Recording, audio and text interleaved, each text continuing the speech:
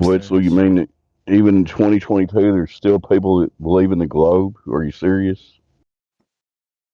I guess so. That's what they say. Wow. Wasn't aware of that. You know, It's good much information. haven't changed lately. Yeah, old same old. How long did you spend of your life believing in that silly nonsense? Me, it was 52 years.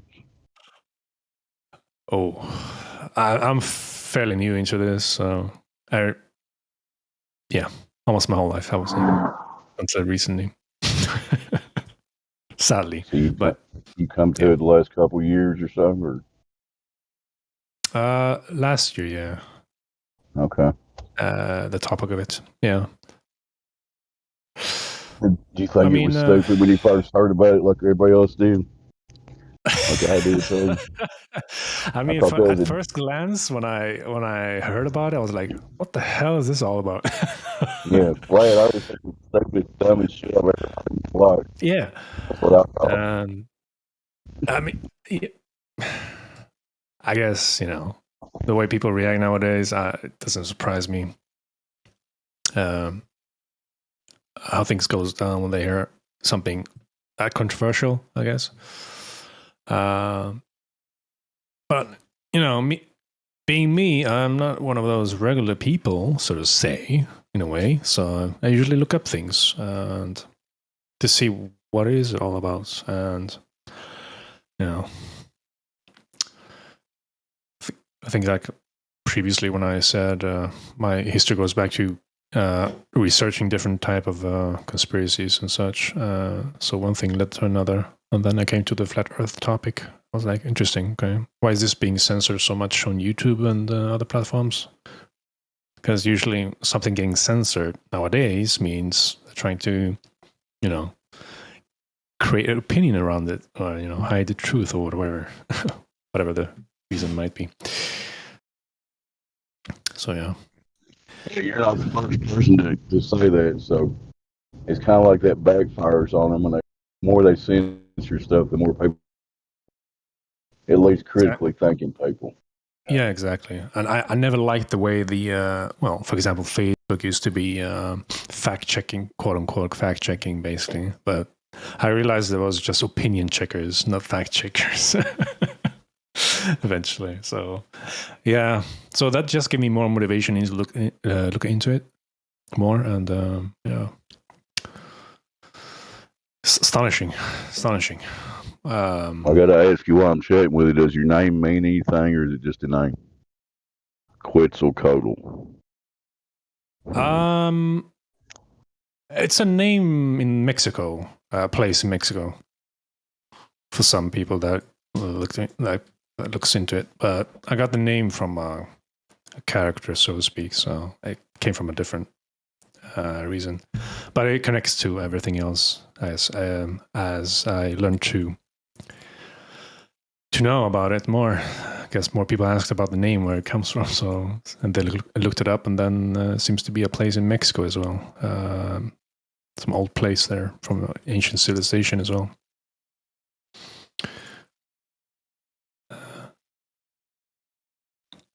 Something about the Aztecs to do with it, I believe.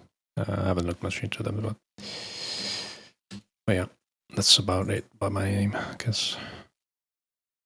Just thought it sounded in a way Do in the you get? beginning when I first. I just bluntly ask you, did you get any grief from anybody on here with having a flat Earth map as your icon? I think you were the first one that recognized it when I joined the server. I remember, if I remember it correctly. When I was, first time coming in, joining the server, you paid attention to the profile picture, and then I said, yeah, this is the concept art, concept picture of the Gleason's map, basically. So yeah, that's when So yeah, you're not out in realized. real life claiming that's actual representation of the Earth, right? I like all maps. There's no 100% There you go. Uh, Yeah. so yeah, that's what I'm saying. It's a concept art, basically. If people ask me, I've got that question as well from random people as well. Like, what is that? Like, I've seen that before. I'm like, yeah, it's a concept art of the Gleason's map. I'm like, if you can look it up, it looks pretty much the same, but it's just a concept out of it, a little bit of it. Yeah, I'm always torn when I'm talking to people in real life, but I want to give them an idea about what I'm talking about, but I don't want them to think that I'm replacing their globe with this map, you know. I No, don't for want to sure. give people, I want to follow the truth as much as possible, I guess what I'm saying, you know. And I can't Yeah, truthfully say I know what the map is, but I do want to give people a general idea, you know, the North Pole's in the center and stuff like yeah. that. Yeah. Well, yeah. When it Just give comes to them flat give Earth, them a I think concept. Yeah. the Gleason's map is somewhat closer to the so to speak, about the flat Earth visual, so to say. Not 100%. I don't say it's a representation of it, but more like of an idea how the flat Earth would look like based off that. Yeah, it's a general Map. concept of how the Yeah, layout may be, but we don't know for sure, right? yeah, Yeah. yeah. I would say so. Yeah. So yeah, it's so I don't claim things I don't know about or what is not being proven, Yep, that's scientifically or usually the whatever. safest So way to go. Don't make claims you can't back up. I agree with you. yep, I learned that as well. Seeing that how people, especially globers, when they come in here and argue about the globe side and then don't present any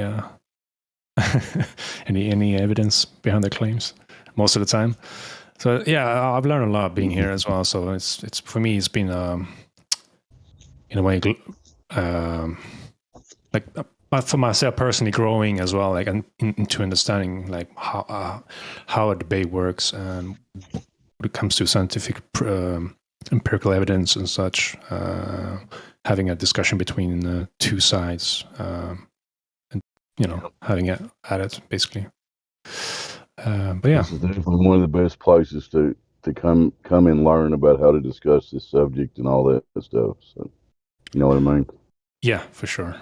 I don't. Yeah, that's why at first when I joined, I was like, I wasn't sure what I was getting into. But eventually, I found out later that I was like, yeah, it's pretty cool people here. They know what I'm saying. They're backing it up with backing up the claims, discussing other topics, here and there. So it's a mix of everything. But the main points of the survey is the flat Earth and what we can prove and verify, observably, measurably, in reality, across distances, through videos or photographs. What do you want to call it? So laser tests, for example. Yeah. So there you go. So, that's what I liked about it. The way you guys present it, how you handle it.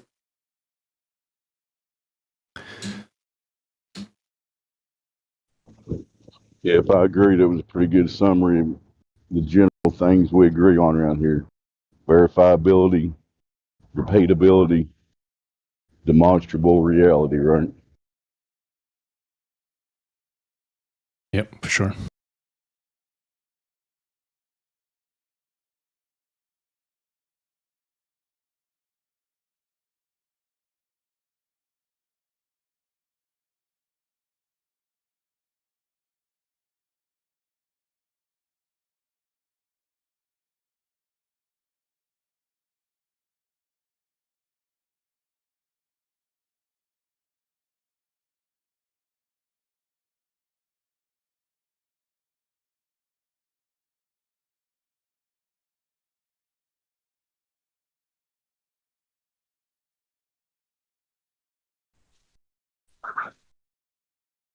Anyone else, feel free to talk. I'm in a noisy place, or don't. We can go with silence. I don't care.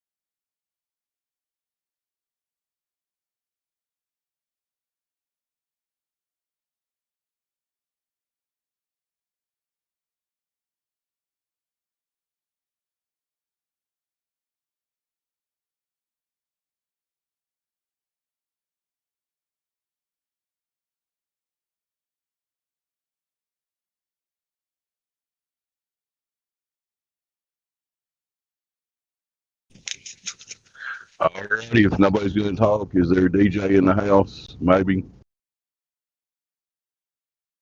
Or silence.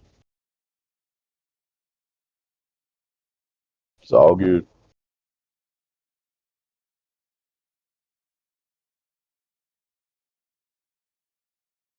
This is 24/7 Flat Earth Discord live, the best place on earth to talk about Earth. I now will stop saying words.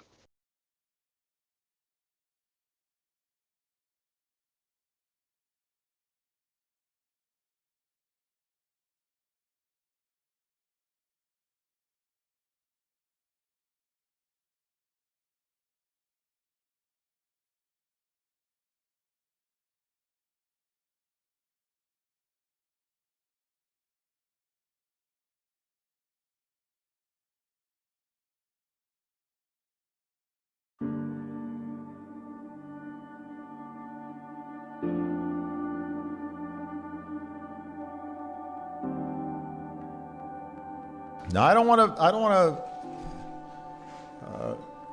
to fool you here. Last month, for the first time since 1972,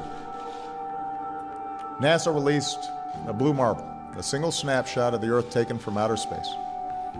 And so much has changed in the decades between that first picture and the second.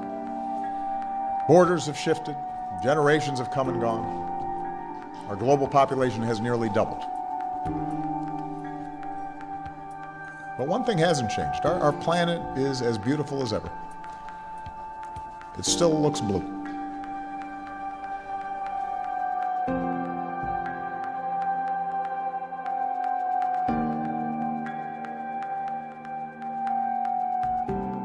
In 2002, Blue Marble 2.0, NASA's Rob Simon made this. And it had wide appeal too. For example, it ended up as the default background on the iPhone. I didn't even know until I bought an iPhone and turned it on and kind of did a little happy dance. Simon's job is... It's primarily taking data and making pictures out of it. That's what this is, a composite of data sets from several different instruments translated into a picture.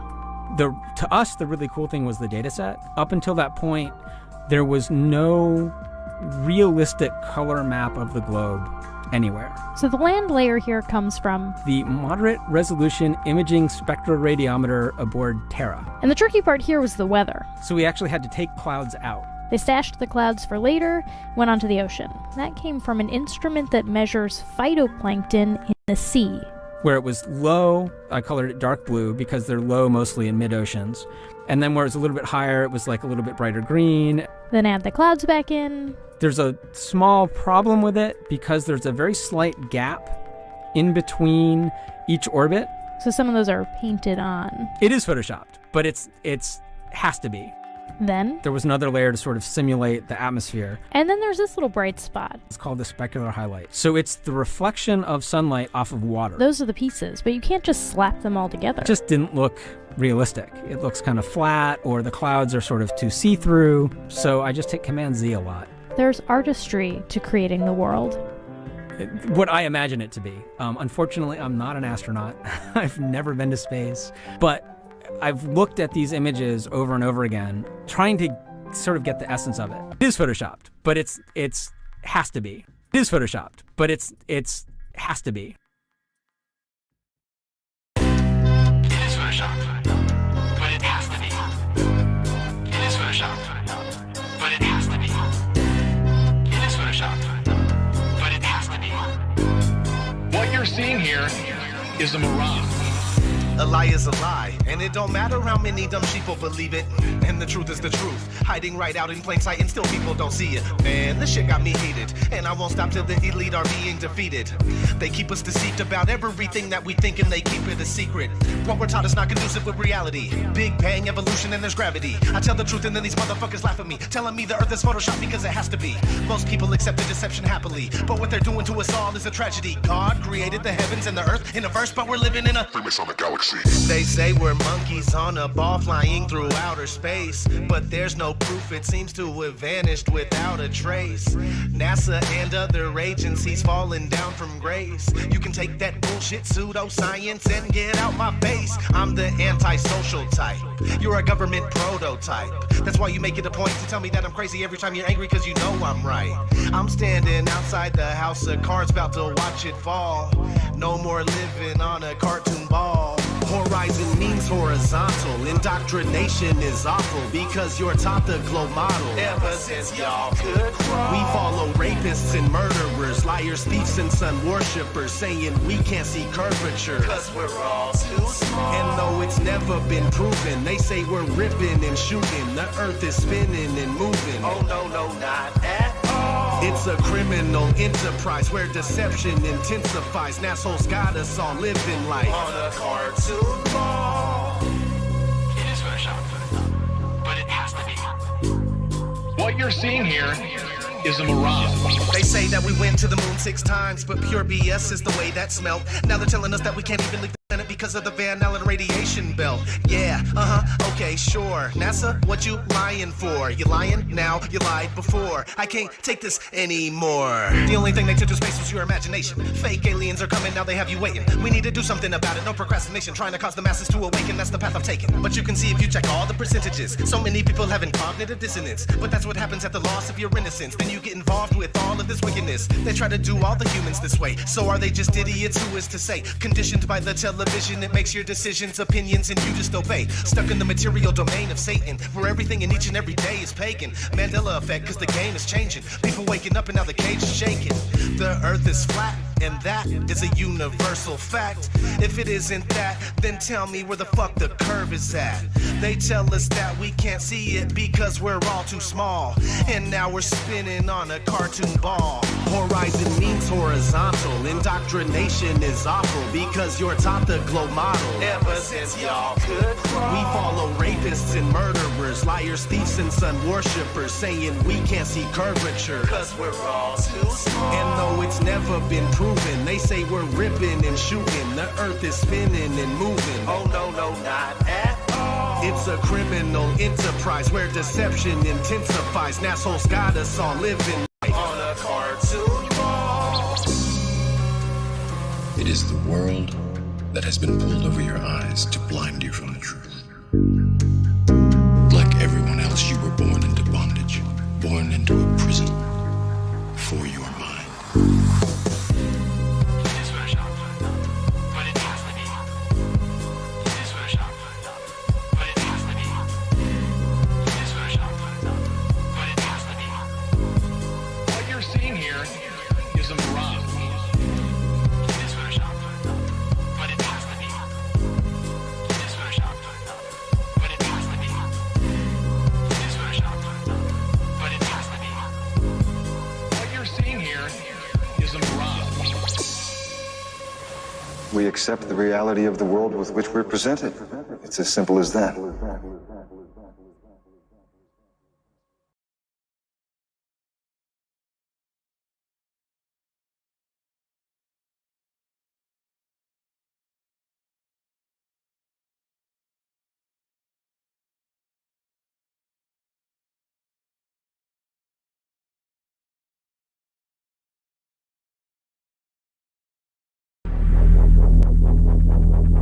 And ye shall know the truth, and the truth shall make you free. I'm sorry, Jay. I'm sorry. I can see that how that would affect your Christmas. I made that whole thing up. What? I'm sorry. I guess I just wanted to seem interesting. I guess there's a real danger of that on this show. There's a pressure. Well, yeah, people come out and they've run out of anecdotes, you know, and they just start making stuff up. Yeah. Like that Neil Armstrong guy. Have you seen him on the talk shows? Neil Armstrong, you mean the first man to walk on the moon? Talk about a fish story. Yeah. Man, and they're buying it. Oh, yeah. Yeah.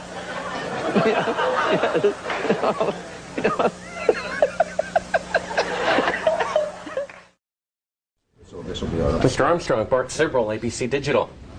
I wanted to give you the opportunity to swear in the Bible that you walked on the moon.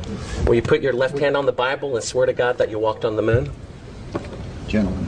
Mr. Seibel. Yes? If you really walked on the moon, why would you not do that?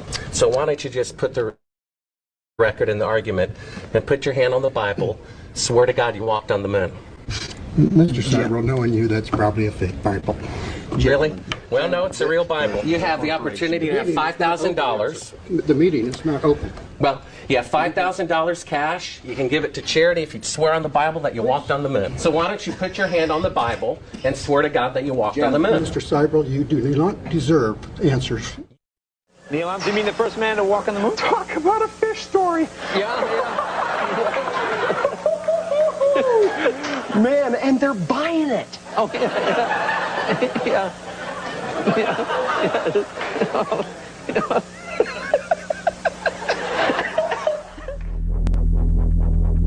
And ye shall know the truth, and the truth shall make you free.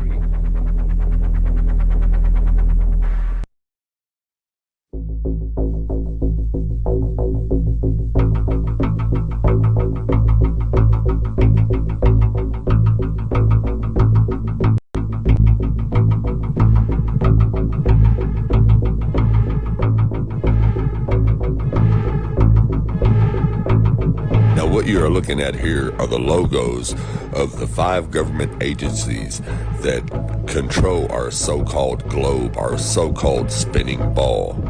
Now, before we identify the logos, let's have a look at this map that hangs on my living room wall. And this map is the Gleason World Map from 1892, number 6 from the Boston Public Library. Okay, and as you can see here, it was published in the Buffalo Electrotype Engraving Company in New York. All right, and as you can see here, it's scientifically and practically correct as it is.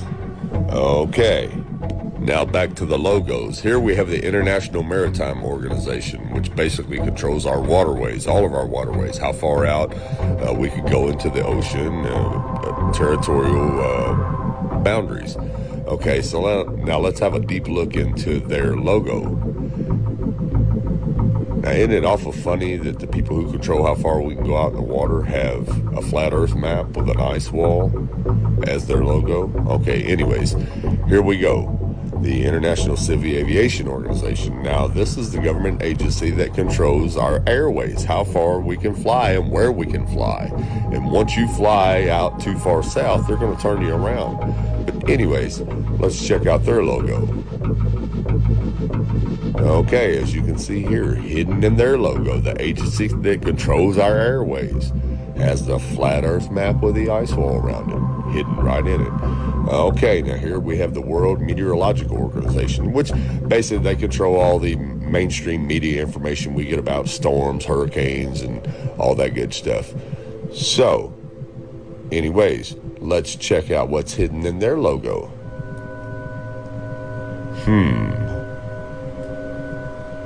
The flat earth map. Okay, now here we have the World Health Organization. Now this organization controls all the mainstream media news that we hear about, like COVID-19, Ebola, or any other kind of pandemics going on in the world. But let's have a look at what's hidden in their logo. And as you can see here, the flat earth map with the ice wall around it. Okay, now last but not least, we have the United Nations, which basically control everything, control all the militaries in the world, all of the treaties that are signed in the world. These people control this. And I think it's awful funny that if you look in their flag, they have the flat earth map in their flag.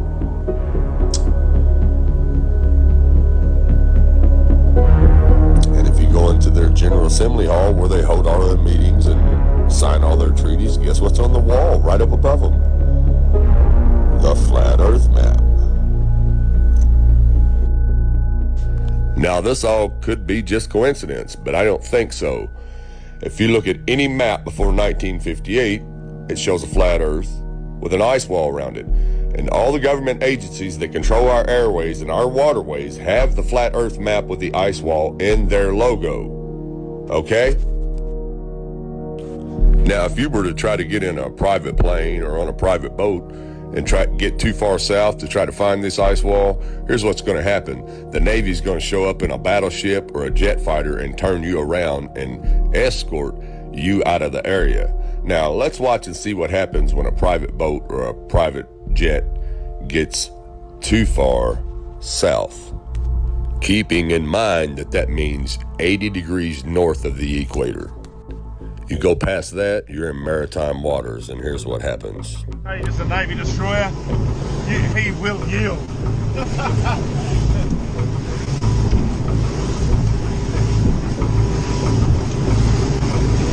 He'd be thinking, that cheeky better not cross my bow. Yeah. Stop, Josh. They take it seriously. What did they say? You got to yield. You can't just fucking. They think you're going to charge them. We don't know for sure, but they did say something. No, they did. They thought. Say come back last call. Yeah, fucking talk to him. Actually going around. He's turning. Stop. He's turning. He is actually turning. He said about the ship yesterday. No, he is turning. Fucking hell, what have we done now? It's turning, Josh, just sit still. He's slowed down, has he? Yeah, he's really slowed down. Not that we were in trouble. What for? It's coming to us. He's got the shits because... This is Warship Hobart, Warship Hobart, channel 16, over. 16. Yeah, we got you, mate. It's bad boys.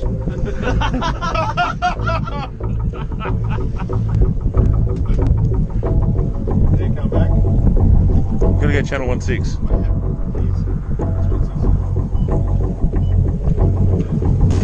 No. Hobart, you are in a maritime exclusion area. Please report your intentions. Fishing? Who the fuck's that? We're heading to the shelf to go. Just say we're out fishing, heading out fishing. No, we're just heading out fishing. Get the dinghies out, boys. They get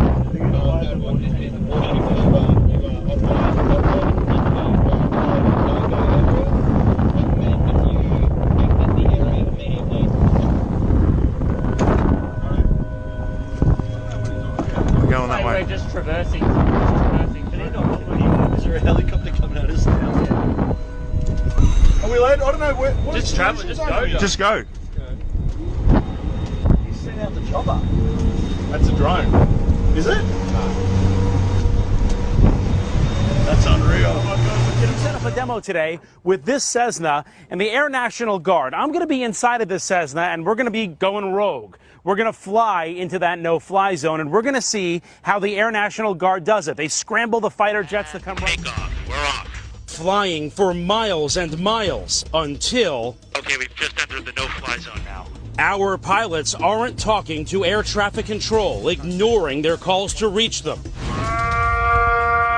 That triggers an alarm at the Air National Guard base. These fighter pilots scrambling to their jets. They're on alert and ready to take action 24 hours a day. Today, racing to their F-16s, suiting up, climbing on board, and rushing to the runway. Taking off to intercept our rogue Cessna, reaching the target in just minutes. This is the view from the F-16. That's my Cessna right there. Intimidating as you would think it would be. Look at that fighter jet. He's right off our wing.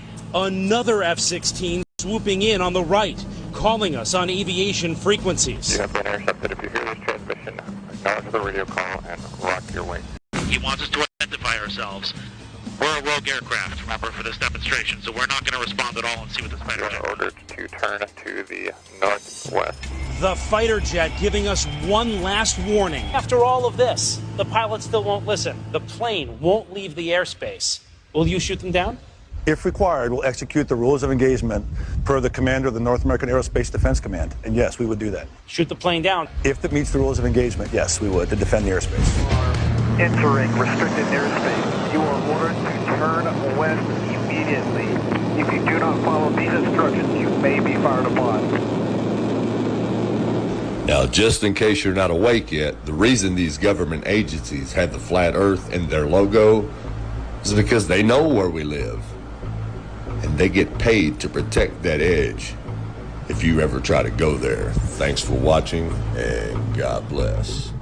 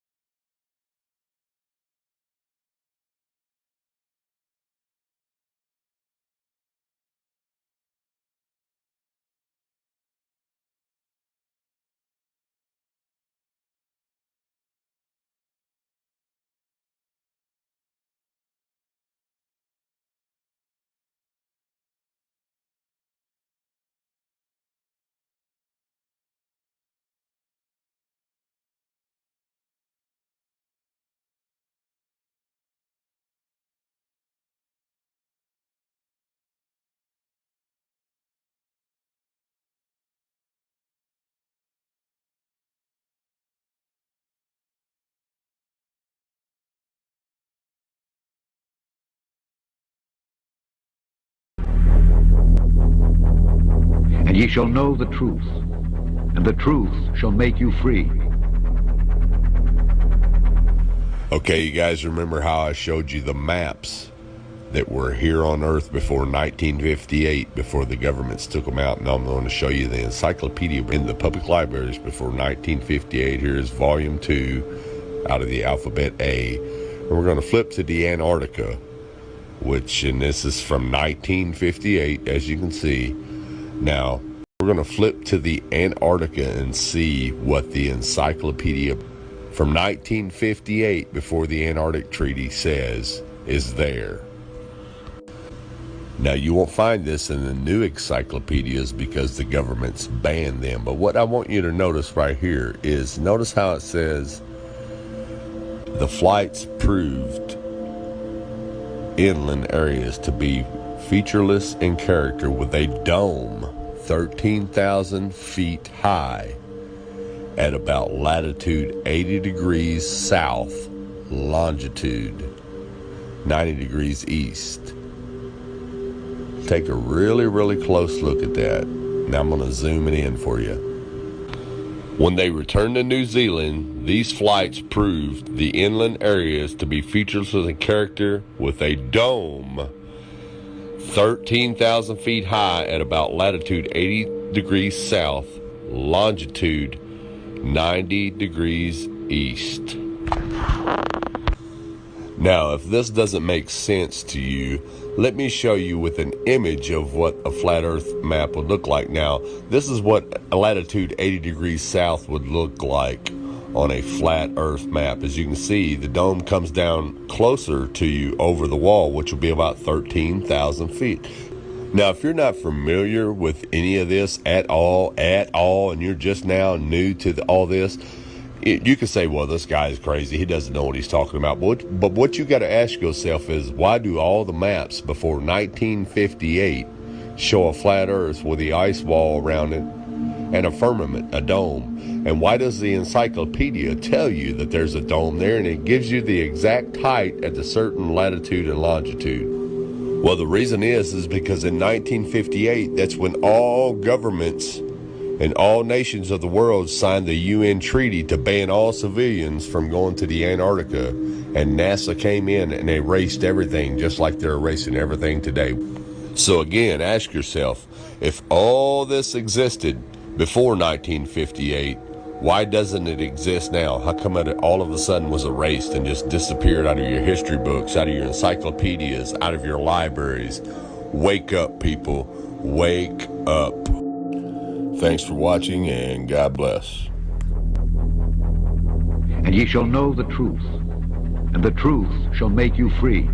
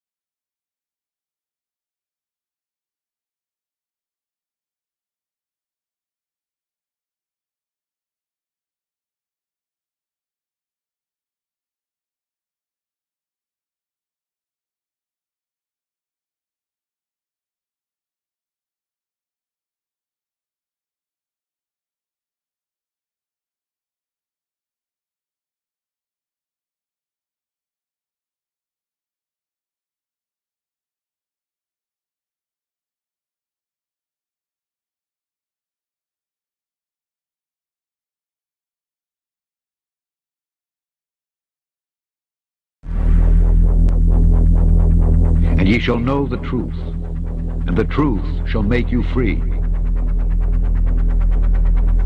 Admiral Richard Byrd explored more uncharted land than any other man in history. He was a man of action, but he was a man of thought as well, an explorer and a scientist, an adventurer and a philosopher, a complete man, one of the men in history who had to lead the way.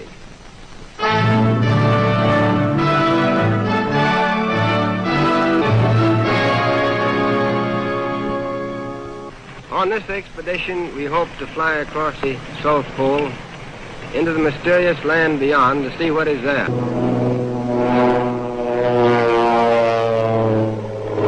To the cameramen who made this picture, I want to give full credit. They did not hesitate to risk their lives at their job.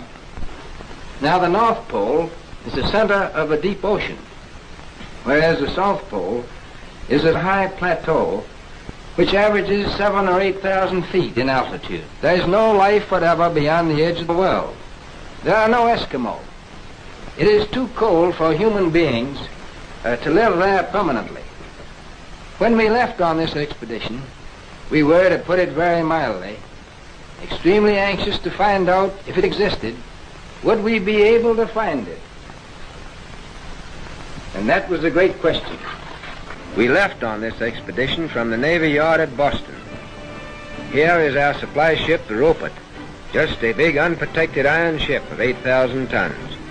And here is our icebreaker, the Bear, which we took as a protection for the personnel of the Rupert, and also to use exploring in dangerous ice areas. We took with us this time 150 Eskimo dogs and more than 14,000 different kinds of items for 2 years away from civilization, where there were no supply depots around the corner. Day followed day, week followed week, as we penetrated the great Pacific. We headed straight south, and here we have an ordinary unprotected iron ship, sailing in seas no ship had ever been in before since the world began. It wasn't that we were any better than our predecessors. We simply had a more open ice here. We bucked the ice till we were finally stopped by an impossible pack. Impossible, at least, for the Rupert. But we wanted to see what was beyond the horizon. That's what we came for. And for that purpose, we had another string to our bow, aviation. We retreated a few miles and managed to find an open lake in the ice field. So we proceeded to put the plane overboard. We had to execute this maneuver as rapidly as possible, because we knew that under the influence of the wind and the tide, the fields would soon close in around the ship again. In fact, the ice is already beginning to close in. Our plan was to go south with our steamer until we were stopped by ice, and to take up the attack on the unknown with aviation.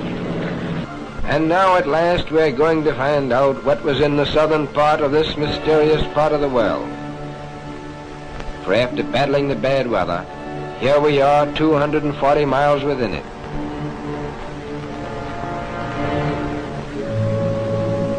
We came to this strange phenomenon, ice islands.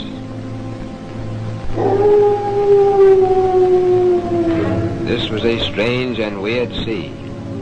Steaming through these ice islands was an eerie sensation. Here was the twilight of the gods, and we were curious to know what these somber giants were guarding.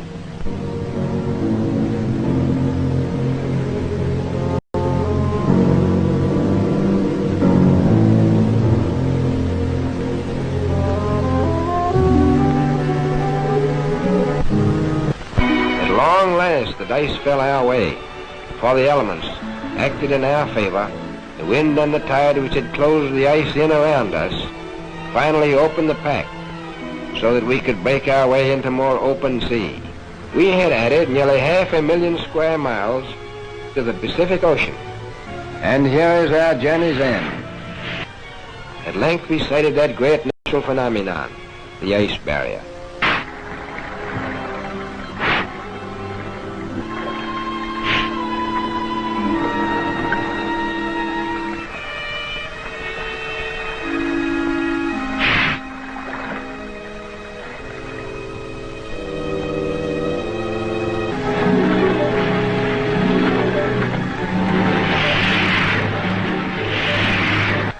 I knew it would be taking a big chance, but it seemed the only way. As we started alongside the barrier with our ships, suddenly the edge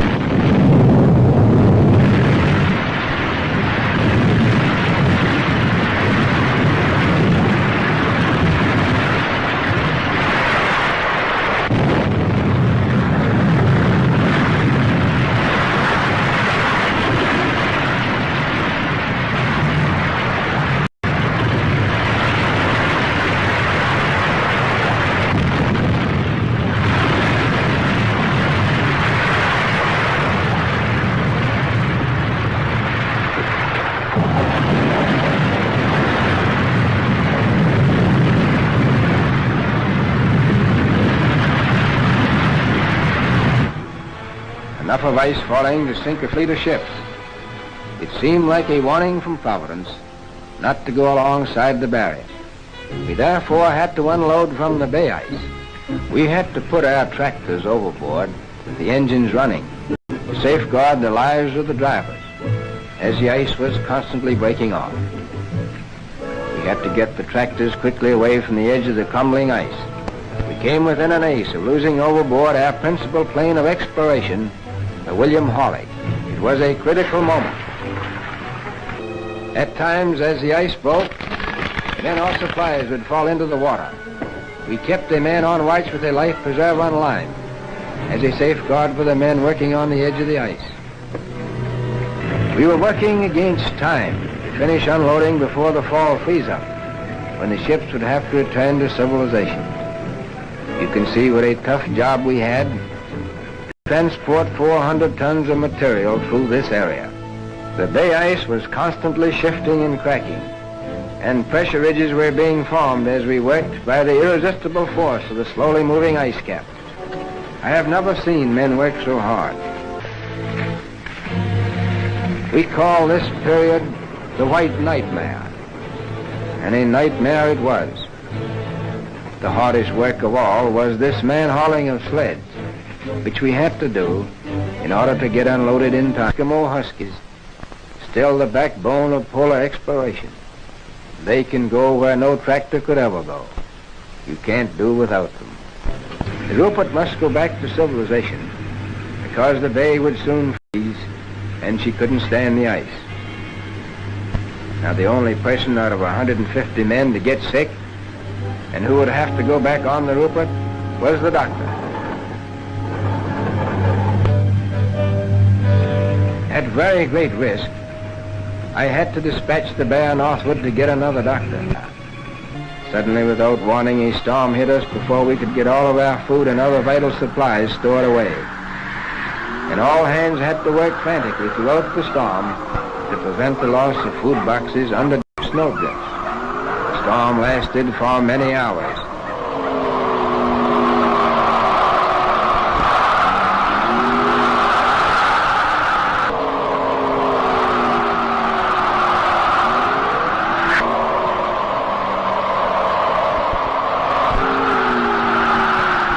We found it chilly, working in the wind.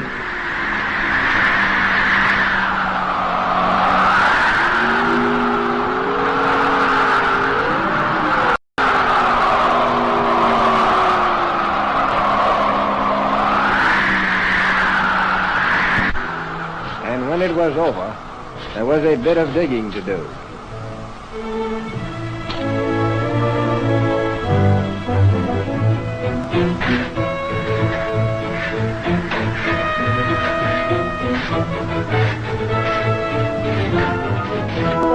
The honor of leading this expedition belongs to Admiral Richard Byrd. It is a gratifying experience for this 58-year-old explorer, who in the past had to raise his own funds for exploration, and who now has the resources of the United States Navy at his command.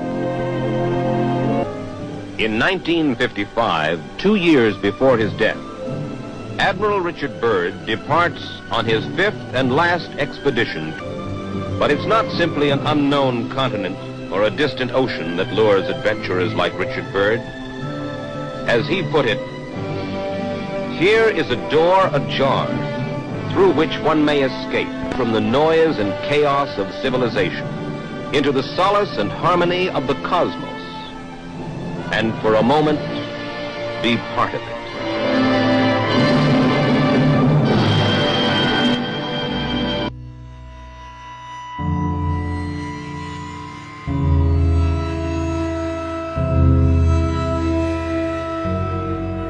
And here is our journey's end. At length we sighted that great natural phenomenon, the ice barrier.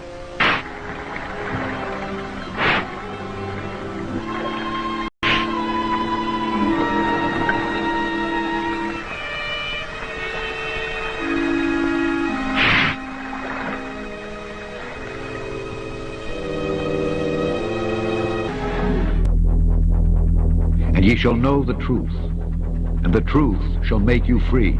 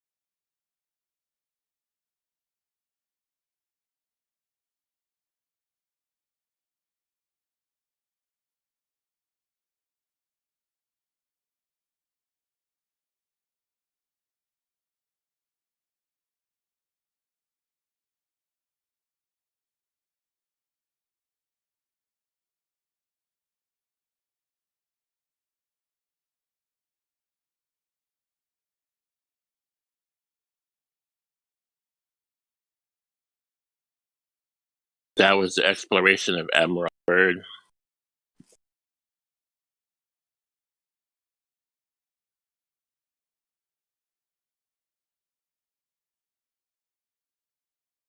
How do you find that? Talk about ice wall. So is there an ice wall phenomenon?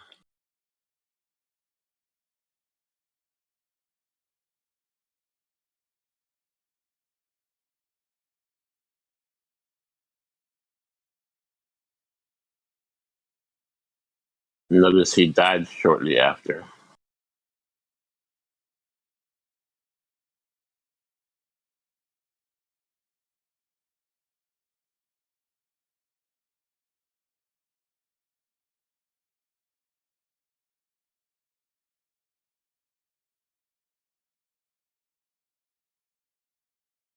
What, no one talking? What up?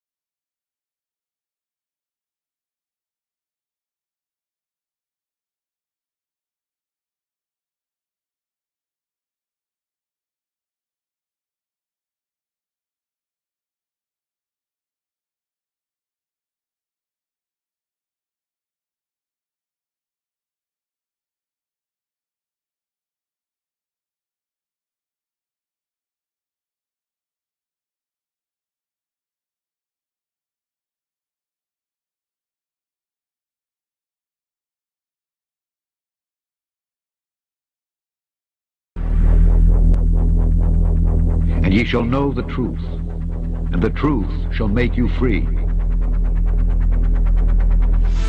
Well, this might be a good conversation starter at the Thanksgiving dinner table next week, or at least an interesting one. Do you believe the Earth is a sphere? The answers you get might surprise you. The curving horizon, the sloping sea level, the spin of the Earth.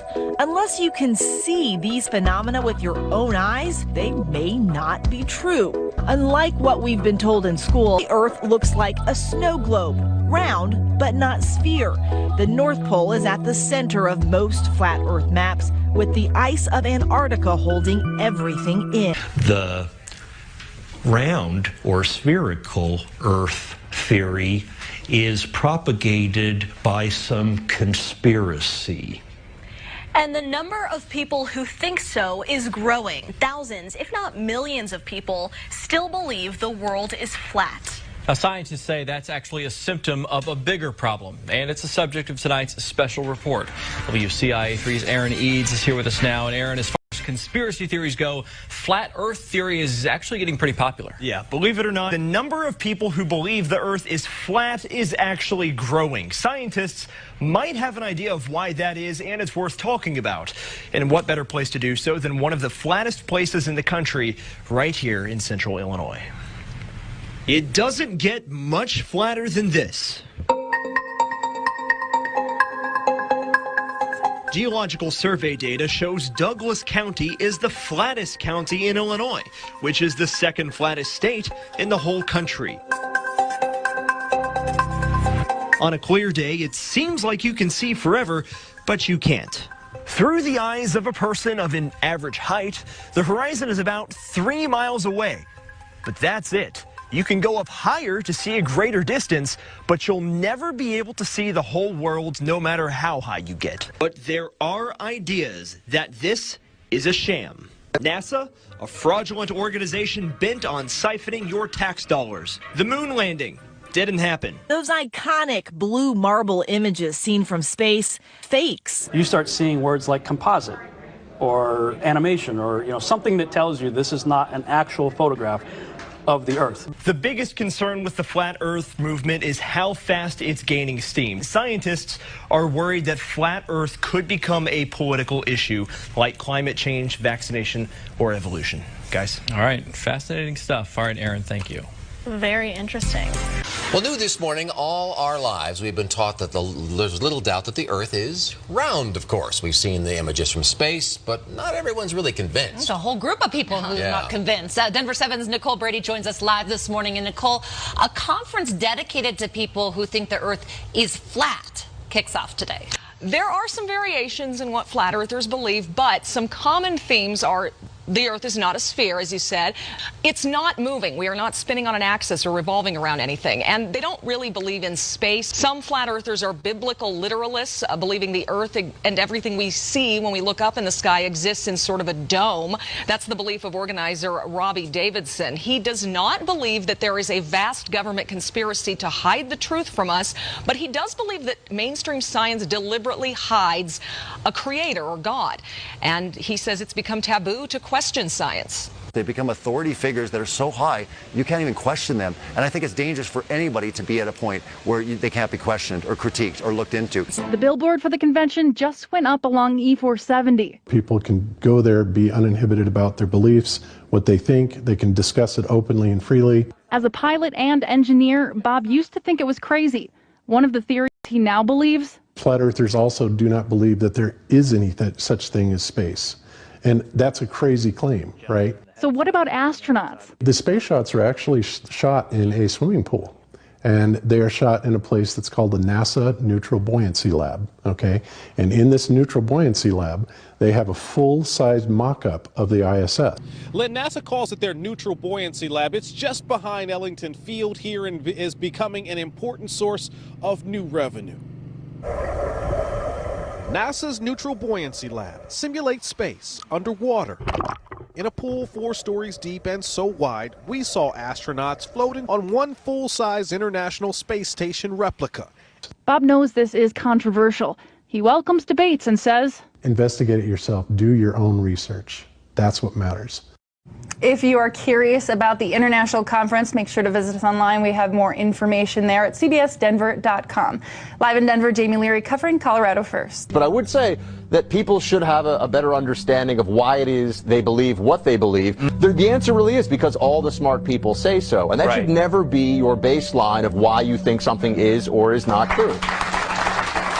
I did not think I'd get applause for that, by the way. That was nice. So Buck just said the Earth is flat. That is freaking me out. All right. It's not a way to make friends and impress your family, because if they're not willing to look, they're going to think you're crazy. And many attending the conference here say the theory has really gained popularity. Popularity over the past few years, enough popularity where they can hold conferences like this. One factor of the growing popularity may be the coverage in the media. It became a hot topic recently when Duke's very own Kyrie Irving came out and claimed he believes the earth is flat. Kyrie is my little brother. He's my all-star point guard, superstar point guard, and if he decides he wants to say the earth is flat, then so be it. So he's an interesting guy, man. And, he believes it. So Kyrie. The earth is flat, right? Yeah. So, whatever. That's news. That's news. There we go. No, the earth is flat. Oh, here we go. The earth is flat. There's no concrete information except for the information that they're giving us. They're particularly putting you in a direction of what to believe and what not to believe. Is this like a long troll game? Are we being trolled? I don't think we're being trolled because if you want to talk about anything that's scientific, two things must be met. Two underlining materials and variables are, is it reliable and is it valid? I just got off of a flight from Connecticut seeing my daughter, and this is a reliable. She's doing good. And let me guess, the plane went straight. So let me just say this, Mama. So I heard Kyrie talking about it, and I said, let me do my own scientific experiment. Let me take a look out this window. Nope. At 36,000 feet, I saw the skyline. And you know what I didn't see? A round skyline. It was flat from the left, and I went on the other side of the plane, it was flat on the right. You know what? Kyrie done broke it down. And flat earthers admit while many will say their beliefs are ridiculous, they believe the theories and conferences like this will continue to grow. Probably most people who hear about it will laugh at it, think we're idiots. But we're not idiots. We're intelligent people from all walks of life and all ages. In Cary, David Hurst, CBS, North Carolina. And ye shall know the truth, and the truth shall make you free.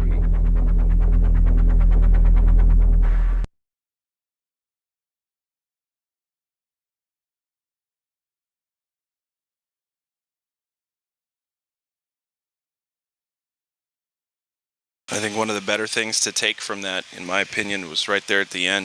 We're successful, smart, normal people in everyday life.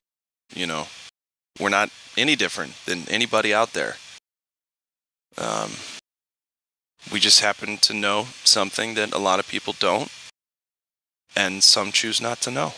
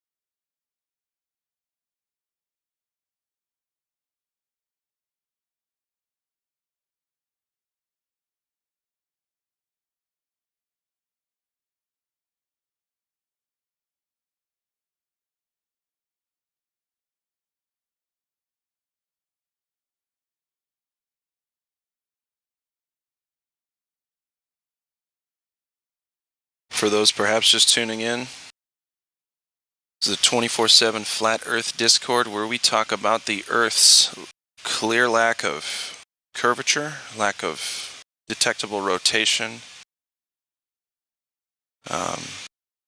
those kinds of things. We love to talk to people about it. Love to try to have as adult conversations as we can. And even though it might seem a little crazy at first, and you might want to get a little judgmental at the whole thing, I can promise you that I've never been more excited about learning something, because now I know, for me, some truths, some facts, some things that I validated myself, and I didn't have to listen to a single person. No appeals to websites, to geodetic surveying. Doesn't matter. I saw it for myself that it measures flat. That's a big deal. I don't have to listen to anybody.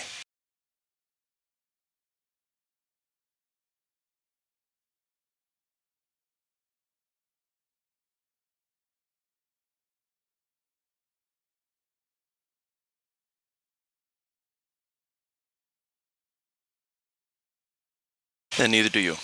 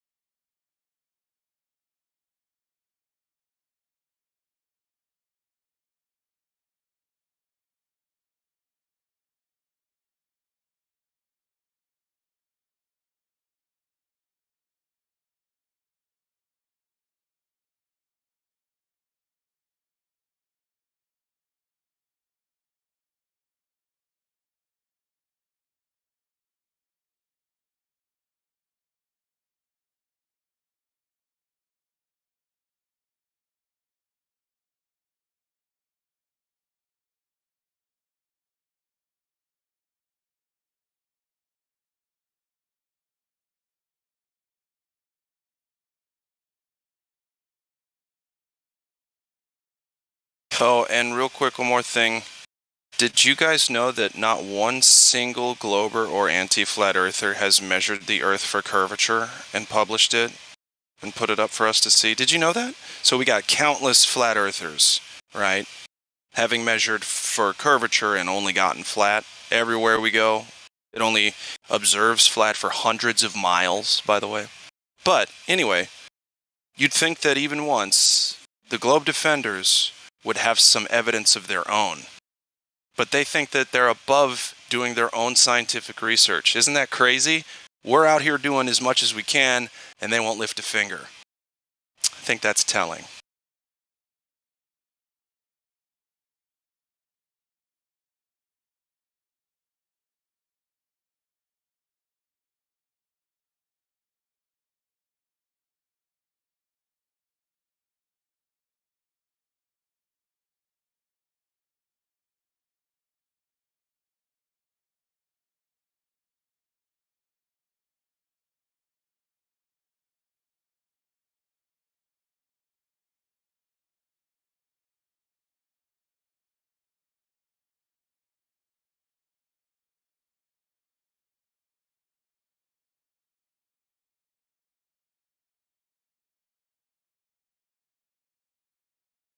Come on, geodetic surveying proves the Earth's involved. Didn't you know that?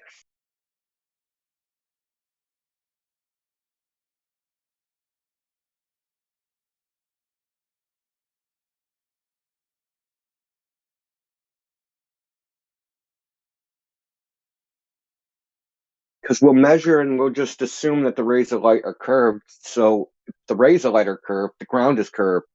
And yeah, reasons.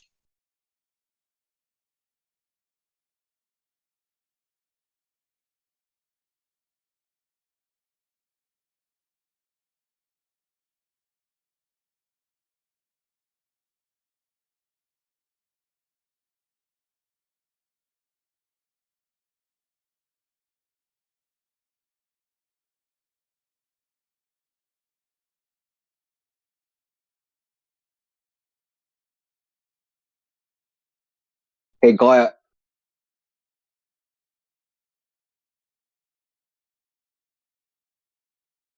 Yes, sir. Okay, so let's play a game.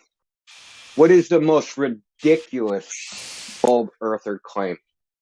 The most ridiculous one. I'll go first. Okay, yeah, Mine go first. is curved plumb lines. That is the most preposterous, ridiculous claim, in my opinion. Okay. That if I had a long enough plumb line, it would actually be curved. That I don't even know what to say.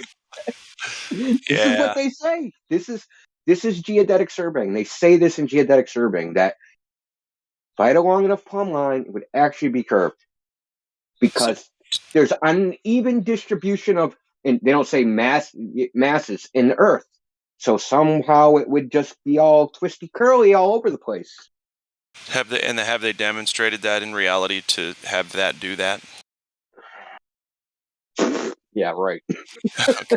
See, okay, and that's a good one. I keep coming back to sunsets when they say explain sunsets on a flat Earth. It's like, well, hold on a sec. Doesn't matter what shape the thing is, sunsets happen. Do you know why they happen? And is anything else happening than Earth stationary below my feet, sun above my head moving? Yeah, I think to me that's the most ridiculous thing. I guess it's just because they want to look to the sky when it's the ground we're talking about, I guess. So whatever makes people go to the sky, yeah, that to me that's the most ridiculous thing. But that's just right now. I could say why would they call it a horizon if it were bent anywhere? You know what I mean? Like so much shit.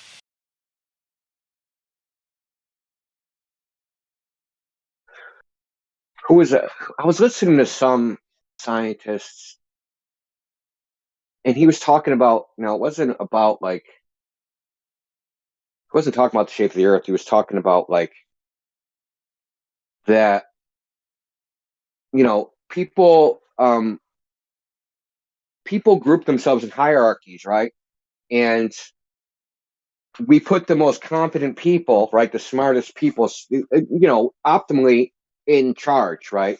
And it depends on what they're smart at, right? So people that are good at building, we put them in charge of building, and people that are good at hunting, we put them in charge of hunting. But he said something like, but the people he considered smart, when he said a long time ago, some people decided that they were going to look at the sky and wonder about what's going on up there. And that was his argument about those are the smart people, right? The people that look at the sky. Those people, and of course, he didn't go on with the rest of it, right? But we know why that is. Oh, they figured out the shape of the earth by looking at the sky. So they're the really smart people. It's like, oh, man. Yeah, and it's weird because all they had to do was say, hey, we figured it out. And then all they had to do is watch the patterns and then write down what happens with the patterns in the sky and then say, and that's because of a globe. And they really could have said anything. Anything at all, exactly. Oh, it matches our predictions. Yeah, that's not a prediction. It's been going on for thousands of years and at least hundreds that we've been watching. So try again.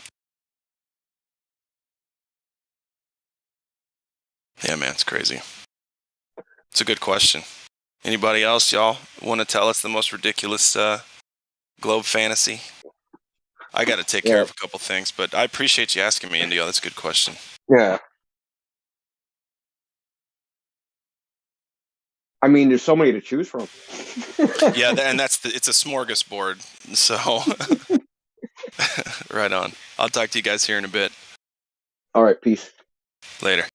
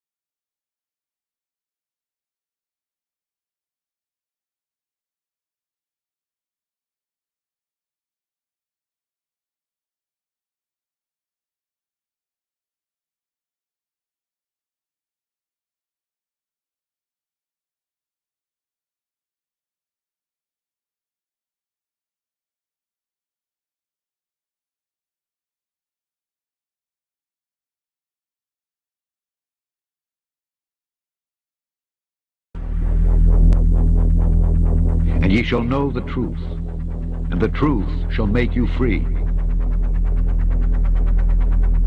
Welcome back to Smarter Every Day. Now, a lot of the pictures you see from the International Space Station come from the cupola on the inside here, right? So the cupola is on node 3, is that correct? Node 3. Node 3. All right, so this is astronaut Don Pettit. You may know this guy. You've done all the city tracking. Yeah, I've done a lot of cities at night, and then the nighttime aurora and time-lapse sequences of Earth. Many of those that you see have been done in this module when I was at the helm of the He's camera. the junk. Let me just say it that way. You're the junk when it comes to space photography, right? Can you say that? Say I'm the junk? No, I can't say that because I get too embarrassed. I'm going to meet you on the other side, okay? So, seriously, he's the junk. Like, all the really cool Aurora stuff, Don's the guy that took it. Now this is a cover. Okay. So we call it a shutter, and it protects the windows from micrometeorites. Okay. The shutters are closed, the windows are protected, and also thermally insulates the windows from the radiation environment of space. So can you shut these things from the outside? No, you can open and close it from the inside. Oh, okay, wait. On the inside, you're throwing a lever or something. Yeah, you're turning a knob. And it's open. On the outside. On the outside. How do you do that and maintain a pressure seal between them? O-ring type seals. No, you don't. With a rotating shaft. All our hatch seals are O-ring type seals. Yeah, but how? My brain's up here. Let's go inside. We can see it. Okay. Watch your head. All right. Oh, oops, thunk. So you have a whole series of O-rings in here, and a shaft that you rotate. So I mean, like on the space station, how many of these would you have? 7, because we have 7 windows. What happens if you get a leak on that? Then you have a leak. You just have a leak, and what you would do is lose air. Yeah, you would probably seal the whole cupola off, and then there's probably a plan. I don't know off the top of my head, but there's probably a plan for replacing the mechanism. Might require a spacewalk.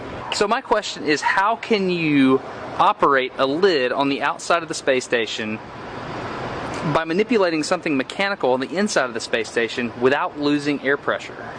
It's called real good engineering.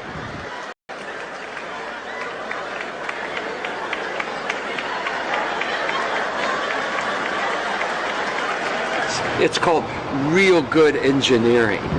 Look at this. Somebody come and look at this. Look at this. What happens if you get a leak on that?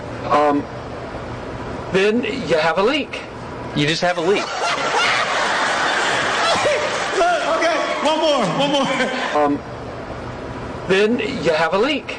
You just have a leak. And what you would do is lose air. Yeah, you would probably seal the whole cupola off, and then there's probably a plan. I don't know off the top of my head, but there's probably a plan for replacing the mechanism. Might require a spacewalk. So here we have an astronaut who has flown in space 3 times, but yet he doesn't know the procedure. He doesn't know the plan off the top of his head. If there was a leak on the ISS that he's traveled on 3 times, he doesn't know the procedure. Come on. And then there's probably a plan. I don't know off the top of my head, but there's probably a plan for replacing the mechanism.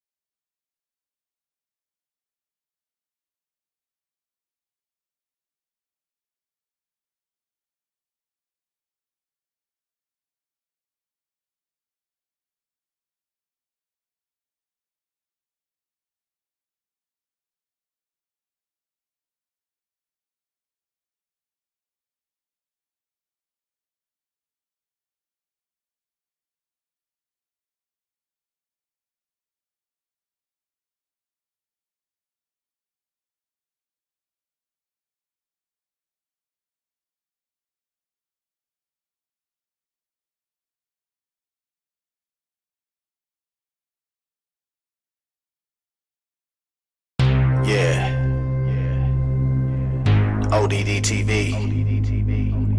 Payday Monsanto. Let's get it, homie. They live, we sleep.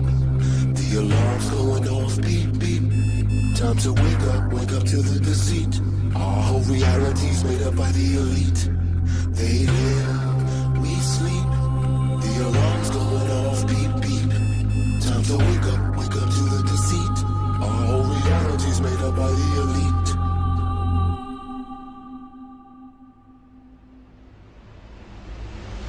They live, we sleep. The alarm's going off, beep, beep. Time to wake up to the deceit. Our whole reality's made up by the elite. They live, we sleep. The alarm's going off, beep, beep. Time to wake up to the deceit. Our whole reality's made up by the elite. I came here to kick some ass just like Roddy Piper. These motherfuckers that walk among us, they got me hyper. But don't be chewing that bubble gum, it's got aspartame. It's a chemical directly targeted at your brain, just like the fluoride that they put in the water supply and all the geoengineering we got in the sky. I'm trying to tell you, and I hope that you're hearing me clearly. This ain't no bullshit speculation, conspiracy theory. They live and they're controlling every move you make. From the apartment that you live in to the juice you drink. They give you television to help you ignore this prison while feeding you genetically modified organisms. They want us like the Walking Dead, just obey and consume. Don't worry about anything, keep awaiting your doom. To all my warriors out there, this is indeed my call. It's time to put a fucking end to this elite cabal. They live, we sleep. The alarm's going off, beep, beep. Time to wake up to the deceit. Our whole reality's made up by the elite. They live, we sleep. The alarm's going off, beep, beep. Time to wake up to the deceit. Our whole reality's made up by the elite. When they try to prove their spinning ball Earth, it's remarkable. All their arguments are absolutely fucking farcical. It's clearly been shown your problems aren't resolvable. Your theory has been blown into tiny little particles. The pharmacological drugs they got the masses on precludes them from putting their rowdy Roddy Piper glasses on. And even when they do, they're unable to gaze too straight, cause for most of them it's way too late for them to see past their conditioning. They will not be listening to anything outside their paradigm imprisonment. They are ensconced in a nonsensical certitude, brainwashed by devils to revel in their servitude. It's idiocracy, pure hypocrisy. Waking these dummies up, it used to mean a lot to me. But nowadays I wanna tip their canoes, and as they drown, tell them this is what you get when you snooze. They live, we sleep. The alarm's going off, beep, beep.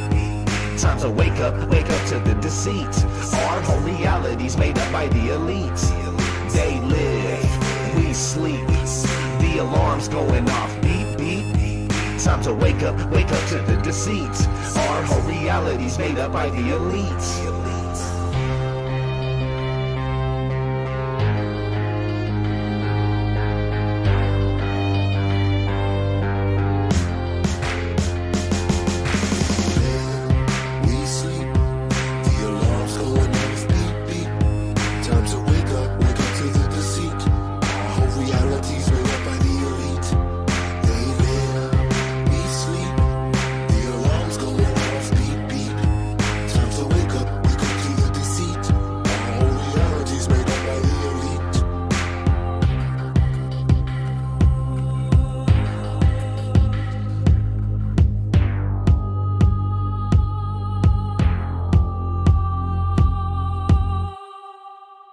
Either put on these glasses or start eating that trash can.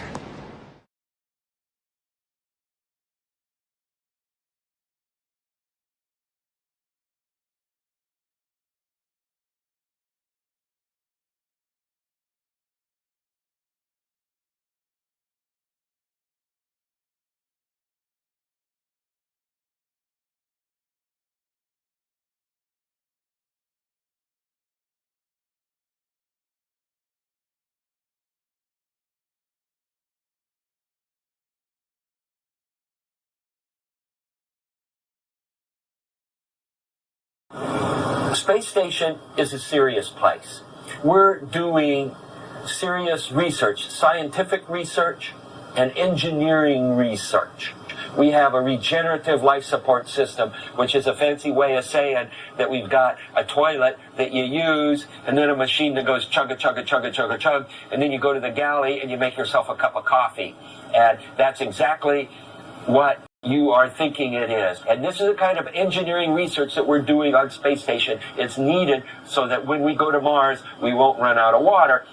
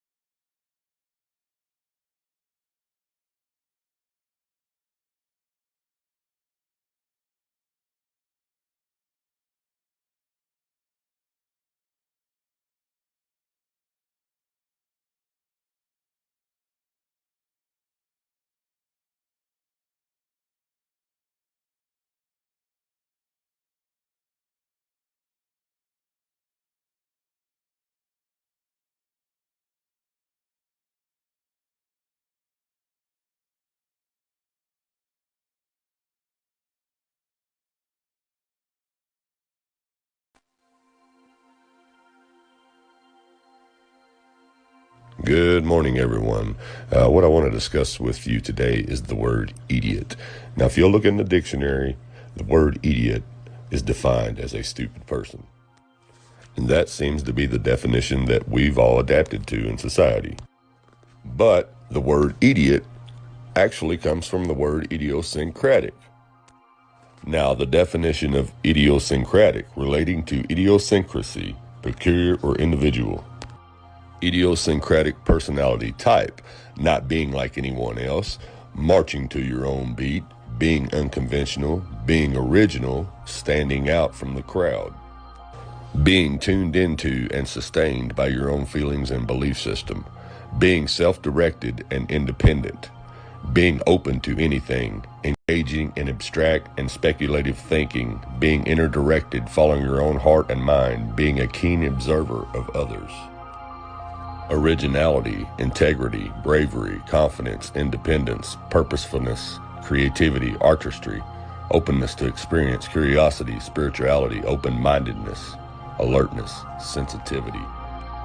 Now, I particularly don't like to talk about Einstein because I personally don't believe in such nonsense, but the majority do. So, let's look at our final definition. Idiosyncratic means unique to an individual. Albert Einstein famously had lots of idiosyncratic habits. For example, he rarely wore socks and he talked to his cat. But one thing that Einstein definitely wasn't was an idiot. Idio is an ancient Greek for one's own. An idiosyncratic person is someone who does things in his own way, and the original meaning of idiot was basically a regular Joe, an ordinary person who keeps to himself. The reality is, I'm an idiot. And I'm not being flip about it. I don't understand very complicated things. And so I ask a lot of questions so that the person who's telling me something complicated, who's talking in terms as if I understand them. Sure.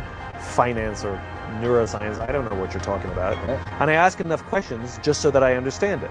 So is what you're saying this? No, that's not what I'm saying. Well, what are you? So I'll give you a perfect example. So a long time ago, I had a client. They were a public company, and they brought me on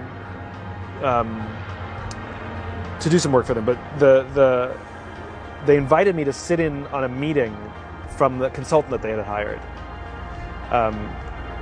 And so all the C-level executives and me, and this consultant was giving a presentation about something or other. This is your marketing. This is when I had my little marketing company, and all the C-level executives sitting there nodding and taking notes on the PowerPoint that they had printed up in front of them, and I had it as as well, and I didn't understand a frickin' word of it. Yeah. Right? I was like looking around like, yeah. And so I'd raise my hand and say, I'm really, really sorry.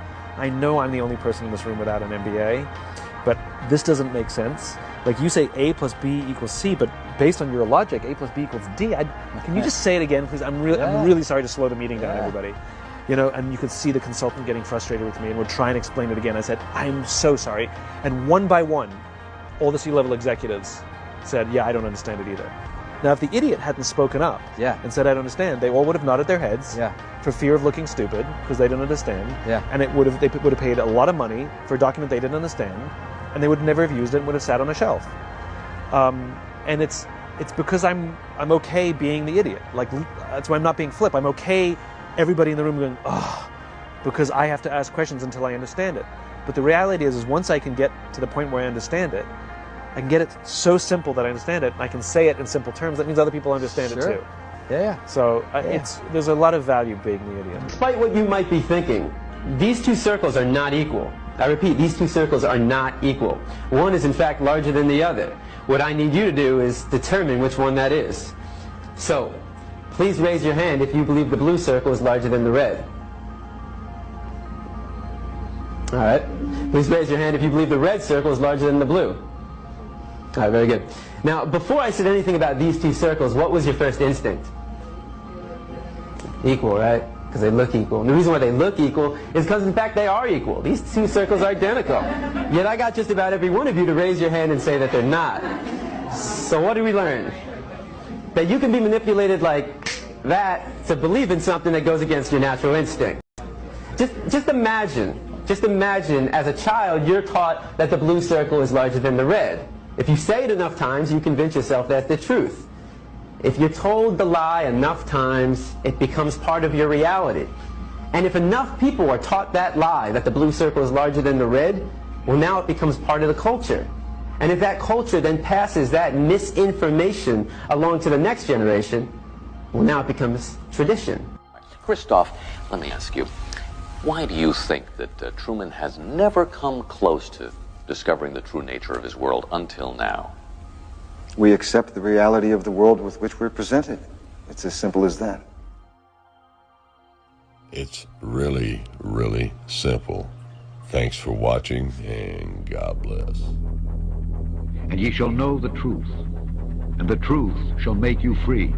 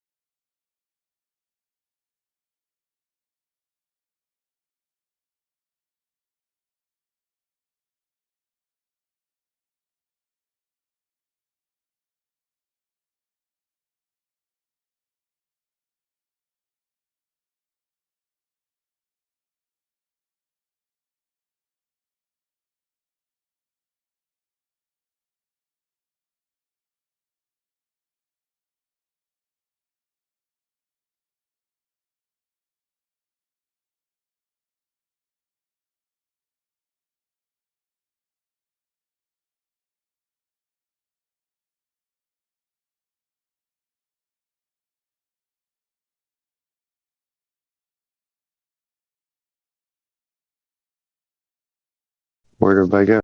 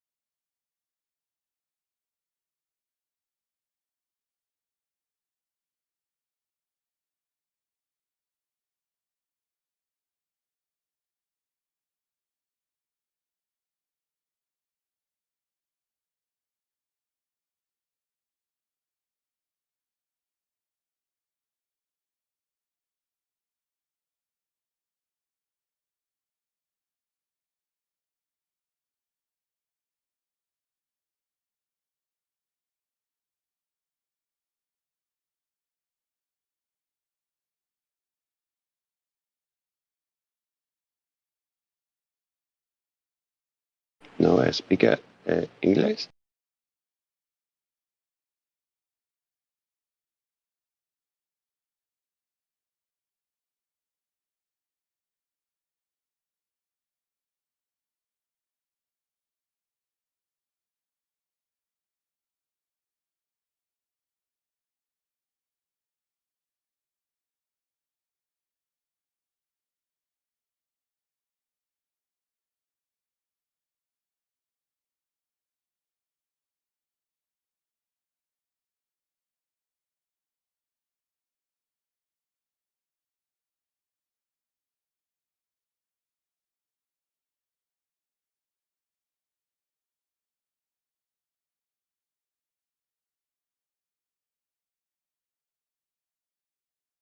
Aha.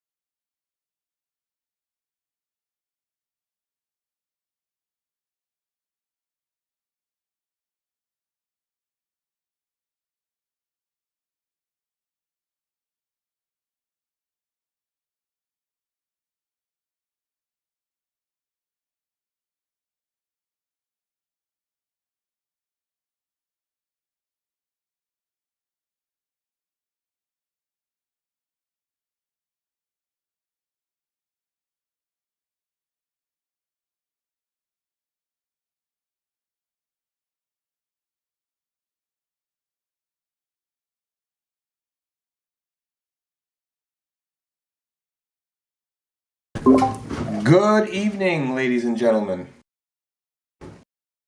I'm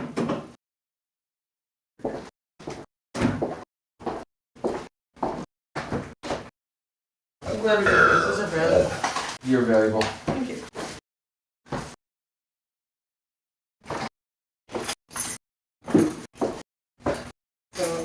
So what about that UFO we saw that crash landed and we raped the alien species? That was crazy, right? I do not recall. Oh, they must have used their neuralizer on you.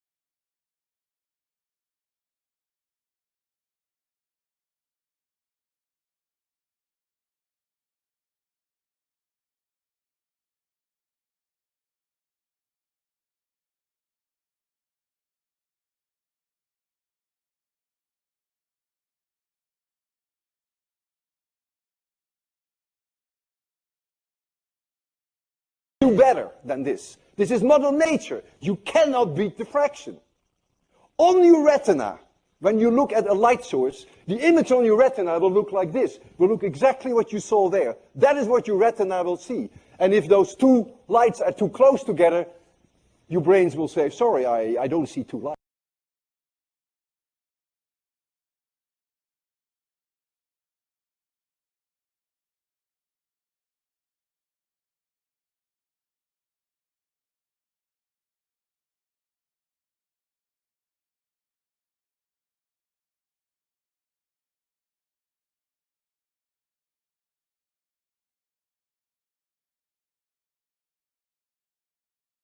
I've been looking into the topic of this video for a while, and I really wanted to introduce the concepts of angular resolution, visual acuity, and diffraction as they apply to the horizon, so that these laws of physics, light, resolution, and perspective can be taken into account and hopefully further developed in order to better understand our Earth, and also to help dispel some of the tired old myths of ships and buildings disappearing over the edge of a ball Earth.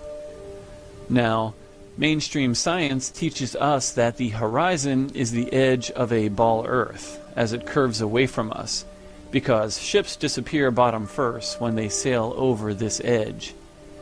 What's funny to me is that their argument of ships going over a ball Earth is just as silly as falling off the edge of a flat Earth. It is a very childish argument, especially in today's world where we can pull objects back into view with a telescope or zoom camera, not to mention the fact that if you ascend in altitude, you can clearly see that a ship or building is not over the curve of a ball. It was simply out of your view due to perspective and the angles of light propagation when you're at a lower elevation. From a higher vantage point, your eyes can clearly see that the water or land is completely flat. There is no curve or edge that boats are sailing over. Again, it is a silly assertion, yet it is one of the main pillars of the ball Earth theory. In this video, I will introduce the concepts of angular resolution with a basic explanation, and then I will show another short clip of MIT professor Dr. Walter Lewin in his Physics 3 course, where he teaches these recognized laws of physics that we can test and observe.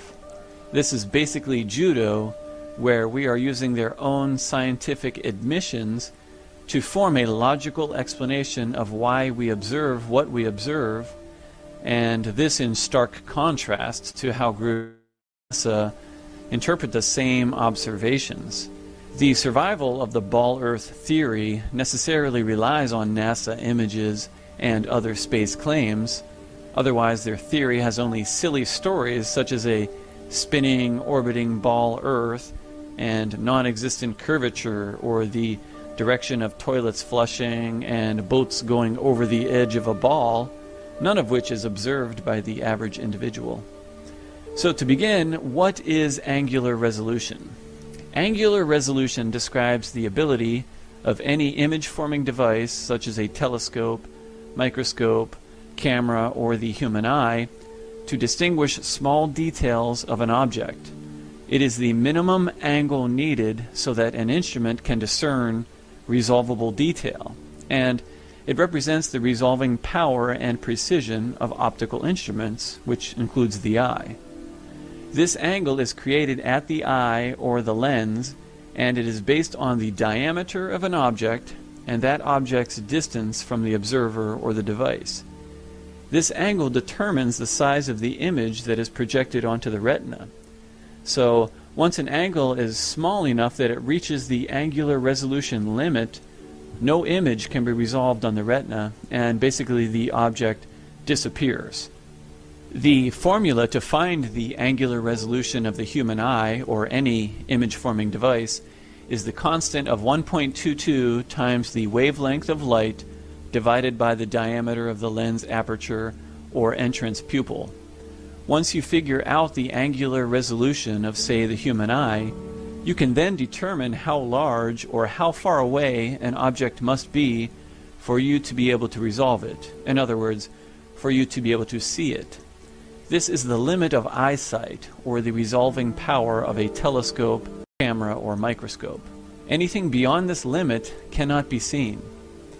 A shorter distance and larger diameter of an object equal a larger angle at your eye, thus easy to resolve.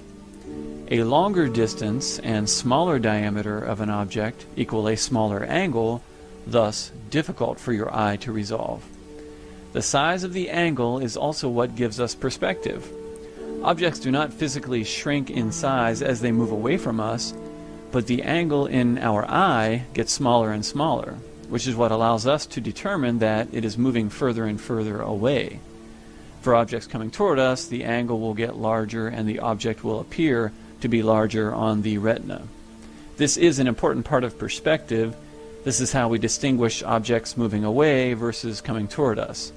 The angles also help us determine the size or distance of any given object. Visual acuity is another closely related term that means clarity of vision or the limit of one's eyesight, and it is a measurement of the angular resolution of the eye or the device.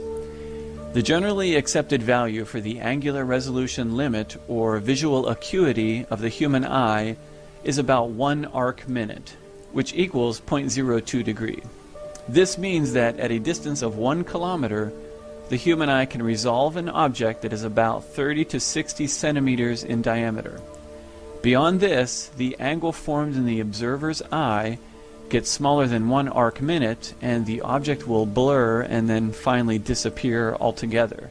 And here is another quick explanation of angular resolution by MIT professor Dr. Walter Lewin. So in the remaining 5 minutes, I want to address the issue of the angular resolution of your own eye. You can now calculate what the ultimate angular resolution is of your own eye, because you can estimate what the diameter is of the pupil, the opening of your eye. 3 millimeters, maybe 5 millimeters, a little bit larger at night when it is dark. Pupil opens up, but we can calculate what this is. If I take 4 millimeters, so I put in for A 4 millimeters, and if I take lambda 5,000 angstroms, it's not an unreasonable value, then I find that the best angular resolution of a human eye is half an arc minute. Cannot be any better. There's just no way around it. You're always stuck with the diffraction limitation. I think, though, that most of you will not be able to see with an angular resolution of 1/2 arc minute. Most of you are probably in the domain of 1 arc minute. It's a little larger than diffraction limited, but it's very close to that. That is 30 arc seconds. That is 600 times worse than Hubble Space Telescope. When you think of diffraction, it's really an incredibly fascinating thing. Because what does diffraction actually means? That it is a limitation that is put upon us, on everyone, also God. No one can bypass diffraction. No matter how hard we try, we can never undo our chains and handcuffs that are imposed upon us by diffraction. And he's definitely not a flat earther. He obviously believes in the Hubble telescope. The main reason I want to introduce these concepts is to demonstrate with logic that there are scientifically proven and verifiable factors that determine how far we can see with our own eyes and with telescopes. Angular resolution equations are used by NASA, astronomers, and scientists to determine the resolving power of the human eye, cameras, microscopes, and telescopes, including the Hubble Space Telescope. So when people say, if the Earth was flat, then we should be able to see Europe across the ocean, there are scientifically proven laws of light, diffraction, resolution, and perspective that render this statement foolish. Due to the resolving power of our eyes and even the most powerful telescopes, we could never possibly see across an ocean that is thousands of miles in distance. It is impossible due to the laws of physics, due to the physics of the angles, not to mention the additional limitations of diffraction. Again, it is a silly statement that we should be able to see across the ocean if the Earth were flat. However, the mistaken or disingenuous conclusion put forth by the so-called scientific community, in spite of these scientifically proven and accepted limitations on light propagation and resolution, is that the reason we can't see across the ocean is because we live on a spinning ball. Do you see the trick that they're playing? It is like telling little children that a guy on a sleigh in the North Pole brings them presents on Christmas. It sounds outlandish even to children, but they don't know any better, and they don't actually see the parents leaving the presents, and they are given this story by the authority, so they believe it. In our case, we have a knowledge gap, an unknown, because we can't see across the ocean, or We see ships and buildings disappear bottom first as they get further away, so we look to supposedly qualified authorities to study these issues for us and provide reliable explanations. For hundreds of years, the scientific authorities, now the space agencies, have both knowingly and unknowingly filled this gap with their own cleverly constructed explanations, and most people just accept their models without researching or using reason and logic. If people did think about the issues critically and logically, they would see that the authority is giving us beautifully wrapped presents and putting out cookies for their fictional Santa Claus, in this case, a spinning ball Earth. One way they fill this gap is to use the angular distance of a sky object to invent their model. The angular diameter, or apparent size, is an angular measurement describing how large an object appears from a given point of view. For example, this involves looking at the sky and determining that the sun and moon have an angular diameter of about 31 or 32 arc minutes, which equals a half of a degree. So this is the angle created in our eye or in a telescope, which means that the sun and the moon can be around 31 miles in diameter and 3,500 miles up, or, as the authorities claim, the moon can be 2,159 miles in diameter and 237,000 miles away. And they claim the sun is 864,575 miles in diameter and 93 million miles away. You see, both measurements are correct based on the angle we see from Earth. Knowing the angular diameter or apparent size of a celestial body, we can easily invent a model using trigonometry. We could say the sun is 500 miles in diameter and 57,000 miles away, or maybe it is only 5 miles in diameter and 500 miles up. Or, if we wanted to get really crazy, we could invent a sun that is 2 million miles in diameter and 229 million miles away. Of course, if we did that, we would then have to adjust all of the diameters and orbital speeds of the planets and distances, but this should give you an idea of how they have constructed their model, because they are all built on apparent sizes, the angular diameter of lights in the sky visible from Earth. So, relationally, the math works out. They then construct their universe model around these angles, filling in and changing the numbers as needed to fit their assumptions. This is why the spins and orbits are so ridiculous, yet mathematically they work out because it's all based on the angles. And this is also the reason why they changed the distance of the sun over the years to fit their model. This assertion of boats going over the edge of a ball Earth is silly. Check out this footage from a channel called Wide Awake. This guy filmed some great sky and horizon shots showing that objects can be brought back into view, and more importantly, his shots also demonstrate diffraction and the resolution limit of these objects at those distances and at those angles. As you can see in his footage, the boats, once they are close enough to resolve, appear like little smudges, and they also appear to be floating above the horizon. The boats are not mirages floating in the air, although there is an inferior mirage that appears inverted below the actual boats in his footage. To prove this, he actually tracks them all the way in, and the closer a boat gets, the more resolved it becomes, and the more detail you can see. This is a perfect illustration of visual acuity and the angular resolution of the camera, which is obviously better than our eyes, but the principle is the same. And again, if you increase your altitude, say to the top of a hotel or in an airplane or on a mountain, you create better angles and you can of course see further, but even there you will eventually reach a resolution limit. It is unavoidable, but it is not an edge that Santa Claus is falling over. Look at the water in his shots. Some would call the resolved water line the horizon, but you can clearly see boats fully in the water beyond the resolved water line. You can even barely make out the water being sprayed up from the motor. The surface of the water extends beyond the resolved water line, but it is too far and at too sharp of an angle for the camera or your eye to completely resolve. There's also a lot of diffraction going on due to this angle and the light or atmospheric conditions. Therefore, you get a blurred section that reflects the sky and the boat as an inferior mirage.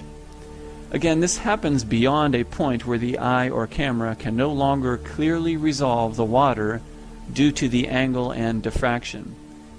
It is where your eye or camera can no longer distinguish points of light. The image blurs and turns into a mirror under certain conditions. Look at the shimmering and changing edges of the top of the water line as the camera resolves it at its maximum distance. Beyond this distance, the water is at too small of an angle to resolve any detail. At this point, it does exactly what a road will do on a hot day. It reflects the light waves like a mirror because the eye or camera can more easily resolve these reflected light rays than they can the actual surface of the road or water. On the ground or on the water, you can see the inferior mirage or reflection of the boats and cars. Some people will claim that the boat itself is a superior mirage and that the actual boat is over the edge of a ball. This is silly for two reasons. Number one, a superior mirage is inverted, and number two, in this footage, he tracks these boats the entire way in, so you can verify with your own eyes how a boat will barely come into view as a small blur, and then as it gets closer and closer, the angles get larger and your eye can then resolve more and more detail. This is observable, repeatable, apparent, and can be verified by anyone. Unlike NASA's theories, of course, that nobody can verify unless they can build a little rocket ship. Finally, I would like to discuss the issue of boats or buildings being cut off by the horizon line over water, which many people falsely attribute to the object being over the edge of a ball Earth. Again, I would start by saying that it is easy to debunk this simply by increasing your altitude. If there were a massive drop in curvature obscuring the boat or building, this would be apparent from higher up. Our eyes are not that bad. We can clearly distinguish slopes and hills in the distance, and when you increase your altitude, you can clearly see that the target object lies on the same flat plane as the original observation point. This is simply a function of perspective, angular resolution, and diffraction. When you stand on the seashore, you can see a horizon line, which is basically the limit of your ability to resolve the water, because at a certain distance, the angle becomes too small and diffraction also plays. Above this waterline horizon will be everything that your eye can resolve above your eye level. For example, from the beach I can see about 3 to 4 miles of the water's surface, which in my field of view extends from my feet up to my eye level, and it represents my horizon and the limit of my sight up to my eye level. Now, there are hotels located about 18 miles away in this picture, and these hotels are above my horizon line, yet appear to be cut off by the horizon. Not because they are over the edge of a ball, this is simply the point where they fit in due to perspective, where objects that are closer are in front of objects that are further away, which is also a function of diffraction and angular resolution. I cannot resolve the hotels any lower because the angle is too small. If I could resolve the hotels lower, then logically I would be able to resolve more of the surface of the water at a greater distance. But we know this is not possible due to the laws of physics. However, if I were to go up in an airplane, I would be able to see the entire distance from the beach to the hotel, and I could also see that it is flat as a pancake. The hotel is not obscured by the edge of a magic ball. It is simply perspective and angle of view. The limit of what I can see above and below my eye level converge at what we call the horizon line or vanishing point. So check out this little experiment I did. In order to simulate the size and distance of that hotel, I took a small glass bottle and put it on the road and then filmed from ground level. Now the hotel is about 18 stories, which equals about 180 to 200 feet. I used 250 feet just to be conservative and to give it some room above the actual water line, and the distance is 17.5 miles. The glass bottle is 3.5 inches, so that meant that I would have to put it at a distance of about 107 feet to get the same ratio. Now, when I started filming, I was standing up and I could zoom in on the bottle, the entire bottle, top to bottom, and then I pan out, I take the camera and I place it on the ground, and even on the ground it's actually conservative because the lens of the camera is still about 1 inch to 1.5 inches above the ground, so this is a conservative experiment. And when I zoom in, you can see now that the angle of resolution is just too small, and combined with the diffraction, you cannot make out the bottom of the bottle. It disappears, it is cut off, and that is exactly what you're seeing in those pictures and videos where buildings or boats are cut off at the bottom. Your eye cannot resolve the detail of the surface of the ground or the bottom of that bottle. It's just too sharp of an angle. And you can even actually see beyond the bottle where the road is again the same color, because your eye can resolve that a little bit better because it makes a curve and it's a little bit, the angle is a little bit better on the road beyond where the bottle is. So that's a pretty interesting little experiment and shows you the effect of diffraction and angular resolution. And again, even on the ground, the lens of the camera is about 1 inch or 1.5 inches off the ground, which when you compare that to the bottle, that is almost half of the bottle. So that would probably equal an observer that is about 100 or 150 feet in the air filming the hotel in New Smyrna. So if I was actually on the ground with the camera, I'm sure that the diffraction would probably cover almost the entire bottle, if not half the bottle, and it would look exactly like the waterline covering these hotels or these boats. But you can see the principle. It's verifiable and it's repeatable, so it's an explanation. We don't have to use the Santa Claus falling over the edge of a ball to explain what we see. If I'm standing on the beach at sea level, then obviously my field of view from my feet to the horizon will be much shorter due to the angle. Again, about 3 miles from the beach is approximately the limit for a 6-foot-tall individual. Yet the distance of my field of view above the horizon will be much greater due to the angles. Therefore, I can see most of a hotel 18 miles away, but again, not the bottom of the hotel due to the angular resolution and the angle of perspective. The same principle applies to a sunset or a sunrise. The waterline horizon at the beach is about 3 to 4 miles out. Yet the sun is thousands of miles out when it disappears due to the limit of angular resolution and light propagation.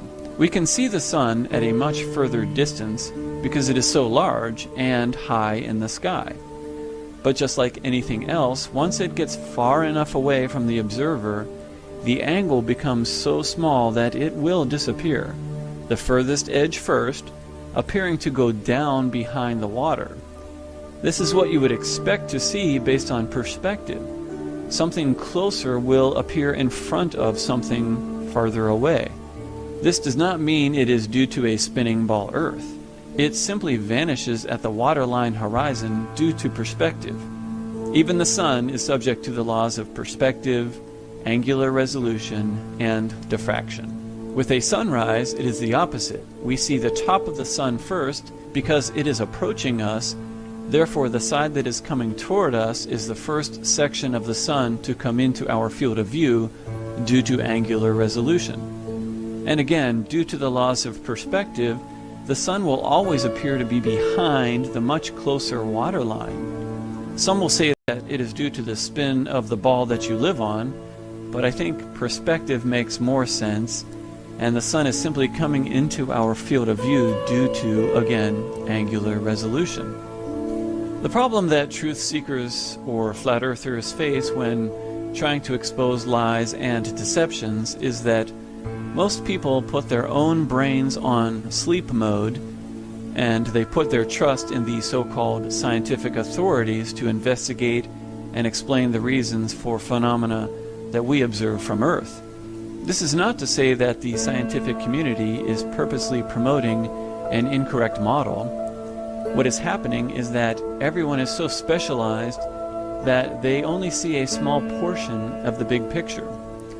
We are basically compartmentalized due to the level of sophistication of technology and our economy. People are also conditioned from kindergarten and throughout school to conform, to obey, and repeat government-sanctioned science. People are conditioned to treat any questioning of the spinning ball Earth as idiotic and primitive. If you mention flat Earth, the reaction is guaranteed to be ridicule, laughter, or even anger at the stupidity of such a statement. No one likes to be wrong, and no one likes to be ridiculed, so there's not much straying from the herd in today's world. I personally believe there's a lot of compelling evidence that calls into question the scientifically accepted model brought to us by the politically created agency of NASA. If everything is exactly how space agencies and government scientists tell us, then we are going to need much more and reliable proof other than CGI images and silly old stories. It is amazing how academia conveniently forgets the debates that used to rage about the rotundity of the Earth, and not by idiots, by learned men and women. So, in closing, I just want to reiterate that there are other alternatives to the theories that were taught to us as fact by space agencies and the political scientific authorities. There are logical and scientifically accepted laws of physics such as angular resolution, diffraction, and perspective which can be applied in this pursuit. You don't need to be a math genius or have a PhD in physics to understand that there are physical limitations on our ability to see, even with telescopes and cameras. We need to have faith in our own ability to think and use logic and reason.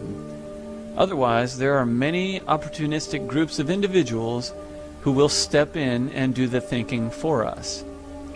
And these groups may not always have our best interests at heart.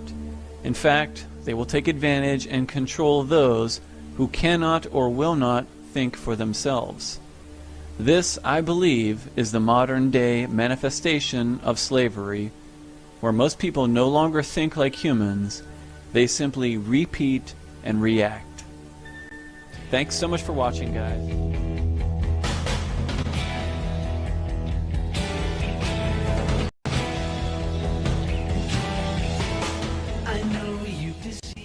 Hey guys, today I want to talk about the awesome fact that our eyes are actually mini gyroscopes, or more specifically, our own built-in attitude indicators, just like on an airplane.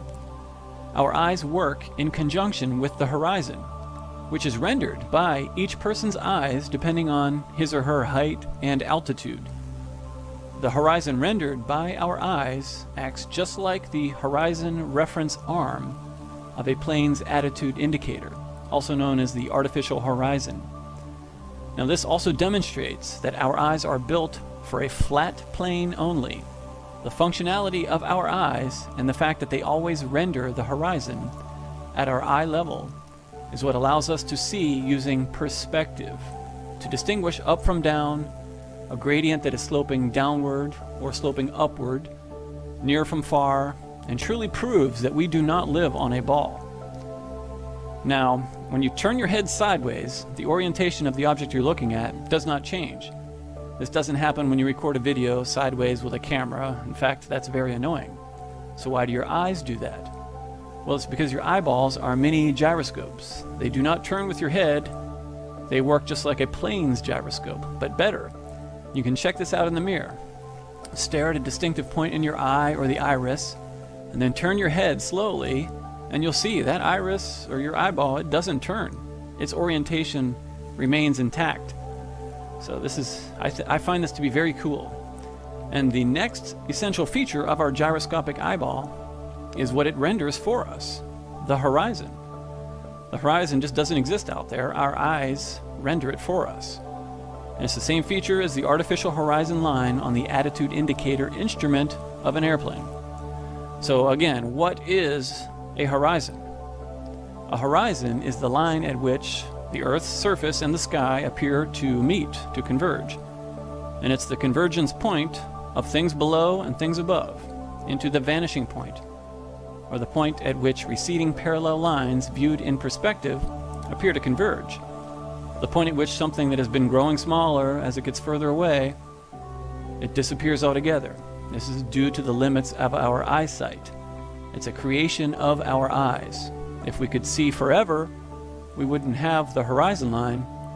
But then again, without the horizon line, we would not be able to distinguish between items that are above us or below us, or taller than us or shorter than us in a distance.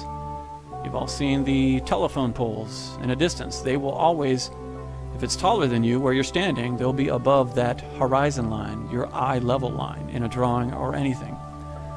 And just a linguistic note, this is very interesting. The origin of the word horizon, which we never think about, but if you think about it, it means horizontal or level. And the concept of level or horizontal is very important in this discussion. For instance, in Arabic, horizon is وفق المرء العقلي. It has literally, word for word, the meaning of that is level, man, mental. You know, it's almost like our internal mental leveling instrument. It's pretty cool. In Hebrew, the word for horizon also means level. I can't pronounce it, but there it is. And again, you just realize that the ancients devised the word horizon because it is level, flat. In any language, horizon is going to mean horizontal or level. The horizon that our eyes render is our level. We have a built-in level. I find that fascinating. So to move on, the horizon, it gives us our relativity. Just like the airplane's attitude indicator, it contains the horizon reference arm. Our gyroscopic eye works using the horizon that it renders for us to act as our attitude indicator. And again, the horizon for us is the level marker or artificial horizon on a plane's attitude indicator. Our eyes also create the horizon further out if we ascend in elevation, but necessarily still at eye level. If we go up in a lighthouse, our eyes will be able to see further, maybe 10 miles, 20 miles further, and they'll render that horizon at a greater distance, yet it's always going to be at our eye level. It's level. Our eyes create our horizon, which will be different for people depending on their height. If you're 4 foot tall, your horizon in your eye is going to be a different distance than someone who is 7 foot tall. But in all cases, the horizon is at each person's eye level, without fail, always. It's how we see using perspective. We need it. Like I said, our eyesight is based on perspective. So how do our eyes create perspective? Well, using our eyes as attitude indicators, our eyes render the stabilizing horizon line, and this allows us to determine whether something is above or below us, taller than us, or shorter than us. This is how we determine if a staircase is going down or if it's going up. It seems obvious and redundant, I know, but it is essential that we establish these facts when we ponder how ridiculous it is to claim that an ever-descending landscape would ever rise to our eye level. Just picture yourself standing on top of the ball Earth. It's impossible, for our eyes to function that way. We would not be able to distinguish between a flat, level plane and one that is descending away from us, because we just wouldn't be able to distinguish. That's not how our eyes work. We work based on the concept of level, horizon. Now, depth perception, that's another part of perspective. Objects in a distance will be smaller in size. It's with the amazing design of our eyesight. If I'm 6 foot tall and standing on a flat plane looking toward the horizon, any other individual who's 6 foot tall will always be at my eye level. If he's right in front of me, he's at my eye level. 10 feet away, he's at my eye level. 50 feet, a mile, 2 miles away, he's going to be at my eye level. That horizon level in a perspective drawing, that's that straight line across the page. No matter how close or how far away he is, if he's my height, he's going to be on, his eyeballs are going to be on that line. And now, say a man who's 4 foot tall, well, he's going to be slightly below that line. No matter how close or how far away he is, he's going to be below that line.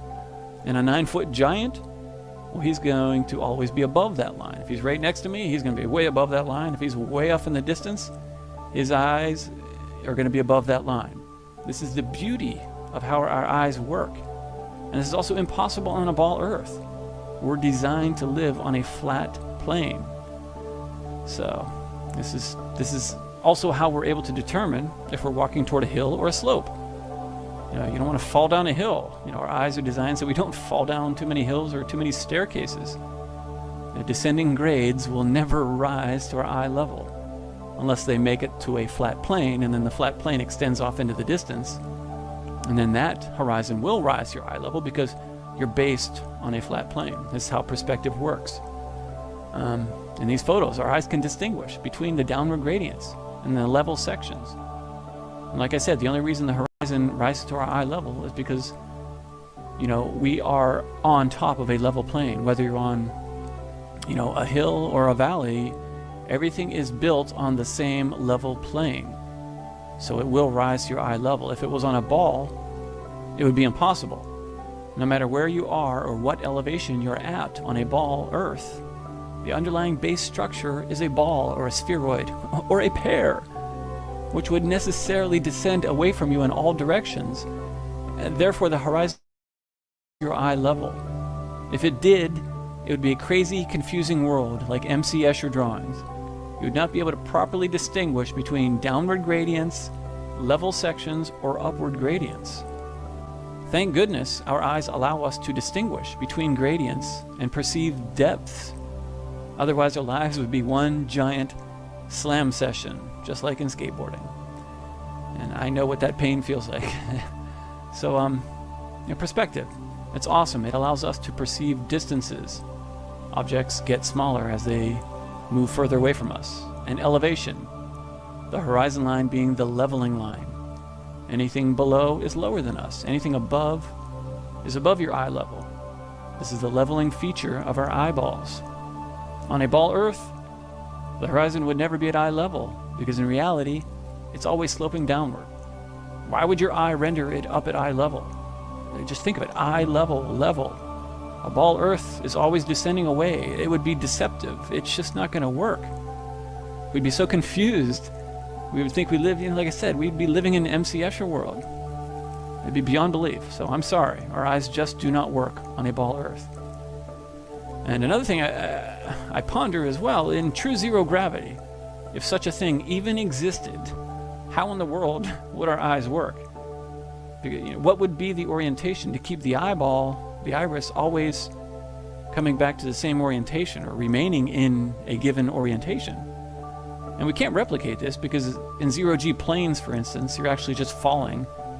The orientation of the eyeball is the same as on the ground. The buoyancy and pressure, or if you want to call it gravity, well, I'll let you call it gravity for now, but whatever. It's still keeping the horizontal orientation of your eyeball in check, even on a zero-G plane and you're flipping around. But in magical deep space land, what would give your eyeball orientation? It's kind of sickening to think about that, but you'd be twirling around in circles. What would orient your eyeball? I don't know. It's pink unicorn land, but maybe somebody else can speak to that. But again, we all, I think, pretty much understand you can't trust NASA, so I don't think it's ever even, I don't think it exists. I don't think zero-G exists. So your eyeball wouldn't even function in zero-G, and without buoyancy and pressure, or if you want to call it gravity, but I don't think there even is such a thing as no gravity. Your eye wouldn't function. You would have no way to orient yourself. Your eyeball would spin in all different directions, perhaps, or you would turn and you would look like the camera. When you take a video and you turn that camera, it's so annoying, the picture just spins around. Well, in zero-G, maybe your eyeball would just lock into the socket, and as you turned, everything would just always constantly spin. It would be sickening. In the ISS, they'd all just be puking the whole time. So, and we know they don't clean it. We never see them cleaning it. So, anyways, I know I got off on a tangent there, but I hope you find this as interesting as I do. Maybe it's old news to some of you, but I just kind of stumbled upon this. I just thought about it. I think it's amazing. But and let me know if you have any comments. I'm sure that other people out there can maybe even go further with this and get more technical, make some, other videos about it and how ridiculous the ball Earth is when you truly think logically about how our eyes work. So.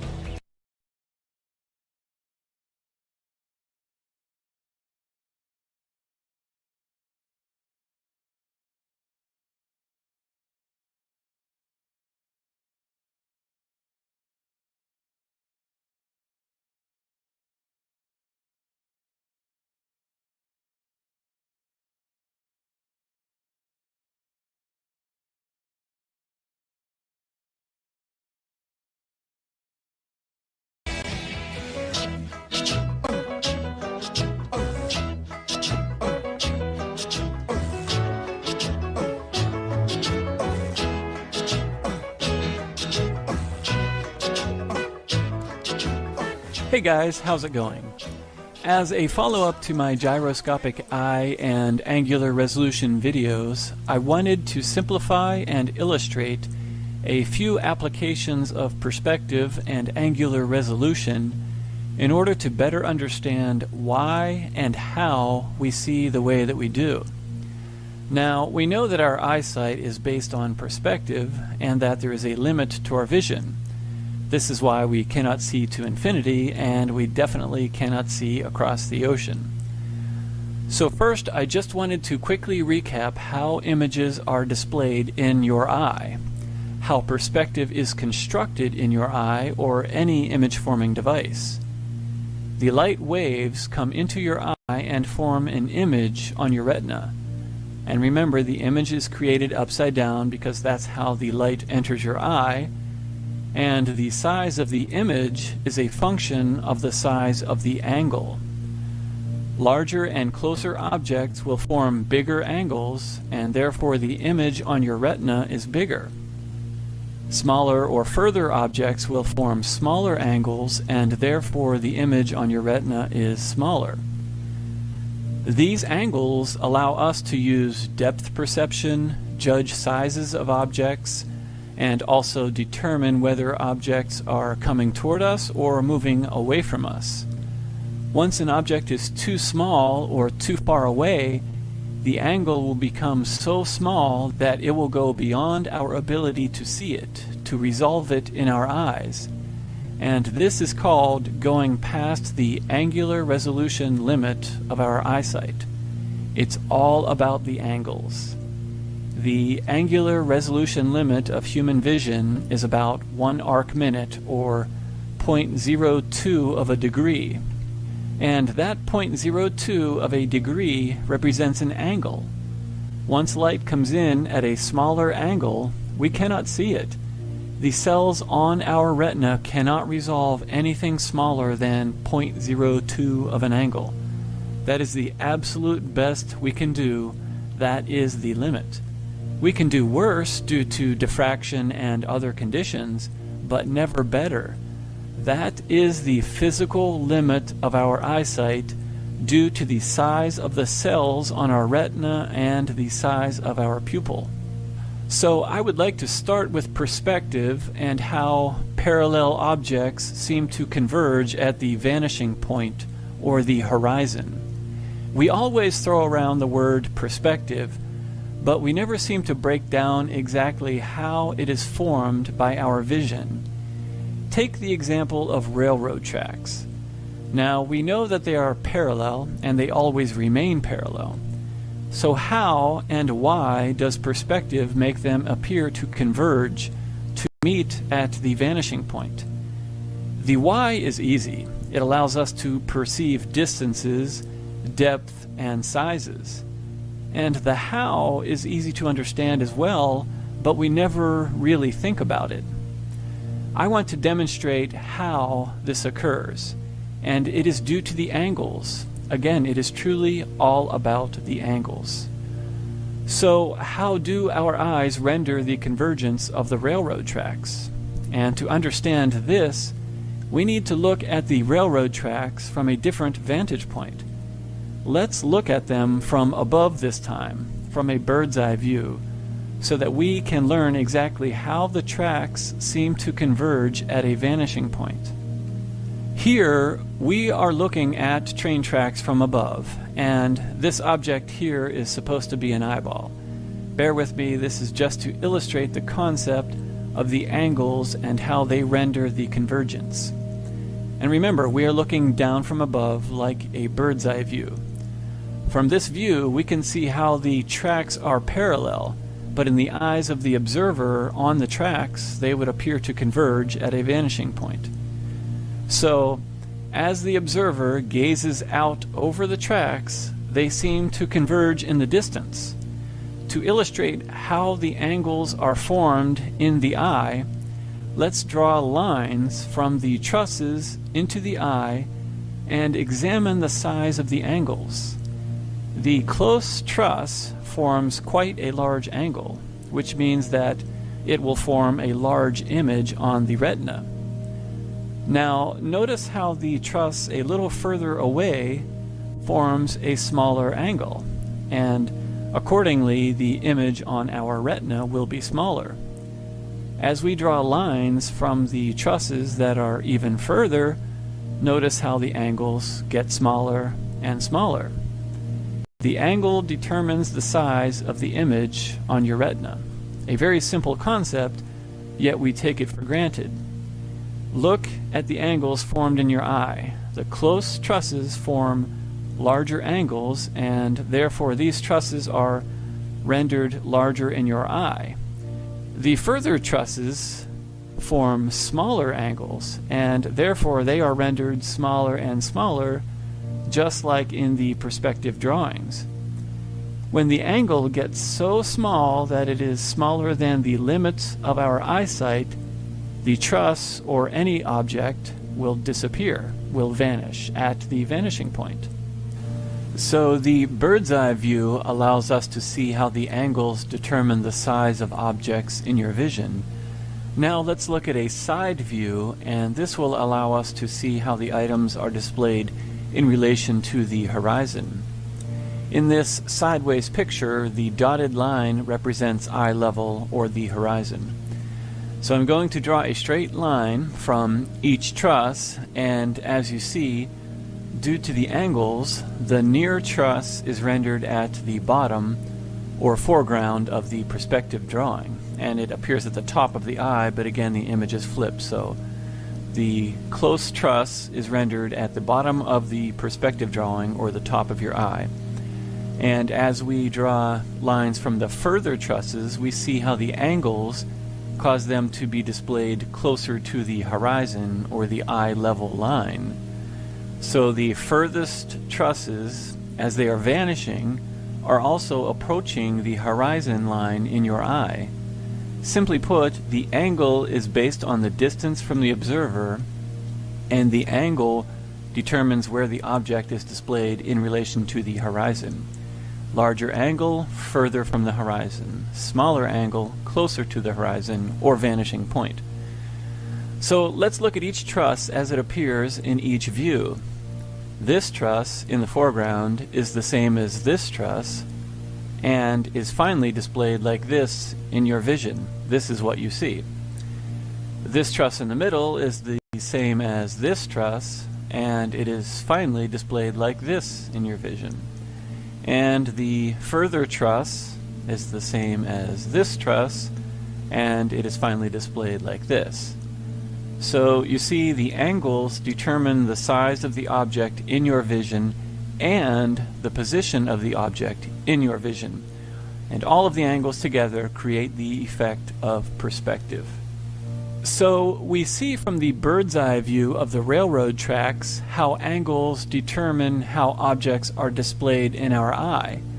Now let's look at the horizon, and this time let's look at it from a side view. This will allow us to visualize, although not to scale, how angular resolution works to form the horizon. Now, before I develop this further, I must illustrate what is happening in our eye with regard to the horizon. In our eye, let's consider where the horizon would be rendered, a midway area that is the exact eye level plane. Think of the receptor cells on our retina as pixels, and the imaginary eye level line is between a row of pixels. The slightest tick downward, which is necessary if we want to see the ground, would look something like this. And the slightest tick upward, if we want to see the sky, would look something like this. Now, when this happens, you are seeing a flat, straight line cut across your retina. This is your horizon, and it is simply where everything you can see above eye level meets with everything you can see below your eye level. To you is a straight line, a crisp line. After all, we are talking about tiny pixels or retina cells, but that is what represents your horizon. That is your horizon. These angles are minuscule in your retina, and you can see how in your eye they seem to converge or meet because they are just a few pixels or receptor cells apart. However, if you were to extend these lines or light waves out to the limits above and below, in reality the sky and ground are thousands of miles apart. It's truly amazing. So to illustrate this further, let's look at this picture, and the dotted line represents this stick figure's eye level. To confirm this 3-mile horizon, we can actually take the eye level and then make the smallest angle of declination toward the ground that our eye can resolve. And remember, that's 0.02. Obviously, at eye level, we are never going to see the ground, so we have to use the smallest angle of declination that our eye can handle. If you make right triangles out of this, you can plug in the person's height and the angle of 0.02 to figure out the distance. Now, as a rectangle, this angle will be equal to this angle, and so let's take these values and put them into the right angle triangle calculator to see how far this base section is. We put in 6 for side A and then 0.02 for angle A, which is our angular resolution limit, and we come up with 17,200 for the base, and when we divide that by 5,280 feet per mile, we get 3.25 miles. There it is. We have the distance to the horizon, which is due to the angular resolution limit of our eyesight, not a magical ball cliff that ships are going over. And this angular resolution limit of approximately 0.02 is the resolving power of your eye, and it is also the limit beyond which the light waves will diffract because the angle is too small. The light wave will bounce off the water on its way to your eye, and basically it will blur and mirror. This is why you see the mirroring or inferior mirage effect on the water or on roads, as the light waves are approaching the limit of angular resolution. Beyond the blur or mirror part, nothing is visible at all. They have completely gone beyond the limit of your vision. Now, the ground is easy. The tricky part comes when we consider what happens above our eye level. Here, the same angular resolution limit applies, but since there is so much more area, distance, and atmosphere, diffraction also plays a big part. Remember, angular resolution is the fixed limit. Your visual acuity can be much worse than this limit, but it can never be better. This is a physical limitation based on the size of your receptor cells, pupils, and the wavelengths of light. And Rob Skiba in his videos showed perfectly how diffraction and atmospheric lensing affect our eyesight as well and are a contributing factor. So, as our eye resolves everything above our eye level, it reaches a fixed limit. this time at the ceiling. By the time this angle that I've drawn above the man's eye level reaches the celestial plane of the sun, moon, and stars, it is somewhere around 7,000 miles if we were to go along the ground. And the exact distance is not important right now. The important thing to note is that there is a fixed limit based on angles. I use 7,000 because at sunrise here in Florida, the sun is directly over West Africa, which is about 7,000 miles away. So to visualize what is happening, I created this page, and this line represents the extension of that teeny tiny angle from our eye level when it finally reaches the celestial plane. So what happens when the sun comes into or goes out of this limit? This is how you get the sunrise and sunset. Now in your eye, perspective makes it seem like it is at your eye level. That is because for all intents and purposes, it is at your eye level. And that is why the sun appears to rise and set at the horizon in your eye. What is happening is that it is simply coming into the angular resolution limit of your eyesight. You see the sun at the sharpest angle possible from eye level.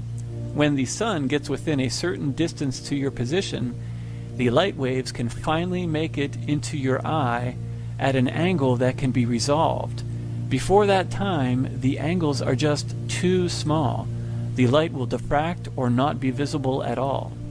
And again, it is simply a function of perspective and angular resolution with the additional factor of diffraction or atmospheric lensing. However, the fixed physical limit is what will always determine when sunsets and sunrises occur. And so check this out. Look how the sun comes into and goes out of the angular resolution limit of our eyes. And then this is what it looks like from our perspective when we are actually viewing it in real life. Pretty cool how it works, at least in my opinion. So, hopefully this was helpful to better understand how perspective and angular resolution determine our vision. Thanks so much for watching. Have a good day. Adios.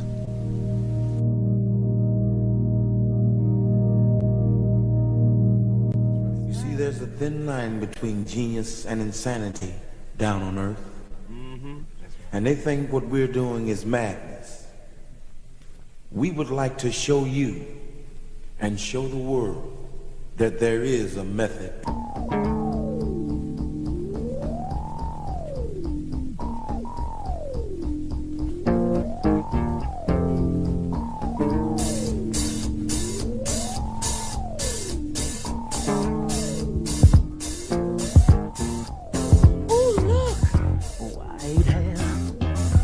Painted face, dressed up like something from outer space. Elton John, David Bowie, Alice Cooper, Lord have mercy, they're all super.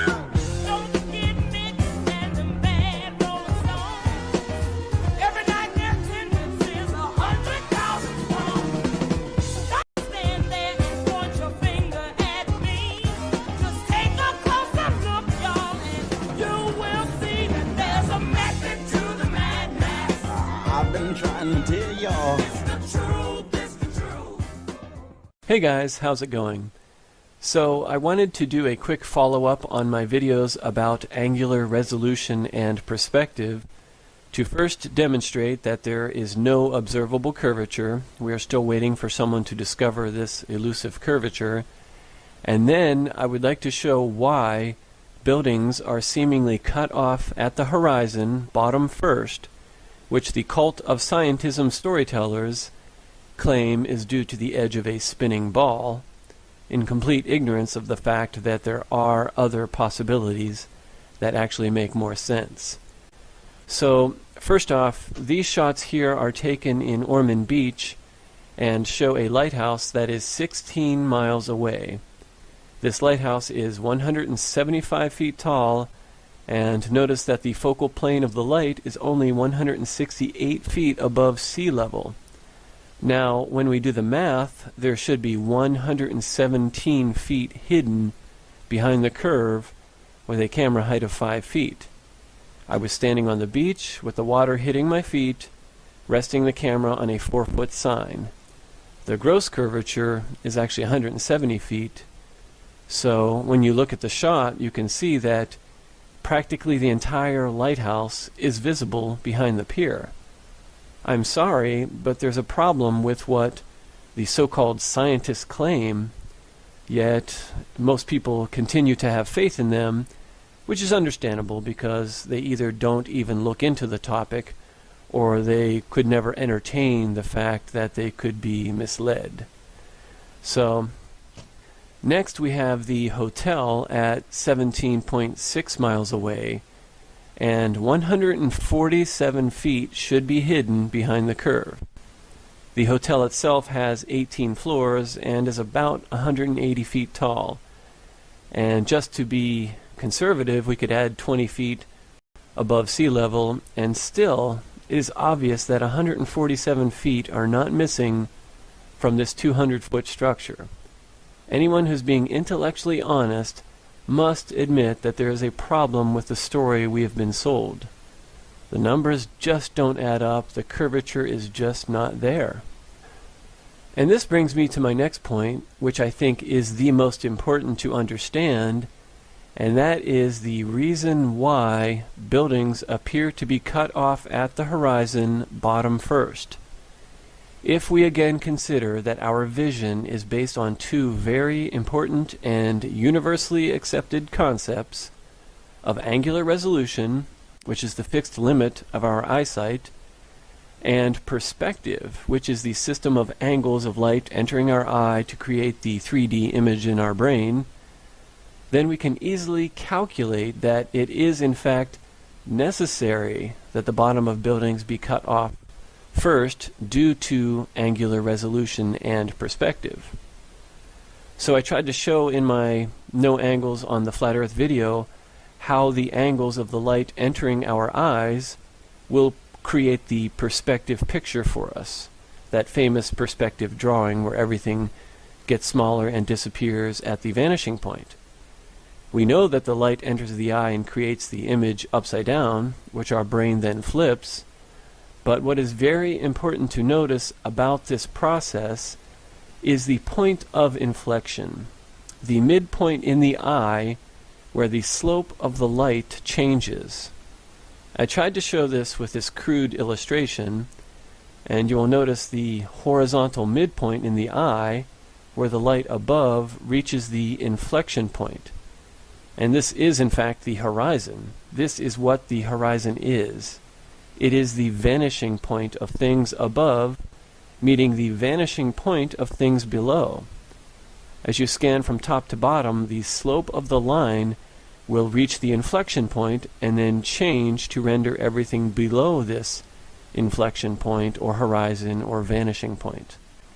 I showed in my No Angles video how the angles get tinier and tinier as they approach this inflection point or horizon.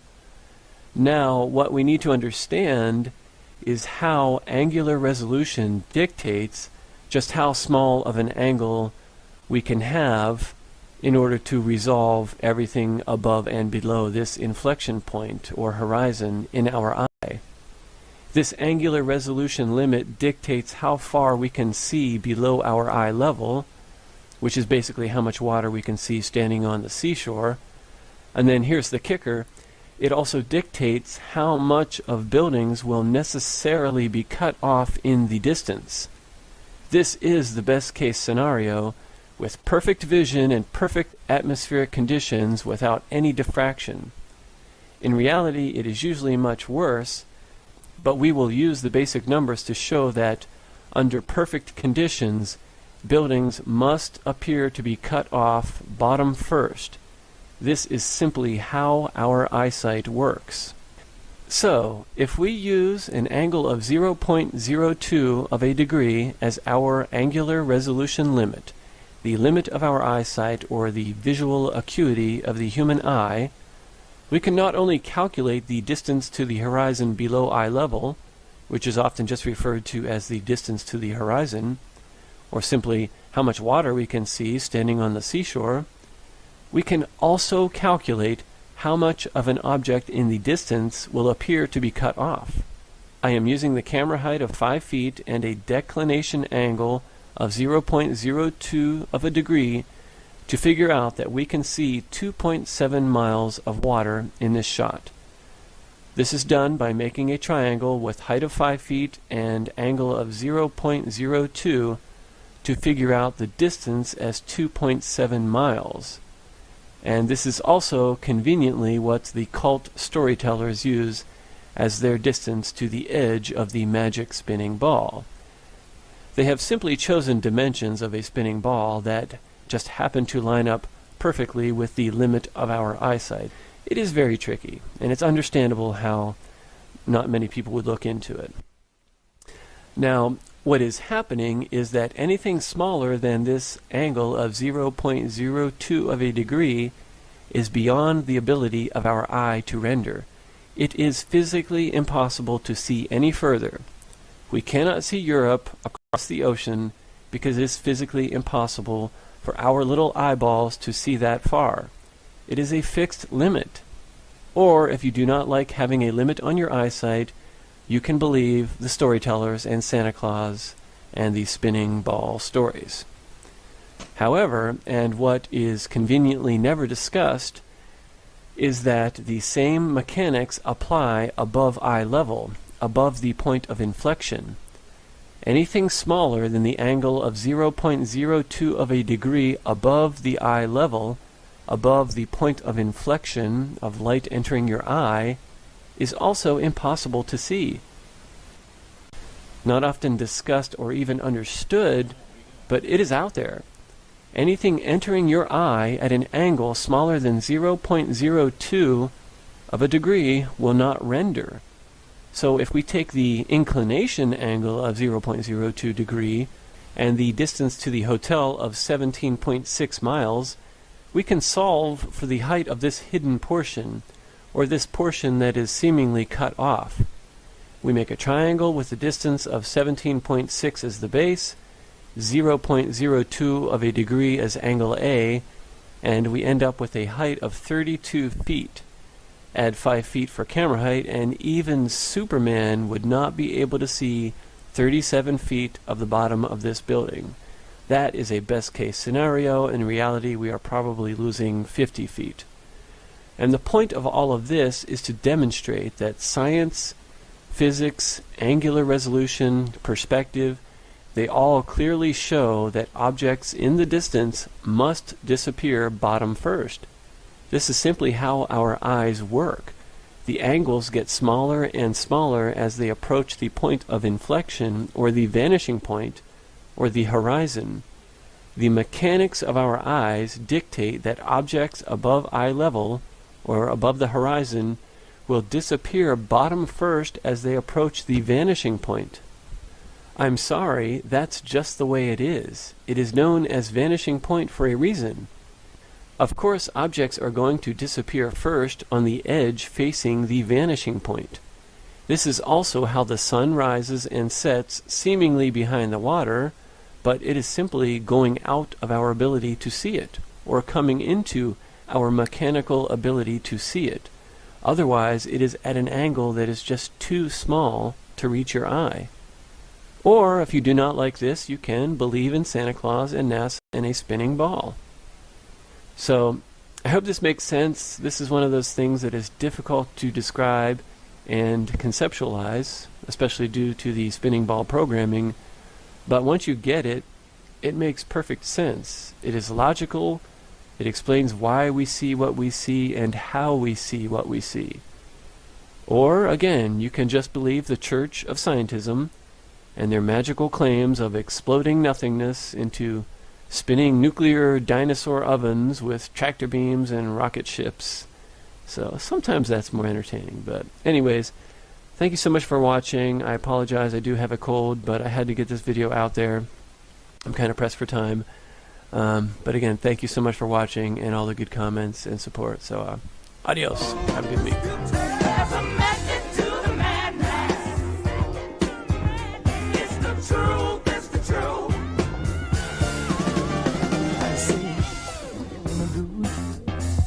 Freaky to you. Take you to another place and time. Just sit back. See that I didn't really look too bad, but that was only because I'm a very good actor. I think I should be nominated for an Academy Award.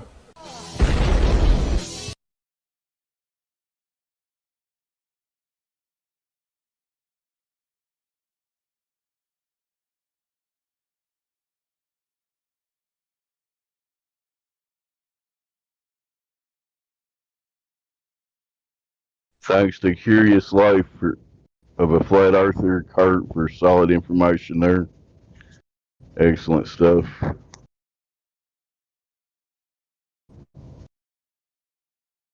Is anybody hearing me?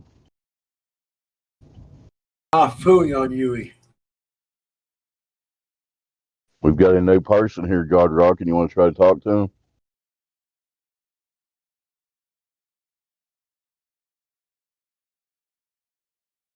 Easy on, are you there?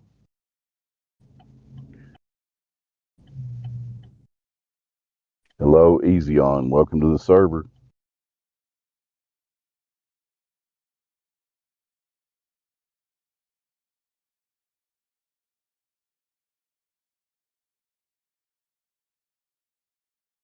Alrighty then, I guess you don't want to talk right now.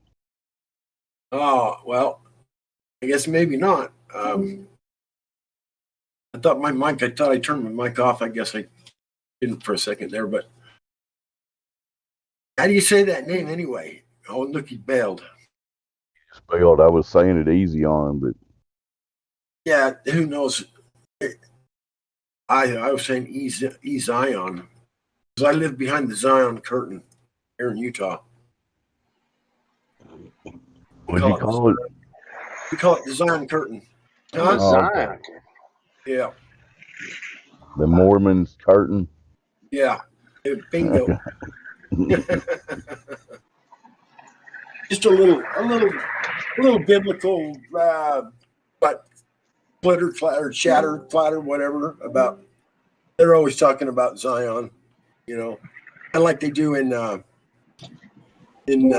Matrix. You know, it's this special place. Zion is, you know, we're all going to meet up in Zion and do our Yep, thing. that's what they say. Yep. Any other new people on here? Hank Hill thinks he's on a spinning ball zipping around through nothing, I think. Hank, I thought you were going to quit that. I tell people, you know, that it's stationary and, you know, it's like flat-ish. So all flash, right? Like it comes flash. Come in, robot, but I heard most of what you said. Yeah, if you take your phone and put it in the freezer and then take some ice trays and clap it over the top of it 3 times and then bring it out, it should be okay.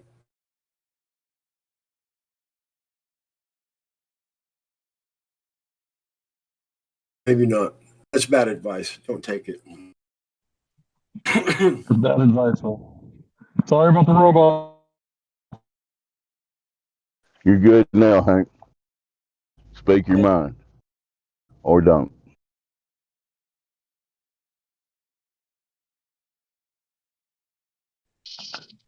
Yeah, I want to repeat what Justin said. I don't think he'll mind.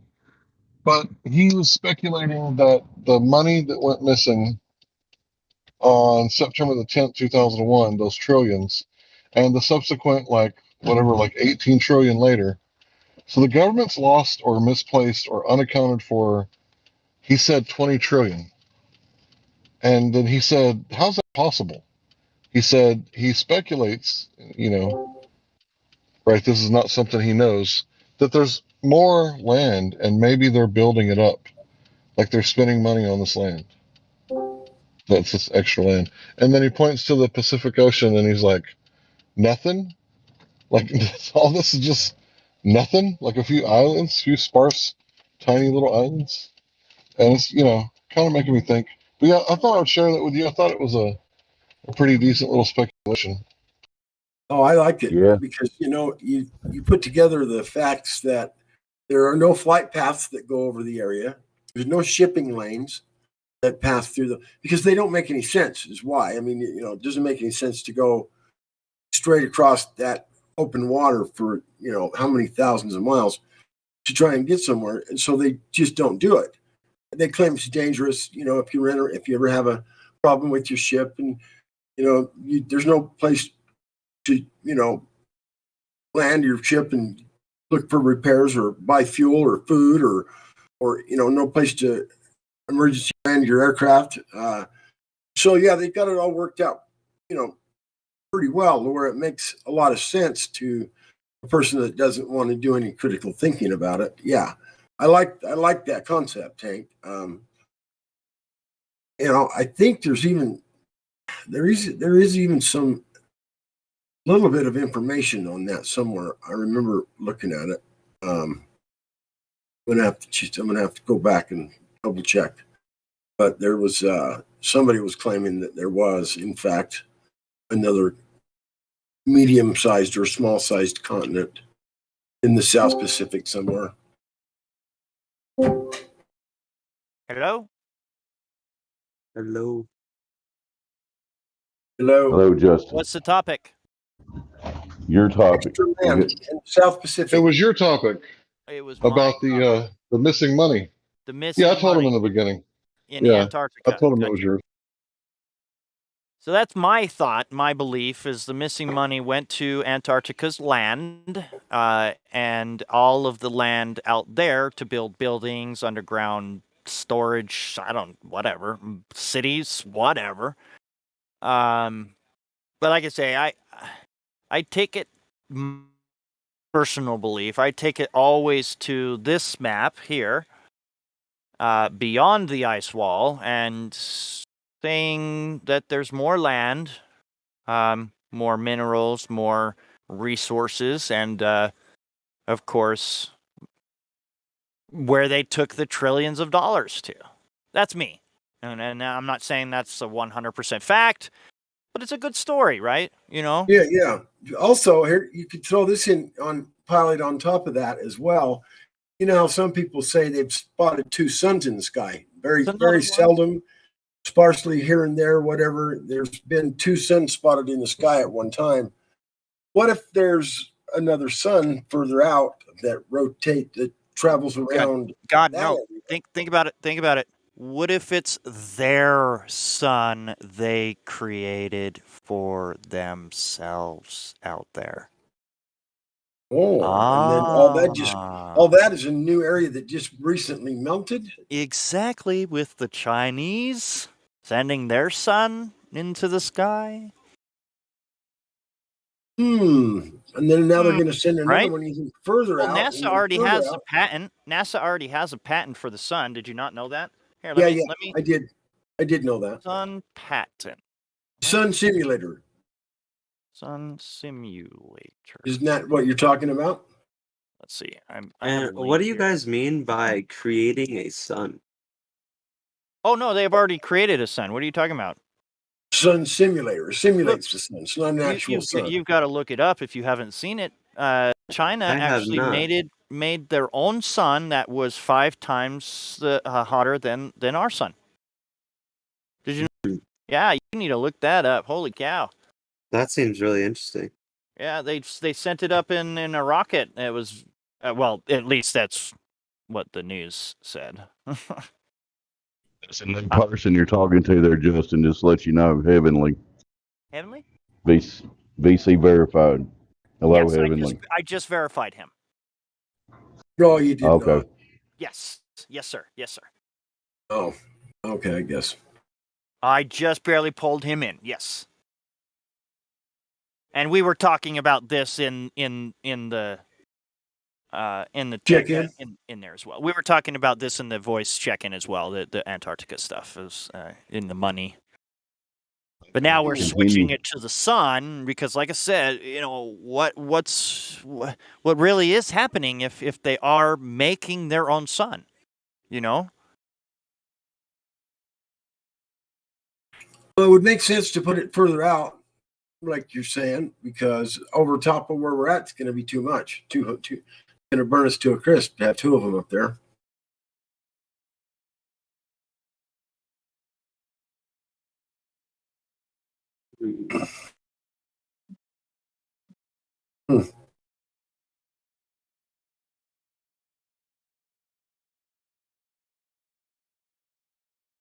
Well, it sure would be nice to be able to have the resources and the time and the. This topic seems like a huge gray area. Oh, I'm sure it is extremely gray. I wouldn't. I wouldn't go there without having your extremely gray sunglasses on. Yeah. Ricky from Boston, that's the one I have. Oh, Ricky. He talks about the NASA's patented fake sun. I just posted it in the chat. Richie from Boston. He's a rambler. If you've ever listened to him, he can go on and on. Sometimes. And then this one here, of course, they saying that there's 24 hours of sunlight in Antarctica. Give me a no-cut scene of it. Yeah, I think they're. Have you seen that new recent thing with that sundial or that flat map dome dial deal thing that which it has on the dashboard of his motorhome? And he puts the flashlight down over the glass dome and puts it on the very bottom outside the edge, and the whole ring lights up. So maybe there could be a way that there's a reflective light that makes it daylight for 24 hours. But as far as the actual sun being seen for 24 hours, I don't think you're right. Show us the cut. The only 24 hours is actually in the north. Right. And that's provable. Yeah. That's actually, you can actually watch that, I guess. There's a few days. Yeah, it's fun watching that one. Yeah. It never sets. Yeah, you just watch it go further away and then come back and go back further away again. And yeah, of course, it's always kind of far away in that. And it's usually like in like a figure 8, like in an infinity sign. Right. I've always thought that was just incredible because they literally are up there for infinity. I mean, yeah. You look at the path that the moon takes. It's like it's an infinity sign.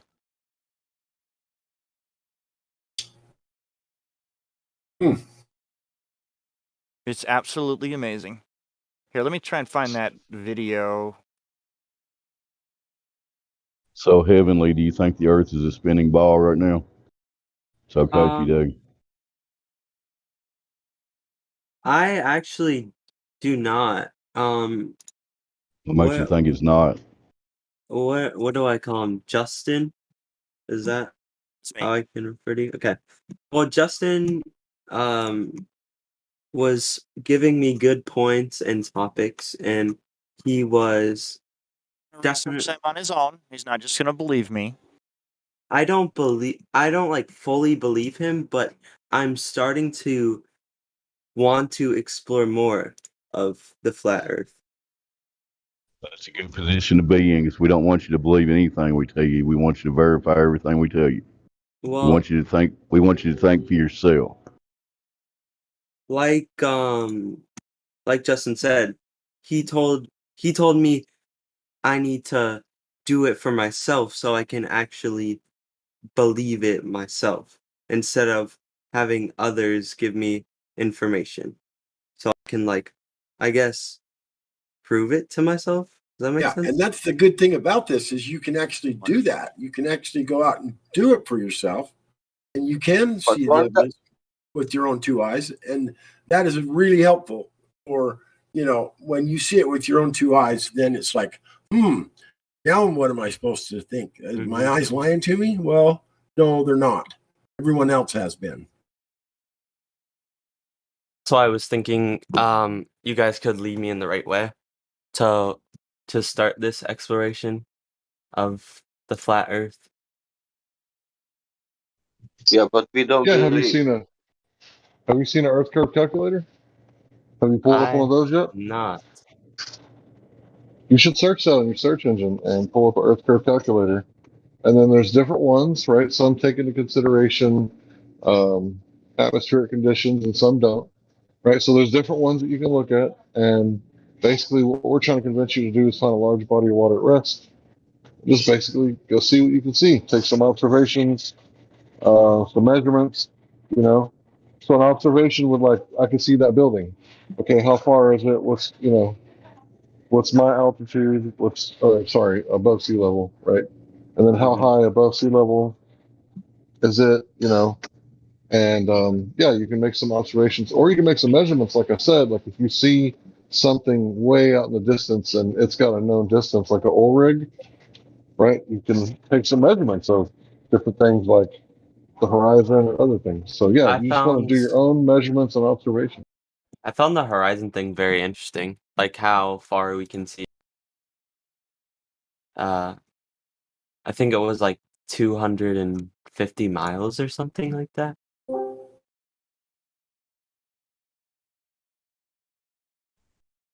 So also photography, the longest photograph of the world record was Mount Conahu. I think it's 273 miles or something like that.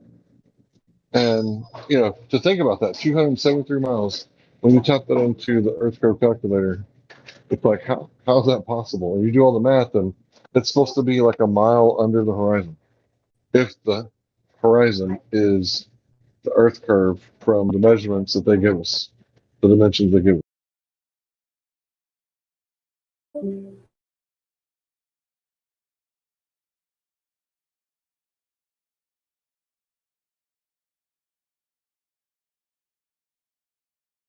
So I was telling you this in the voice check-in that the Earth is supposed to have the horizon at 3 to 4 miles, right, Heavenly? I told you that.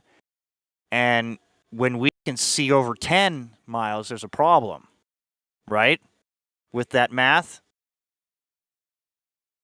So when we can actually go out in reality and show that all the time that we're seeing way farther than 4 miles, there's no way that you can go back to seeing 4 miles. I mean,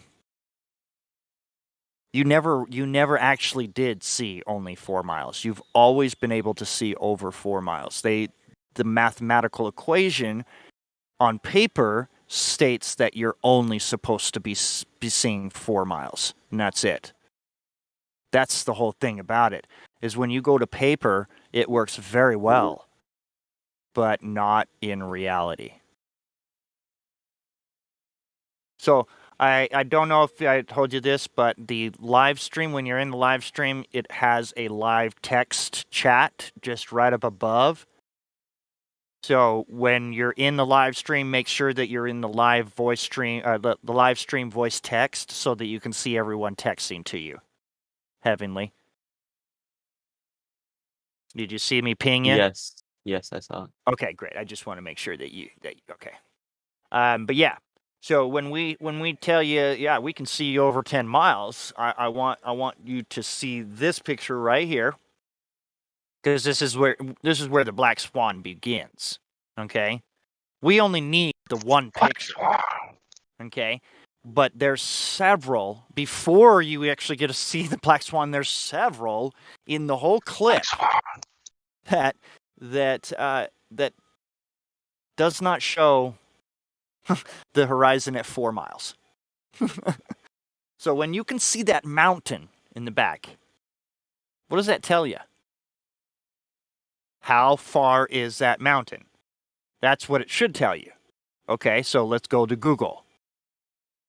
On Google, it says that it's over 26 miles away from the observer on the shoreline where he's taking that picture. So you're telling me I can see 26 miles away on a globe Earth model over this curve that's supposed to be at 4 miles away, the horizon, where it's supposed to start. Yet I can see it clearly as day, even without the camera. It's a smudge, but I can still see it.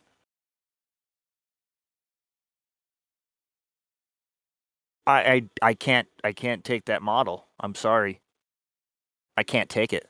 I can't be convinced. I can't believe, because reality is showing me something else. Sorry. End of story.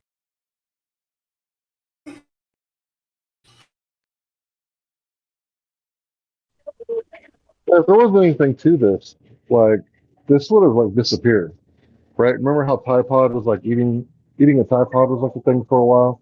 Obviously, everybody knows you shouldn't do that now, but it turned out there's there's not anything eating a Tide Pod except for like medical bills and possibly worse. So, it's like if there was nothing to this, why would there still be so many people talking about it 7 years later? Because nobody's talking about the Mayan calendar anymore. But like between 2008 and 2012, everybody's talking about that calendar.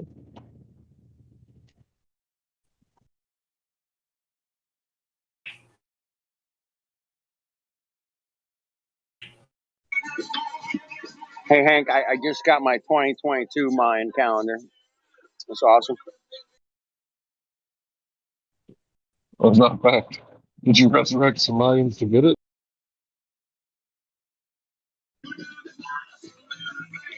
Well, it's got like pictures of Tartaria and stuff in it. It's cool.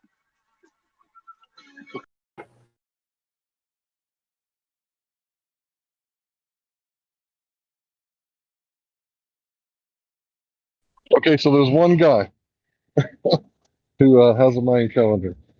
Back in the day, they were like on TV, Ancient Aliens, the History Channel, like all kinds of stuff.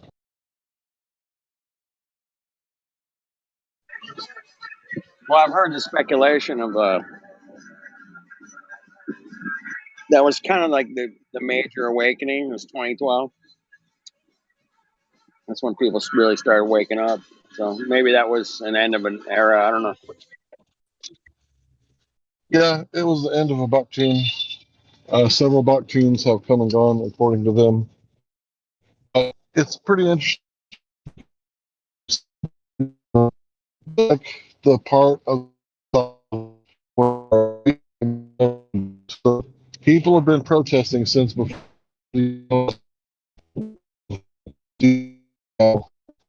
So people were waking up before that. Like people, I think it was in Vermont, where they were like, it was a gun grab or a slight gun grab, and people all over the states like went to this place. That's one thing that I heard. And then the people in Hong Kong, right? So Michael J. Smith said that the contracts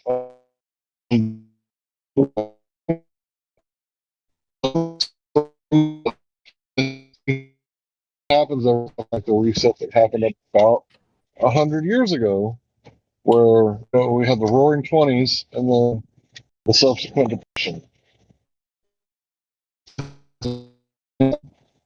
I think.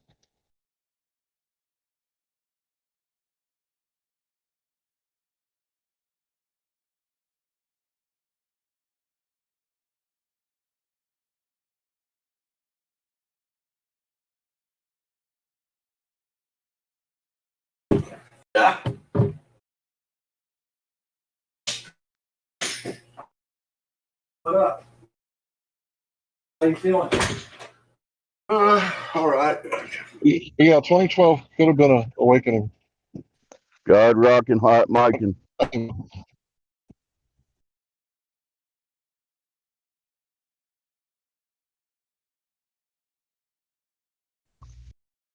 So, Heavenly, do you have any questions? Are you brand new to this? I Is am your brand new. mind, your mind is probably kind of blown a little bit. We're not trying to overwhelm you.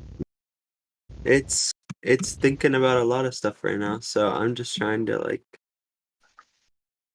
because Put it bluntly, they lied about the shape of the earth, and that's just the facts. We're just here to share those facts with you.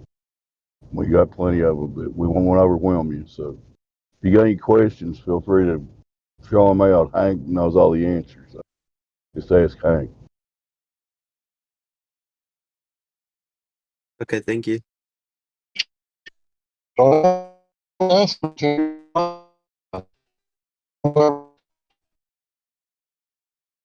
Hank, you're a robot. Unfortunately, he's got all the answers. He's also a robot when he tries to talk. But here's Indio. He has most of the answers. Right, Indio?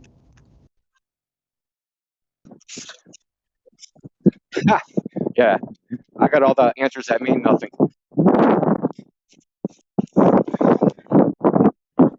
What's there to think about?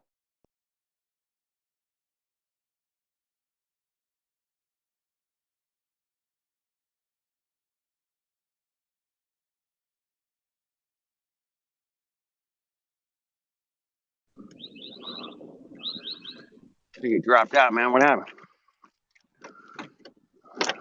You're still here, dude. I hear you. All right, cool. I just had some ahi tuna tartaria. Woo, it's good. You ever have ahi tuna? Oh, I have Star Kids tune out a can every now and then. That's about it. all right. It's it's a delicacy, Dave.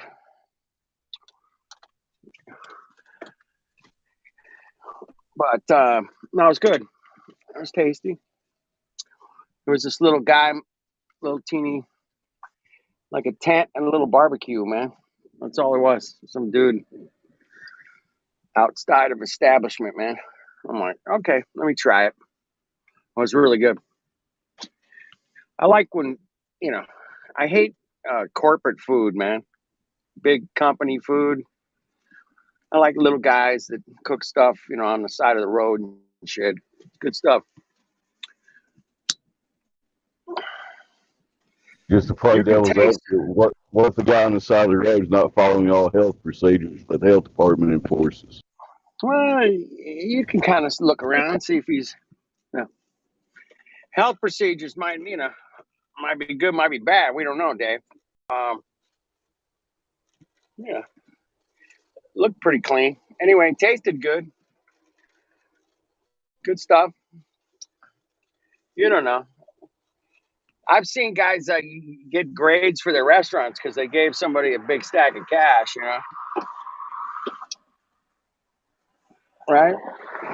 The health inspector takes cash bribes, is what I'm saying. I said I'm back. I had a phone call. Super windy microphone, man. We got you, Indio. It sounds like you got wind coming through. Always wind. Wind. Always wind here. Boston seems like it's windier than Chicago sometimes. It really is. It really is, man. It's windy as hell here.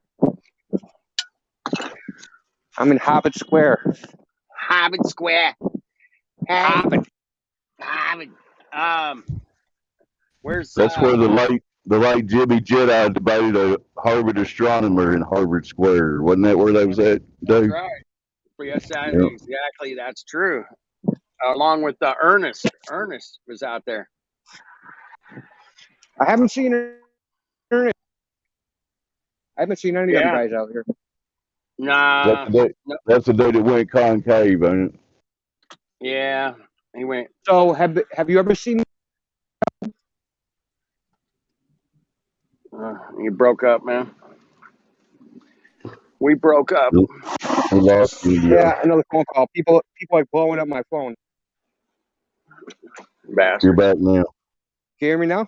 Yeah. So there's a video where they interview Harvard graduates at graduation. Oh wow, sounds fun.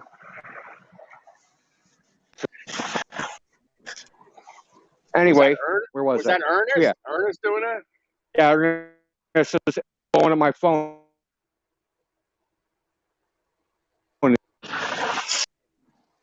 Ernest is blowing my phone. He said what I'm saying is not kosher. He'll live. He'll be all right. Anyhow, they interview these Harvard graduates, caps and gowns, all that stuff. They ask them, what causes the seasons? Out of every single person, only one person right in the Wow. Not too one person, surprising. and it was a journalist. Wow. Yeah, the people that graduated with science degrees didn't get it. That's freaking scary, man. That is scary. Especially Harvard, because this is where you come to, like, because if you want to pull the levers of power, this is where you go to school. Right. That's skull and bones territory, man.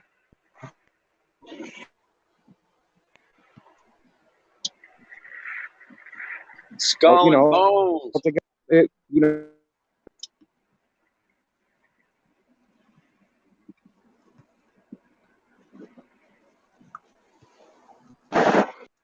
Might be me, Yes, man. I'm driving. Might be me. from what I remember, Jimmy Jedi School did astronomy are pretty good from what I remember. It was like 2016. It was 2018, but I think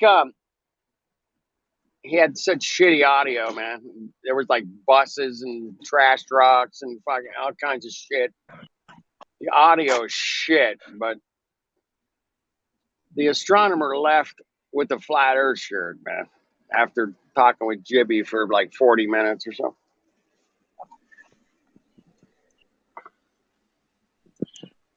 I remember that.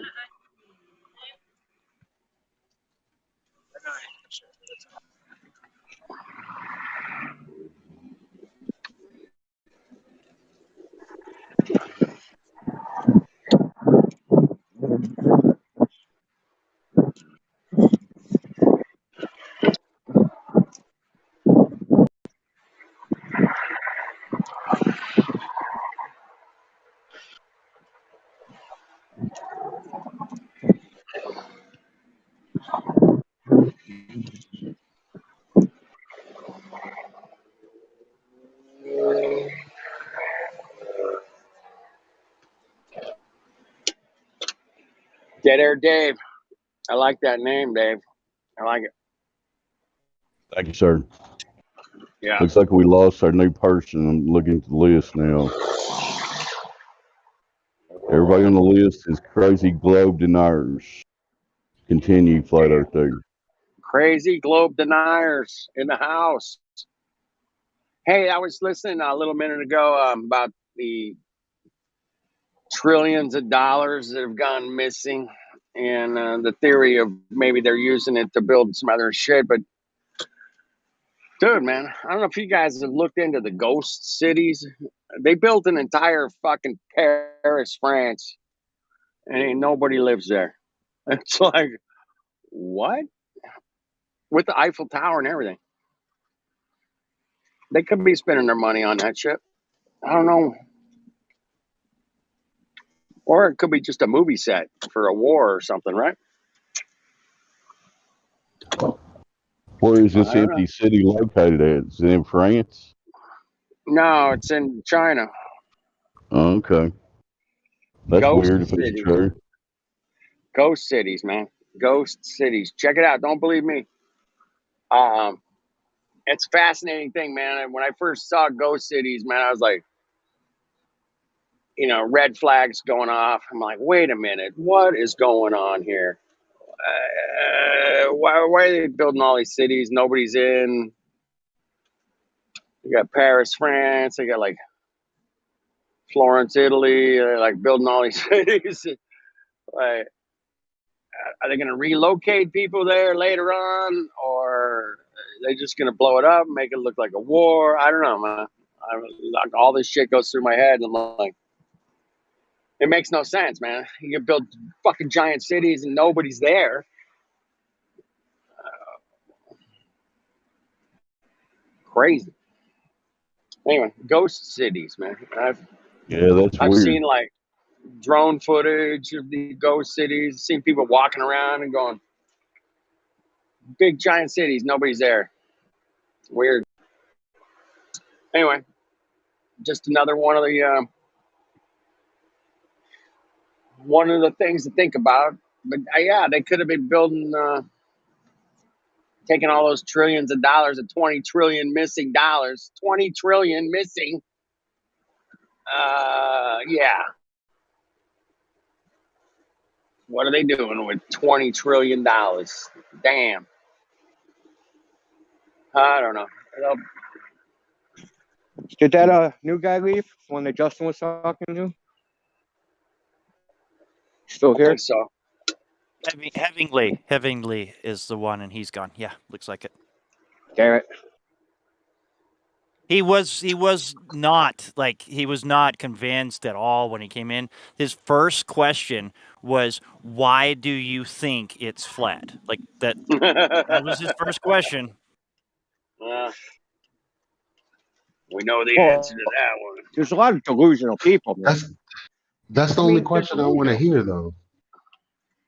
That's the only question I want to hear. Why do you think it's flat? Oh, Because it's that as opposed to why don't people fall off the edge? Why can't I see this?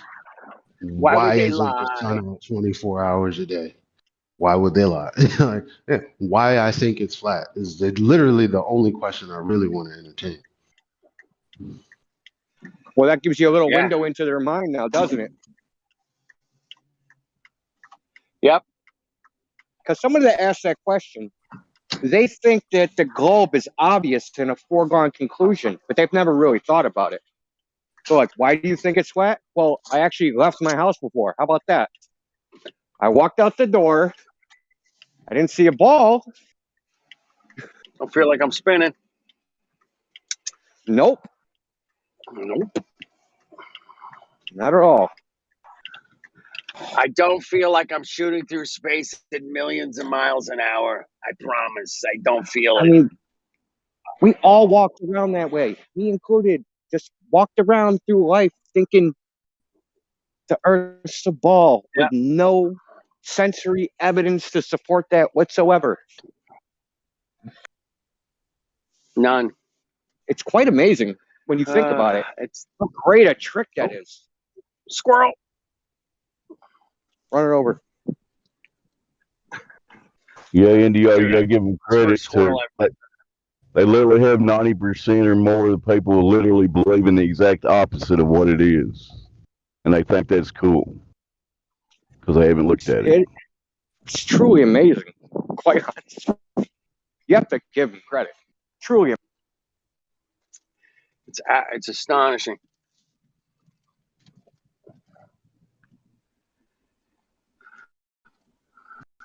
Well, there was a quote I used on PMT today, man. It was, people that believe in absurdities will also commit atrocities, man.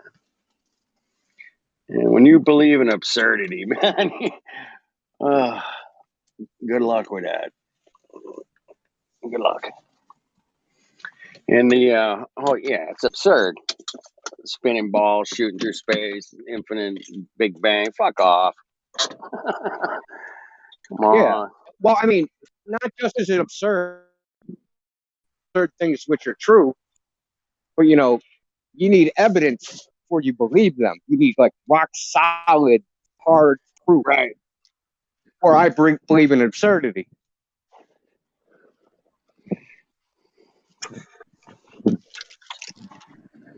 If you say something like, I can walk on my hands for 3 miles,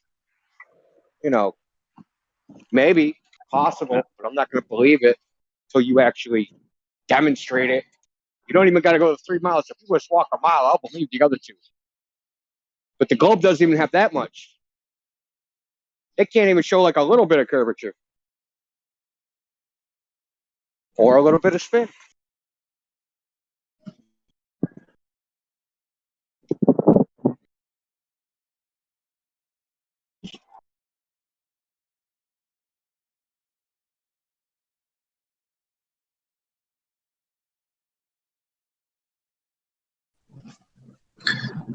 Does anyone know what McToon's regular job is?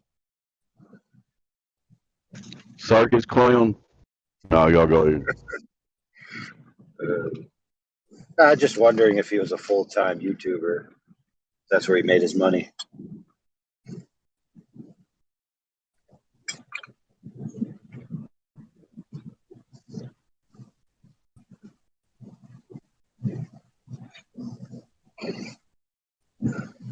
Watching the recent interview he had with Danny Faulkner on his show, talking about misconceptions flat earthers have about astronomy. And one of their conclusions was that Indio spends all of his life on Discord.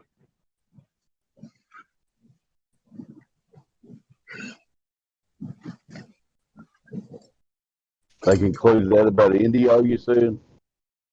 Yeah, I was curious because I was like, isn't McToon a full-time YouTuber? I mean, it's like the things that they insinuate. Obviously, it was insinuating that there's something wrong with that, even if it was true.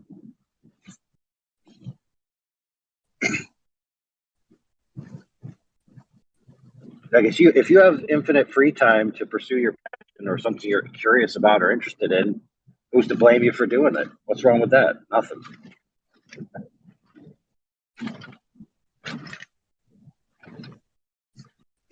I hear you. I agree with that. I mean, a lot of times I'm on here, I'm working.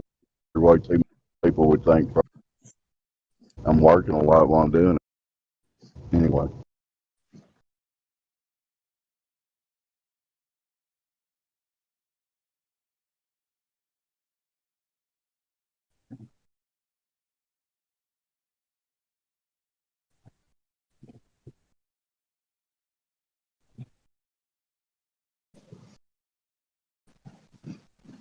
Yeah, evidently Danny Faulkner paid us a visit this morning, I think.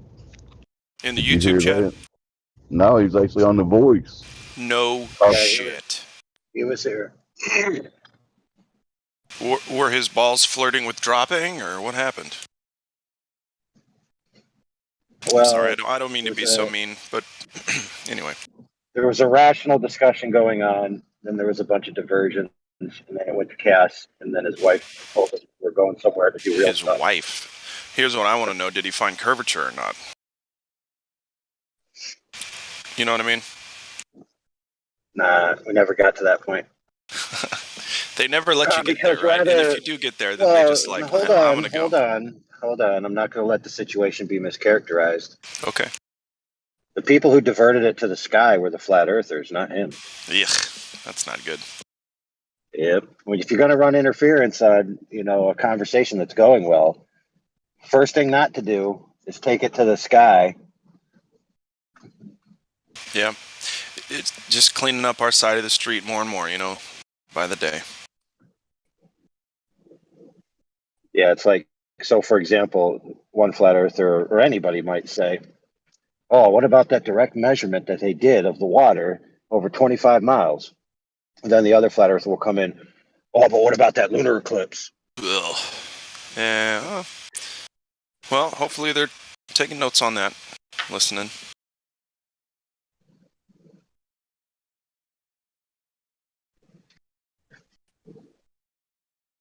I mean, I can always improve too. I just really want to see that curvature.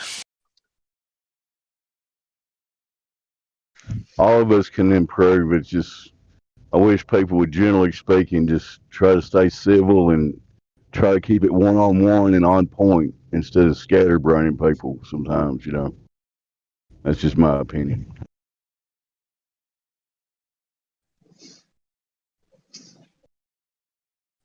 Well, there's been a coalescence in the past 2 weeks of an increased, from my opinion, push of the idea of astronomy. So this interview was 2 weeks ago.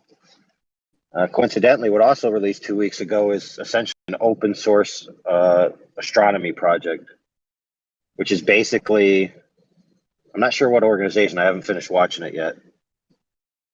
They're basically wanting just everybody to just submit information about the sky to them so that they can have this huge crowdsourced information of astronomy data. I mean, that should already send up red flags, but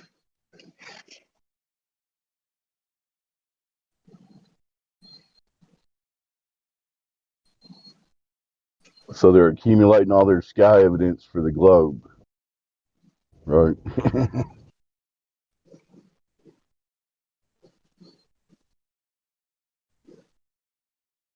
Well, they're prolonging, excuse me, prolonging the inevitable.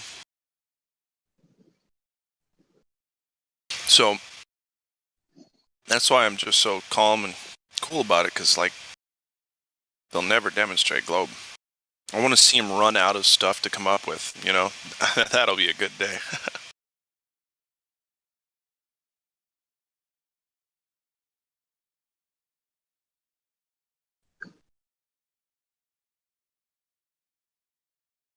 yeah, There's let me definitely going to be post a that. point where like they're going to mess up big time and there's no way out of it. I know that's going to happen soon. Yeah, eventually. You can only lie so much. And we just keep picking them apart, right? There is a tipping point for everything, so yeah, we're just kicking back, waiting for that one.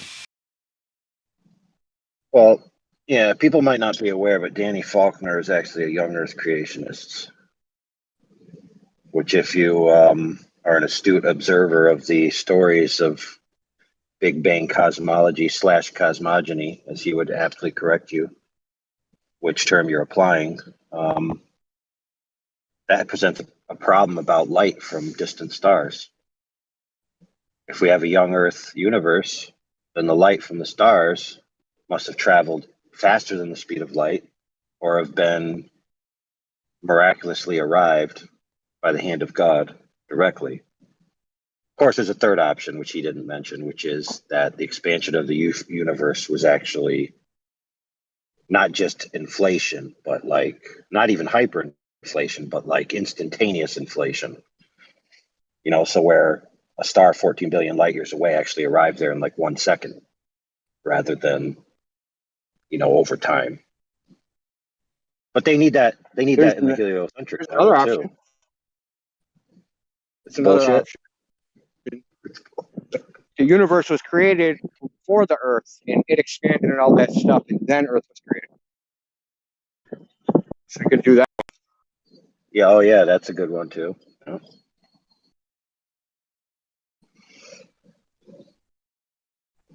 Because first there was void, right? Nothing says how old the void is. Right.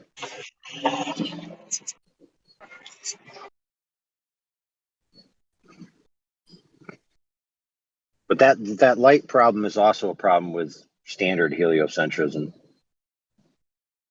for similar reasons. It's that the distances don't make sense with any of the models that they have. So they have to come up with, again, hyperinflation to solve the problem. Oh, they have all sorts of problems. They have disappearing stars problem. They have, so they use quasars to determine brightness, right? Cepheid variables. So some of them have just like disappeared or vanished or changed the brightness. So they measure distances using something called standard candles where they correlate brightness to distance. But if the thing disappears or changes brightness, then, you know, then you have a problem. It's like one of the cosmic distance ladders, if that's wrong, and they have.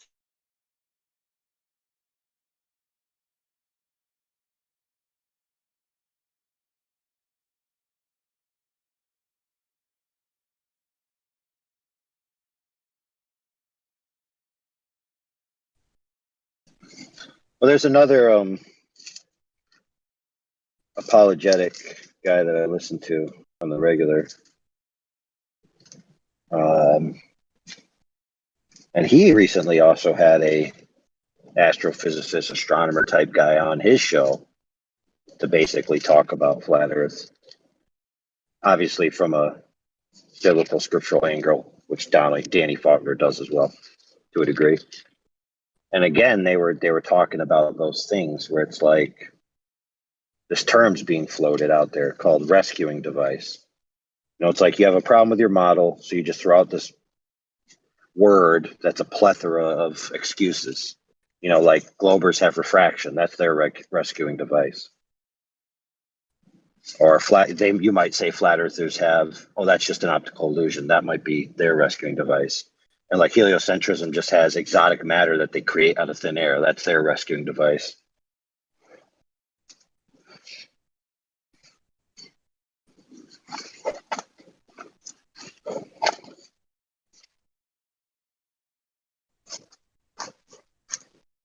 Oddly enough, Einsteinian model of the universe is a rescuing device for the failure of the Newtonian model of the universe.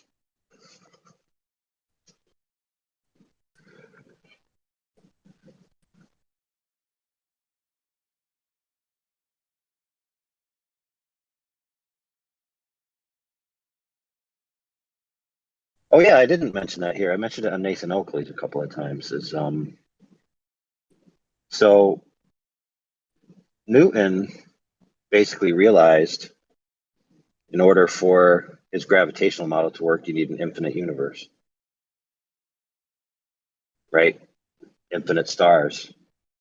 There's a problem with that, though. If there's infinite stars, then that means light would be everywhere. There'd be no place you could look that wouldn't be lit up. So instantaneously, that was recognized as a paradox that's self-evident, not true, because you can look around and see darkness. So Newton failed. And hence, a new model to rescue it had to be created. So what do you need? You need an expanding universe.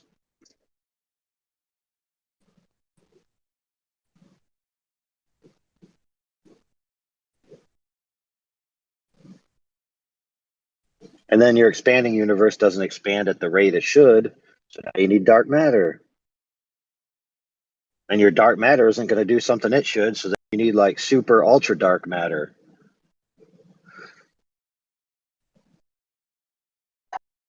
Oh, there's also some galaxies which are messed up because they have no dark matter, which screws their whole thing up too. What? There's so many holes. I mean, shit, man. If I listed them, I'd probably come up with 100 easy. They'll just say, "Well, we don't know everything." Yeah, I know shit. You don't even know the shit you think you do know.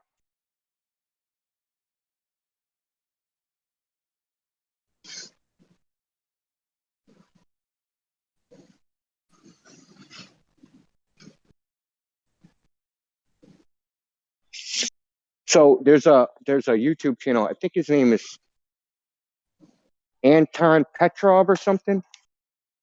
He's Russian or Ukrainian astronomer. Oh, yeah. Yeah, I you know love who I'm him. talking about, right? Oh my God, I Yeah. watch all this stuff because it's so. If you just watch that, the thing is, like, he'll start his videos with like, "Yeah, we just figured something out," and then he goes into the like whatever published paper and says it with such certainty, right? It's like how he switches gears like that. Like, here's something we couldn't figure out for a very long time. There's this paper, and now we know. Like, no, you don't.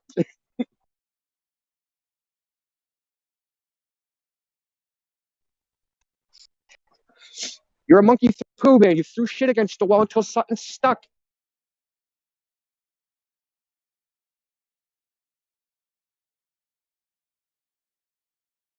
And this is one of If he the was being arguments. honest, it'd be like, sorry, but if he's being honest, it'd be like, here's a new story we made up. Right? Go ahead. Yeah, well, think about it like this, right? Make some observations. I have a bunch of data, and I just keep trying different mathematical technique after different mathematical technique for years and years and years until something fits. And then you make all sorts of declarations about proofs and like you have this whole story to explain it. No, dude, you just like threw shit against the wall.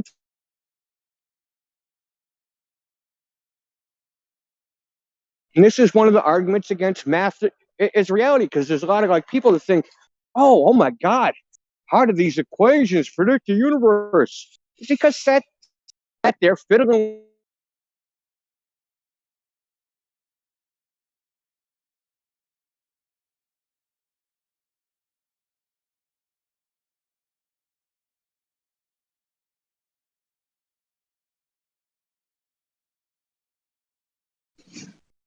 I Sadly, think you he got broke sucked one. into the windmill. Yeah, we lost the end of that. I don't know about you guys, but I just got it cut off. He cut off for me. Indio, are you still there? We lost your last couple sentences, Indio, if you can hear us. They wanted to stop him from talking. They always silence the truth.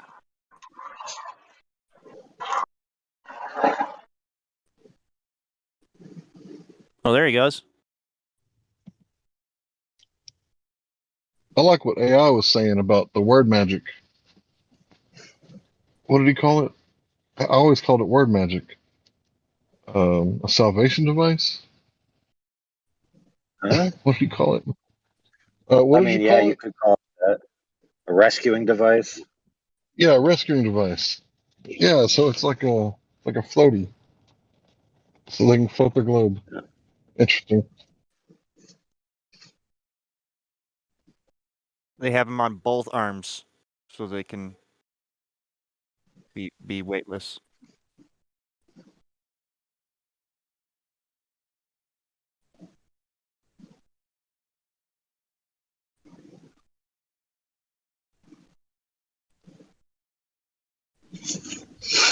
And then they wonder, if there's no gravity, well, why wouldn't you just float away? Refractions like the globe defibrillator. Yeah.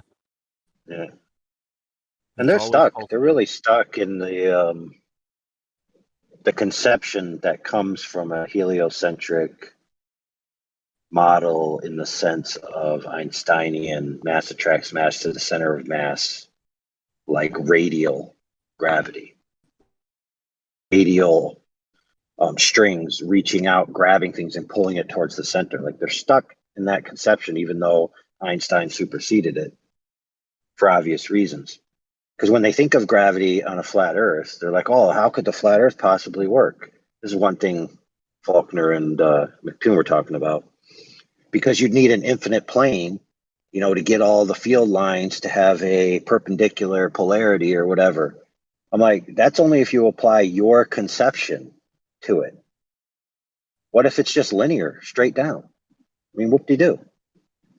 It also wouldn't have to be infinite. Wouldn't have to be anywhere close to infinite, because as it is, from measurement, we know that plumb lines don't go straight down. See, this is where you have globers that don't actually know the guts of the globe model, right? So in geodetic surveying, plumb lines curve because when they go measure it, it's not exactly perpendicular to the surface. So they have to do this corrections, curve plumb, right? So even McToon and Mr. Faulkner, who's a PhD, they're anti-flat earthers. And they run around saying, we're a bunch of dumbasses, but they've never actually challenged their own model and investigated it with a critical eye. They only go out and be like, where can I look at this proof flat earthers wrong? And that's all they do, instead of trying to falsify their own model. Hey, interestingly enough, I'm so glad you brought that up. It reminded me of something.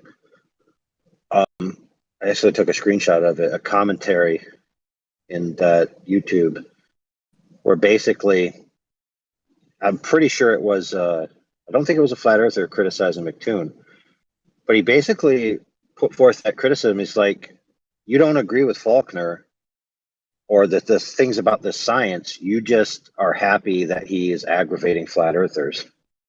It's like, so you admitted in your show here, or sorry, it was in a comment he made. So McToon made a comment, and this guy commented on the comment. He's like, you basically admitted in this comment that you don't really care about the science in this instance. You just want to aggravate flat earthers. That is I'm sad. gonna pull it. I'm gonna go look for it. Just for a second. One second.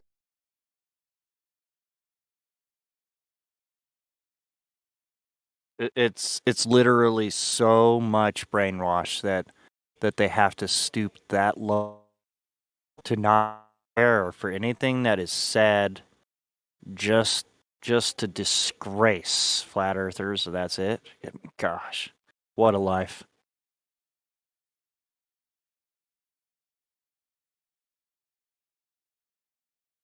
That's like most of the internet, though. Yeah. Google's for sure doing it now, and DuckDuckGo. Also, have you seen the paper I post sometimes? What is Gravity on a Flat Earth? Something like I got it. So what he does, he basically makes basically a cylinder, models flat Earth. And the Earth only has to be less than their radius thick for all the gravity vectors to be pointing straight down, right? Like they want. So the claim that it has to be infinite, that's just, this is like Vsauce. They just say stuff. You just ask them, did you actually do the math to check? I don't need to do the math. I thought of it. Oh, Indio, it does need to be infinite. If it's 0 inches thick. Yeah, exactly. Man. Exactly. One atom thick.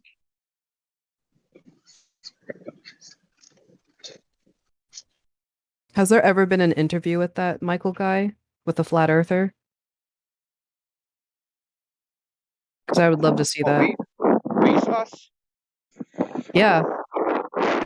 On my YouTube channel, I got him admitting that he doesn't know the Earth is a globe. I can barely hear you. I think it's windy on your end. I think that's wind? Yeah. There you go. Yeah, it's wind.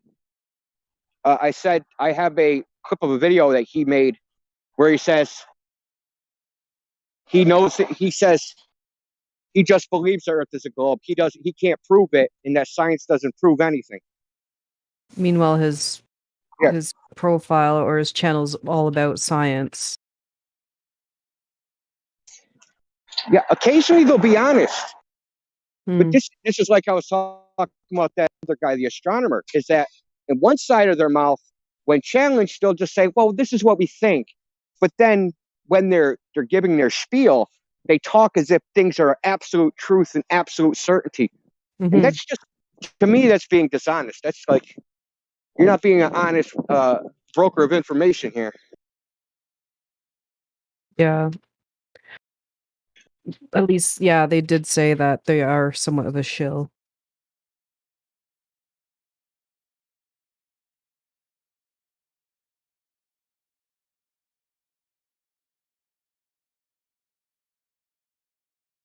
All right, I got it. Let me see if I can read it here.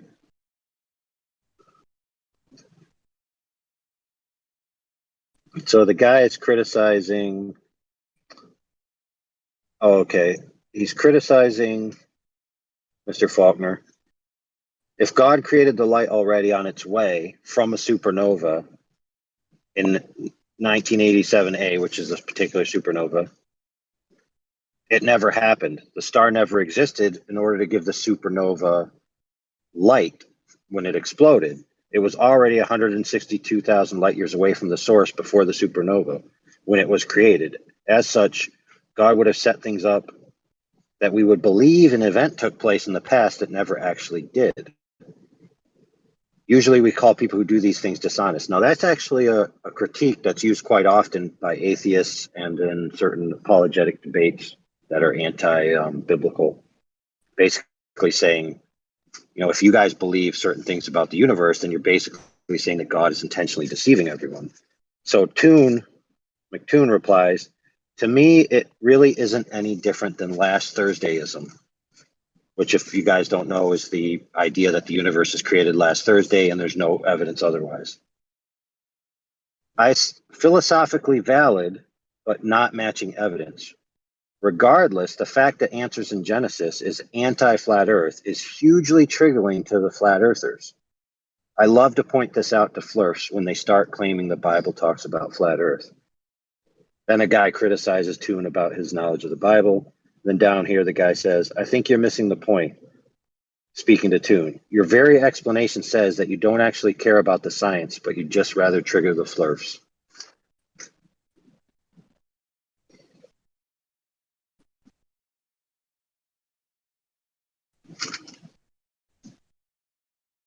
And that wasn't a flat earther. He was basically criticizing Faulkner that if Faulkner believes in a young Earth, then he should also believe in flat Earth.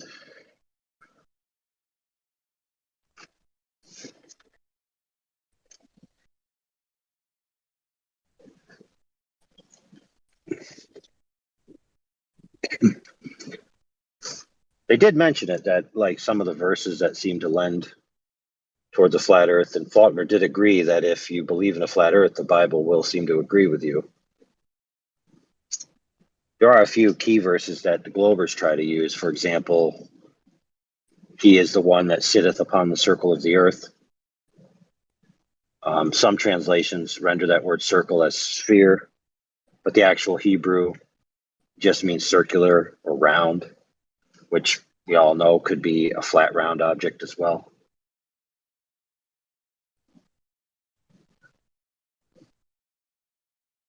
So Faulkner's position earlier when he came in here as well is that the Bible really doesn't speak one way or the other to cosmology. It only speaks about cosmogony, which is where it all came from, rather than what it is.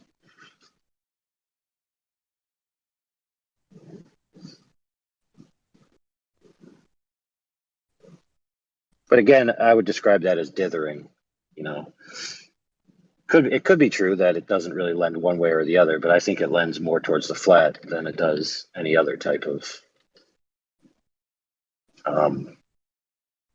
shape or design. I have a weird question.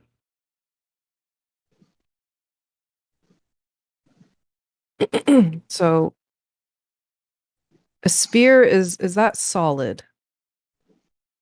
Like, is Not that the necessarily. definition? So it could just be a line of a circle. That would be considered a sphere? Yeah, a circle rotated 360 degrees around a single axis. So when they say that there's an atmosphere, what's sphere about that? Is it just the surrounding atmosphere? Like, is that considered a sphere? And if not, why is it Well, called an atmosphere? a sphere is also referred to in common language as an area of influence, right? So it doesn't have to be circular or ball shaped. Like Okay, if you that's the said to question I was asking. somebody,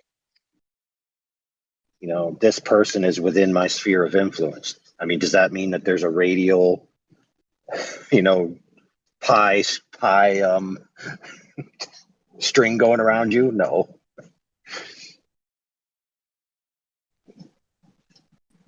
Yeah, I guess it's one of the things that made me think maybe the world is a sphere, because atmosphere, to me, it sounds like that makes sense. Like this was before. But I've Well, it's always a language wondered, game. yeah, I've just always wondered, like, does it mean the sphere as in like the enclosed circle of our world, like the petri dish? Or does it mean like the sphere as the globe? And is atmosphere like a term that is actually used with the globe, or is that with flat Earth as well?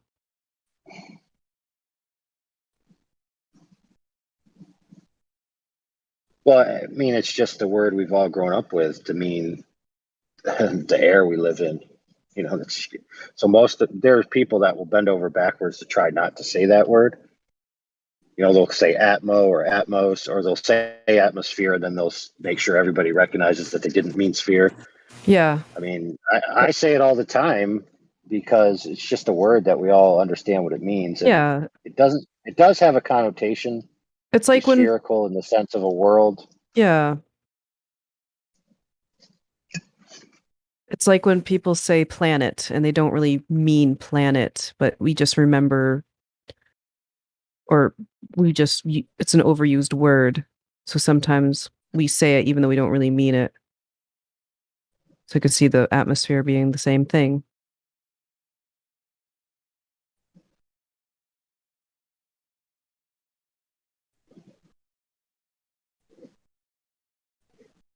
Think about all the words you use for that don't have anything to do with this topic. Like, I need a better sound system, so it's a better atmosphere in here when we watch movies.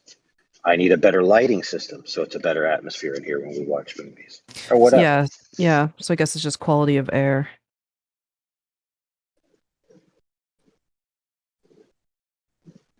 Well, either one of those doesn't have to do with the air. It has to just do with your surroundings. Environment. Yeah. Yeah. Yeah, and those surroundings aren't spherical. Air takes the shape of the container it's in. Yeah, that's what I figured. That's what atmosphere could mean, like the petri dish that we're in, if you could consider it that, like the circle of the enclosed shoreline. Whereas if I was talking about myself like back in the past, atmosphere was one of those words that would make me go, okay, well, if the world is flat, why do we have the term atmosphere? And I'm thinking, is it with the globe lie? Like, is that a word that was made with the globe lie, or is that actually a legit thing that we have in our world? And it's called atmosphere for the circle, not the physical ball. But yeah, thanks for Well, we definitely have an ambient air system that we live and breathe and move around in. Yeah. You could call it snorkel. You could call it snorkelblork, and it'd still be the same thing. That sounds like a Rick and Morty thing. But yeah, thanks for summing that up.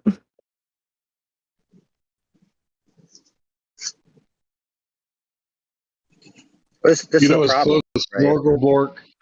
Sorry, go ahead. I was just going to say this is a problem that the Globers often fall trap into, and to be fair, lots of people do, where they allow the etymological or definitional sense of a word to impose itself on reality. You know, for example, if you say atmosphere, and then the Glober might say to you, "Oh, see, you're admitting it's a sphere." Like, no, that's just the word we call the air. Yeah, that's my point I'm trying to make. Like, sometimes Exactly. those words could pull you out of it. Like, if you're trying to learn the real truth, those will keep you from exploring more. Especially because I thought I thought the moon was a sphere and we could land on it, even though I didn't believe in the moon landing. So when you tell someone that it's not something you can land on and it's actually smaller and we can't reach it, that's when you show people, okay, cool, like we're not in this spherical world that we think we're in. But yeah, that word is tricky. Let's hear what Hank has to say, and then I got to tell you what Arwen has to say. Oh, the Snugglebork. It sounds like snow globe in some other language, so it's fine. Yeah, it reminds me of Yeah. those little creatures. They were called. I can't remember what they were called. If they were called snorkels or whatever. It was an old cartoon. They had like a bent straw on the top of their heads that they breathe out of. Yep, I was born in '82. I know all about the snorkels. Yeah, That sounds very familiar now. similar to Smurfs. So now I want to tell you what Arwen has to say, which is genius, by the way. He said you could just replace all these buzzwords with Smurf. So it'd be like I went outside and I saw the Smurf, and then I looked up at the Smurf, and then I smurfed the Smurf, and I came up with Smurf. Therefore, Earth's the globe. Yeah, I guess that works. Because the Smurfs use the word Smurf to explain everything. Yeah. Yeah, but you really shouldn't make fun of the Smurfs. You know, they're gray matter in their brain. It's a very small amount, you know, so they do the best they can, but the Globers have no excuse.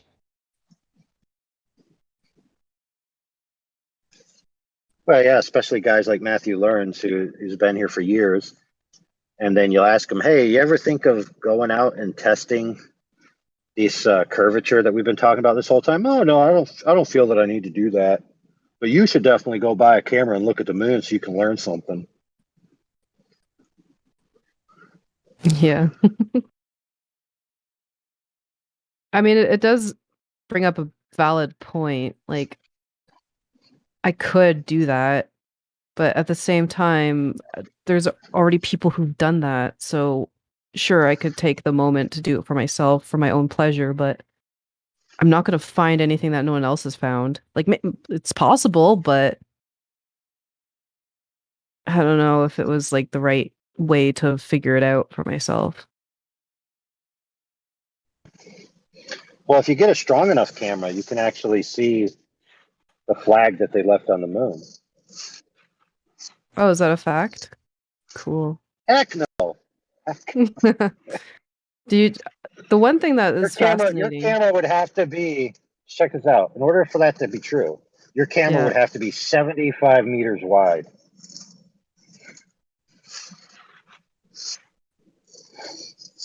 Yeah, no such optic exists. Yeah, but are we talking about like the moon miles away, like that? Like, The point I'm just making is there's no way to verify any of their stories. yeah. There's nothing we could do to verify anything they claim about the moon, except like phases and stuff. About it.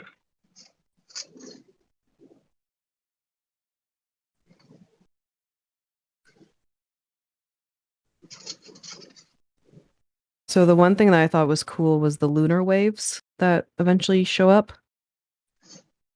like the ripples.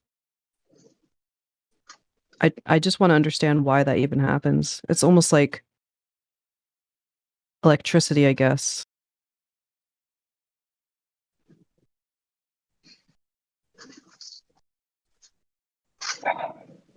Well, so I've not done a great deal of research on the lunar waves, so this may be an argument from ignorance. But if the ocean waves, why wouldn't the waters above wave? And if they did wave, could you be able to slightly detect it? So I think it's like when we see the turbulence on the stars, and they're all twinkly looking, and it looks like the Yeah, it looks turbulence of like the light at reflection the in bottom of the water. pool. Yeah. Yeah. So I think it's the atmosphere. I don't think it's the moon, but I think the moon Oh, illuminates it. okay. That's just my opinion. Yeah, because it distorts it in a way. Like, I'm not sure if it is entirely the moon itself doing it, but it does distort it as if like it almost like Like a cold front. shifts the look of it. Yeah, like a cold front. Yeah, so I guess that could be the case that it's unaffecting and it's actually like the water supposedly.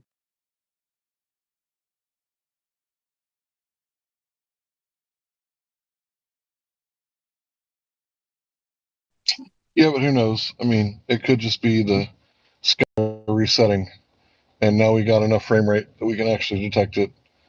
I don't know. I just don't think the moon is like translucent. I think it's solid. Well, not solid. Let me rephrase. I think that it's, yeah, not translucent. We'll go with that. But, you know, who the hell knows, right?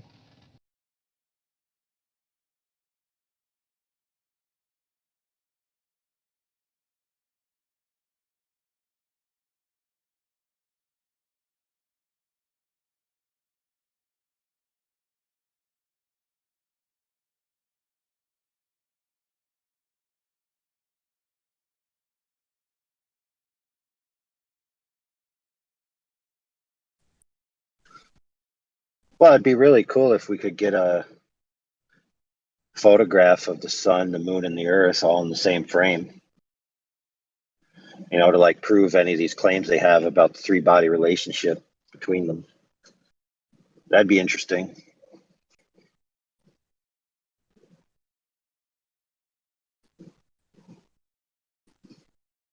Well, from where we're standing, we could see the moon and the sun, and there's no way to like kind of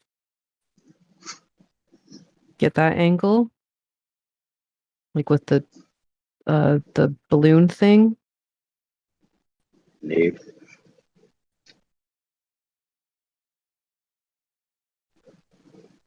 Sure, there's like a day you could do it, like before the eclipse or something.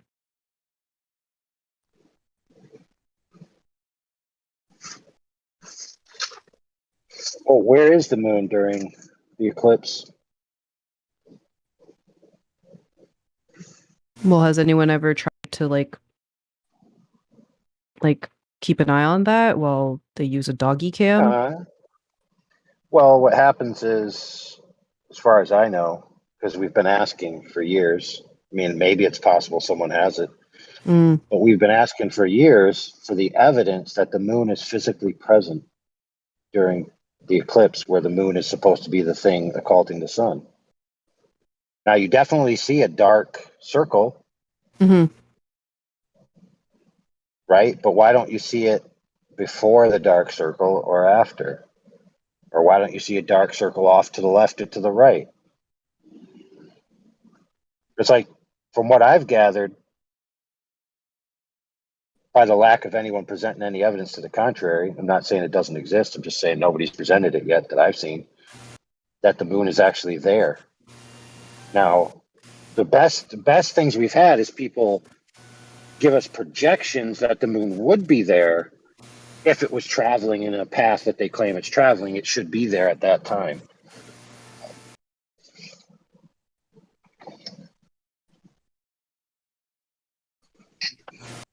So for me, I'm assuming that if it's the right size at the right time, that's 2 or more confirmations. That's usually what I go by. Like if I can confirm something twice, and by the right size, I don't mean the shot on the Earth. It's definitely the wrong size, the shot on the Earth. But I'm talking about the apparent size. It's apparently the same size as the sun, except for on an annular eclipse. That's when you get the Ring of Fire eclipse. But that's a rare one. We don't see that one very often. I've only seen it once my entire life, and I had to catch a glimpse of it as it was going down. So I never actually saw the full totality annular eclipse. I only saw like a piece of it because it happened from like West Texas all the way to like California. I think they saw it, but in East Texas we didn't see it.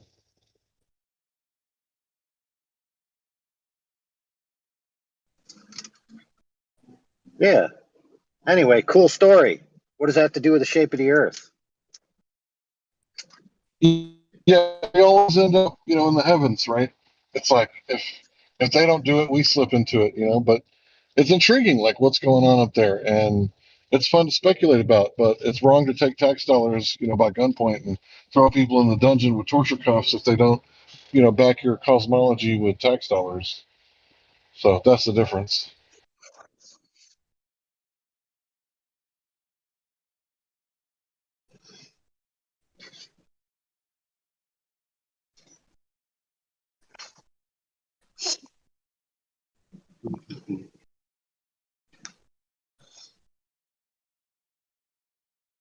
Yeah, the only interesting one is when the globe earthers claim that the Earth is, casting a shadow on the moon. It has to be a circle to cast a shadow. And then you show them a GIF of a paper towel roll casting a circular shadow on the moon. And then you're like, oh, cool. So the Earth's a paper towel roll. Thank you.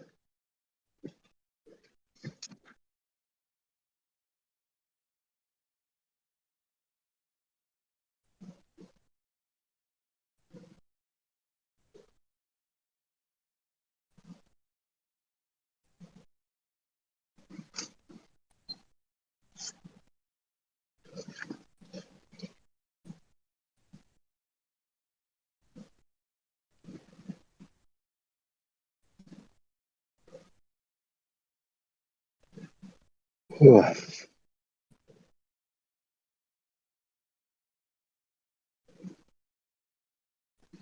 Yeah, let's see. It's lights in the sky, irrelevant. Let's see what else.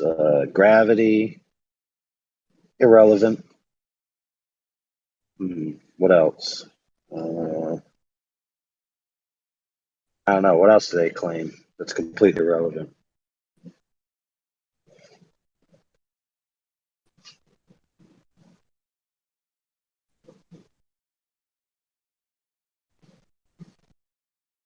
They claim Snell's law, even though they have no boundaries, and they don't have the angle of incidence, or... Yeah.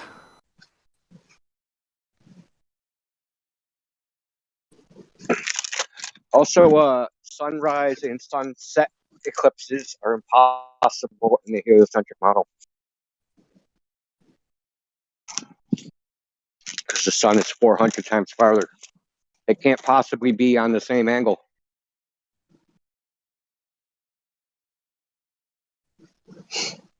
Because the horizon dip, remember? Yep. Yep.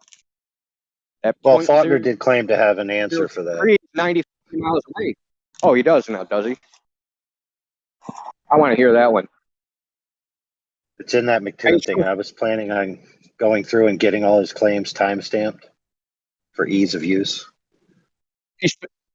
He specifically talks about horizon eclipses? Well, if you mean the Selenelian style, then yes. No. Well, that's not about any horizon, any eclipse that happens at the horizon, sunrise or sunset, is impossible in the heliocentric model.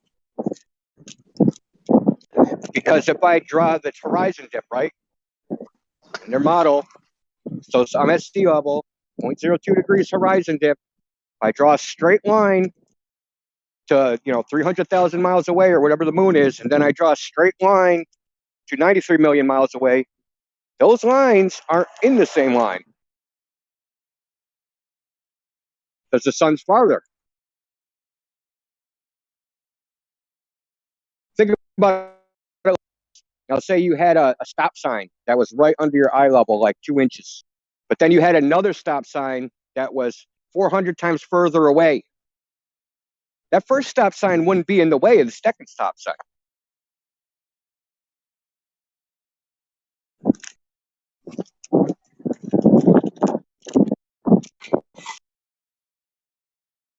So a flat earther named Mike Bowl figured this out. And of course, Culver's try to say refraction. There's no space refraction, so they have a problem.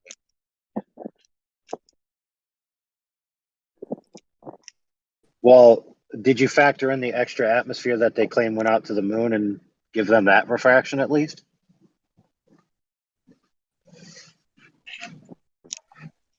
Refracted shadow.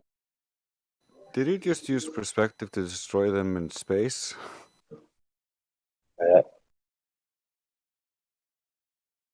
Perspective from outer space.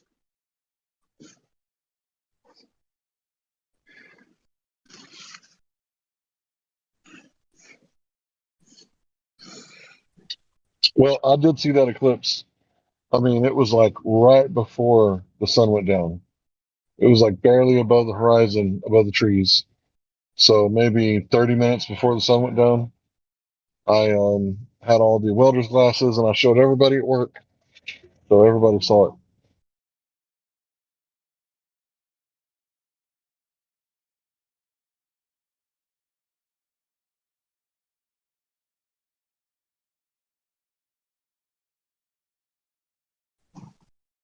Well, anyway, the standard answer to the Selenelian is that there's atmospheric refraction, which makes things move up half a degree. And the size of the three bodies is different. It's, I want to say, 1 degree in your field of view.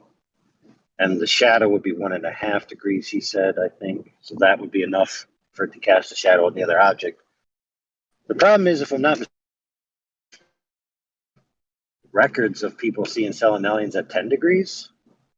I can't remember exactly.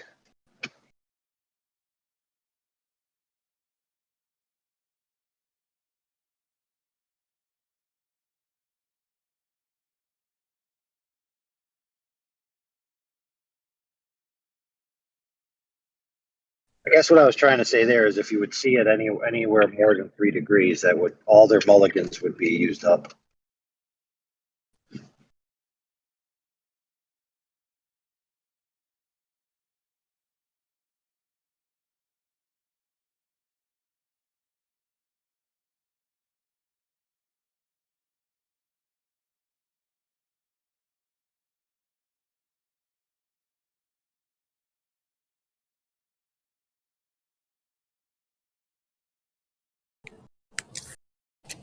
So what you're saying about eclipses on the horizon, there would be some type of like refraction parallax kind of thing taking place? Is that kind of the idea?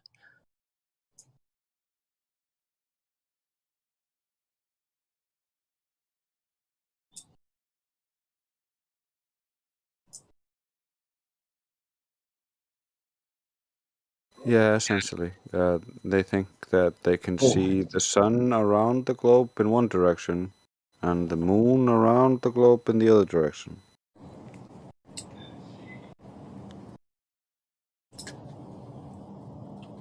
Right, for a solenoid, right? There's alleged refraction in both directions that is pulling the sun and the moon both above the horizon, when in reality, or in their head, in reality, both are below the horizon but are being refracted above it so that you can see the solenoid eclipse take place. But were you previously talking about an eclipse that takes place, not a solenoid eclipse, but another eclipse that would take place close to the horizon, being visible as it's close to the horizon, both objects at the same horizon?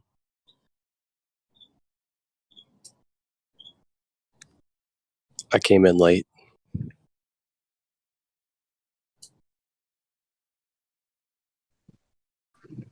India was basically saying that the point of view from your perspective out to those objects is a completely different angle, so they're not in line. So you wouldn't be blocking one or the other's path.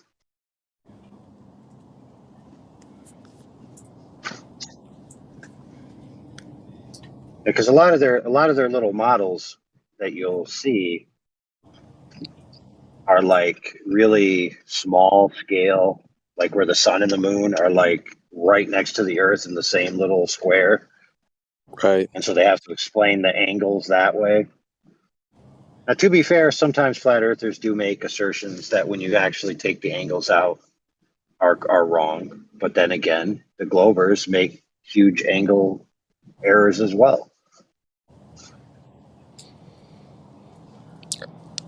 Yeah, I guess really it comes back to trying to apply orthographic views to views from perspective and not doing it correctly, right? Right. Oh, by the way, what you definitely cannot do if the only factors you have in there are geometric relationships. If you just draw straight triangles and don't take any optical effects into account, I mean, your conclusion is wrong, period. We don't live in a universe with ideal perspective. That only exists on paper and math.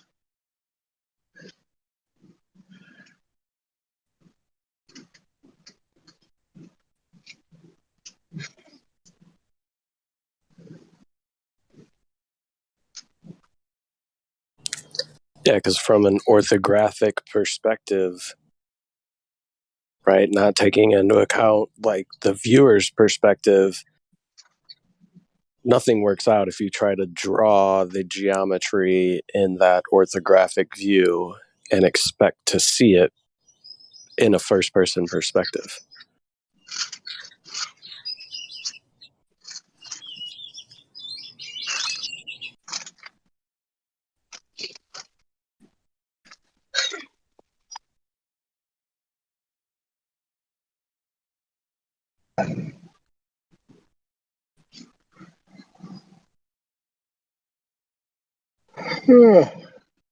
Excuse me.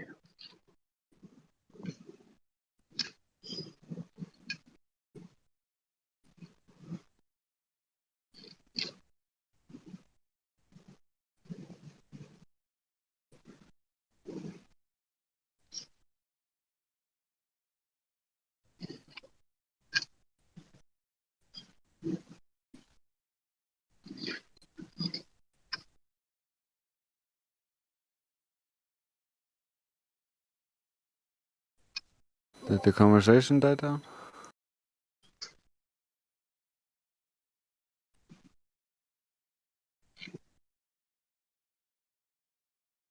Oh no, there's just so many ways you can say you can't geometrically make up answers for the optical field of view just because you put it in orthographic view and think you drew the angles correctly.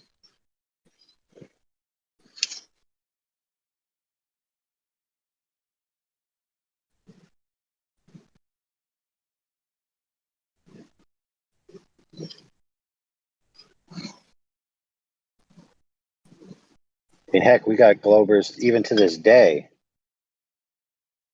after never having included any of this, finally saying, "Oh well, how would you explain it?" Like I don't know, dude. Why don't you get a piece of paper out and start drawing it out, try to figure it out?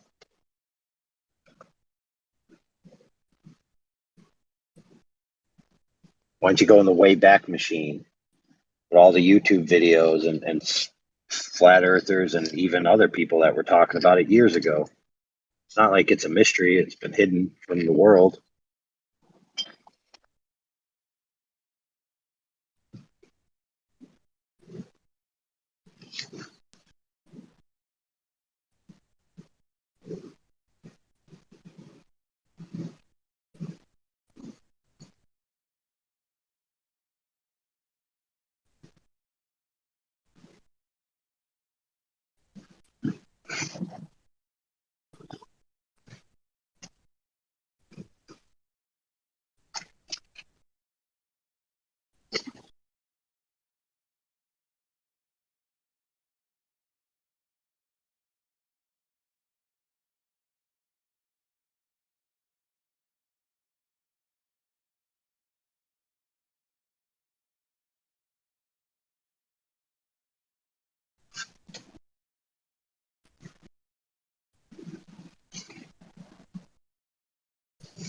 Yeah, you got a Glober. They'll come in here and be like, perspective is a linear function. Everything recedes into the distance in perfectly straight lines.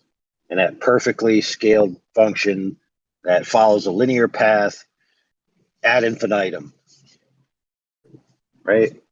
Be like, well, then how can I go to MIT lectures and watch a professor talk about how it actually takes off at a certain range? As things approach 0 degrees in your field of view towards your angular resolution limit, it's not linear. At a certain range, it becomes exaggerated, hyperbolic, faster than the other rate previously. So things wouldn't just fade away evenly into the distance. They do that for a while, and then they reach a certain range, and then they instantly disappear.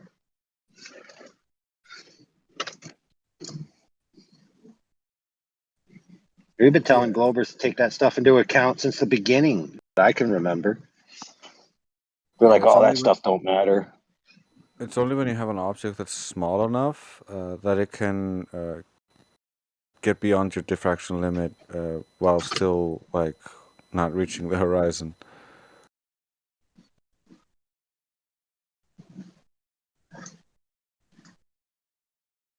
Kind of like with a piece of hair. You can see the piece of hair up close, but as you walk backwards, the piece of hair slowly fades out and you can't see it anymore.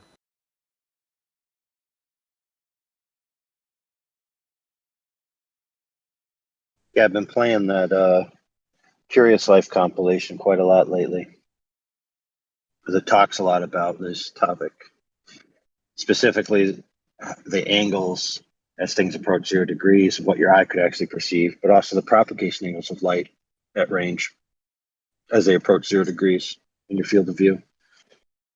Like when those two things coincide, everything goes bye-bye.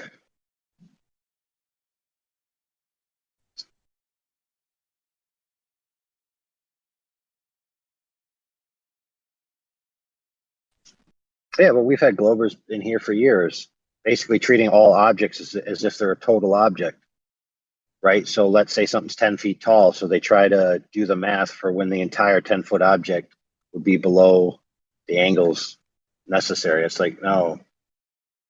What about the bottom 1 foot? What if it's just the bottom 1 foot that's in that angle where the light can't reach you? What would happen then? Like, oh no, it's a whole object. It's like, whatever, dude.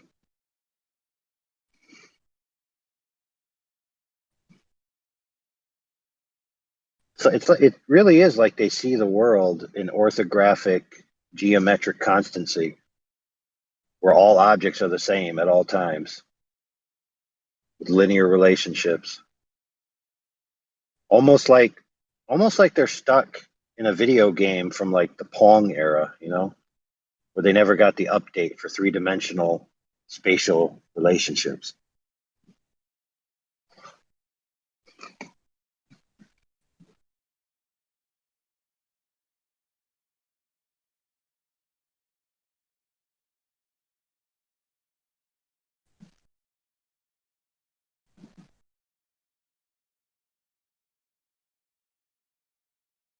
That's all it takes, though. All it takes, do a little bit, go out there, see an observation for yourself, where there's absolutely no possible way curvature is present, and you watch the bottom of something blink in and out of existence.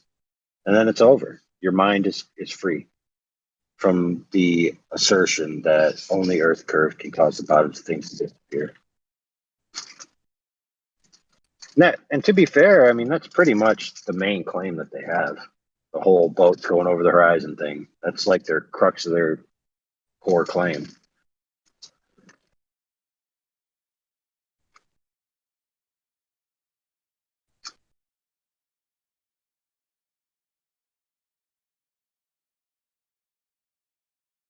Sounds so simple, but many of them, like Matthew were saying earlier, they refuse or just don't want to go do stuff like that.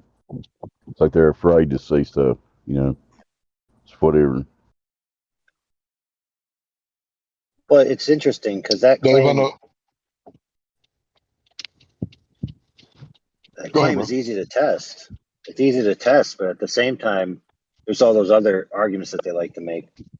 But like I've experienced in the past, and some of you have as well, that some of the top arguers of quote unquote big names that used to come around here, like when they're pressed for what the real evidence is that the Earth is a globe, that's the evidence they present.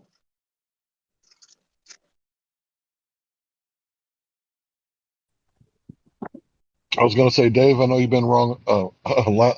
I know you've been alive long enough to remember. That's not even the correct sentence. One more try. I know you've been around long enough to remember Cathexis and his, what was it, the left brain prison? Are you trying to say that, some of these ballers, maybe even like Matthew, maybe in a left brain prison? It's all I know what you're talking about.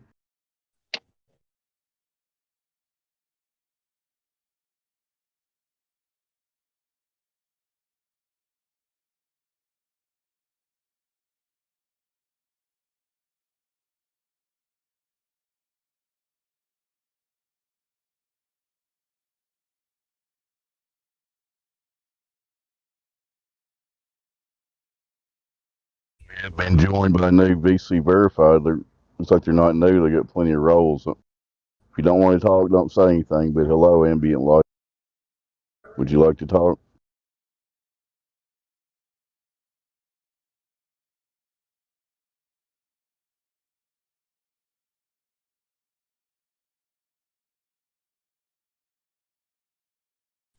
Yeah, they're right to remain silent. It's no biggie.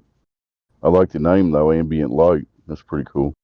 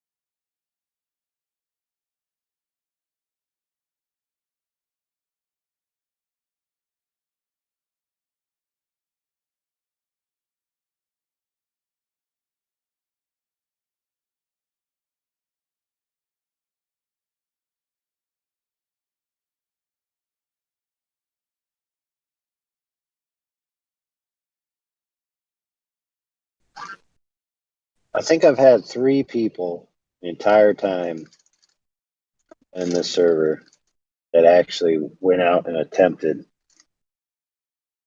to at least create some kind of test for themselves to see whether they could make the bottom of something disappear without Earth curve being present. The rest of them just completely never even try it.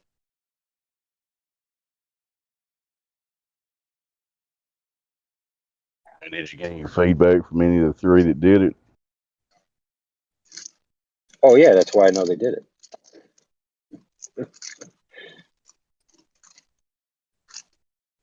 Now the one guy he did it right away. He actually went out into his hallway and tried to do it, but I don't think his hallway was good enough. Later on he went to the river and he sent the evidence, but he didn't actually go down into the river. I was telling him, dude, you got to get down to the lowest angle you could possibly get. But, I guess that would require getting wet, which is too much, too much of a sacrifice.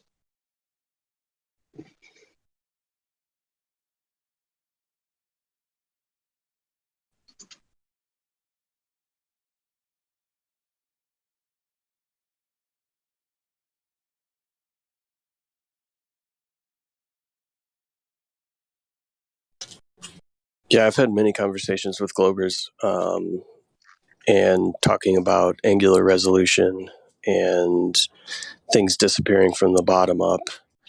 And I always let them know that they can personally go out and test it for themselves. None of them have ever come back and let me know that they have actually performed the test, unfortunately. Well, that's because probably some of them, their cranium exploded and they literally couldn't because they passed away. They're like, holy moly, the earth is flat. Kaboom! Right? I think lots of times when you can tell people that they can go out and test these things for themselves, they start to really back down from their arguments lots of times. And they kind of just check out or suddenly have to leave the conversation fairly abruptly. It's like, no, this is something you don't have to trust anybody. You can go out and experiment and demonstrate for yourself.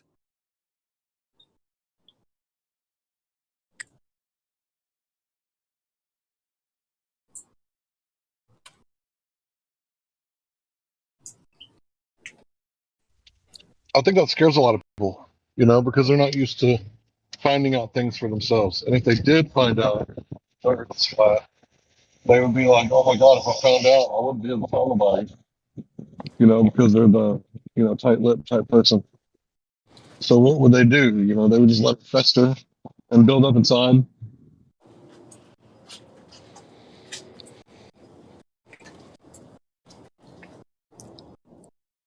Yeah, I think it also scares them, the fact that when talking about, this specific aspect of the arguments, right? I think it really scares them that our answer lots of times is, hey, this is something you can go do for yourself. They kind of start to clamor at the fact of like, oh, I could actually go do this instead of just trust and believe what I've heard. Fuck it, I'll just go ahead and continue to trust and believe what I've heard.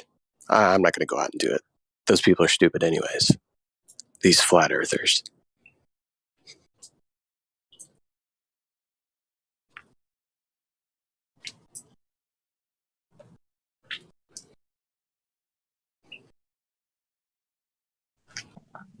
If we're so stupid, then how come the government has to have social media, to hide us in the corner? Who's old enough to know what the dunce cap is?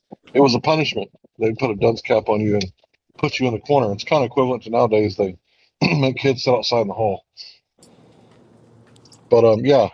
So they're not like removing us completely from the system. It's just like we're shadow banned. Like it's hard to find good flat Earth research, especially after the government requested do something about the flat Earth and the fake news, right? So that kind of stuff we expect North Korea to do it, not the land of the free. So it's really weird. Did you got to ask the government? Did anybody ask you to ask that, or is this just something you like took upon yourself? That we're gonna regulate free speech. Like, how do you regulate free speech? Oh, you just shadow ban them so that it's not obvious that they're not on the internet, because they are still on the internet. They're even on the big platforms. But good luck, finding the good stuff, because it's always flat Earth Society and people like Professor Phil.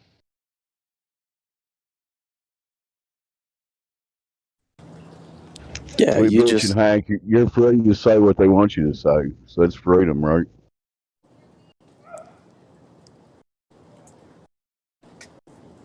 That's right.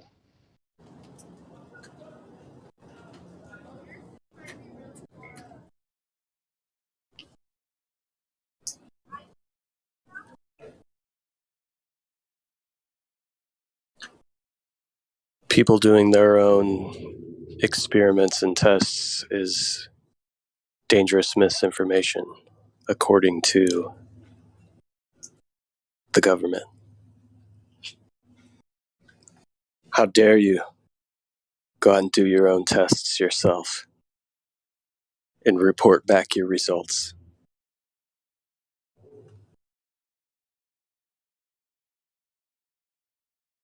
Yeah, it's not like you're a scientist. You're not qualified to go do that yourself. Just believe what we tell you. Yeah, you're not properly licensed to set a camera on the ground at a very flat surface and move an object further away from that camera. You need proper credentialing to do that.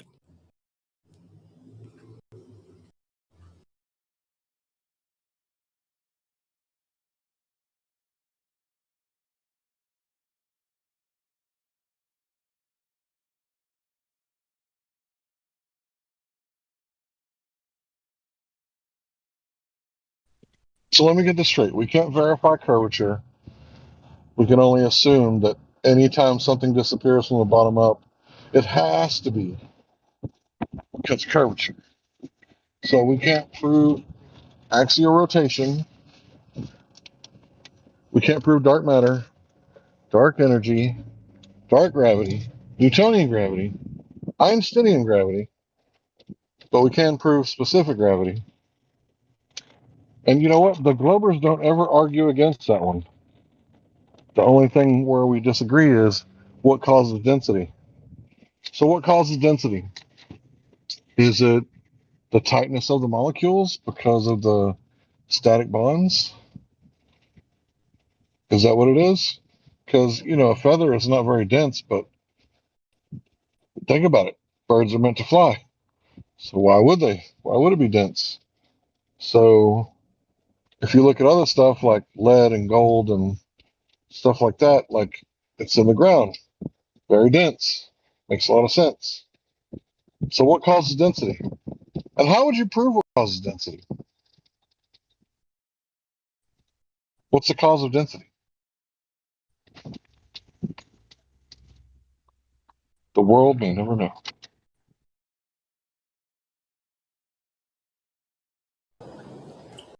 It's refraction, I'm pretty sure.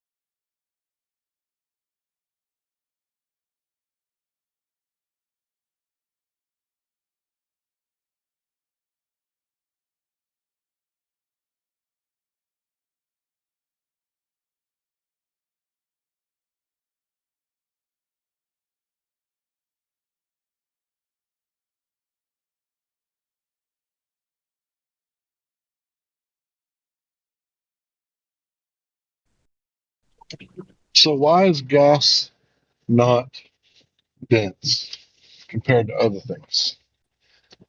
So the particles are like not bonded. They repel each other. Okay, so what about liquid?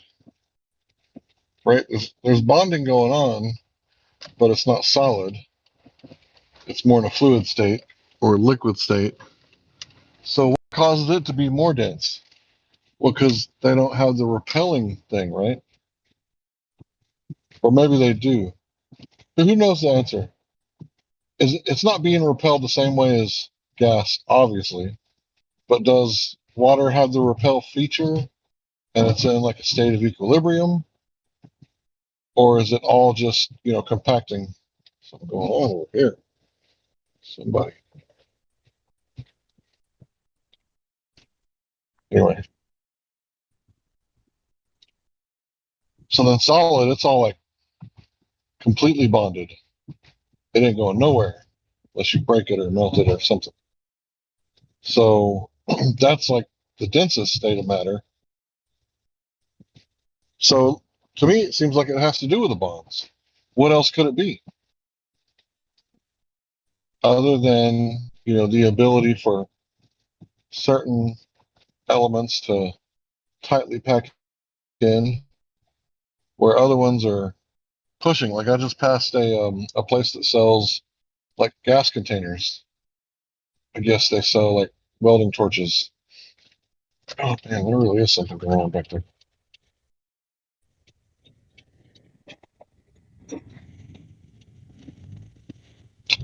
So it's like driving by all that gas. Normally there wouldn't be that much gas in that tiny little space. It's like it has to be contained. That's the only way there's that much gas there. So if you were to if you wanted to see that much water there, like a really good rain, and it would all flood out, and there could be that much water there, no problem. Or a solid, a half a truck of rocks, that would be enough. So what causes density? Is density caused by gravity? How would you prove that? Show me the way.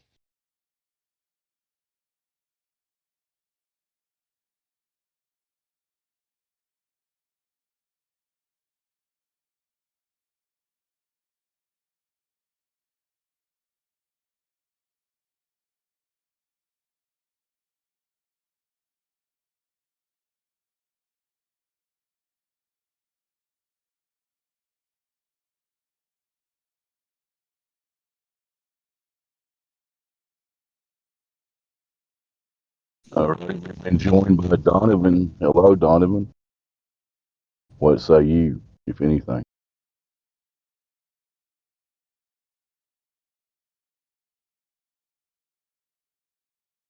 And Kendall would like to talk to you. That's right, Donovan. We spoke before, didn't we? I remember your name, which is rare.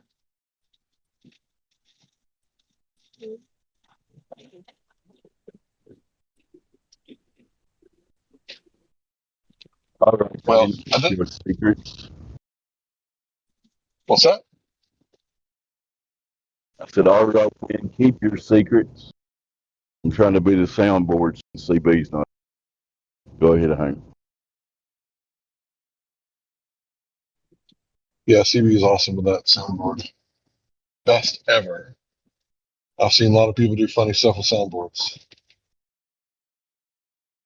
But yeah, Donovan, if you don't want to talk, you just want to listen, that's fine. No problem. Yeah, we don't care. So back to bonds. Oh, What causes... he asked a question. Hi, I was wondering about seasons. Does your mic not work, Donovan?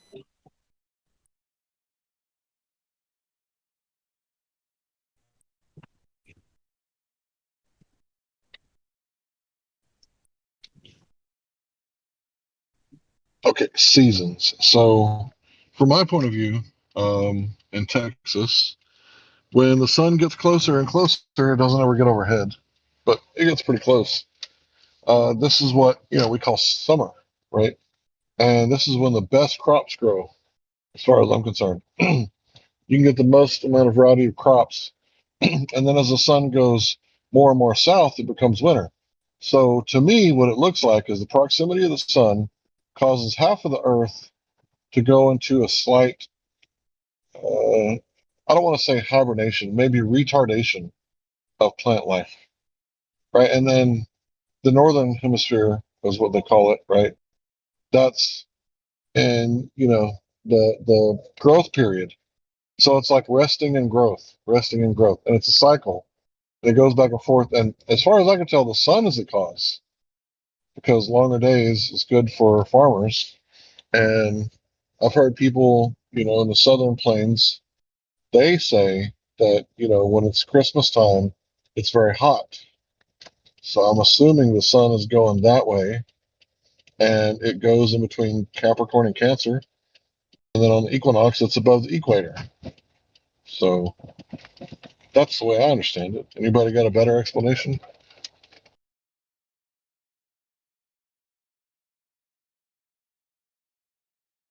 I think you covered it pretty well. It's just the movement of the sun in and out between the tropics, passing the equator every 6 months, right?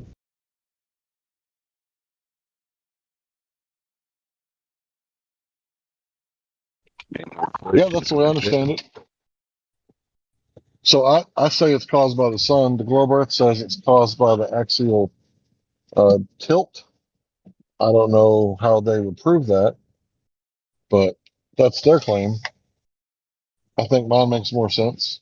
So we all witness proximity of the sun. As it gets closer to the zenith position, it gets hotter. And I feel sorry for the people from Ecuador because those people apparently get 2 summers. It's got to be really hot down there.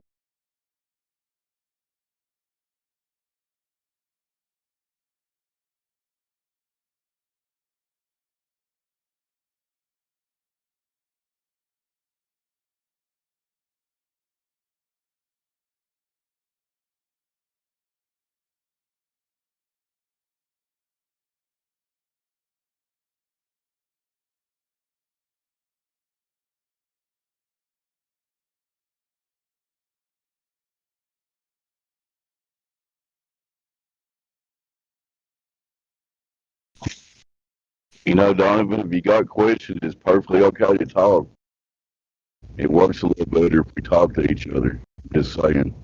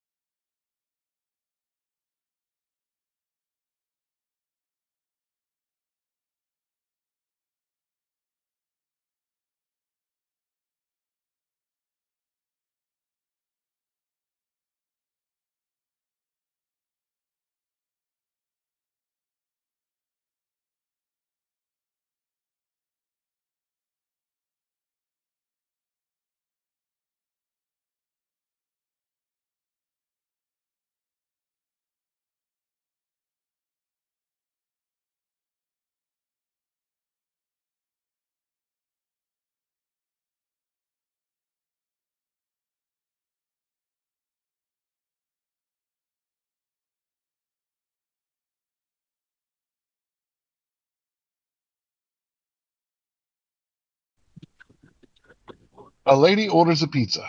She said it scrambled. I know not to scramble my pizzas, but I didn't argue.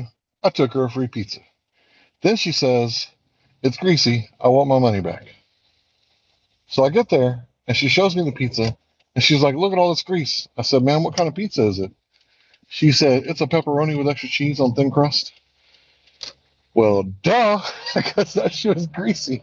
Pepperoni and cheese is like straight up grease. I mean, it's solidified cow mucus. Come, what are you thinking? You got a heart problem? So I had to give her money back. So she got two pizzas, all of my time, and her money back. And she's not even going to eat it. She said if she took one bite, the doctor would put her in the hospital. But people with heart problems know they can't be eating stuff like pepperoni, salami, cheese. Those days are over. But people are people.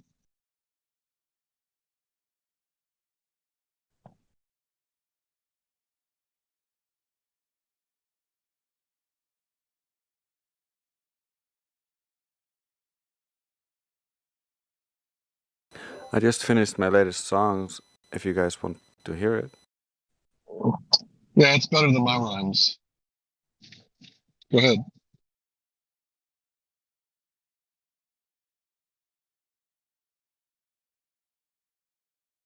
The truth is subjective, but it's not always obvious, especially when we have preconceived ideas about what it is. Please wake up. Do you know the truth? Do you know the truth? Or will it break you? It's about how we respond to new information, shutting down over curiosity and elation. It's the fear of new things blocking innovation, a fear of old things, a forgetful nation, a fear of facts, a moral resignation. As per design, it's the plantation.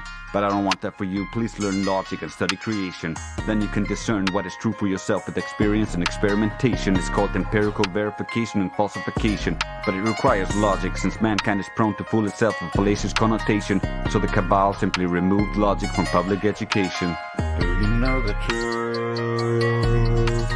Do you know the truth? Do you know the truth? Do you know the truth? Do you know it? Do you know it? You don't have to know everything, just know the value of logic and objective evidence. You don't have to believe a thing, just do the work, know and note the righteous precedents. Simply take back your mind and take up residence in the objective reality. Don't let them rule you through decree, becoming an unwitting devotee, parroting religious zealotry. Let me give you the skeleton key. First part, logic and health, mental and physical deficiency. Sunlight, iodine, B12 and vitamin C. If you want to become an escapee and be set free, stop eating the fruit from the poisonous tree. And I know it might sound at the edge of crazy, and the general first thought is, you're lazy. My expert has the highest degree. Everyone knows it's totally outer spacey. That is an example of we need logic, since that is an irrational red herring from what I'm communicating, combined with an ad hominem, ad vercuntium, ad populum fallacies. That's not actually debating. That's being deceptively calculating, or in ignorance too accommodating to the fallacies on TV that have been indoctrinating. It's honestly nauseating, with fresh NPCs every day populating, an uphill battle, yet we're dominating. All we ask is for you to start investigating so you can start substantiating and articulating and perhaps a modicum of self-regulating. We had enough of the easy mode troll decapitating, just turn to stone with the truth illuminating. The truth can't be stopped because it's reverberating. You don't go back to the lie because it's liberating. Do you know the truth? Do you know the truth? Do you know the truth? Do you know the truth? You're not a person, a fictional entity, a man or a woman is what you're meant to be. Your children are not kids, the offspring of goats. They're your treasure, your future, your freshly sown notes. Not to be given up for government notes.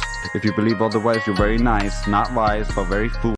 A bit ghoulish, cause you don't know and you cannot rule this. You're afraid of being idiots, I'm serious, it's insidious. It comes from the word idiosyncratic, meaning peculiar and distinctive. Like being Socratic or romantic. Epistemology reveals it, words have meaning, and most have no idea what they mean. The truth? Do you know the truth? Do you know the truth? Do you know the truth?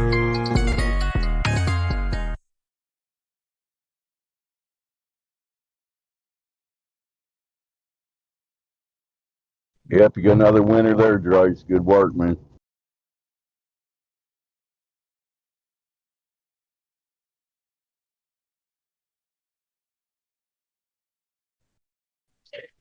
Yeah, dig it. It's like, what is truth? Well, that first verse just about covered it.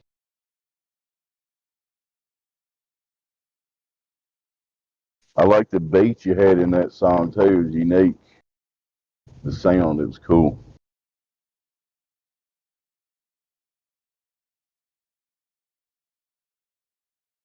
Yeah, that was my first attempt at auto-tuning something, and Toby Dog from the server made the beat.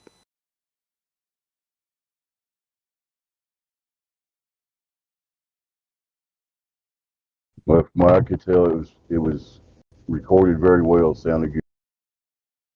Russian judge gave you.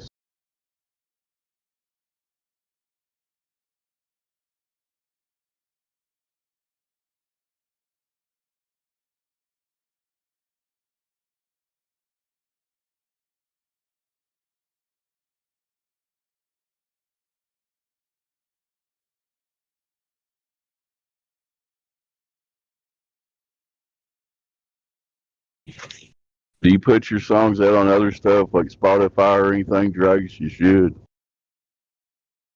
No, I just put it on YouTube, but Yeah. a couple of people watch it. That's all. Well, that's cool too, but it's a shame you're depriving a lot of people of some good music. Yeah, I need to figure some stuff out how to get all that working. Now that I got like Toby Dog and other people from the server getting me the tracks, I could actually do that with a lot of the music.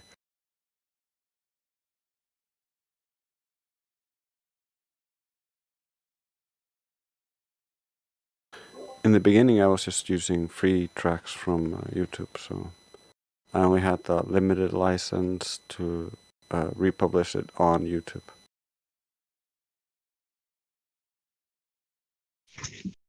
Has there ever been a major music star from Iceland? Yeah. Bjork. How do you say? How do you say it? Bjork. Bjork. Björk.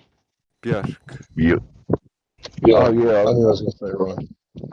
I remember Yeah. them now. I don't remember the song you're talking about. That's funny, Hank. Like, B Jerk or B Jerk is not an Icelandic name. Sorry, bro. I don't mean to be. I don't mean to be ignorant. It was super funny. It was just so funny. Karma laughed so much that I had to say something. Well, you know, it's one of those things to where it's like from here, right? It's like a totally different world. It's like we don't try to pronounce the words correctly, and you know, sometimes I rub a little bit of Southern accent on it. I don't mean.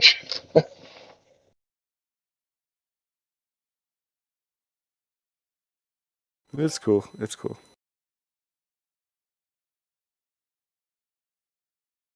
You hear when the Icelanders come on here, they're also butchering the English. I'm doing it too. Like I can't pronounce all the words perfectly. Yeah, it just happens.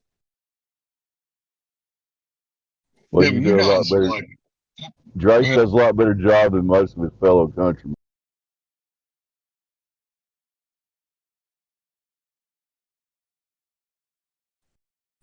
I think I'm realizing that Drace, he doesn't drink as much as his fellow Icelanders.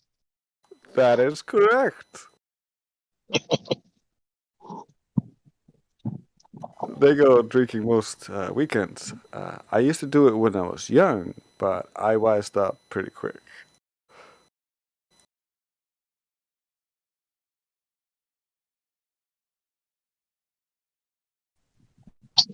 Yeah, one day there was this guy. He was, oh man, he was so frustrated. And he was saying like the Native Americans, they drink too much. And I was like, what country are you from? And he was like, Romania. And I looked up the list, and they were like number 3 on the list. And I was like, bro, pot calling the kettle black. No offense to the Romanians, but Yeah, it's a fact. What can you say? I looked it up, and it's like he didn't have much to say after that. But yeah, he kind of triggered me because he was like 100 million people. No, there was probably 3 million people. It's like, no, bro, there was like 100 million people here. Like, you look at the Tartarian buildings, right? Like, who built those? Like, lots of people working together, obviously. Is there Tartarian buildings in Iceland or what? No, we have uh, a few ruins from very few ruins, and most of those are from the early settlers. There was like I forget what it was exactly, but there was like this one place that got used for some military thing in the past, and that is a ruins today. Like, we don't have a lot of stuff because we're a pretty young country in that sense.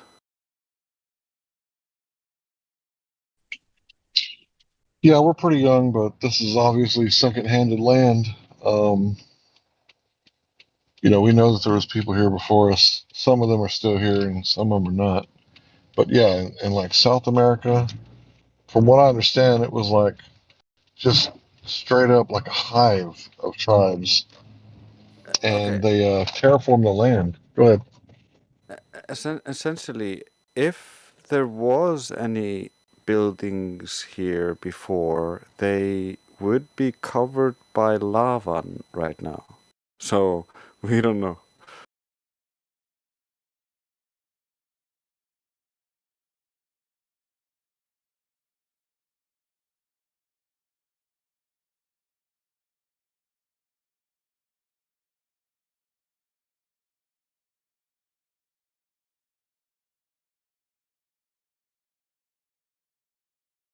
Our entire country is like covered in these lava flows that have then grown moss on top, and then we don't have a lot of trees.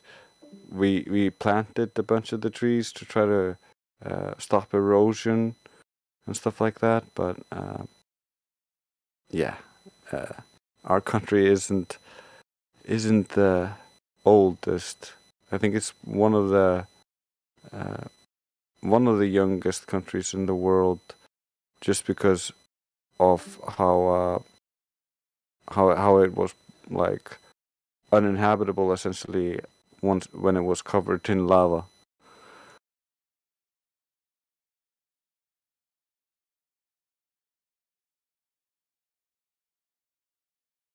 So, some people say that there's like a molten core and a lava under the crust, right? But it's almost like all the tectonic activity. It's almost like things just kind of shift, right? So it makes sense that this stuff is going to be increasing because the more oil we drill out of the earth, the more everything's going to kind of shift, and it's going to cause earthquakes and sinkholes and stuff like that. But the whole lava thing, that's like a different type of activity. So as we like see more lava, like what's going on with that? So if the earth is shifting, wouldn't that mean that it would make lava move around? But other than that, like what would make it? So like if the earth is a giant compost pile and it causes like heat when things are like breaking down. So that explains the heat part, but it's like the earth has like oil is its blood and lava is its blood, like two different things. Yeah, I think the lava and stuff is related to our magnetic field, or something along those lines. That there's some point in the ground or some magnetic lines or something that superheats the material that's there and creates uh, these lava pockets, if you will.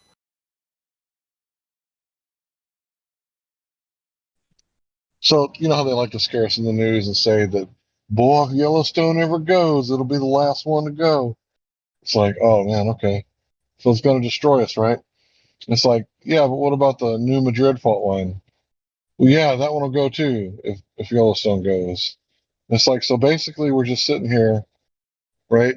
Like partying like it's 1999, but any second the shit could blow. But that's the fear campaign that they always do. Fear and consumption, fear and consumption. That's all they ever do. It's like nonstop. It's like, what if this is just how land pops up? Like more and more land constantly popping up. And, you know, the earth is only 6,000 years, some people say. Some people say it's 4.54 billion. It's like, well, if it was that old, wouldn't everything kind of already be in its place? Like everything would have, you know, sussed itself out. Seems like that to me. Yeah, I see this as like a renewal process or a cycle within the system, kind of like how the water cycle, the water goes in a circle, like the material in the ground goes in this circle through this process. So I'm thinking it's kind of like when you build a new house and the house is still settling in because it's new, you know?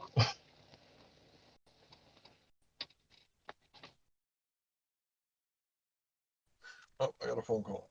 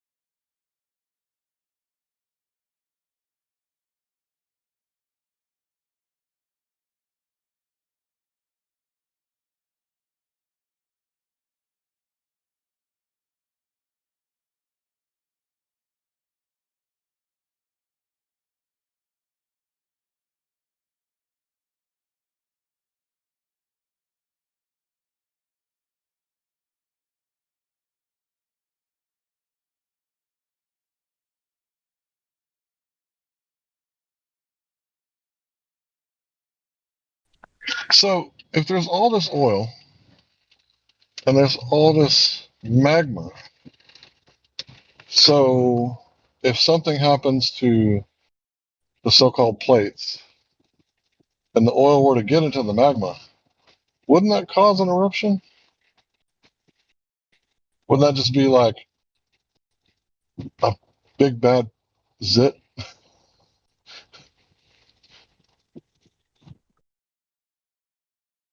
I mean, that seems like it could create an explosion or a pressure increase, which could press the lava into a new cavity and create motion underground. Sure. Could make it So rush what if to the it? surface. So if it was natural gas, what happened then?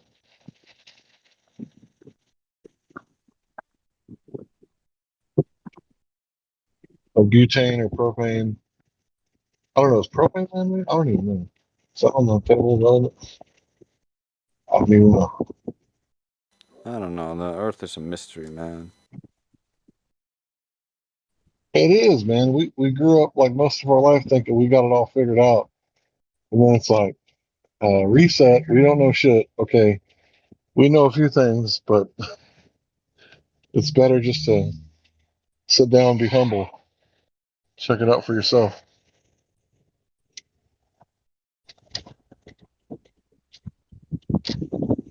The arrogance. Because the more you dig into this, the weirder it looks. Because you look underground, there's not just these pockets of gas, these pockets of lava, and these pockets of oil. There's also giant cavities, and there's giant lakes and oceans, saltwater and non-saltwater. So, like, we have no idea what's below us.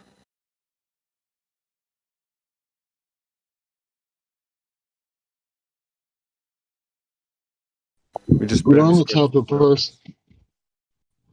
So I'm the type of person that when I played Minecraft, I was like digging to the bottom, trying to get to the end, and then I would like build a skyscraper, like literally up to the top. I would like jump and put down a brick, jump, put down a brick, jump, put down a brick, and I'm like way up in the clouds, like way up there. And it's like, does this place have like a ceiling?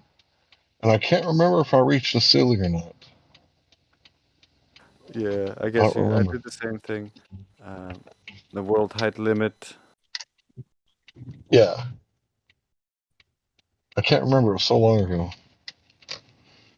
All I know is I made some awesome glass pyramids. They were awesome.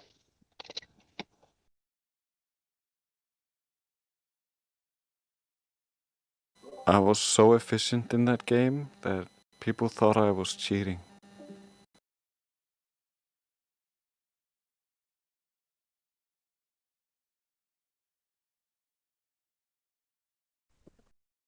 So I haven't played it in a while. I think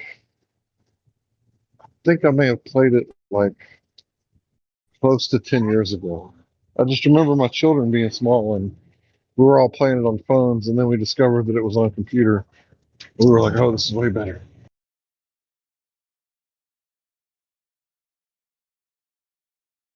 Yeah, look at this picture of Africa or image. Uh, those blue spots are aquifers under Africa. So that's a lot of water.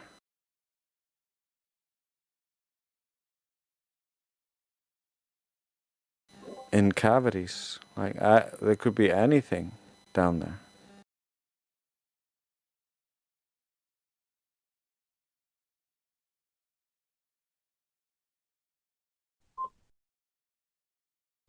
So I was talking to a Puerto Rican guy, I think, and they were telling me that they had like well water, but they weren't allowed to drill. And I was like, what?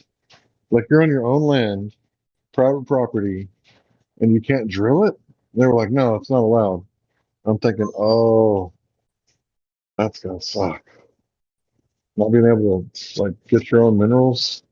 It's like it's all there. Abundance is really the natural order. Like everything is just so abundant. I mean, look how much water is right there. Like just right down the middle of it. And it could be irrigated. Because if we could do Pipelinistan, then these waters could be irrigated out in both directions. Because it looks a little dry in the west, but there's two aquifers right there. I'm getting a phone call.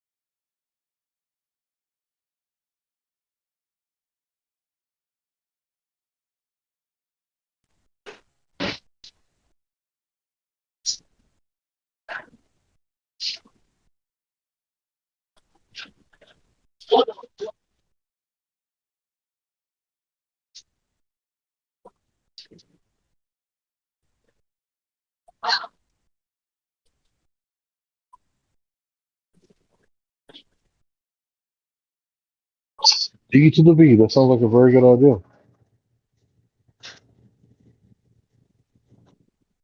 Oh, he's not in here.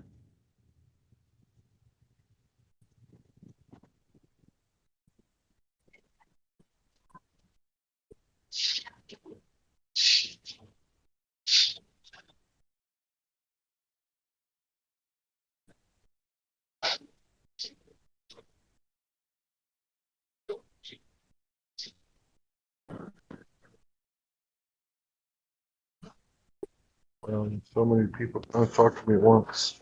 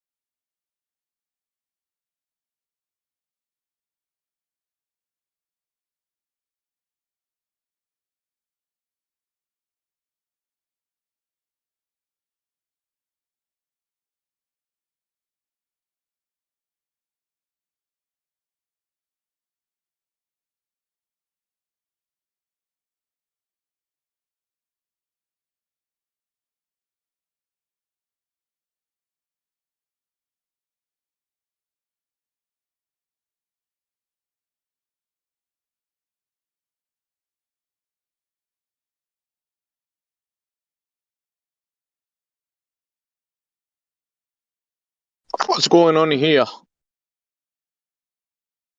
Finally, Jimsy's here. We start talking again. Thank you, Jimsy.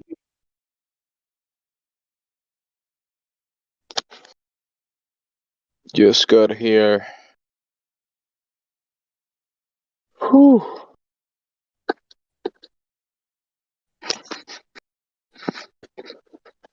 Hank was Just just checking. explaining gravity or something. That last thing was talked about. Go ahead, Jimsy. What you got? Someone was explaining gravity. I want to hear that. It was Hank. Looked like he just bounced for a second, though. He did a gravity hit and run. Way to go, Hank.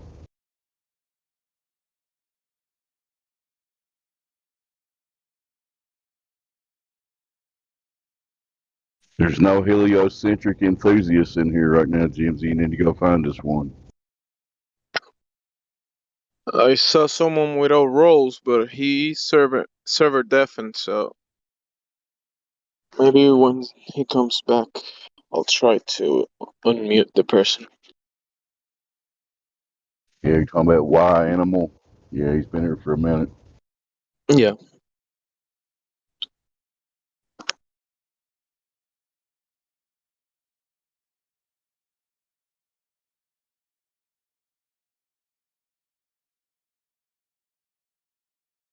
Give us a full report from Massachusetts. Did I say that right?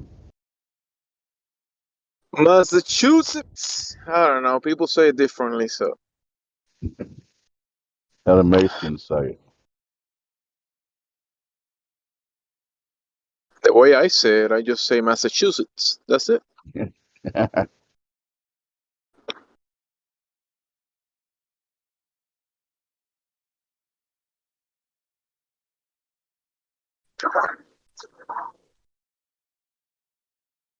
Driving in the highways.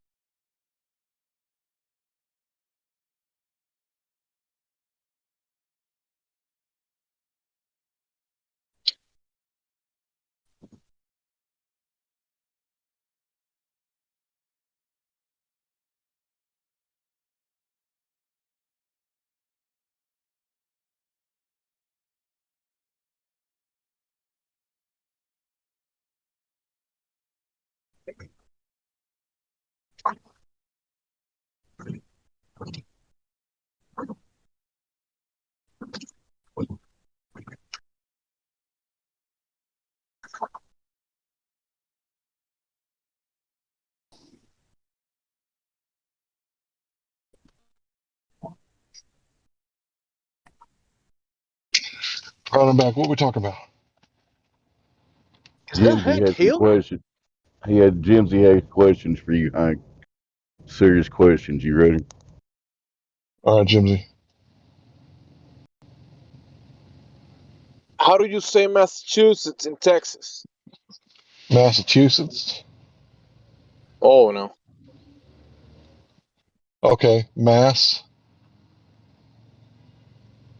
Because I'm one of the cool kids. Mass. Yeah. I'm from Mass. How about this? How about Hill Country? You live in Hill Country, boy. So Hill does that country? People kind of call mass attract mass, or is that different? I don't think that word means what you think it means.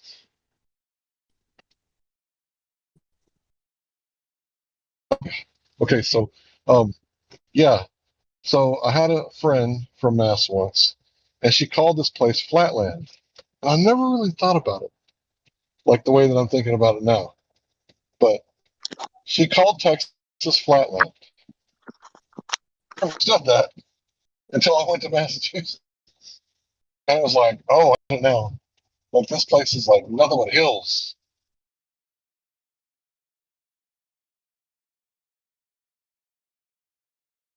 it's a bunch of hills all around here, but I guess that's topography for you. You got so many hills that, like, when I think of Massachusetts, I think of the banjo. I think a bunch of these hills are artificially made. Like man-made. Many of them. Really? Yeah. Why would you think Like that? this.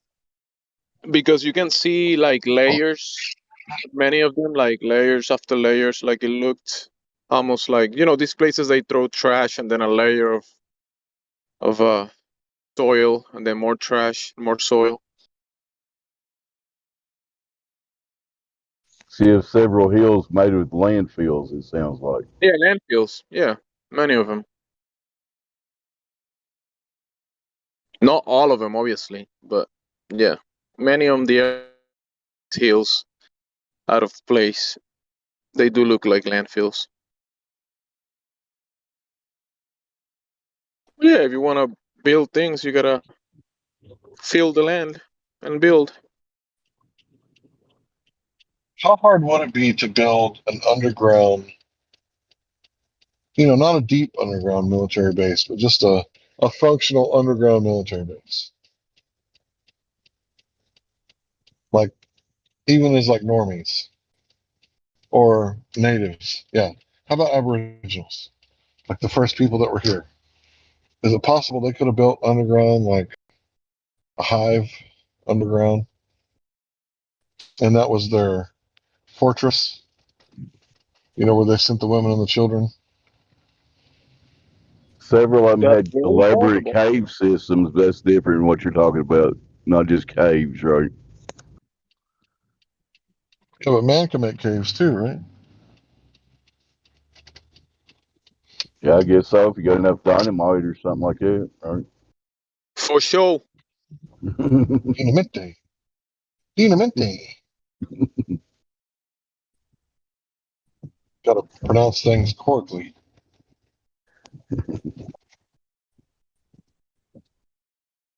Apparently, there's a guy by the name, I think his last name was Kincaid.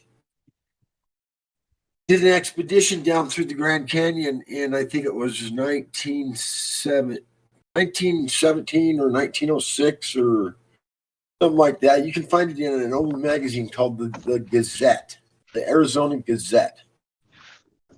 He found a cave down there, supposedly that had been carved out, went into the wall of the cliff down there, and they described it as such that you walked in, the big chamber went, huge. It went back, and they said it would house, I think they said it would house over 30,000 people. They figured could have lived in it. Over 30,000. And so 30,000 people. It went to the left and it went to the right. And as it went to the left and the right, it went, and then it had a little room after like a hallway, went all the way down through, and then off Thank that you, sir. hallway in opposite directions, there was rooms carved for like hundreds of rooms, hundreds and hundreds. And this was supposedly covered up and hidden by the Smithsonian, of course. Anyway, you can look it up. There's an article called the Arizona Gazette, I think something Kincaid, 1907 or 1917 or something. Pretty interesting. Ding, ding, Courtney Huge H. cave. Huh? It's a lot of food. Anyway, they said they found artifacts and all kinds of stuff in there, like Egyptian artifacts, as a matter of fact. To me, when I hear the word artifact, I trouble everything just those two? distinguish. It associates to like Antiquitech. Obviously not the mortal and the They pestle. both Right? coffee. Okay. Have a good night. Hot Mike and Dave, Mr. Never Hot Mics. My bad. Somebody mute me. I can't reach my phone right now. I'll just kick you out of here. I pocket hot mic at a Cracker Barrel. You ever eat at Cracker Barrel? No, I don't think I have. Hot mic. Yeah, you can just keep it on me. You're Dave. You're cool, no, but I've been taking lessons from God Rockin'. slapping the bass.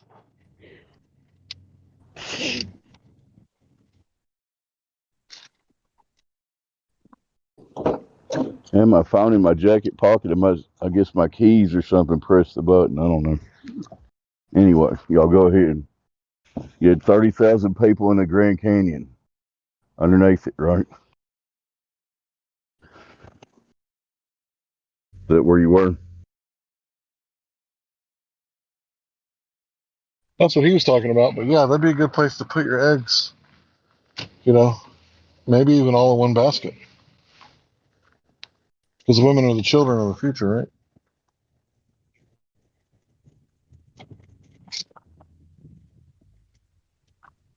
Women, the most valuable resources. Yeah, if there wasn't any women, we wouldn't have any more children. I don't think so, as far as I know, biologically speaking. Things would be really dull and violent. Sounds like prison.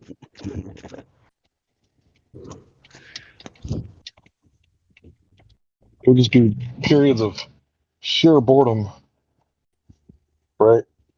Because women, they do stir things up a bit.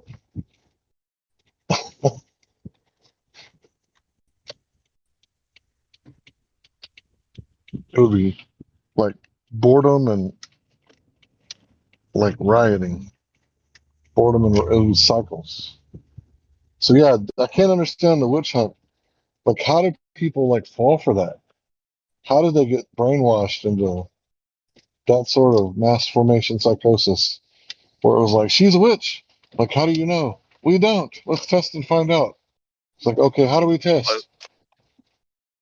If she survives, she's a witch. Kill her.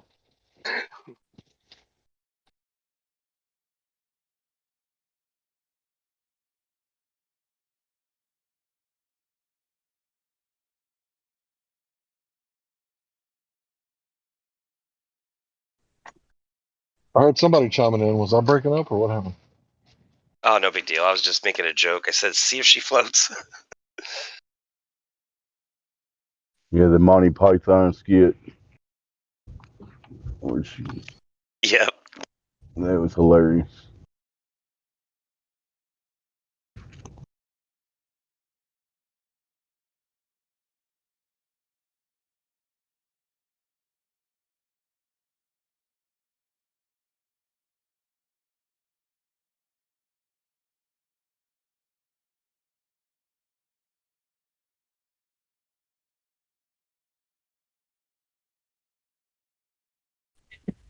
You got anything new to talk about Oblivion? We're getting bored in here. So it's like either way, if she got accused, it was like a death sentence. Yep. So the moon's like barely lit tonight, and it's like I can still see the moon. So if it's not reflecting the sunlight, how come I can see the whole moon? And I think the red light from the moon is when the moon gives its own light.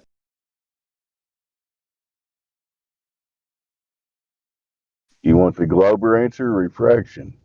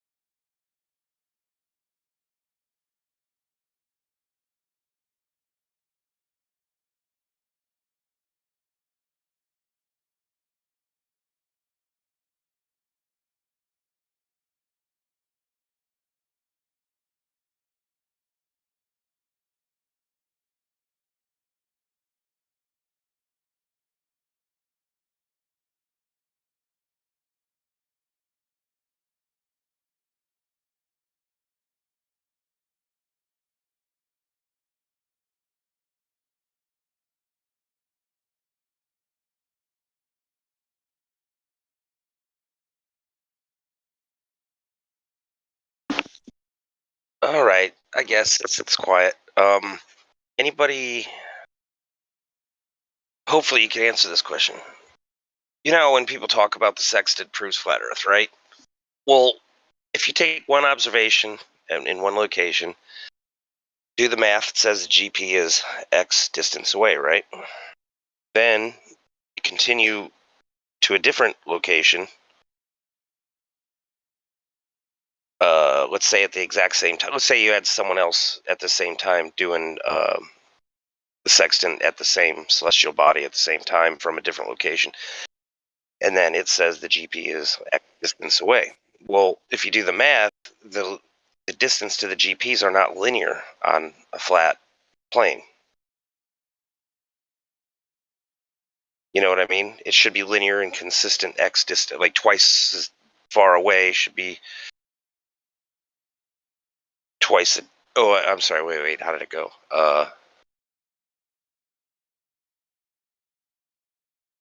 It's like the angles to the celestial body, and then the distance to GP is not linear from different locations.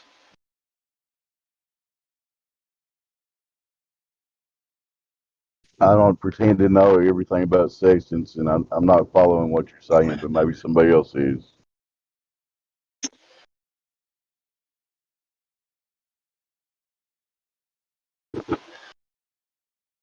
Just got here. Sorry. He's got a sextant question. Go ahead, Oblivion. Oh boy! All right, let me see if I can do that better this time. So basically, you're in one location. You shoot angle to the celestial body, and then when you do the math, it says your distance to the GP is X distance away.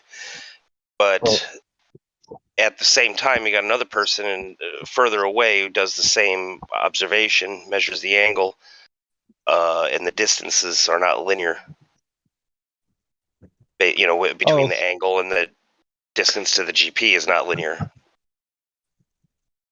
So what you're saying is that you do it, right, and it gives you this, distance, and then the guy further away from the star does it, and it gives him a different one. Is that right? Oh, sure, and of course it would, but on when you calculate it mathematically on a flat plane, the distances are not linear. It doesn't add up linear. Yeah, gotcha. Yes, because of refraction.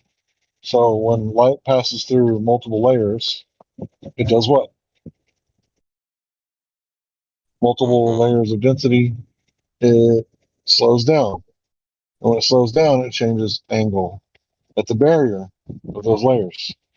So that kind of makes sense to me. But then wouldn't you not be where you're supposed to be? Right. That's why you only take a look at the stars above a certain angle. So you don't want to measure the stars at the horizon or above the horizon. You want to measure the stars that are a little closer to the zenith position. That way you can get pretty accurate measurements. So like for me, I would, I would measure Orion, right? That'd be a good constellation for me to measure. Because it's not right over my head like the Pleiades is. Well, the Pleiades is almost perfectly over my head, but not quite. So I would measure, some of the stars in Orion. Because it's a little bit further away from the zenith, but not too much.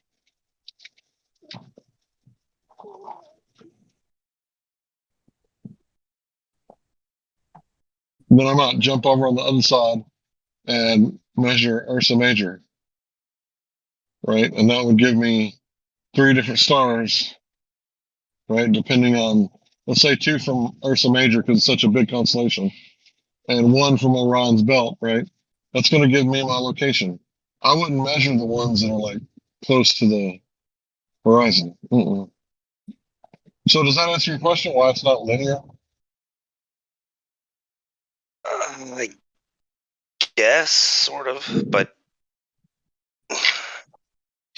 So I'm telling you, it would be linear if you use stars at a higher altitude or angle. Sorry. I don't mean to say altitude.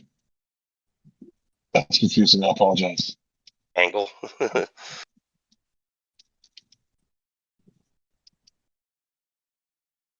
So I could be wrong, but the point you're getting at there is irrelevant to why it doesn't work on a globe, right? Because they need the 90-degree thing.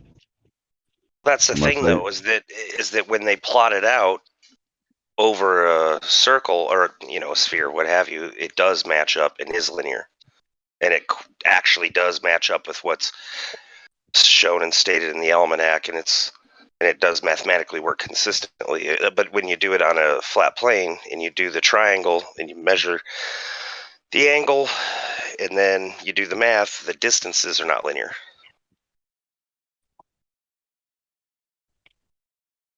So you understand perspective, right? Everything is not always where it appears to be.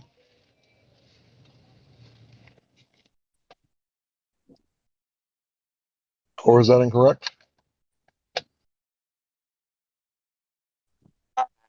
I don't understand. Well, what you're doing is you're looking to the sky and you're saying, when I look at the sky, it makes me think globe. It's like, okay, have you looked at the ground? You tried that yet?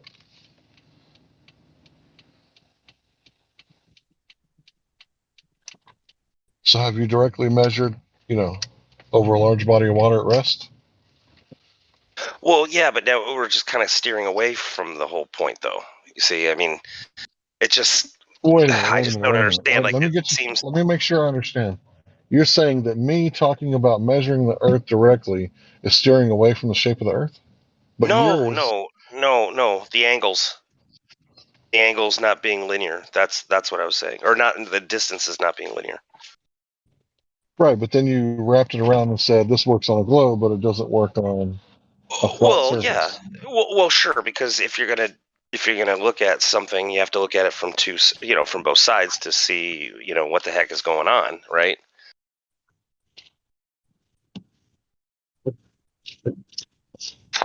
While I agree with that, you should look at both things, but to me, both things would be like the Atlantic and the Pacific Ocean. Or I've been to the Gulf of Mexico. Maybe next time I should go to one of the Great Lakes. I'm definitely not going to be looking at the sky to answer my question about what is the shape of the Earth.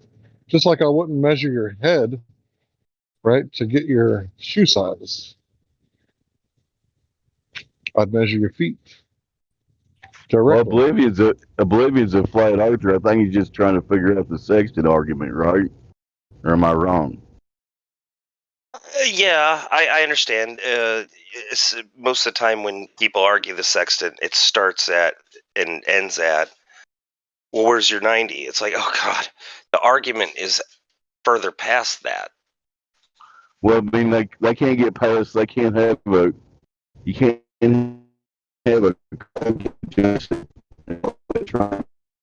Definition cannot have a curved line in it. So that's the problem, right? Realistic. I could be. I don't know enough about this. Go ahead, Hank. I wasn't saying anything, but yeah, I can't really answer his question. I don't know why it doesn't work out linearly. To me, whatever stars are over your head are the ones that you should be measuring. And if you're measuring the same star from far away, like you said, I think it's going to start dipping down closer to the midway point of the horizon and zenith, and that's going to get you like the worst measurements. I've heard Battlemod say that that part of the sky is actually the worst part to measure. So if that's what his argument was, if I got it correctly, which I did try to steal man his argument, I think that's what he meant. If that's the point, then it's kind of like, well, you're doing it wrong. So if that's like a globe Earth argument, it's like, oh, how convenient for you to ignore refraction, real refraction between multiple layers of atmosphere. Gotcha. So basically, if I'm here and then someone else is, let's say, I don't know, maybe 100 miles away, maybe that's what would the difference be in angle to whether or not it would be an acceptable observation for navigation? I don't know what that would be, but I'll have to look into 1.3, that. like 1 point something degree. Because what is it? It's 24,901 divided by 360, and that gives you the miles between degrees.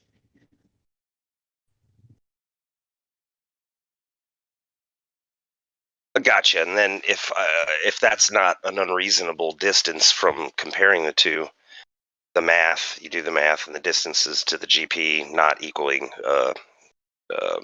being linear. That was the whole question.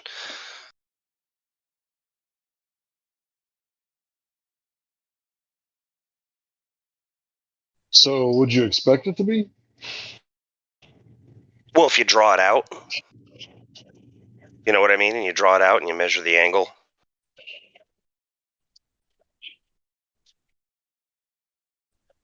So you would expect it to be linear. Well, mathematically, sure, yes. Well, no, you mean no on a well, that's the whole point, though. Is when you draw it out on a flat plane, the angles, the measurements are not linear. But where when it's plotted on over a circle, so to speak, it does actually work linearly. Same Okay, math. so I'm at the 33rd parallel, right? I'm at the 33rd parallel, right? So if I were to measure the angle of Polaris above the horizon, it would be 33 degrees, right? Okay. So if I start going north, it's going to change linearly, right? So how is it not linear?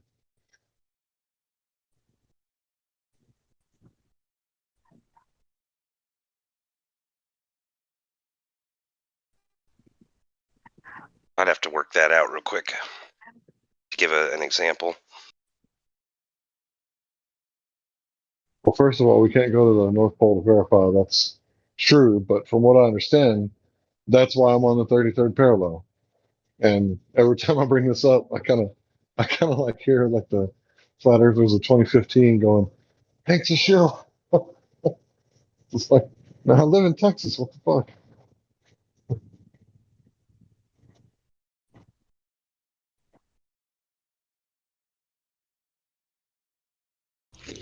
Again, I don't know everything about this, but it sounds like you're equivocating a circle of equal altitude, which only works on a flat plane. No. With a globe, you know. No. Okay, I'm wrong. I'll shut up. No, it's okay.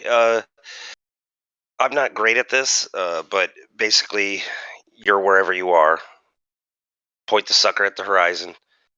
Measure your angle, whatever that is. So you know the angle. You know you got a 90. And the difference between 180 and you add those two numbers together and then subtract it from 180, you got the remainder. You know what I mean? I have to get out the calculator and give an example.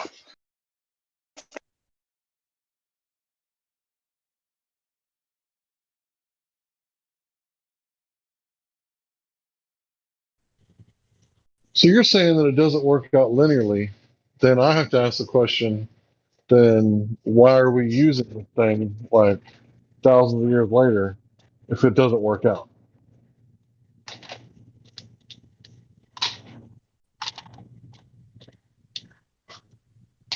So are you doing like a perfectly topographical flat, plane? What are you measuring that off of? Water that has a sea level?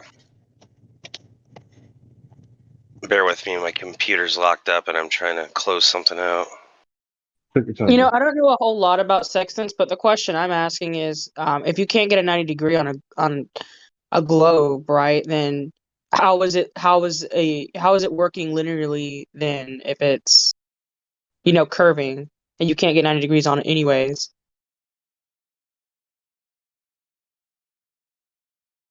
Because the Globers That's a want to good just question. brush past that 90 and talk about something else.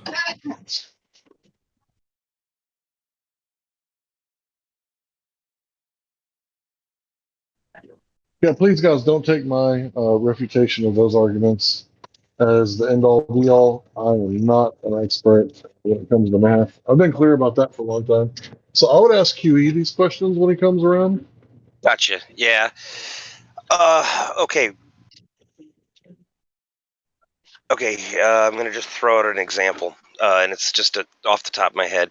So let's say you just shoot the sextant and we're measuring. Give me, for instance, you give me a what you would call a reasonable angle. Do you say 50 degrees? I'm just throwing a measurement off the top of my head. Just the closer to zenith, the better. Okay, let's just So say 80. zenith being perfect. Yeah, there No, you that's go. bad. 80. Okay, well, that's just pretty high angle, but okay. So you got 180 degrees in a triangle. Minus, we know we got a 90. Minus 80. Remainder is 10. Then I forget what they say. They say take that times 60 equals distance to the GP 600 miles. I think that's how it works. Something like that. Is that how it works? Don't give me a line, bro. Someone else has Okay. to answer that. And then you take another measurement from another location, and you do this exact same thing, and it tells you the distance to the GP. But the whole point is this is the math, and then the distances themselves from the same celestial body is not linear.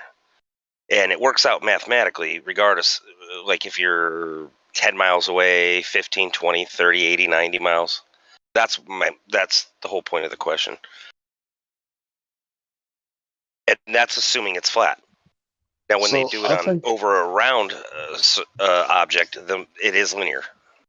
What's changing when you do it over the round object if it has to go off of 90 degrees? What's changing? I mean, I really don't know a lot about sextants. I'm like genuinely asking. I'm trying to think of a good example of how to. I could put a link in the chat to a model that was created. I just don't know how to manipulate the model very well, but it shows them compared I'm just side very by side. confused of what's changing. Like why would it? I guess I don't understand how it's being calculated with curve, because you can't get a 90-degree angle off of that. So how are you even doing the equation to say, well, hey, this works out linearly, but the other ones don't? That's what I don't understand. Perfect. Okay, so imagine I'm standing right here. Picture you're standing in a room, and you're looking forward and upward at an angle to a light. You measure the angle with your arm to that light. Okay, so the angle can only happen on a flat surface. Yes, on a flat surface. Now, imagine the further you step back, the more you have to lower your arm to point that at that light. The further you keep walking, you have to keep lowering your arm. Okay, I'm with you. Now, based on the angle that you're pointing, and when you do the math, it tells you the distance to the GP, which is directly beneath the light. That isn't linear. Now, on a circle, over a circle, the math does work. It is linear. The angle doesn't change. Wait, how does that work? I'm trying to. Sorry, I'm trying to describe it. I'm trying to.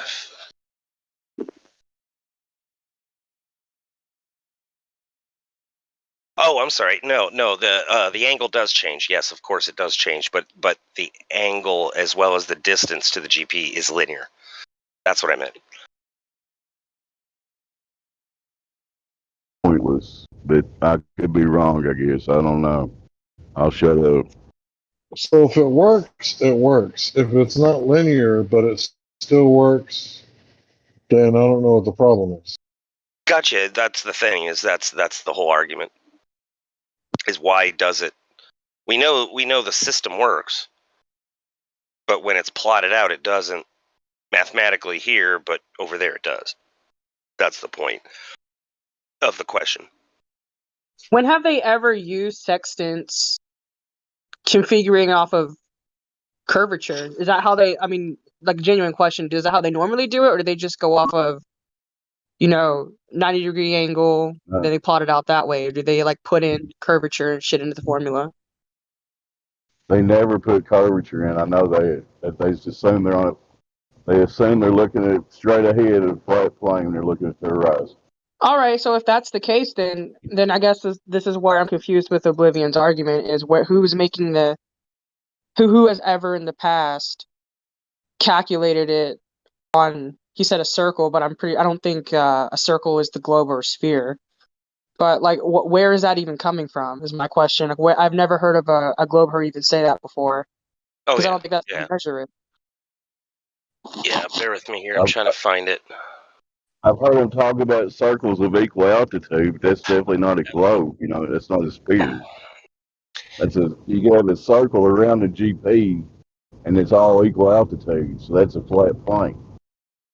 Anyway, I'll shut up. Y'all go ahead. Don't apologize, man. Just for speaking. I know. I don't know enough. I know that they can't even get an elevation angle with a curved adjacent. That's one thing I know for a fact. That's about all I know. Yeah, it sounds like you've been talking to Globers who want to avoid the 90-degree and the flat baseline, and they got you talking about two different linear positions instead of the 90-degree and flat baseline. Right, that's my point. Like, yeah, how can you even come to the conclusion, well, it's not linear, if you can't even have a flat baseline to begin with at a 90-degree angle? It doesn't make any sense. Well, it's because he's been talking in the anti-flat Earth servers, so they're going to go in the weeds and not talk about the simple stuff they can't prove. No. What the argument is? Because I mean, like I said, there's two sides to every coin. To argue one side, you have to know the other, right? So basically, no matter what, you're just out in the middle of nowhere. Everywhere you look, nothing but water. What is the only thing you can see? The horizon. That's thing you got. It's all you got. So you just shoot a line of sight, and we know it's just a line, a baseline, so to speak. Now, perpendicular to that is your 90. Now, the world is flat. Shoot your sextant. Now, yeah, snap no, your wait. fingers. How are you gonna get anything besides a 90 if the Earth Well, is curving? that's the thing. Now, pretend the Earth is flat right now. Snap your fingers. It's spherical. You're still using a hypothetical. No, I'm sorry. You're still using mere line of sight. No, you wouldn't A have a 90 perpendicular anymore. line. You wouldn't have a 90 anymore. Yes, 90 degrees to your line of sight. That's it. It's just shoot a laser line. No, you can't Now, have a 90 to 90 that. with a curving. You can't have a 90 with a That's curving not. beam. Nobody notice. I never said anything curved. The only thing you can see. Hold on. The only thing in the world you can see is line of sight to the horizon. That's it. Yeah, but Now, never mind. No, I hear you. I know what you're saying. What I'm saying is it's simply your line of sight to the horizon. Now, pretend 90 degrees from that, and only that. That's the other side of the argument.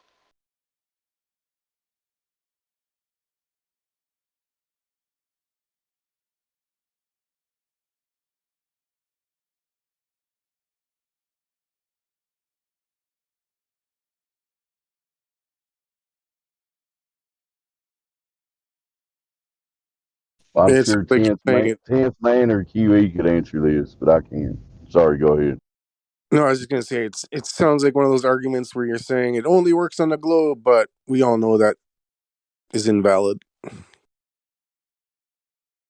He's saying to look at the horizon, but the horizon is flat. So I don't understand where or how you can apply a sextant in any way, shape, or form to the curving globe model's Earth. It doesn't make any sense. So why is the question even being asked if you can't get a 90-degree angle, regardless if you're looking at the horizon's flat, the horizon is a curve. Even in our limited perspective, it doesn't curve. So where are you getting this notion that you can apply this and have it linear? Like you're just warping what you're already looking at and measuring. You're just putting in the idea in your head. This is No, I'm gonna like try I said, you in your own mind, just picture right now. You're on a boat. Everywhere you look is ocean. The only thing you have to look at, to point your scope at with your crosshairs, is the horizon. It's the only thing you have to orient yourself. Now you measure angle from that location that you're aiming at. That's your line. It's the only thing you have to compare anything to. Then you Well, get an angle. if you don't start with a flat line assumption there, then your navigation is not going to be accurate. I I'm didn't saying assume that right. anything. You notice, though, I never assumed anything That's except the that I'm point. on the water and I'm For a pointing at the sextant to only thing I work, can see. you have to assume you're on a flat plane. You I'm can't not have a assuming curve. anything. You see, I'm not assuming anything. The only thing I know for a fact is that the only thing I can see is the horizon, and the only thing I know to be repeatable is the celestial bodies and the angle compared to the line of sight to the horizon. That is it, and that is all. I didn't assume anything other than that. I'm not saying it right, but I know that sextants, you have to have a flat plane for it to work. That's your line of sight to the horizon. Yeah.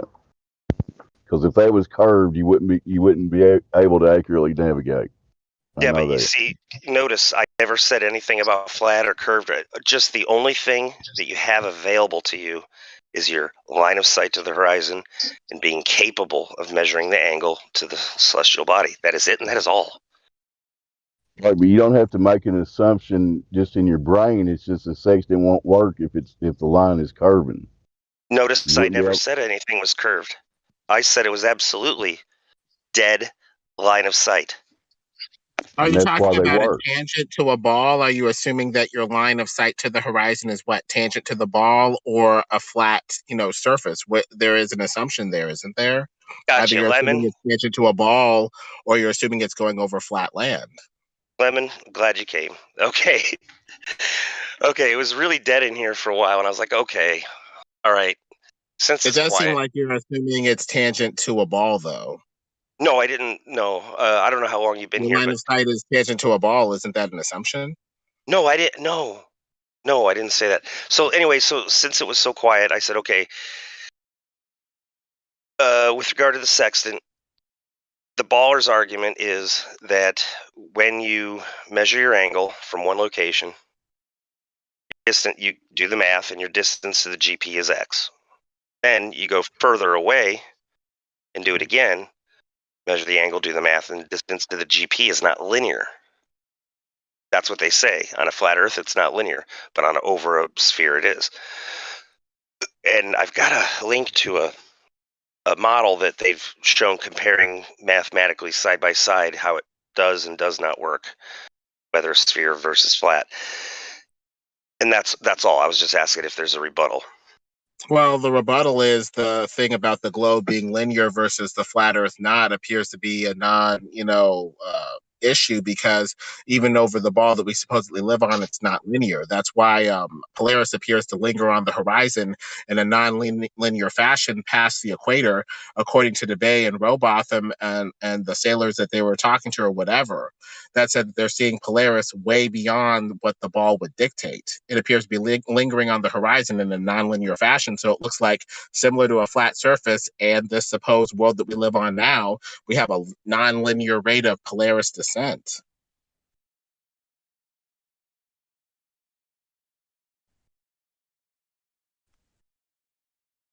But in the Sounds like sense, they got you chasing a red herring that their argument is done at curved adjacent. They can't work. Well, you do need a flat line for a sextant. The thing is, the globers are trying to draw a flat line in, space. And they're making an additional assumption that this flat line in space, if it's hitting the horizon, is going tangent to a ball. yeah, that's what I was describing when you came in, I think, is I was just saying, look, you're just a person out in the middle of the ocean. There's only one thing you could see to orient yourself, and that is your direct line of sight to the horizon. Measure your angle based on that line. That is it, and that is all. Not presupposing a ball. I'm not presupposing it's flat. Those are the only It's things I going to know. be flat towards the horizon. That's what I was trying to say earlier. That it's flat. To whatever you're measuring, how you just described it, it's measuring flat. So why would you then take what you are measuring as flat and then apply it to a ball? Why would you do that? It No, does it's a seem like tool. a different step. It's a tool. Like, think of it as a rifle scope. I aim it. Aim it at what? The horizon. That's it. That's all. It That does seem then like an additional step establishes. system with the ball, though. It seems additional to what? To at least assume that your line of sight is going tangent to a ball. That appears to be an No, additional assumption. no. Like I said, just pretend you, Lemon, you're out on the boat. You look around 360 degrees around you. All you see is water. Flat You have water. nothing. But yeah, water. And all you have at your disposal is your view of the horizon. So as long as everybody using a sextant points at the horizon, then they measure their angles based off that. That's repeatable, right? I mean, that's the only thing you have. Well, we'd have to make a new assumption that instead of going tangent to a ball, it's just going to some sort of convergence, perspective vanishing line. It's just some sort of optical point arbitrarily drawn in space that may not quite match a physical reality of, say, this ramp of ground that's ramping up toward the sky as it ramps downward and makes this, apparent line. It's just apparent. It's not physical. And so it's not a physical tangent. At best, it's a apparent optical one.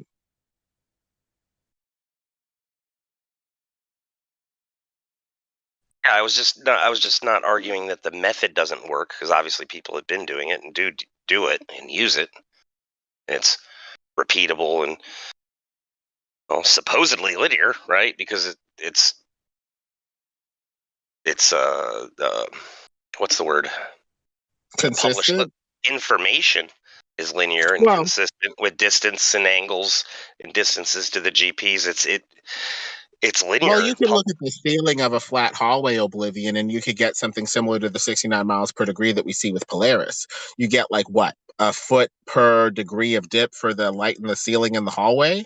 It's just is over a flat surface instead of a ball. So I think we need to see what assumptions we're making consciously or subconsciously at that point and try to work through them with other possibilities, flatter possibilities as to why we're getting 69 miles per degree.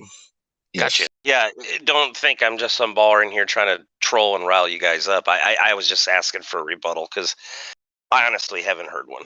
I haven't that I recall. Well, there was another flat earther. I think his name was he was British. I forget.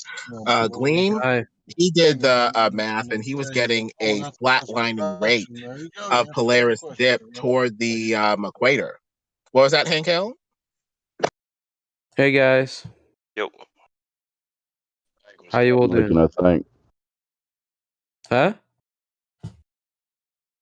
I heard Hank trying to speak, but it was quiet. Let's turn my volume down.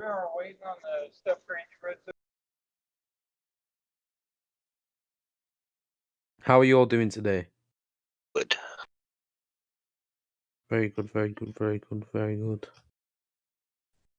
Well, getting back to what you said about the rebuttal, I would rebut and say that even the world that we're living on, globe or not, doesn't appear to be linear. It appears to be nonlinear, consistent with a flat surface. So as far as I can see, the rebuttal is it still matches a flat surface anyway, with Polaris appearing to linger on the horizon toward the equator. True.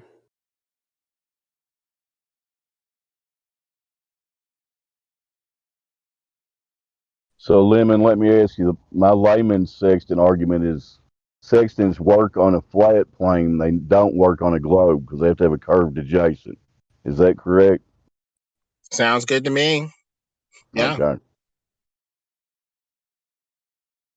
Now, see, you're letting them walk past that curve adjacent and drag you into the weeds, sir. Whatever's linear or whatever, it doesn't matter. They can't even use the sextant on a globe.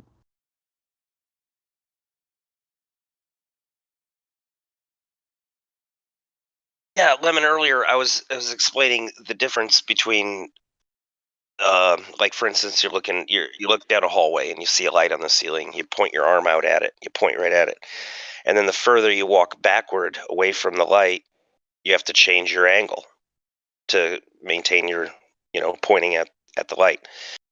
And the angle versus distance to the GP, which would be the,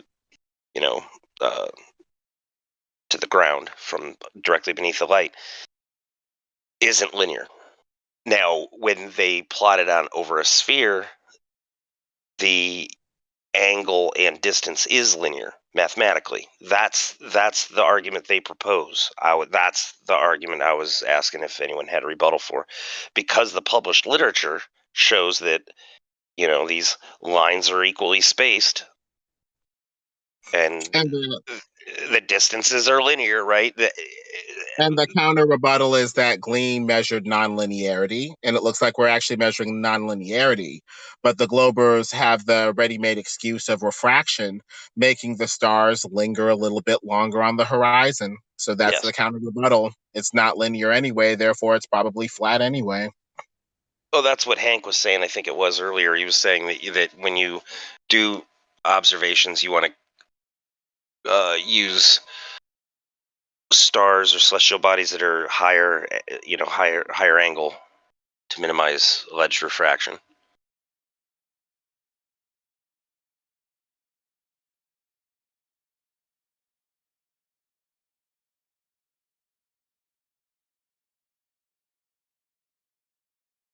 So was there a new person that said hello? Are they still here?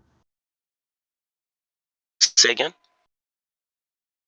I thought a minute ago I heard a new person say hello. Are they still here?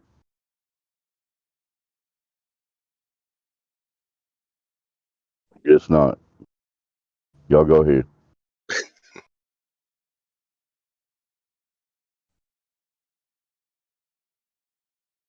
Well, it also depends on how you make the angles. If you make the angle starting from the center of the Earth as the vertex, the little pointy point of that V-shaped angle, you're going to get different angles than making it from the observer on the surface. So we need to ask ourselves, are we making angles from the center of the Earth like you have for that 69 miles per degree from the center of the Earth? Or are we making them from the human observer who's on the surface? Which one is it going to be? If you're making them from the center of the Earth, you really shouldn't be getting any angle beyond 45 degrees of ball, if that, because eventually the ball's surface is going to obstruct what's beyond. You're going to have a huge hunk of Earth curve to look through to see anything beyond like 45 degrees. But if you make it from the human observer's, eye on the surface, okay, well, then you're going to get different angles visually.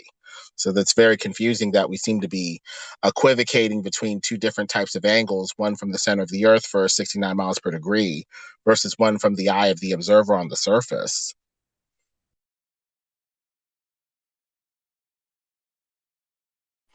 So I guess, Oblivion, the question is, what's the vertex of the angle? The observer's eye on the surface or the center of the Earth? Gotcha. I'm posting a link to that calculator. I finally found it. It's a model. It'd be nice for you guys to take a peek at it, play with it. I don't know how to play with it. There's a baller named Bacon. I don't know if I'm sure you know who he is. He designed this and he manipulates this very well. I don't know how to. Oh, you just move the slider bar. It has 3 slider bars.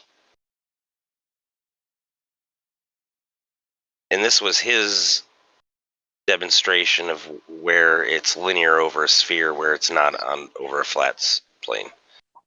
It's a neat, brilliant little calculator. I mean, it's sophisticated little son of a gun. I agree with you. If it were a ball, maybe it would be linear. It's not linear, therefore it's not a ball. Got him. Not you, but the argument. Yeah, guys, I'm not attacking anybody. I'm just thrown out. Oh, we know, bro. You're just going over arguments. I used to do it all the time because nobody would speak when Huey entered the room, and I'd be over there at scientism, or science versus scientism, and then Huey would leave, and I'd catch up with him later. And I'd be like, "They're saying this. What's the counter argument?" And then he would just, go over it like real nice and quiet and calm, and explain it. So that's why I said, say, "Hey, they're saying this," and he's going to say, "Oh, they're talking about delta X," which I kind of I kind of think they are. They're just talking about something that doesn't really matter, anything but what they're not trying to talk about. So did they say these words? We're not talking about the horizon and the adjacent, right? We're talking about this. And that's when they brought that shit up about, well, it's not linear, but you would expect it to be if it was a sphere. It's nice to just state the argument, counter argument. The argument is on a globe it would be linear. The counter argument is it's not linear, therefore it's flat, or something flatter.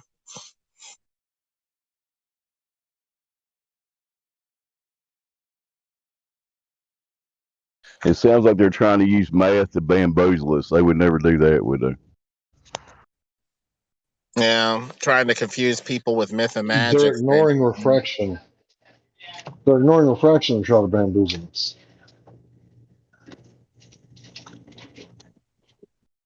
I think, because when he came in here, he was talking about if there's another guy further away, it's not linear. Like, yeah, that's why you choose another star. Choose another heavenly body. But it works. That's the thing. It works because the Earth's split.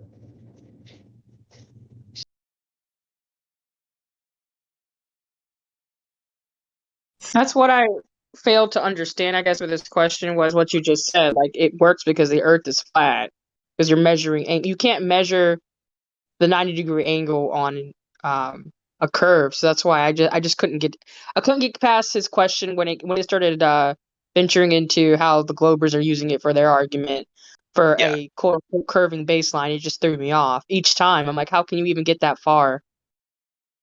They basically use a tangent. That's their straight line, a tangent that hits the ball at some sort of far distance. So your line of sight is the straight line that's hitting the tangent to the ball at this one point off in the distance. That's the way they get around it, basically.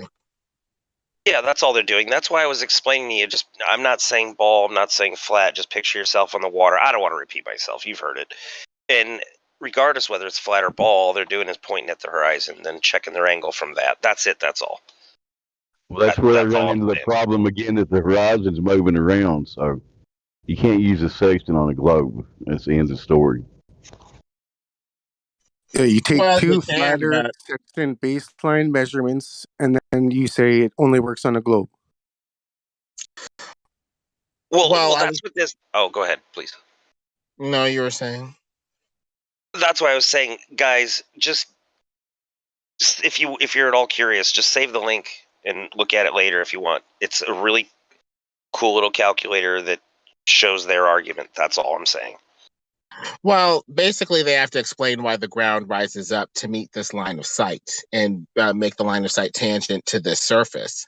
The only way that they could think about it is if the ball rises up to meet their line of sight, like you're actually looking down the ball. That's what they basically imply. They imply that your line of sight is actually looking downward over the ball and hitting the ball that appears to rise up to meet your line of sight.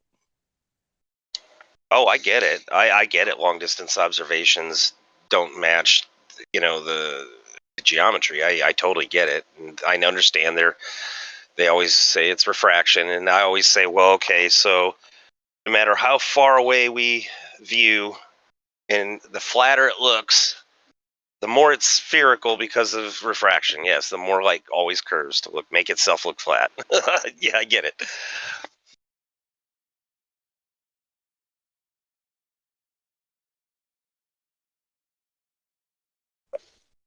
I would say, why is the globe Earth so bent on making itself look flat?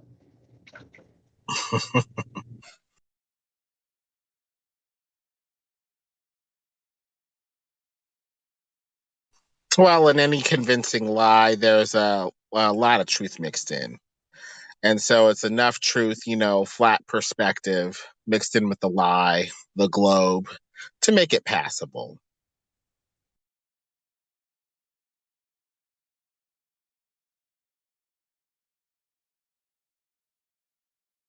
What did AI say earlier? I was trying to commit that to memory. Flotation device? Or what was it? A preservation device? So using refraction and gravity is preservation device. And then India said that refraction is the defibrillator for the globe Earth.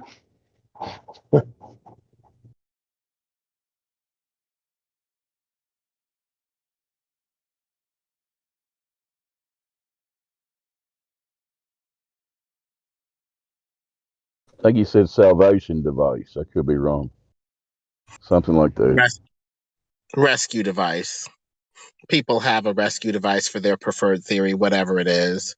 Whether it's true or not, they're trying to salvage and rescue this globe model with any amount of refraction and stuff like that. What should we call this super duper refraction? Should we call it like uber refraction or what? McWestian refraction, sugar water refraction. Yeah. Yeah. The only thing missing is the Kool-Aid packet. Oh yeah. The main thing is getting people to consent. So they change their actions to act like it's a globe. Once you show them the spell of the sugar water, that's more than enough.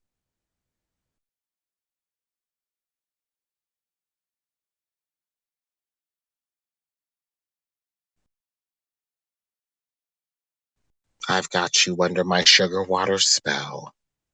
Oh yeah.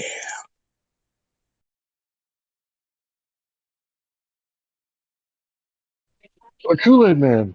I didn't need a window right there. Who's going to pay for those damages? Are you? Oh yeah. Okay.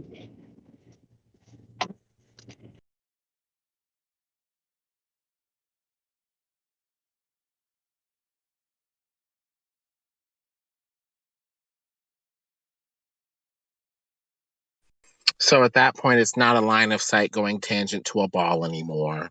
It's a line of sight reaching out into this vanishing zone where a lot of visual compression, smushing, diffraction, a lot of stuff is going on. There's a lot of visual height and visual information smashed into that zone. So you could be looking at really anything. And once you zoom in,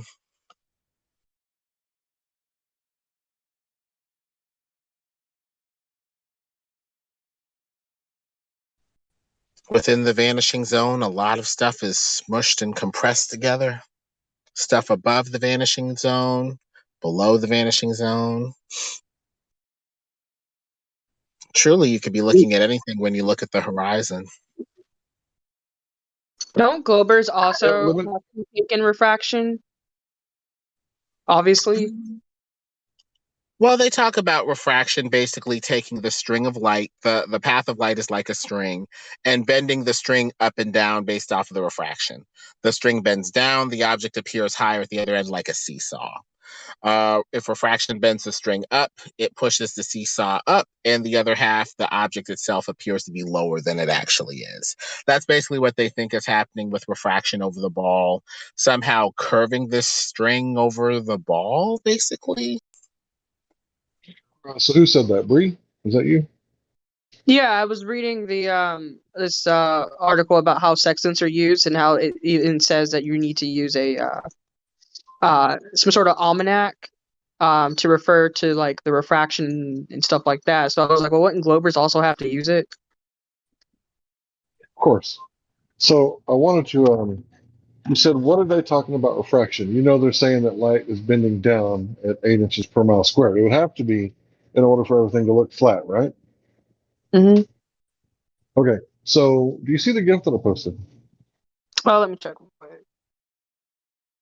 Yeah, do me a favor and just study it for a moment, right? You seen that before? Yeah, I've seen that before. Okay, it's coming by time lapse. So I want you to pay attention to when the GIF restarts. Everything seems to be pretty clear, not crystal clear, but pretty clear as you're looking across in the day. And as the day progresses, the sun perturbs the atmosphere and causes all this wonky stuff that people call atmospheric refraction. I call it atmospheric turbulence because that's a better definition of what's going on. Because this looks more like heat waves rather than, you know, like there's no islands popping up and setting back there as the refraction increases and decreases. The line in the front, the long one in the middle, It's the artificial horizon. So this is due to the atmospheric condition. The real horizon is in the background. Can you see it? It's closer to the second line, the shorter one, near the top. Yeah. All right, so back to the first line. The artificial horizon is created because of the atmospheric conditions caused by the sun. And you can see that it looks like the bay is disappearing from the bottom up. Now, if that was a boat there, a really big ship, instead of a bay, wouldn't the boat be appearing to disappear from the bottom up, even though the bay isn't moving? You said if the boat was in place of like the little town or whatever, that strip area. Yeah, let's say that bay wasn't there, and a big old, what do they call cargo ship pulled up right there. Wouldn't the ship, or doesn't the bay appear to be disappearing from the bottom up? Yeah, it does. Like it looks like it's rising upwards. Right. So this is what atmospheric refraction actually looks like.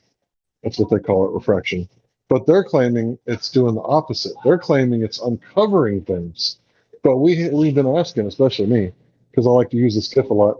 We've been asking Globers, can you please show us, a GIF where things are being revealed from the sun perturbing the atmosphere and causing refraction? Because what they say is essentially is when there's atmospheric conditions like we call turbulence, they say refraction, it causes us to see further. And I'm going, no, that's not right. When it's clear, you can see further. And they're like, no, when there's conditions, you can see further. So it doesn't make any sense, the argument to begin with, especially when you look at that GIF right there, because to me, it makes it so crystal clear that it's just like on the roads. When you're seeing the light bend up, it makes it look like the sky is where the road is. And you're like, wait a minute, like I drive down this road like every week. I know this hill is taller than it looks like, but because it's like summertime and the sun is setting, it makes it look like there's like a mirror effect between the sky and the road. So when I look at this GIF, I'm like, yeah, refraction. Is this what you're talking about? Because this is the opposite of what you're talking about. Thanks. Hmm.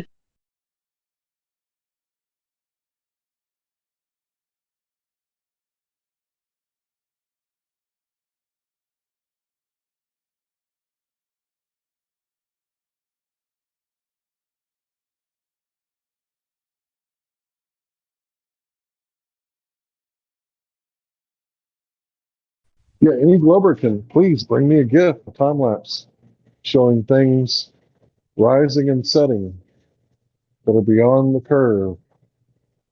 Yeah, I'd love to see that.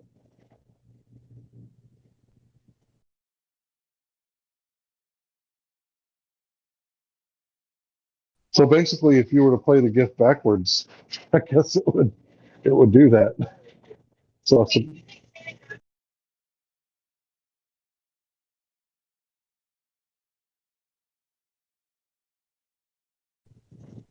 So I guess there would be a way for them to do that, just to play it backwards and see if anybody notices the difference. But what I can see is that the sun causes this to happen, just like a helicopter when it takes off and the sun is behind it.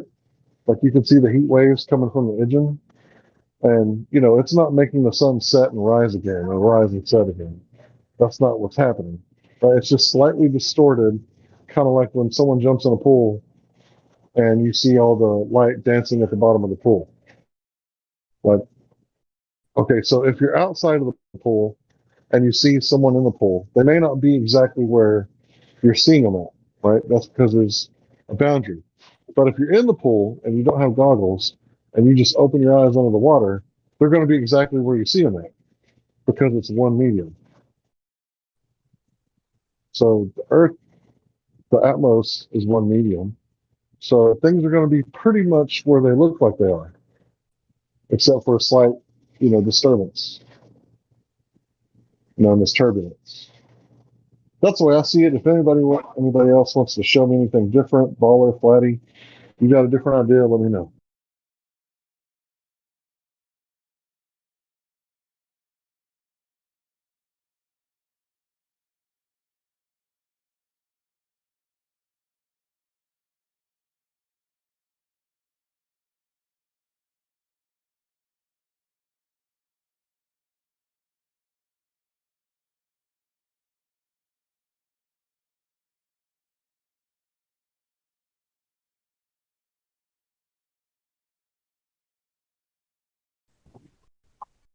Maybe I shouldn't be worried about people in the prison as much as these left brain prisoners. They're stuck in their left brain.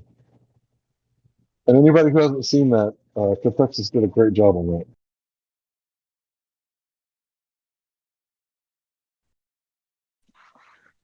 Yep, shout out to Texas. Hope he's still okay and around. Haven't heard anything from him in a long time.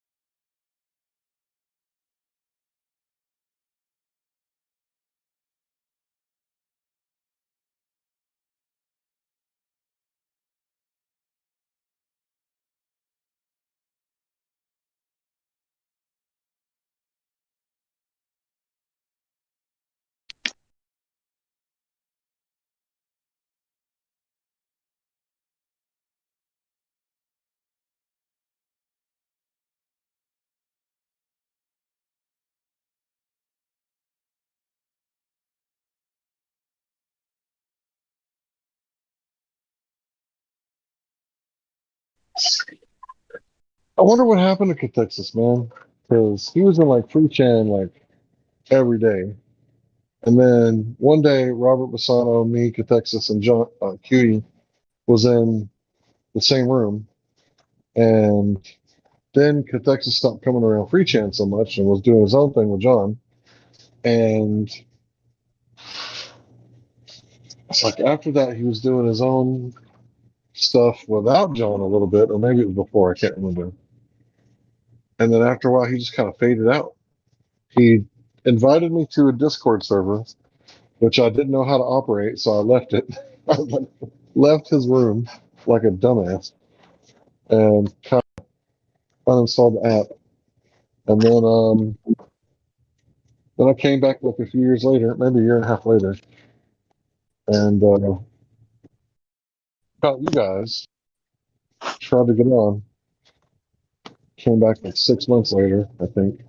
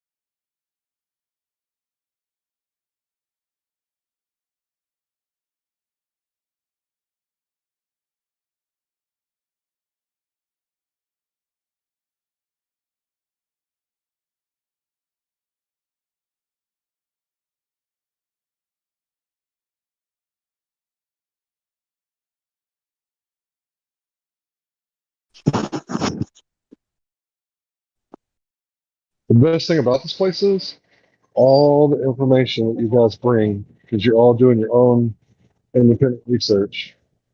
I think like every day, like once a week, we should get together and we should talk about the research that we're all doing independently. I'm going to get to the bottom of that sextant question. If I have to study this for hours, I'm on it. I haven't let it go since he said it. Spoken like a true introvert.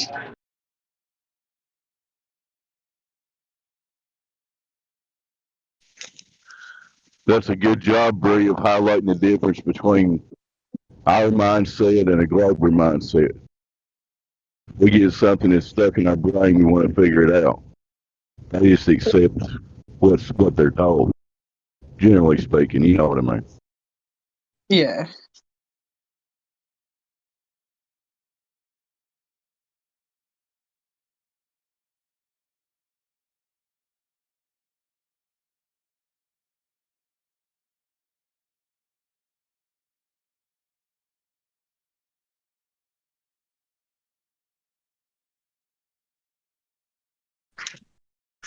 I could be wrong with that thing. It sounds like that bacon guy is just leading in a red herring that's just mathematical base. And as far as I know, you cannot use a sextant on a globe. That's what they need to show us.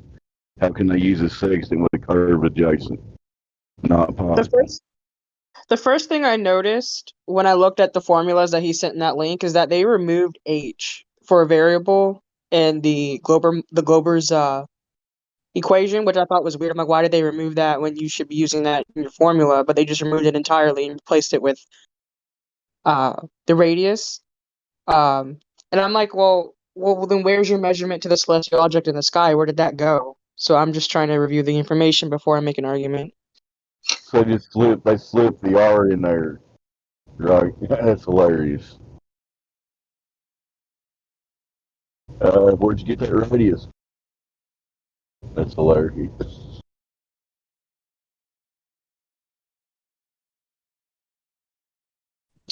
Terrestrial refraction. Where'd you get the radius?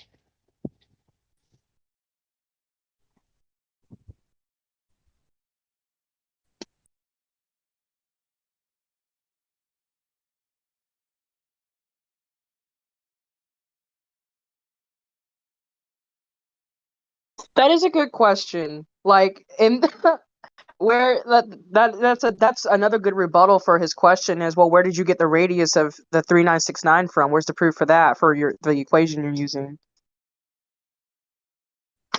Exactly. Before they use it in an equation, they need to justify where they got the R. Because we've been asking them that for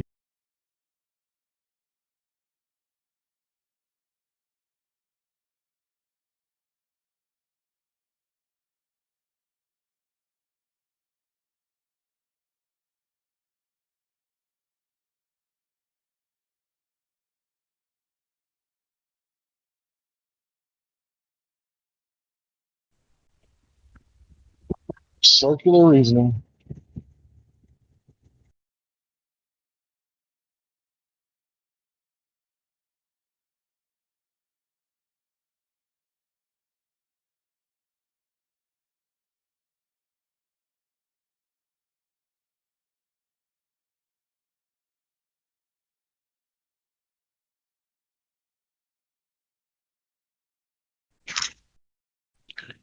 What's also weird to me is that I'm sorry, Brad. I'm just saying ideal to cover real quick.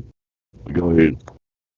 I was just looking at how like the formula that's given for measuring the distance and the what's weird is that the link that the Globers are that you know that they provided trying to say this is how it works on a globe, they don't even use that. Like I don't even know who came up with that or where it came from, but that's not used anywhere. Like I'll post a link to what they use. Hold on, like what's actually used.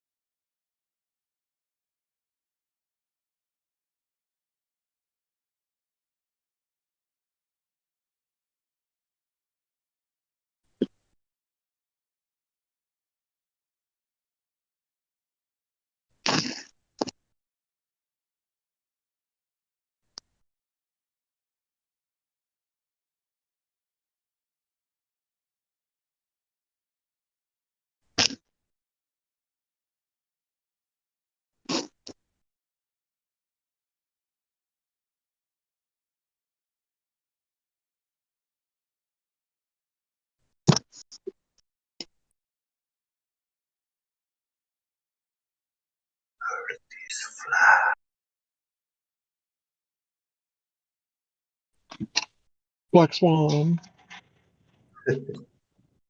Hello, Black Swan. Stop looking at me, Swan. I hear you, yes.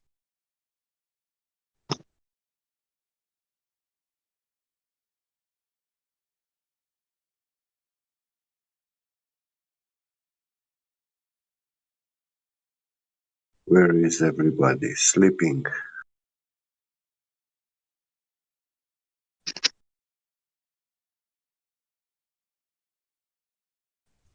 Well, there must be something in the air. Looks like everybody's out getting baguette. Oh. Whoa, that was close. Almost dropped that pizza. Flat air.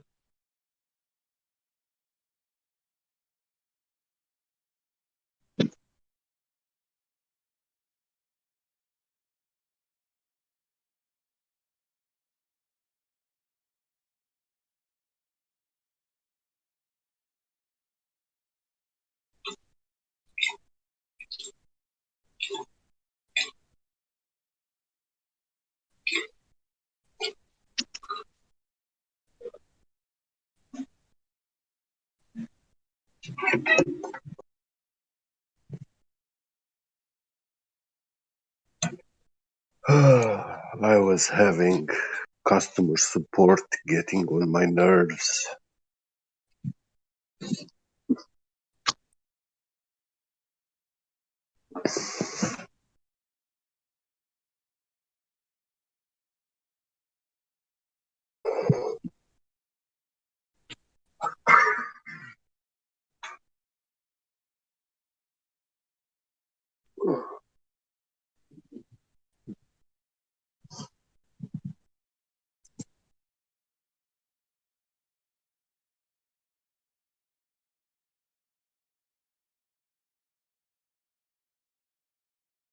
We should sound an alarm to wake up the Globers.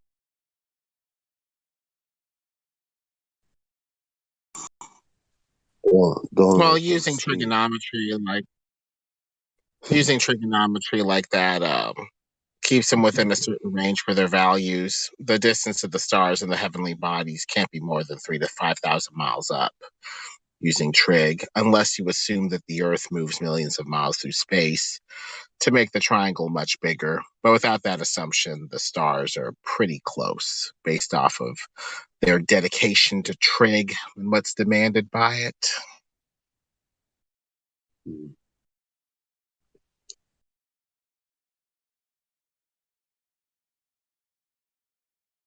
But how do you get that elevation angle? I thought they said they got an elevation angle off of a proposed line that was tangent to the ball, or some sort of imaginary line of a plumb line, perpendicular plumb line, an So, imaginary line drawn in space. so that will be like a tangent to the horizon? Yeah. Right. What they're saying, straight line. Um. Oh Yeah, shit! I just lost my speaker there. Can you hear me still? I hear you. Yeah, you're good. Cool. So they're saying they got like a tangent line, like from the eye of the sextant to the horizon. But wait a minute, the refracted horizon, the one that's like bending around a curve. So the fact that Yeah, it works disproves their whole theory about refraction, right? yep. Because that's all I tried to say from QE to the beginning, but he wasn't trying to hear me. Mm, So when he said this argument, I knew what they were going to do is they were going to invoke like a flat plane, right? And they did. They said there's a tangent line from your eye to the horizon. So my automatic response was, you mean the refracted horizon? And then QE was like, no, it's not even about that. Show me the curved adjacent. That's the only thing that it's about. But I could yeah. see where the argument was going to go. Like I already knew. So now when they say, oh, we got the tangent line, we're not using the surface of the Earth. We're going from, our eye to the horizon. Well, what is the horizon? the apparent location where the Earth meets the sky. So in this case, it's, you mean the refracted horizon? And I think that pretty much kills it. Because what are they going to say? Yeah, the refracted horizon. So how far down the refracted horizon? Is it 10 miles? Is it 2 miles? Because, the horizon fluctuates apparently.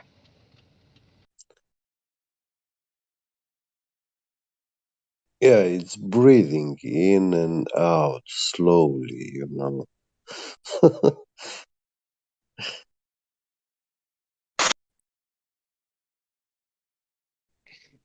You got it. We've seen pictures of the old platforms partially covered, and we've seen pictures, like the Black Swan image, where it's completely uncovered. Yeah. So they're using that horizon, the one that's supposed to be all over the place, which all over the place on a plane existence doesn't really make a difference because it all has the same, uh, let's say, altitude. But once you're on a ball and it starts going further and further and further away, then you get like a weird acute angle. If the down refracting up, then you get like a weird obtuse angle. So, at what point is it hitting at the right spot where the horizon should be? Or does it ever? Is there a right spot where it makes a 90-degree angle on a ball Earth? And if it was fluctuating from obtuse to acute and everything in between, then they wouldn't have any accurate readings. And that's the crux of his argument. Yeah. And that's why the refracted horizon is so important. Well, when I say tangent to the horizon, there's two options here, two cases, actually. One is the line of sight, and I can give them that as a true tangent, yeah, to the ball, like the line of sight to the horizon is a tangent line to the ball surface. But the second one is it doesn't work out. Uh, it will be like superimposed over the horizon, like stretched across the horizon. So it will be the horizon itself. Well, once you use 45 degrees, you're really committed because that's the maximum length you're going to get. A 45, 45, 90 triangle has two sides that are equal. So anytime you're using these triangles beyond 45 degrees, you shouldn't get a distance further than what you get at 45 degrees. So with the Earth being one side of the triangle, or rather the radius of the Earth being one side of the triangle for the 45, 45, 90 triangle, you really can't get a distance that's more than what's dictated by 45 degrees, or the side across from 45 degrees, which is like 4,000 miles at that point. So anything beyond that is highly unjustified mathematically, which is why they have to move the ball millions of miles through space to make their triangles expand exponentially. Yeah, but for this estimation, you need to have the distance to the horizon. You need to know that.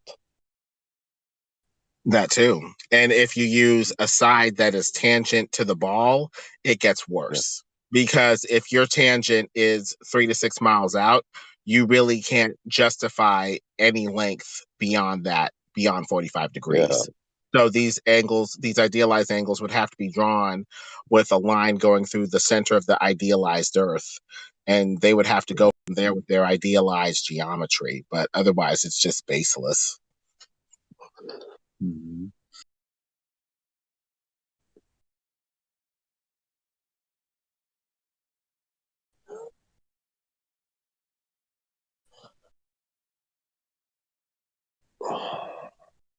Yeah, they are lost, not in space, but in geometry. Yeah. Lost in geometry and trigonometry. Mythamagics. Mythical math. These math magicians, Yeah. they put a spell on you. Mhm. You see complicated hieroglyphics and mathematical numbers on a chalkboard that are like a mile long, and you're like, F it. I give up. You've mathematically sapped me of my will to try to even understand this. You win, mythomagician, mathemagician, mythamagic. I'm under your spell.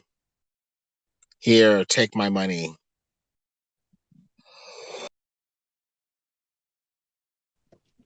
How much should we spend on that new telescope? Does anybody remember? Sorry? What is it, the James Webb telescope? How much did we spend on it? Not enough? Oh, yeah. Definitely not enough. Yeah. I think it's called so the Chris sad, Webby but telescope.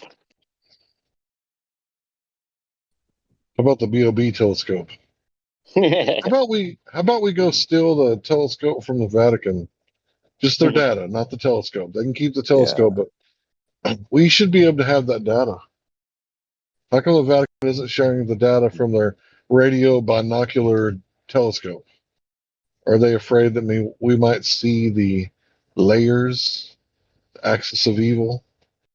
Their Is that telescopes, what they're the afraid of? acronym for it is Lucifer.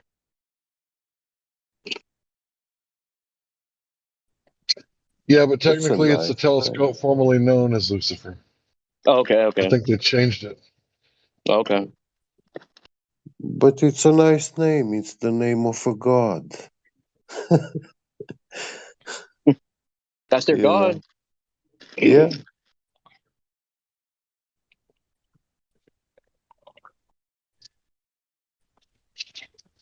Oh, that's not good. Not good. I spilt my drink in my car. Oh my god. You're drinking gin and juice. No, I'm drinking tea with no Oh, sugar in it. oh, nice. It's not the end of the world. You see, if you believe in gravity and actually use microgravity inside your car, then your drink will not be spilling. It will be bubbles floating. You know, you could play with it. It just stays there, and when you want, you just suck the bubble. You know, from the air.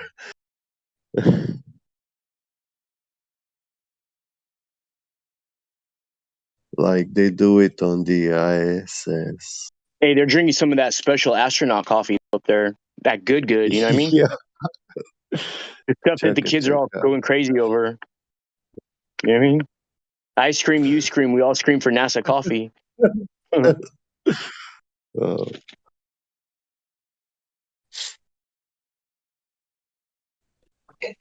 And I would scream to try to get away from NASA's coffee. Right? They do But live, when nobody they say can. they're doing a live stream, they literally mean a live stream of coffee. Yep. Streaming it. It only needs 3 chugga chuggas. Right? man, if I were ever to visit some NASA facility or museum or whatever, something about NASA, and they came to me like offer me a coffee, I would be like, get the hell out of here. Yeah. Or no, go up to their coffee machines in like the NASA headquarters and Yeah. put like what are those things that you scan on your phone that takes you to the link?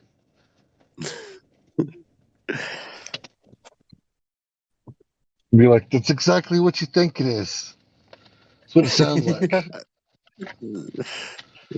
Like they're already drinking the coffee. They're like mid chug, and they realize, oh no, don't drink the yellow snow and NASA's coffee. It's got to go. Yes. But how do they filter their juice?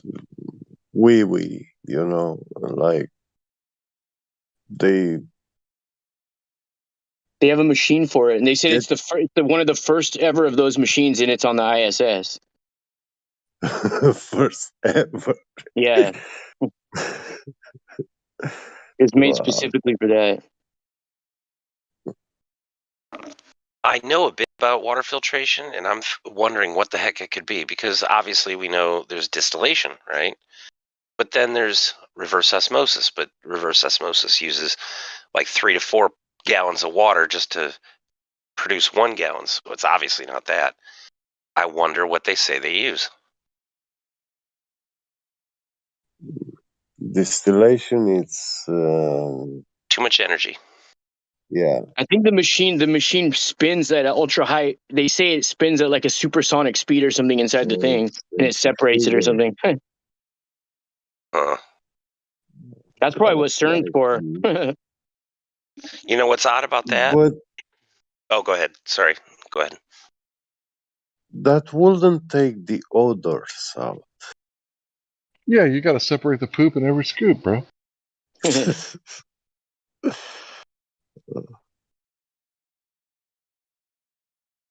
Sorry, you wanted to say something.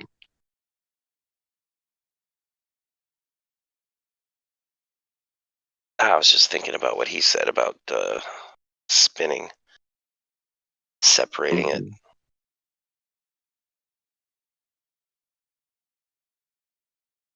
You ever seen how they do contests? Sometimes they'll advertise, say like, we need somebody to come up with a new idea for a suction for a toilet. The grand prize is like $35,000 or something like that. Probably 33,000.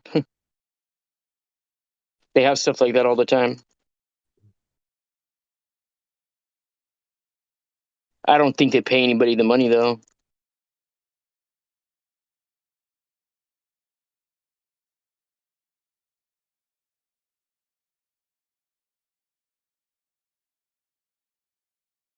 Hell, with $50 million a day, you'd think they'd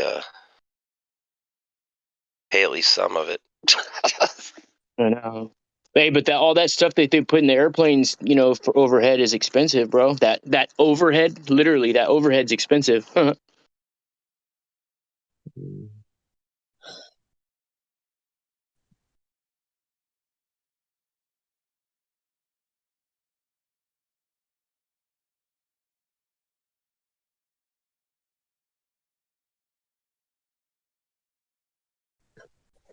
I want 2 of those magic O-rings, rubber O-rings. I'm sure they are so long lasting they could be used as wedding jewelries. I mean, if they Yeah, everybody's withstand so in space, the elite. They're so worried about overpopulated. Can we get some of those rubber O-rings for ourselves? The kind that it's closed at the end. Yeah. Well, it looks Infinite like life O-rings. yeah. Because I've broken a few of those magnums. This happens. You wouldn't think it, but Quit bragging. well, I didn't want to use a word that everyone could readily identify, so I went with a name brand. Sounds like a Trojan horse, bro. Sounds like everything else is shrink wrap.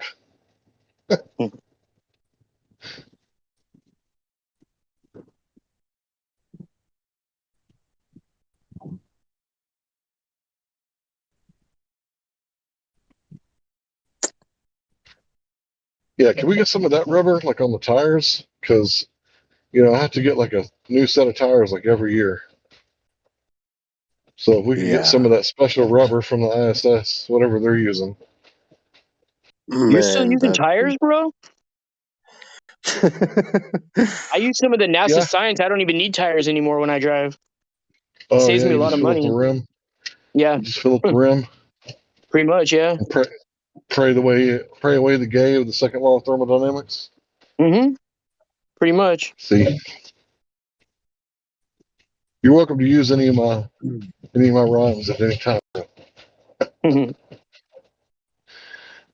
Hey, bro, I gotta say, I really am a fan of your music. Like when you, you're bro. when you're making the music and I'm playing, I can listen to it. It's like I don't know. It's like I can feel that groove. It's That's like I right. fall into it because I'm a bass player, so Yeah, I feel in the groove. that's right, bro. Yeah, sometimes people were like, I didn't even understand what you. I had to listen to it a couple times before I could understand, like, because I put like codings in the lyrics, you know. Yeah, you want different layers. That way you can listen to it over and over again. Yeah, yeah,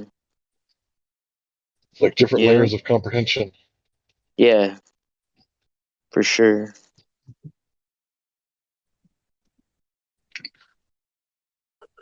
All I Well, know is when but you're going down hey, the slide. Go ahead, bro. Huh? where will be Voyager 1? Getting close to the Oort cloud, a hypothetical made-up urge in space where there's a lot of space balls floating around, and sometimes they come around and Wow. sundive, and then they go back. Wow. Hypothetical origin of space known as the Oort cloud. It's officially out of the solar system. Then it would officially be in the Oort cloud. Yeah. Good luck making it through all those rocks. It's like an asteroid belt that surrounds the solar system.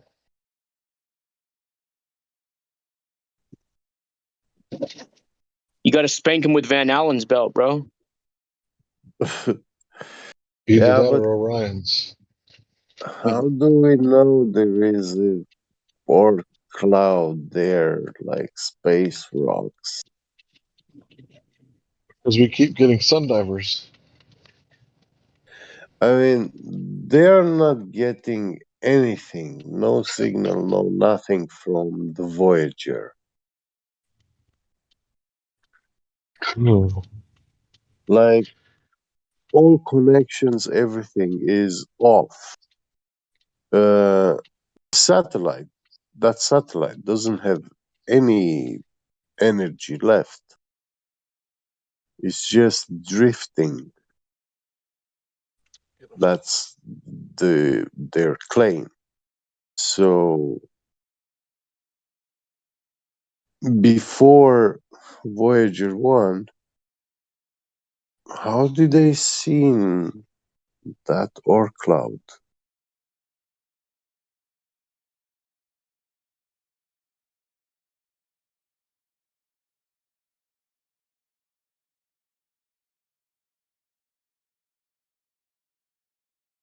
Yeah, I'm asking questions I shouldn't ask. I'm not supposed to ask.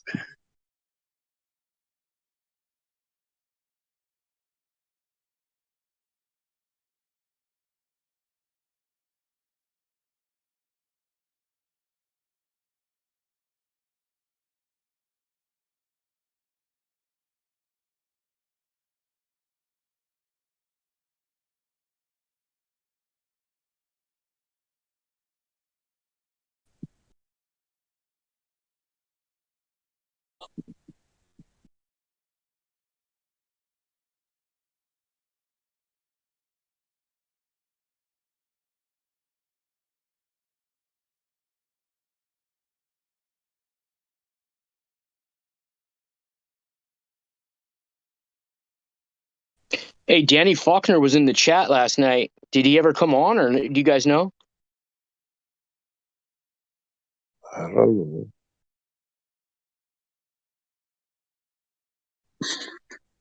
You know who that is, right? No, Danny Faulkner. no clue. He's a Christian. He says he's a Christian, whatever. But he's like, he teaches like the glow, like outer space and everything. But he's a Christian. Ah, I don't know what his name of his radio show is called. He's got a lot of people who listen to him. I see. It's called something like Creation in Genesis, Outer Space Creation. I don't know. I don't know the name of it, but He must be some sort of Catholic religion then. yeah, he claims he's a Christian, born again Christian, Mhm. revolving around the sun. I wonder what he what's his opinion about the Pope unifying the world religions. Right?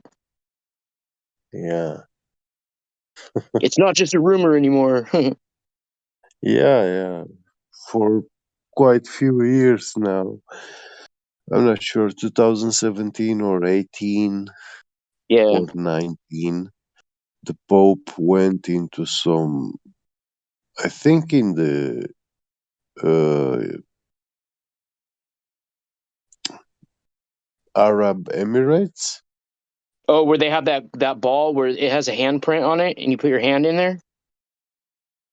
Yeah, that Yeah. too. And he had a meeting with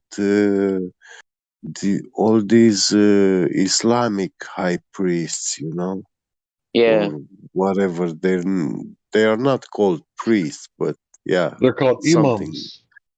Right. Imams, yeah. Yeah. Yeah, Yeah. and they were talking about like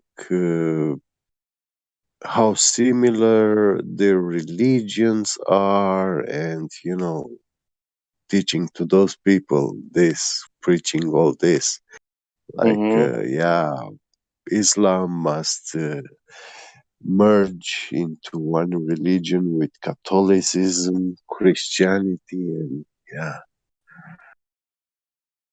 I bet you they'll give you if you go to their thing and like you know profess your faith in that religion, they'll probably give you like a gift card or somewhere, some free hamburgers, maybe a rent voucher. You know what I mean? Yeah, kebab. Right. Yeah, And you only have shawarma. to do it. You only have to do it once every 6 months now. Yeah. Hmm.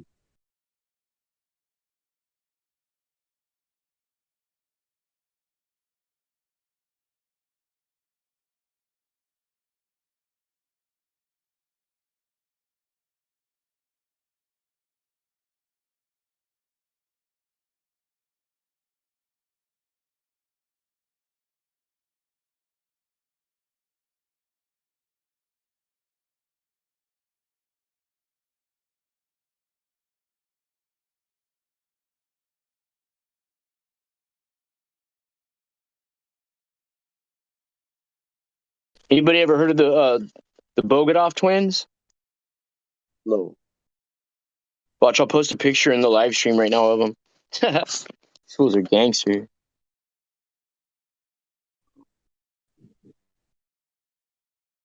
Let's see. All right. So here's another globe Earth dichotomy. So they say that the astronaut that traveled through time more than anyone else, he set the record for being on the ISS the longest. He's a fraction of a fraction of a fraction of a second younger, right? They tell you that, right? He was up there for 3 years, right? And he's like a split second younger. I don't know how they could prove that, but at the same time, out of the other side of their mouth, they say they have to reset the GPS satellite every 8 minutes. And if they don't, they won't work. Why? Because they're traveling through time. Hmm. Oh my god. See, I told So you. They want you to believe that your feet are older than your head.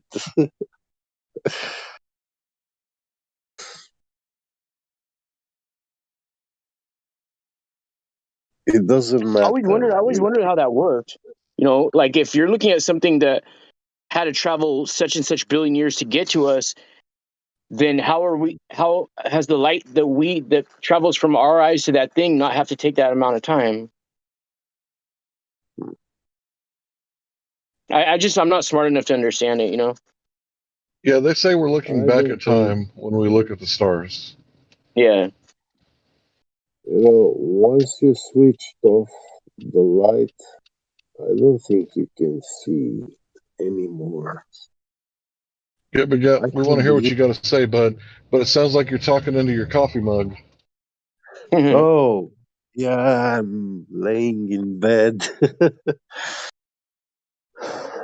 Is it better now? Yeah, it's more clear. Go ahead, bro. We want to hear what you got to say. Yeah, I was saying, I can't believe that once you switched off the light, you can still see it.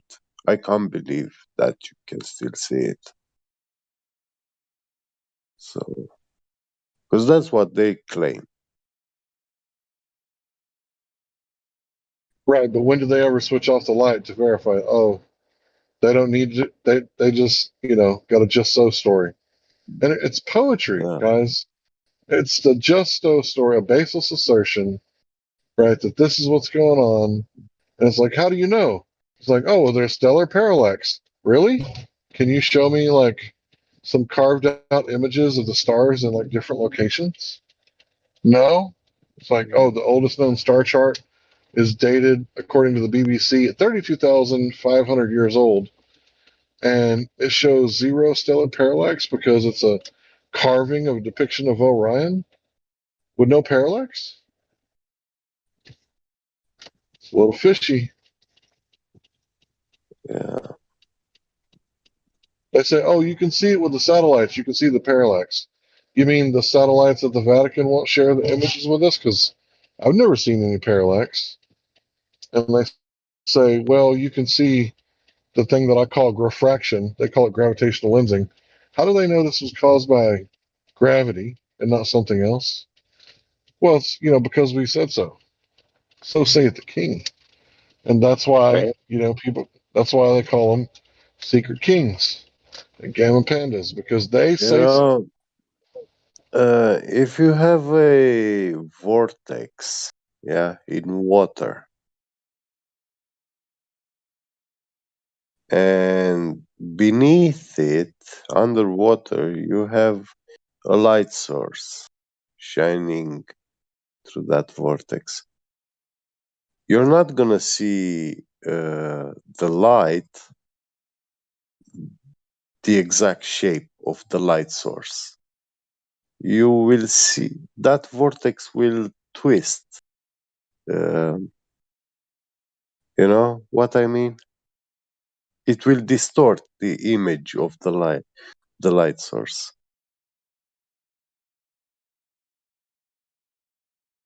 Even if you didn't have a vortex, just the light source underwater Yeah, distorts nonstop. yeah, but uh, what they are showing us that galaxies are actually bending light of distant stars and other galaxies, and they show it like the light of that star is now surrounding. It's like a circle around that galaxy, which is distorting the light, which is bending that light.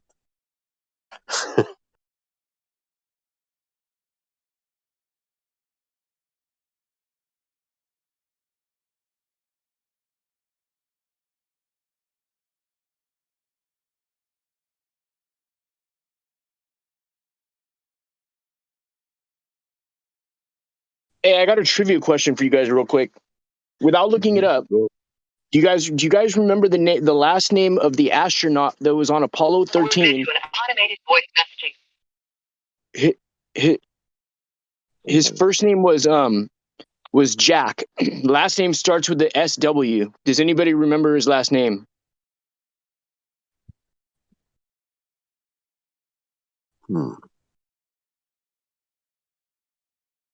I don't.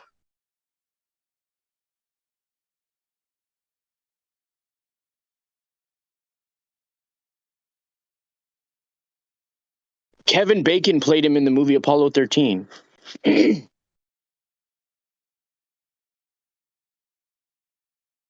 Bueller. When it comes to names, I'm pretty lame. Yeah. So his last name is Google will. SW blank GERT. So it's SW blank GERT.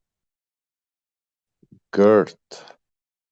Yeah. So his first name is SW, and then there's a vowel right there. I'm just wondering if anybody knows what that vowel is without looking it up. Be honest. Don't cheat. Oh.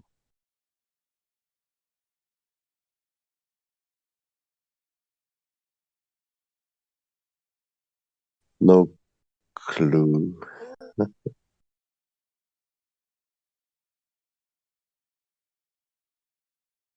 A.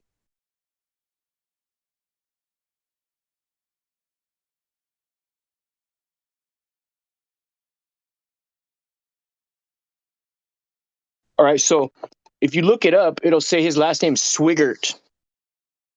But I'll be damned if I remember his last name being Swaggart since I was a little kid, Jack Swaggart. But now everywhere you look, it says his name's Swigert. Maybe I'm tripping. That's why I wanted a second opinion before I go commit myself to an insane asylum.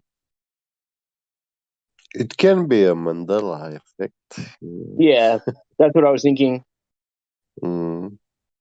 A lot of people differ; their opinions differ about Mandela effects. I mean, I don't care. Whatever. I know there's some type of effect, whatever you want to call it, that is doing these types of things. But yeah. I was just wondering if anybody remembered his name as ever being Swaggart, Jack Swaggart. No, I don't know. I didn't know him. Do you know what swag stands for? What? No, what? Secretly, we are gay. Oh. Interesting. Interesting. Wow.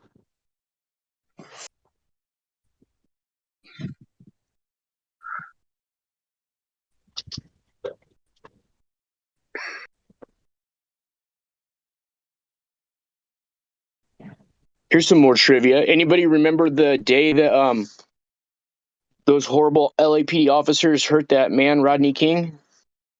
Yep.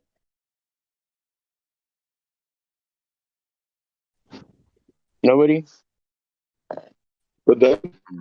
Nobody remembers the date? No, 1991.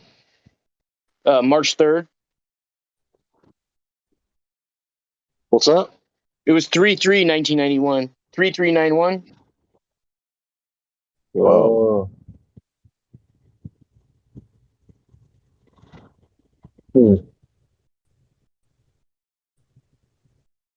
Day before. All right. What does shit stand for? I don't know. Store high in transit, because if you store it below deck and somebody lights a match down there, that's a lot of methane. Right. Oh, is that what Store they call it? high in transit. A poop deck? That's what they call it, a poop deck, Yeah, huh? that's the poop deck. Yep, you got it. Yeah. My really good friend, his name's Craig. He has a channel called FTFE. He's my really good buddy. He always talks about what it was like when he was a seaman on the poop deck. He was an ex British Navy. Yeah, I've heard about this guy, Craig.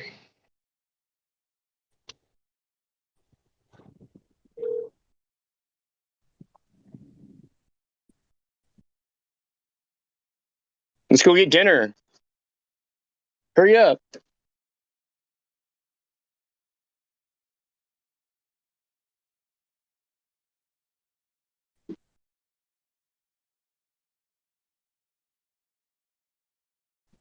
All right, what does the F word stand for? Fornication under the consent of the king. Okay, so that's when they were impregnating the Scottish and the Irish women, right? Once they got married on the marriage night. So what about the Puritans for unlawful carnal knowledge? I don't know anything about that. So what did they get tried for? What were they in the stockades for? Oh, they got caught fucking for unlawful carnal knowledge. Oh, the F would stand for four. Okay. For unlawful carnal Yeah. knowledge. Huh, that's interesting. We don't know if this is true, but yeah, it's funny to think about.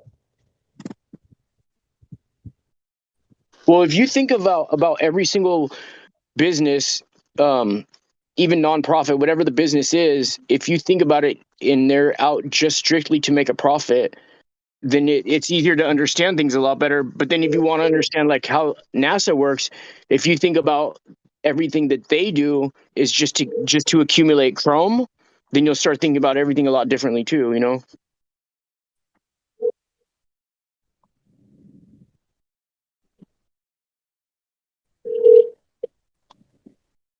So, the mod Justin earlier was saying that the United States is missing $20 billion. No, was it trillion? $1 trillion.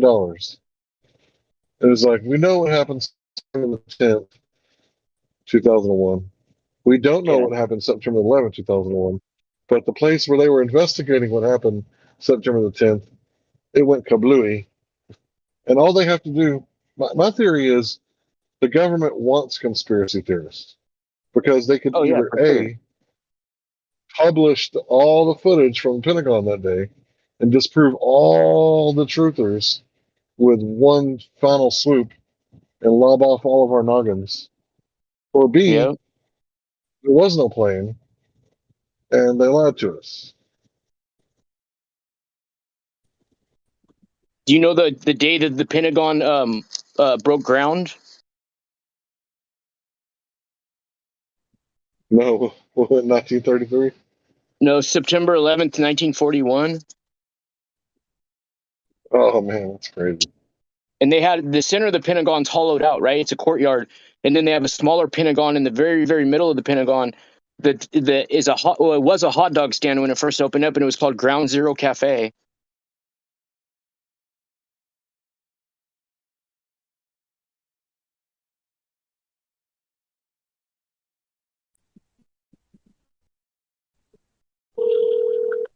Have you seen George Washington?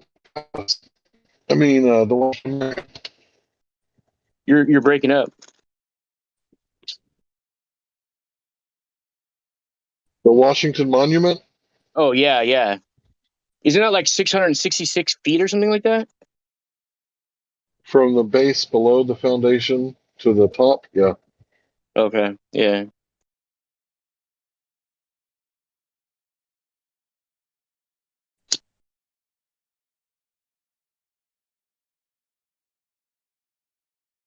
You know about those artists that they were giving free rent to for like a year before the towers collapsed on the floors that they were renovating?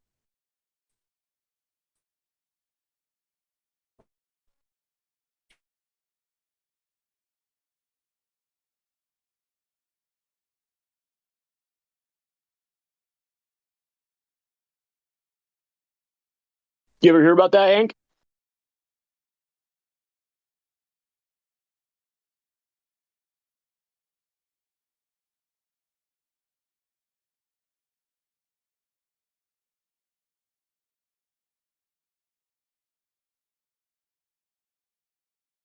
Icy, come here. Come here, baby.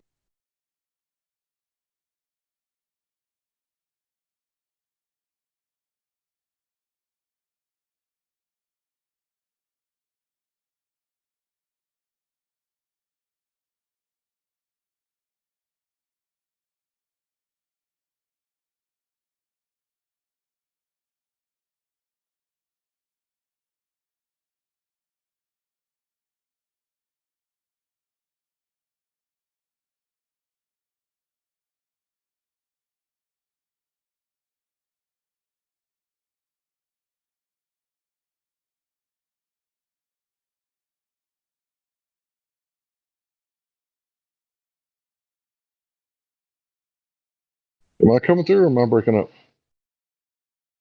I check. You're coming through now, but I think you were breaking up for a minute. Okay. I'll just wait till I get back in the car.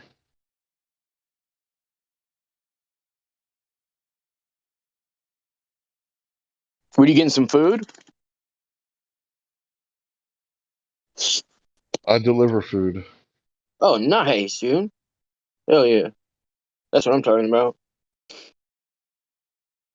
You ever flat smack anybody?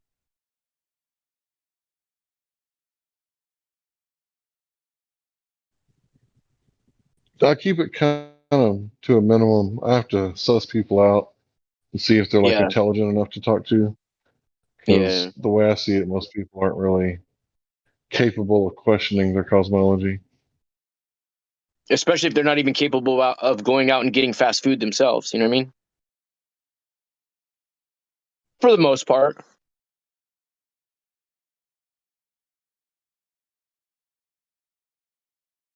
I would just wear a hat that said flat Earth. That way they could see it and they could decide for themselves if they want to bring up the topic or not. My ass would probably get fired though, because once somebody bring up flat Earth and I sit there for an hour or two talking to them, I got all these other orders in the car that I'm truing on delivering. You know what I mean? Be a hell of a delinquent ass motherfucker. You know, Yeah, I'm pretty delinquent already. dude. And their bags of food would be just reeking of weed because my car is like every time I open the door, just clouds of smoke come out of the car. I stay smoking.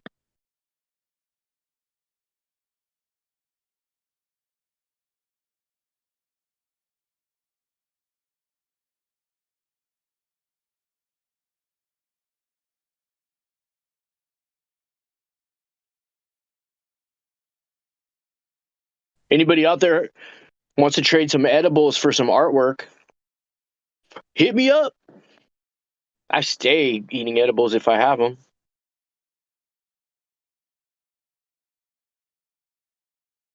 The day I stop smoking weed is the day that the earth stops spinning, but vice versa.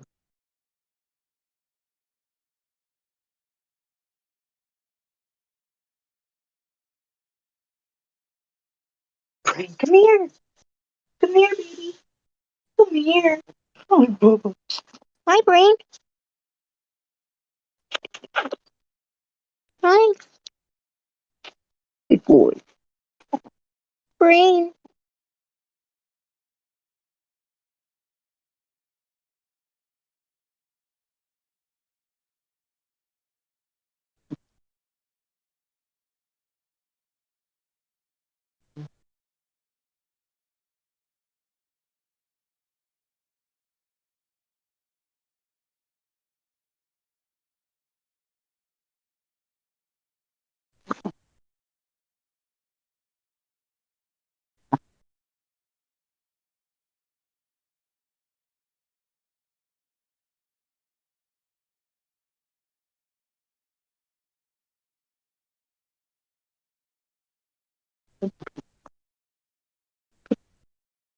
Brain's a good boy.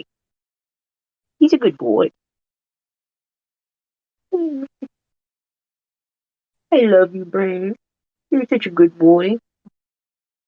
He's a good boy. I love you.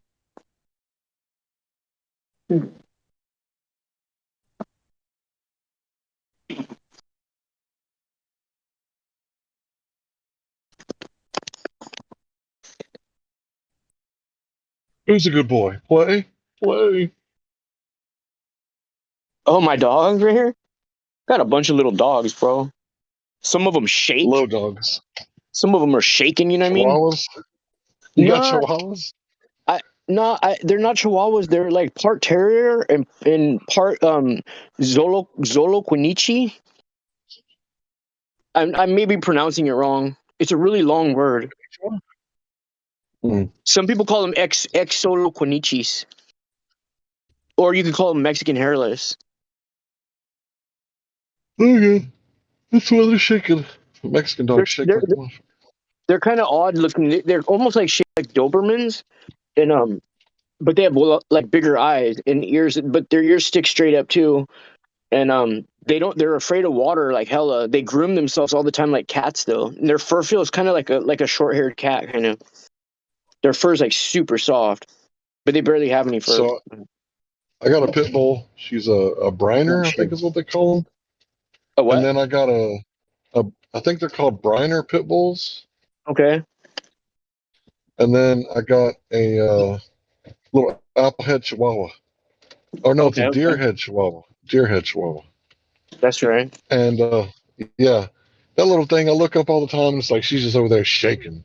She's either shaking or she's burying herself in the cover. Yeah. It's like the whole time she's just like the Mexicans. Like the Mexicans are like, oh, adios, the frío. It's like, oh yeah, it is cold outside. I don't even think it's because they're cold. I think sometimes they have a I was gonna call it a predetermined set composition, but I think I said it wrong. Yeah, I think they're just cold. Like they're scared of tornadoes and they're scared of They're nervous too and cold. things. Yeah, they're Yeah. just like Mexicans, man. Hey, that comment was Boston City Marathon racist, bro.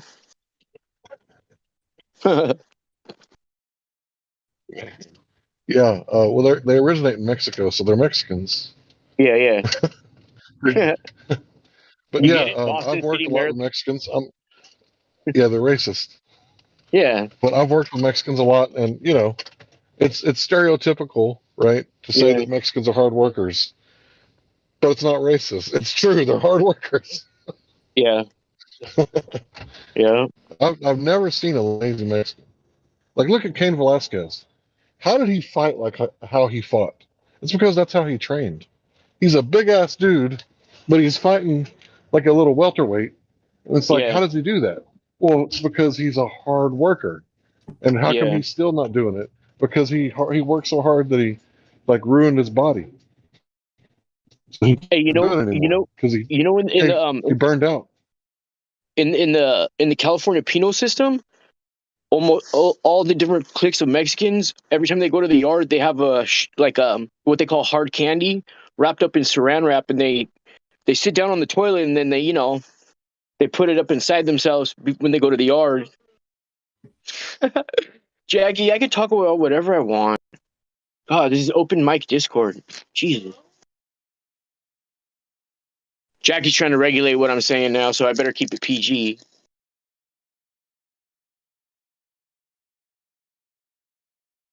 And you tell her you leave the moderating up to the mods. No, I'm Right? joking. I know. Only joking. Yeah. I get chastised sometimes on here because I say too much. But if nobody's talking, what's the crime of saying something? You know what I mean? Man, that's your skill, man. You got the gift of gab, right? Yeah. It's hard talking like freely and then having to edit my what I say too. I mean, it's not impossible though. It's not beneath me. Yeah, it just takes some correct, adequate rephrasenational patience, I should say.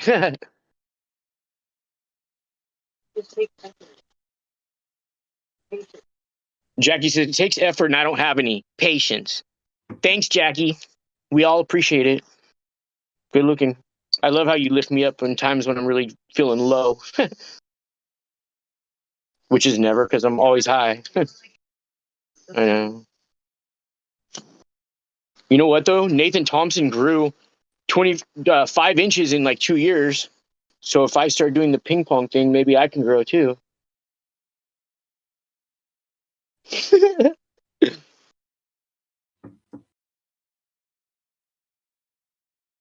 Yeah. I remember when I was a Crip about 15 years ago, I was banging Compton with Nathan Thompson. Getting them Philly blunt papers often. I was so strung out, that's something they had to taper me off of. I just flat smacked the Roger Dodgy at the gas station. Hell yeah. Those dudes are usually pretty smart. Bro, I there can't was a remember time his when... talk. Huh? Go ahead. No, go ahead. Go ahead. Yeah, I can't ever remember talking to a dumb Hindu guy. They're usually like really smart.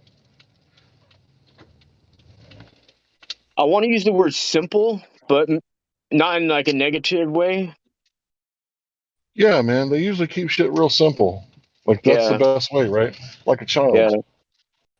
It's funny how Yeah. Americans think that the word simple is like you're insulting somebody in a roundabout way, you know? No, no, But it's not. I they don't are think it's an simple. insult at I all. get what you mean. They're very simple, down to earth, but still intelligent too. And that's what makes them intelligent because their simplicity, right? Yeah, Because they're not yeah. like trying to like puff They're everything not all up and gothed sound out. You know what I smart, mean? right? The They're not the all ones I've puffy. met, they're not tripping on like gender appropriate nouns and stuff like that, proverbs or whatever. You know what I mean? Pronouns, yeah. They're not Pronouns, tripping yeah, on. Yeah, they're not tripping on that kind of stuff. But yeah, I yeah, like Hindus, man. Every time I talk to them, they're all like, you know, I don't know. It's like so. There's different kinds, obviously. Like there's some that yeah, are Muslim and some that are Christian and some that are like Hindus. But like it doesn't matter. Like every time I've talked yeah. to them, they all seem to be like down to earth, like chill, smart people. From my Jackie experience, says they're that's creepy probably towards wrong. her. The ones you seen. Hey, tell them about the guy Oh yeah, at the they. gas station, Jackie. Tell him, Jackie. Tell him the AM PM every time we go in there. What do you say? Oh, say. Remember, he's like, "Are you with your girl? Is that girl with you?" Where's your boyfriend? You'd say to me like, "Oh, is your boyfriend here with you?" And then you'd go on with like another. Oh, is it your girlfriend? Like, Yeah, I'd roll in there with some other chick sometimes, right? And then he'd be like, "Oh, where's your other girlfriend at? The one you." Every time he. I remember he like touched my hand and he like Oh yeah. my ID and like Yeah. Yeah. Yeah, there's one dude at the AM PM. Jackie gave him her ATM card, whatever, and he go your ID. He wanted her to check her ID for the thing, and he takes it from her, and when he hands it back to her, he makes sure that his fingers touch her fingers or her hand. Really weird, you know. And he made like direct eye contact. he like had my ID for a long time and like looking at it, like, reading everything on my ID. Like, Yeah, like memorizing her stats. You know what I mean? he's like, "Oh, Jasper," and he like said my name and he's like, "That's a name." Like, They call it Jackie stimming, whatever that means. no, I don't know. Those dudes always just freak me out. Like to me. What do you mean? What do you mean when you say those dudes? Like, what do you mean by those? What do you mean? I'm just messing with you.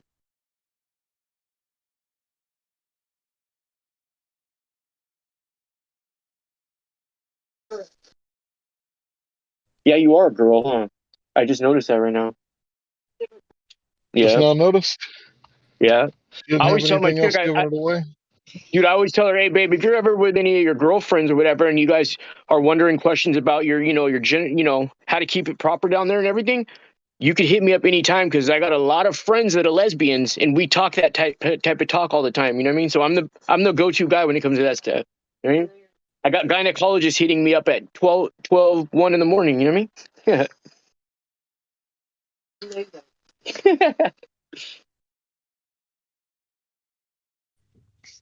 Took my wife to the gynecologist once. Never doing that again.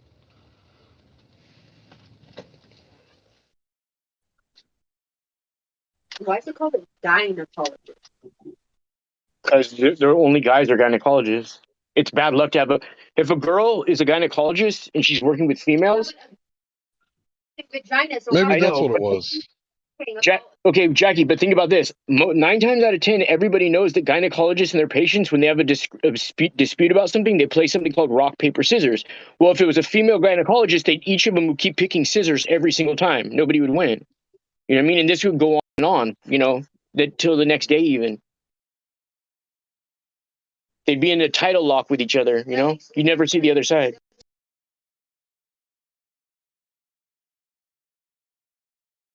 Everything I say has to do with something, Jackie.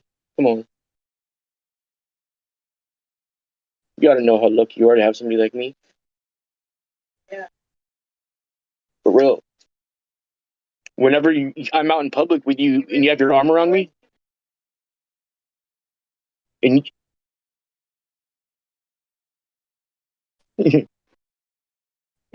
Every time I'm in public with this girl, she sees some guy that she thinks is hot or something. That guy will see me with her, aka arm candy, and be like, "Damn, she must be doing something right if she was able to get him." You know, just little observations I make. I don't pay it no mind though. Yeah, it's funny because guys will tell me, I always she was him. Right? Yeah. I don't get it. Yo, keeping it flat.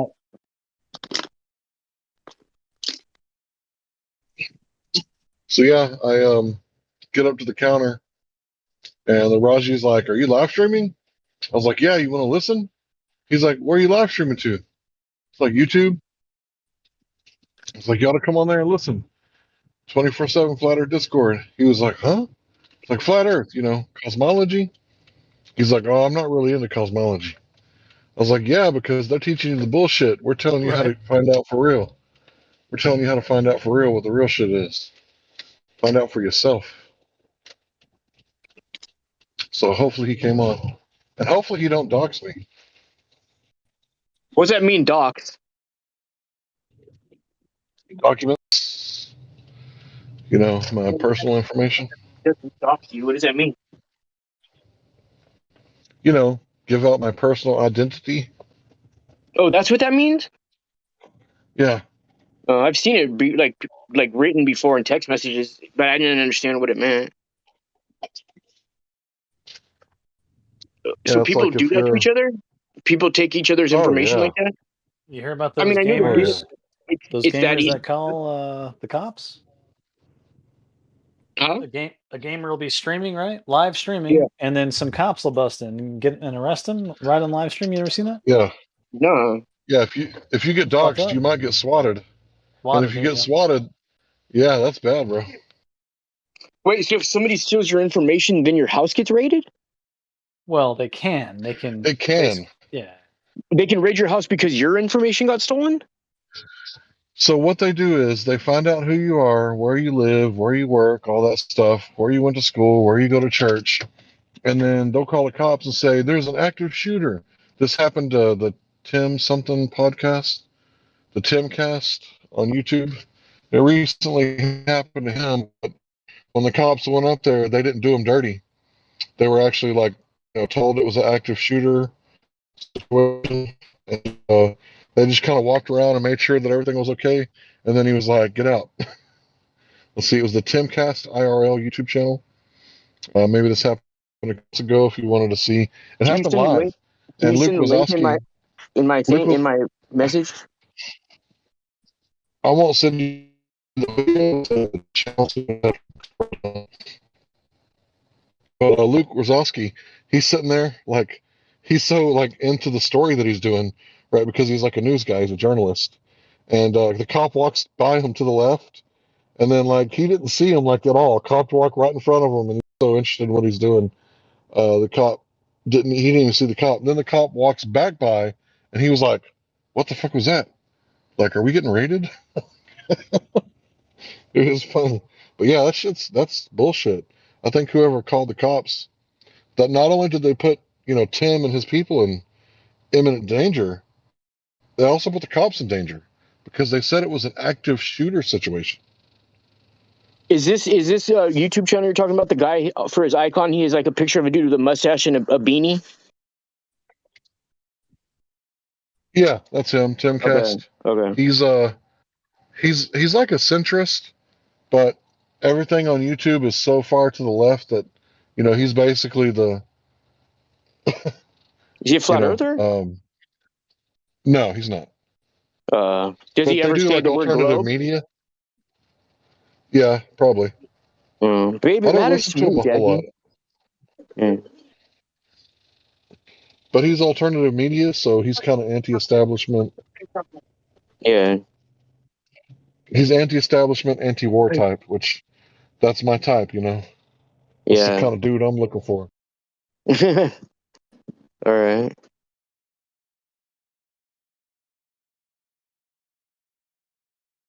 Hey, wouldn't you agree? Okay, this is how I don't know, maybe I'm just like hella super jaded, right? But the way I look at everything, as far as like, so he's talking about the anti-war, right? But wouldn't that be similar to like, let's say you wanted to keep people in the holiday spirit for a long time, right? So just because you're not pushing a good narrative of a holiday spirit, maybe you switch from like good Santa to bad Santa, right? But you still got Santa Claus there. So like, what I'm saying is like, Jackie, be quiet. I'm gonna go sit in the car. Jeez. Mhm. Like maybe they're creating something like a Santa Claus festivity in Ukraine, right? Just for like, because I don't know any other better term, I'm just going to call it a Santa Claus festivity day parade. By day, they're doing their little activities, they're reenacting civil wars and stuff like that. You know, by night, everybody goes back with their family, whatnot. They just yellow tape it up, tape up the scene, and keep a couple people by there. You know what I mean? Because it's still an active scene. Anyway, all I'm saying is like, if people started realizing what's really going on, a way to keep them from realizing that it's a Christmas scene festivities is to you know, from one path to the half the people are going in, you could say if you get there quickly, we'll give you free gifts, and then the other one you could say something like, if you get there too late, you will be unable to receive free gifts. You know, the right and the left, the red and the blue,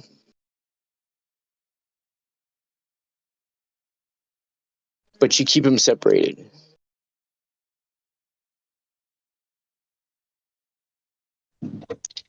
You got to keep them separated. You know what I mean, though, Hank? No, I was doing business with a customer and I missed half of what you said. It's all I'm sorry. good. It's cool. Here, I'm gonna download it to your interface right now. I'm gonna put it in your CRISPR server. All right. I don't know what you're talking about. CRISPR server? No, I Yeah, like ain't messing around with none of that. I'm gonna put it to your interlink. No, I'm just kidding. I don't like to play God or let someone else play God on me. Yeah, no. I think I've had maybe 2 or 3 vaccines, maybe 4 my whole life. So when I was young, my mom didn't put me on Medicaid or Medicare. So I wasn't on none of that like government programs. So I didn't ever get sick either until I had tuberculosis. Then I took like 6 months worth of medicine and that was gone. But I think I only had like a few shots. I don't even know which ones. I can't even remember. So I whatever when I remember. was born. Go ahead. No, go ahead. Don't. That's it. It sounds like you had a Yeah. good life, though. At least, you know. Yeah, I've spent most of my life pretty healthy.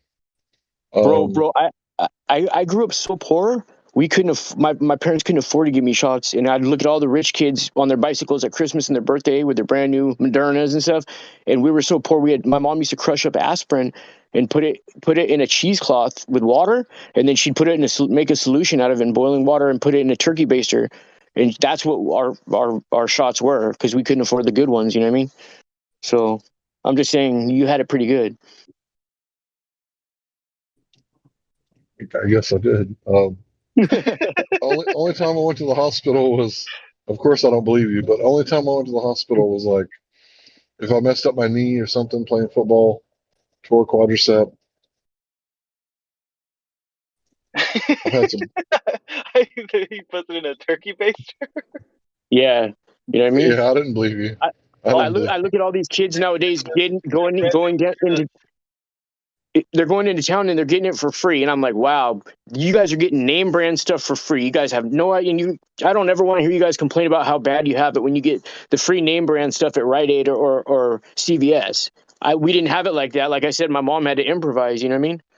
So Expired Vietnamese aspirin in through a cheese I don't know cloth. why No, I everybody's heard. complaining about that stuff. You know what I mean? They got it so good. I wish I had it like that when I was a kid. You know?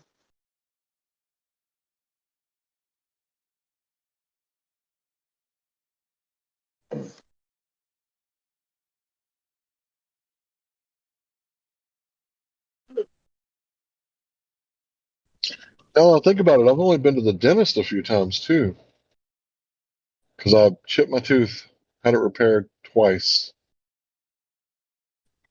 my front tooth, and then I don't remember anything else. And I just usually clean my teeth with a bent, what do they call them? Like pen needles? The bent cinder panels. No. Like imagine like a needle, right? And you just bend the end like a what do they call candy cane? Candy cane, and you just take the real smooth part, and you can get the plaque off like real easy. Like nobody needs to go to the dentist to get their plaque removed. You just got to be willing to like hold your jaw open for like a few minutes. That's the hardest part.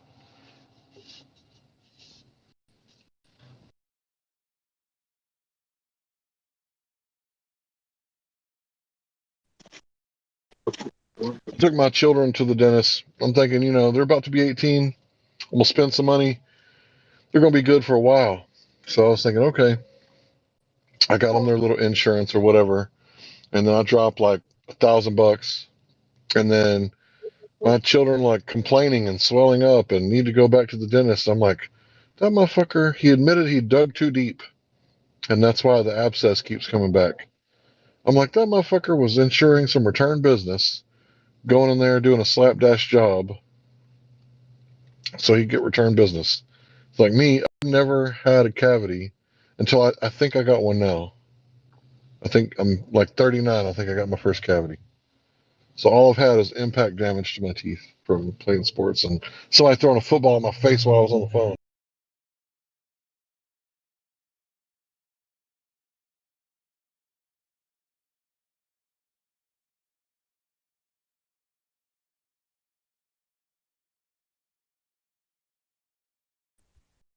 So who in here remembers the phones from the 80s? Those big heavy plastic fuckers that had like the Wheel of Fortune on the front, and you like spin it till you get to the right number. Yeah, we had a like a turquoise one in my house. Yeah, mine was like big and beige. Yeah, anybody with a 9 in their phone number is just a piece of shit. Yeah.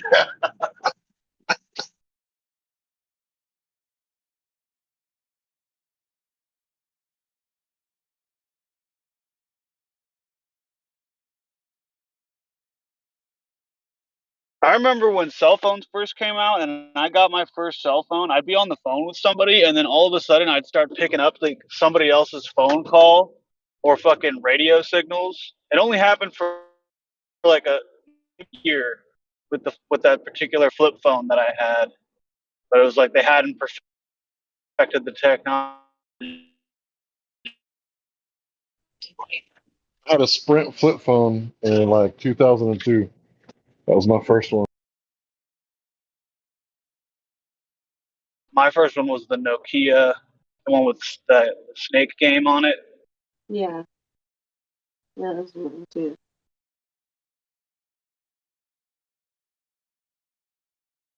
I remember when I used to In be. fact,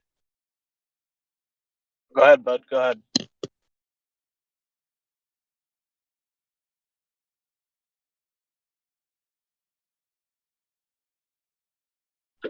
This seems really weird, Jackie. Dude, delivering pizza before cell phones. I just want to let you guys know that shit is fucking hard because you actually got to get a paper map and you got to like find the street, right? And then I used I to don't do know that, what the bro. deal. You used to deliver before the cell phone. Yeah, well, Man, not, I that mean, shit is hard. some people had cell phones, but I didn't use it. I didn't have a cell phone. I just looked at the little Thomas guide, but I knew the area really well, though.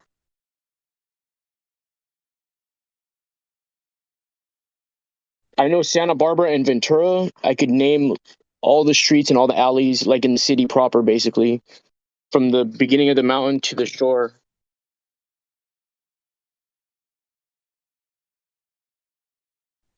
Where do you live, bro? Mountains? Shore? Santa Barbara, Ventura, I don't know where that's at. Where's in that at? Calpedo. It's just north of Los Angeles. Yeah, Oh, LA. No, it's not LA.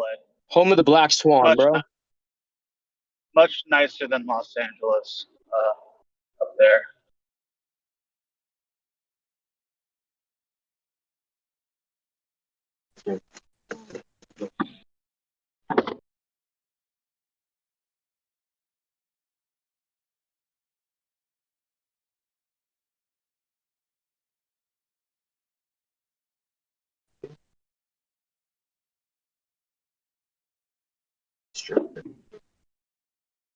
Yeah, let me see. Hell yeah. Dude, I'm always finding samples of stuff that I put under my microscope.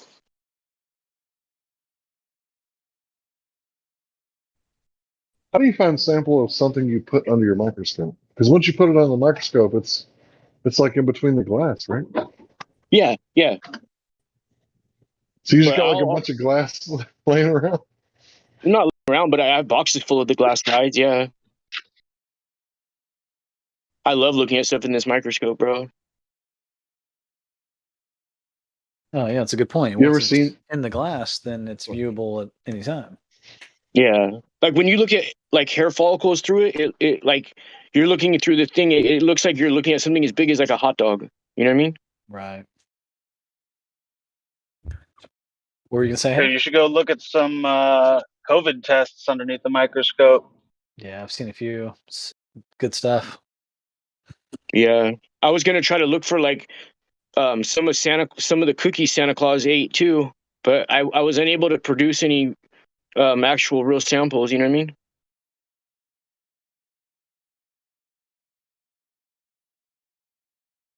Yeah, that makes sense. I think I said it wrong. This chronic's really good.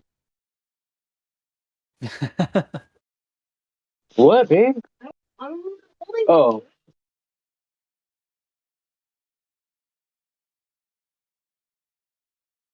That's a baby. Are you gonna get dinner When tonight? you going down the slide and you feel yourself glide, chugga chugga. Right. One thing I do know is girls, they come, they go. Girls are from Mars and they go to Jupiter.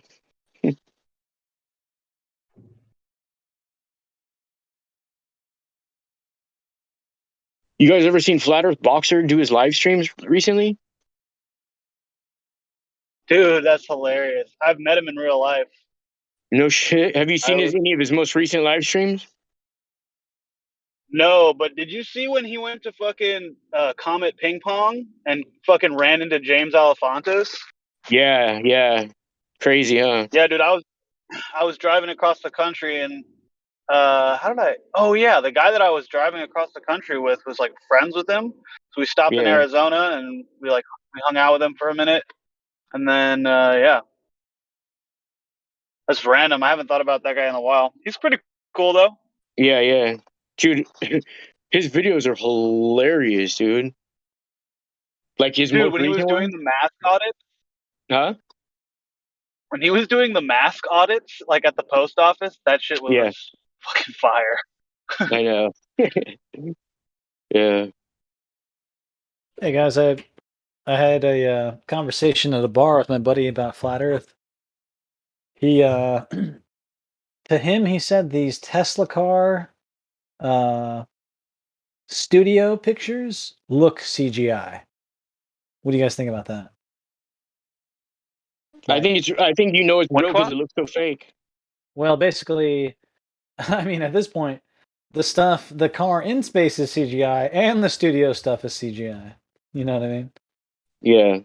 He was like, I use this video software like Blender or whatever, right? And he's like, I can tell right away these studio pictures look like CGI. That's what he was saying. But he still thinks the Earth is a ball. Oh, 100%. Yeah, he's Yeah, man. It's called shifting the blame, you know. But I mean, if you were to go, just come into the subject, go to this Tesla car, see the one in space, see the thing in the studio. Does the one in the studio look like CGI? I really don't know. I bet you could make these studio things with some software or whatever. So I really don't know, but yeah. Well, once all that stuff, if it ever gets found out, they're gonna say they had to keep it all on the hush hush because there's aliens. You know what I mean? That's why they were trying to, it was for our own good. Because if there's aliens, we'll destroy the aliens like we did. We destroyed the globe. It'll be called alien warming. You know what I mean? Bro, I wish they would try to fake aliens. That would be so fucking much fun. Just like all the fun arguments that we have now against the Globers, and then they're like, "But dude, the green guy on the TV." Like oh my god, that would be so much fun. Even if it's not that, I think you were born for whatever they're planning on, my friend. So whatever it is, it's going to be badass. Hey, I don't think it's going to work like that. Yeah, if they introduce aliens, bro, they could be able to have lasers like hitting buildings or anything they wanted at any time and just say, "Oh, it was aliens." That would be a scary scenario to live in, bro. Yeah, and then you're gonna have to say, "Show me an alien. Show me one." It's going to be real destruction. They're going to say, "Look at the post office, bro. What are you talking about? Like, show me an alien. Look at the post office." Yeah, pretty much. Well, that's from Men in Black, right? All the aliens work at the post office, anyways. Bunch of places, yeah. Yep. Hey, quick shout out, Platypus. Good to see you, man. Been a while. What's up, dude? Yeah, Good to see you too. How you doing, bro? Dude, I've been on a whirlwind adventure. These last 2 years are crazy, man. You still in Mexico? Have you? No, but I've traveled thousands of miles. Awesome. Have you been healthy? Yeah. For the most part, yeah. Yeah. How's your foot, man? Is it healed? It's the same, dude. I think I'm just gonna be living with this for the rest of my life. What's wrong with your foot, bro? It's a long story, but it's not comfortable. Just put it that way. It doesn't tickle. Do you go barefoot? Do I go barefoot? Yeah. I used to all the time, yeah. You should try going barefoot. Not walking around, but just letting your feet sit on the ground for like hours at a time. Dude, I used to work on a farm, and I was barefoot all the time, but it did not. I don't know. It gets worse and it gets better sometimes, but never like back to normal. I'm in a point right now where it's better, but not normal. It could be a lot worse. It was a lot worse about a year ago. Right now. Do you ever look at the times when it's good and then compare them to the times when it's bad and seeing what appliances you do or don't have around you? I'm doing that right now, and at the time that it was the worst, I was the furthest away from technology. I think it has, honestly, my little theory is that I've got something wrong with my blood, and there's like the insurance that I have doesn't cover like tests that would figure out what's wrong, or there's like some kind of conspiracy or something. I'm not really sure what's going on. I've been in and out of hospitals for like 2 years though, so I'm kind of over being in the hospital. So I've looked at my blood under a microscope, and I've looked at many different people's bloods, and the stuff I see it disturbs me highly, bro. I just know that, and if you go to any doctors and complain about what you're complaining about, they already have on their factory settings. They just go straight into process mode where what they're saying is you have some type of delirium about you. It's what I mean, they're gonna try to prescribe you psych meds. Don't they already have a whole illness for that? That one that's in your mind? What is that called? Yeah. I don't know, but I'm about to go into anaphylactic shock from that shit, dog. But unless I have a bone sticking out of me, I'm never going back to a hospital. Yeah, that's smart. That's smart, man. It's like There's nothing like going through your own medical issues while the greatest medical fucking is being conducted. That's like an insane juxtaposition. And you're like, hey, I need help for this thing that's actually happening to me. They're like, okay, but have you been tested for the fake thing that isn't happening? Like, oh, we're gonna have to push all your appointments back because of the fake shit going on right now. I don't know. I'm learning a lesson. I'm still learning it. Yeah, that the medical symbol with the snakes twirling up the staff, that's there for a reason. That's all I'll say about that. I got some good news though. Coca-Cola is now making space flavor and star flavored beverages. Get them while they're hot. No, you mean save them for 20 years and sell them later. Are you being I think I Are you read. being serious? Yeah, Coca-Cola. Yeah, they have two new flavors. Wait a minute. Hold on, Coca-Cola. You just got through telling everybody to chill out on the whiteness, and now you got space flavored soda. There's nothing more white than that, Coca-Cola. That's the whitest shit I've ever fucking heard. Wait, what was the thing? I vaguely remember that. What was Coca-Cola saying about white people? Oh, yeah, Coca-Cola made like their employees go through this like anti-whiteness training, and it was like, I can post it for you if you want to see it, but it was like saying that whiteness is this and whiteness is that. And it was like, man, if you were to like take the word whiteness and mark it out and put blackness, that would actually be racist. You know? Yeah, You know what's I'm no comment. I Ain't it like that? No. You know what's really racist is the people at the Boston Marathon. That was really racist. You know what I mean? It was a what race for happened at time. They were Boston racing against Marathon? each other. Right, that's true. It was almost a race war. Crazy. Yeah, they're probably good. I mean, I thought they were gonna try and push a bunch of race stuff when Will Smith was like slapping that other guy. I thought they were gonna try and like. I think it felt like they were priming America to see some more black on black violence or something, but I wasn't Dude, they sure. did. They did. I'll post it for you right now. You get a load of this shit. Was there some You're gonna. crazy like? Was there some? Yeah, I bet. Yep. Are you ready for this shit? Okay, I'm gonna Hang read up. it to you. I'm The driving. Yeah, just tell me. I'll read it to you. Yeah, The Guardian. White outrage about Will Smith's slap is rooted in anti-blackness. It's inequality in plain sight. Now playing in a theater near you. You want me to read it again? No, it says now coming to a theater near you. Children must be accompanied by an adult. All souls sold separately. So let's get this straight. White outrage. So whatever that is. Like I guess white people are Basically, outraged. if you're a white person, you can't talk about black people. You can't have opinions about black issues. You know, it's just not allowed. So because Will Smith broke the law, that's inequality in its plain sight that people are upset about it.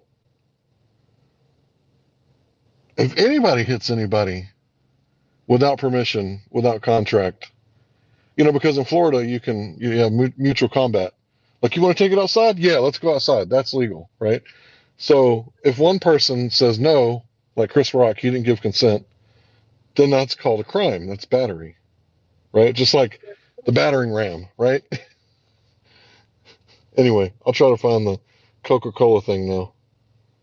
You guys continue. Every time I jump somebody with my battery, I end up getting charged. That's right. That checks out.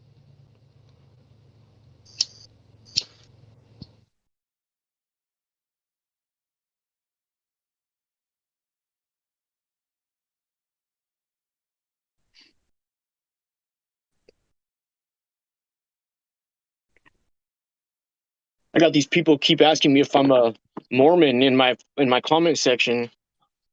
I get that at least every other day. Somebody asks me that. I don't know. I get more people asking me that than I get thumbs up on stuff. I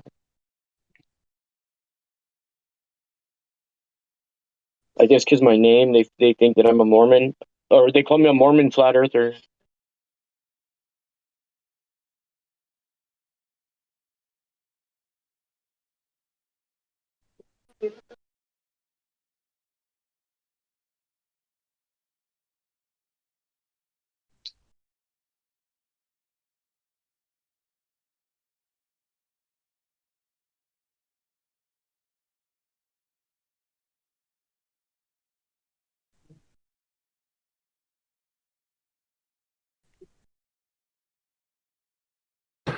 So you back in LA, Flat?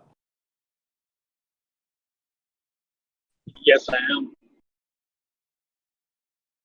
Nice, man. Made your way back home somehow. Yeah, it was kind of necessary.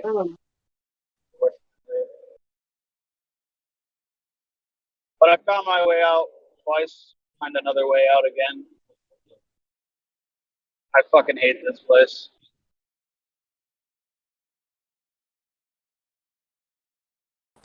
Yeah, I sold that place in Hermosa we met at. I'm down in Carlsbad now, but You did? yeah, I finally sold it. Nice, man. I bet you did well on that. Yeah, the market came back around. It's pretty healthy right now for sure. Sold it last July. Nice. You said you're in Carlsbad now. Yeah, down south a bit. How do you like it? I like it a lot down here. I think it's a different pace. It's not the same, big city feel, but a little more suburbia. We get the bombs from Camp Pendleton a little bit here and there, but for the most part, it's pretty chill down here. I like it. Are you guys How mind if I far read from this the... real fast? What's that, Yeah, Hank? go ahead. Oh, yeah, go read. I posted it. I'll go ahead and read it. Okay, so the anti-white training consisted of: to be less white is to be less oppressive, less arrogant, less certain, to be less defensive, less ignorant, to be more humble, to listen, to believe, to break with apathy, and break with white solidarity. So that's what it means to be less white. So it says Coca-Cola is forcing employees to complete online training, telling them to be less white. So can you imagine one of these that said, be less Latino or be less Mexican? Like that would be racist. Well, it's racist in itself in the sense that it's saying that white people are oppressive, white people are arrogant, white people are certain, they are defensive, they are ignorant, they are humble, they don't listen, they don't believe, they don't have any apathy, they don't have any solidarity. Come on. It's stupid. I don't know. I've seen some white people be pretty apathetic in my life. I mean, how subverted is our country to the point where we just openly talk like this, where this is okay? Ugh, so sad. To me, anytime someone mentions race, they're the racist. Like the whole, what is it, the something race theory, critical race theory? Like they're a bunch of people teaching racism. Because, like, if you notice, like, I haven't really seen any real racism in my life, except for I was part of a knockout game when I fought like 4 dudes in a row, and then the fifth one like knocked me out. But other than that, I don't even know if that was racist. I think that was gang related. But yeah, I mean, other than that, like, I haven't really experienced racism, and I've seen people be racist against blacks.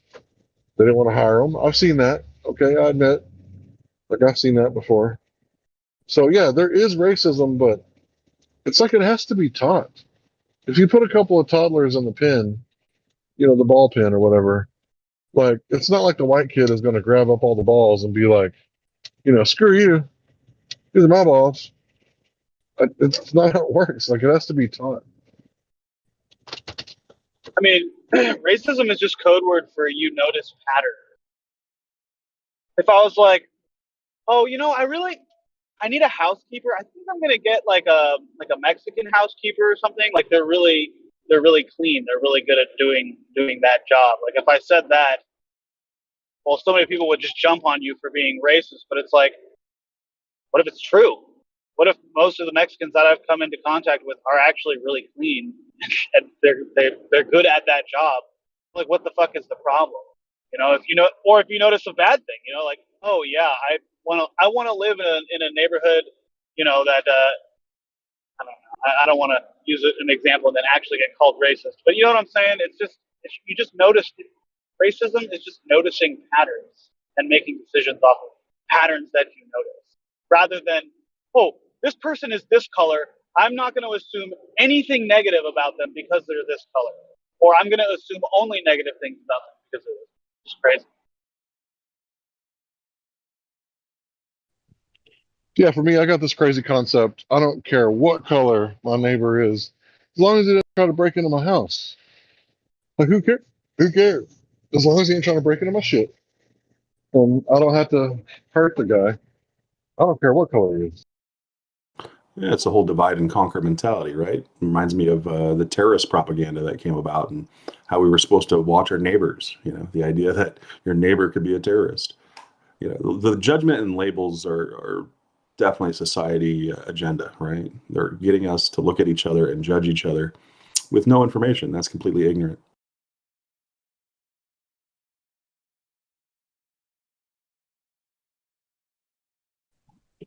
Yeah, to me, like racist people, like the height of ignorance. It's like, okay, so you're telling me you're gonna judge this guy based on the amount of melanin in the skin. Like that doesn't make a lot of sense to me. Like, but I've seen, one of these people. What do you mean these people? Like, we're all people. Like, it doesn't make sense. So, like if you were to say like Asian people eat rice, that's not racist, that's a stereotype. Like, to me, like racist means unwarranted animosity, oppression, or suppression against someone based purely on race or perceived race. It's like there's a lot of stuff that people say is racist just isn't racist to me. Like black people like watermelon. Who doesn't like watermelon? Like, well, that's the whole paradigm, right? Is there even races? Is there a race besides the human race? Like, is there really one that exists? Exactly, I got somebody bro. with that the other day. They were like, "Oh, if you had kids, would you let them date or marry other races?" And I was like, "That would be impossible. That would never happen." Well, why wouldn't that happen? Why wouldn't that happen? And I was like, "Oh, there's only one race, the human race." Shut them up pretty quick. Yeah, because once they realize you're not racist and that you're not going to play their stupid little game, they don't know how to act. They expect you to be racist just like they are. They So can't hold these anything over your head. anti-racist, right? These anti-racists, they're the most racist people you'll ever fucking meet. I guarantee you. The anti-fascist, the anti-racist, like these people are the worst when it comes to racism. Like they assume that like black folks can't take care of themselves, and they're like a subclass or whatever, and the whole system is against them. And I don't really think that's how it is. I think that we're equal, like literally. I mean, yeah, there's some times where white people have privilege and black people have privilege and skaters have privilege and basketball players have privilege and cheerleaders got privilege. Like I experienced privilege when I played football in high school. I think some teachers kind of passed me along so that I would stay in the game. So everybody has their own privilege. It's not like there's only one type of privilege.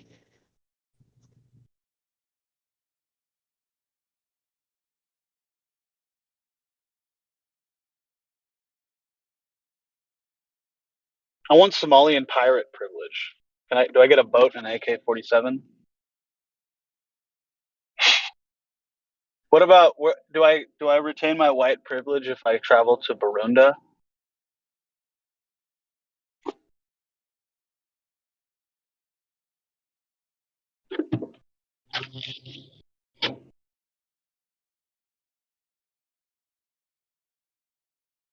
Yeah, that's some heavy stuff that Coke put out. It makes me wonder about the past, though. We hear that the past used to be more so-called racist, right? Slavery and all this, and the division was greater. But was it all propaganda from the beginning, right? Like, is this mentality or way of thinking just been taught throughout the ages? Yes, absolutely. Because white used to be a status, and it didn't have anything to do with the color of your skin. There were lots of Irish people with red hair and green eyes that weren't considered white. Had nothing to That's do with the color of insane. your skin. No, I'm being totally serious. Oh, I So I know. always, oh, okay, yeah, I always pass around this Native American guy. He lives in South America, And he's like going back and finding like the original documents, like firsthand experience. And then he like reads them and he shows you where he gets them and everything. And he's like not a white dude. He's like a native. And he's showing you like this is what really happened with white people. This is what really happened with the Jews. This is what really happened. The first slave owner was a black man, and in court he was demanding lifelong slavery rather than 7 years catch and release program like some of the people were doing. And then he talks about how like if you had a slave that you owned for life, and then you had an indentured servant, and there was only 1 year left on this indentured servant, like you would send him to do like the most dangerous shit. Like, hey, why don't you climb 50 feet up in the air and see if you can untangle that, And it's like, well, if you don't, then I'm going to extend your contract. You'll get another 6 years out of it.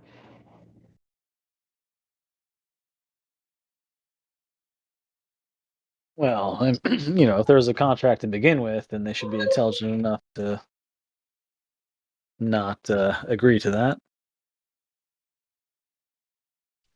Well, I believe it was King James who made 30,000 Irish like automatically indentured servants. So you can't say that they entered willingly. Oh, a king. 30,000. Yeah, so saith the king, right? Yep. That's why I'm always like in here, like when Glovers are talking, I'm like, how do you know this? Is this just like what the king says? Who died and made you king? Like, No, how did you become king? I like bringing up kings, empires, all that kind of thing. I bring it up all the time.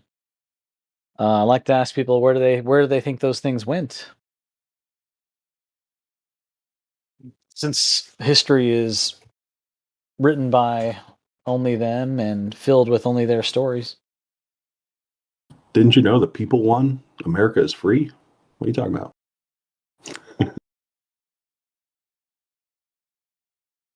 It's called the American Revolution. We beat back the royalty, right?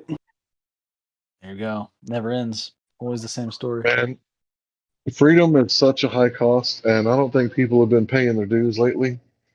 So I question if any of us are free. Because think about it. Okay, everybody thinks that they ended slavery with the 14th Amendment. No, they made that shit mainstream for everybody. Red, yellow, black, and white. Everybody can get in on this. You could be a slave if you want to. There's You could be two a slave if you Americas. want to. Yeah, when you realize the Constitution is basically an agreement, a contract between you and the Queen or the royalty, you recognize pretty quickly that if you need an agreement with the royalty, are you really not servitude still? Yeah, that's why I bring this stuff up. Great. It really is voluntary, though. So if you got someone that's like in the system and you contract with them, like, hey, I'll work your land. You let me live here and I'll just build me a little mud hut and eventually upgrade it to a cabin with wood and mud, right? And then, I'll work the land. It's like you can be free if you want to, but you're going to be eating duck or poodoo or whatever you can pull out of the swamp or out of the woods. You're not going to be eating the steak, right? Unless you like, get the guy to give you some cattle or something. I mean, if you can catch a cow out in the wilderness or start raising cows, but you get my point. Like, if you choose to do the free man on the land, you're not going to get all the cool stuff. You're not going to be able to You're operate a right. vehicle and lattes You're right, and but stuff. that's after them. That's after you not having the opportunity to learn anything. It's kind of like, well, now that I'm naked, how can I go out there? I'm not going to make it. Yeah, it's really about whose land, though, right? That's what this whole game's about, and the land, and who owns it. Yeah, it's a big one. Plus the land we don't know about. Well, you have the right to contract unlimited, right? So you can get with somebody who has land and be like, hey, I want to work the land. And that makes the land more valuable because if you can grow crops on it. So you can say, hey, I'll, sign a contract with you that, I'm here for 100 years. And after 100 years, me and my family has to get off your land. But we're going to clear out this much of the trees. And, you make a contract with them. I guess it could work. And then who's going to come looking for you? Like, Are they going to, accuse you of not paying your taxes?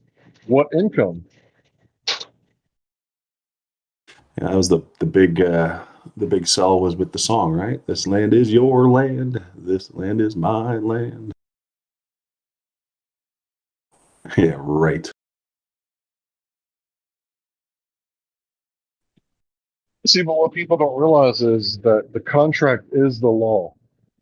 So if you make a contract with somebody that, I'm going to work for their land for 10 years or whatever, 15 years, it's like, we'll see how it goes, right? If you stop working the land and you just sit in your mud hut all day playing Call of Duty, then, I can kick you out. But if you're actually working the land and making it more valuable and drilling a well and all the stuff you said you're going to do, then you can stay here. And it's like all you have to do is figure out how to get rid of your waste and don't trash the land and make it like nicer than you found it.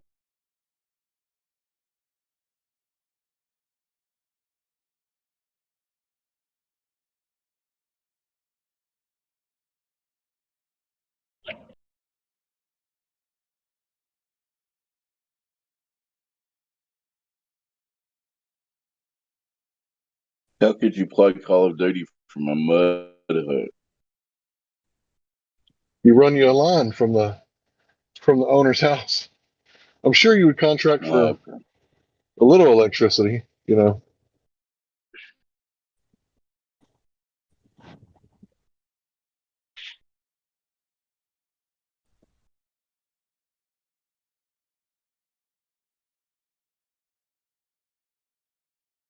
I guess it would be all about the contract and how you set it up. Because some people own so much freaking land that it's like, what are you going to do with all this land? It's just sitting here.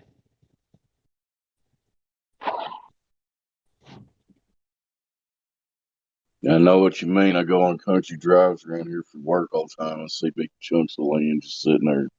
Nobody really doing nothing with them. Kind of sad, really. And then you see how much it's worth, and you just are like, what? How is something that has nothing on it worth so much? Yeah, exactly. Good point. Well, if you think about it, all the technology we have right now, you can get from like a hillside.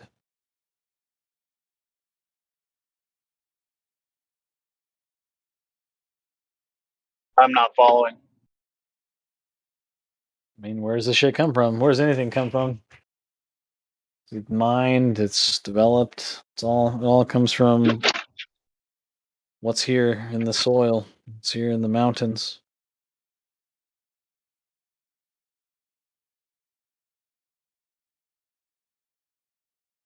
Okay. Yeah, that's true.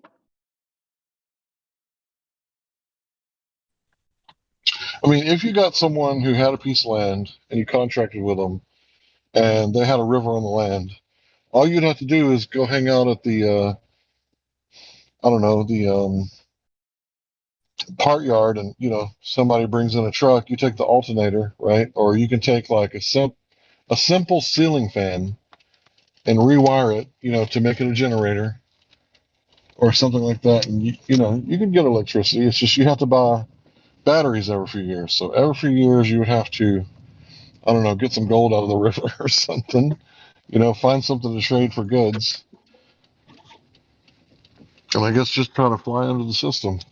People do like gold and silver, so if you had a way to trade gold and silver, that's what I think people should be doing. Like people should be getting together and buy like 4 pieces of land, and right in the middle of those 4 corners have like, a farm big enough to feed like a bunch of people, and then everybody just, trade with silver. Completely non-taxable. The government shouldn't be able to get involved at all.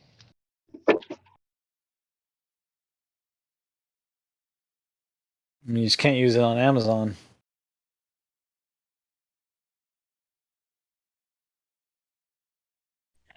Yeah, but you could always trade in your gold, I'm not for saying it's currency if bad. you wanted to. I'm just saying there's a huge divide of this technocracy. And there's like a technocracy / the Dances with Wolves people. You know, it's like, what direction are we going to go in? Somewhere in between.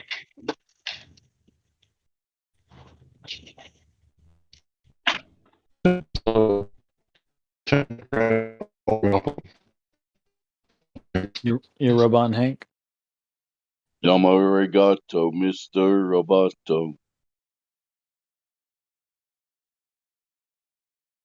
What's up, Dave? How you been? You on the cab night? Is it cab night? I don't cab anymore since all this bullshit hit 2 years ago. I quit having people ride in the car with me. I just deliver groceries. I deliver groceries and food. That's far less entertaining than hearing you talk to people about flat Earth all day. I miss those days. Yeah, I wish I had some of those recordings from those Uber rides, especially those drunk college kids, stuff like that. Yeah. Thanks for remembering that. Yeah, man. Good times. Did it for many years.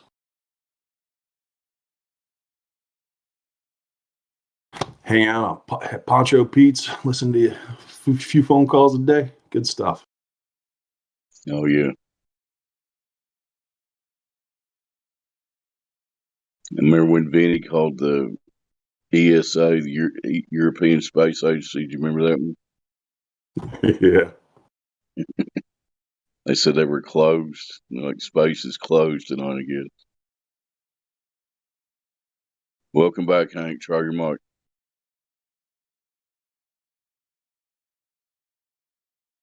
Or don't. Your choice. We got no new people. We have one Globe Earth believer that I'm sure does not have any direct measurements of Earth curve, but he might want to speak about something. What's up, rolling my boulder?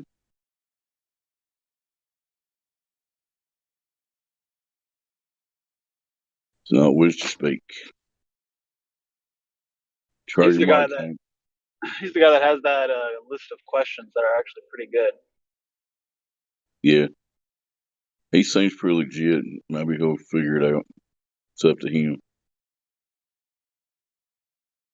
I'm not going to tell anybody what to think. I just want them to think for themselves. They Someone want has to a stay list on of the questions? field. Rolling my boulder does, yeah. Oh, right. Yeah, I've heard him ask a few.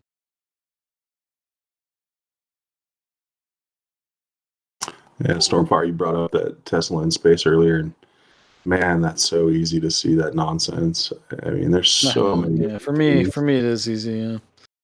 For him, it was like he looked it right out. He looked at it and he was like, "These look like CGI pictures to me." It's just like, oh, okay. Well, there's nowhere we can go from there. We got to change the subject.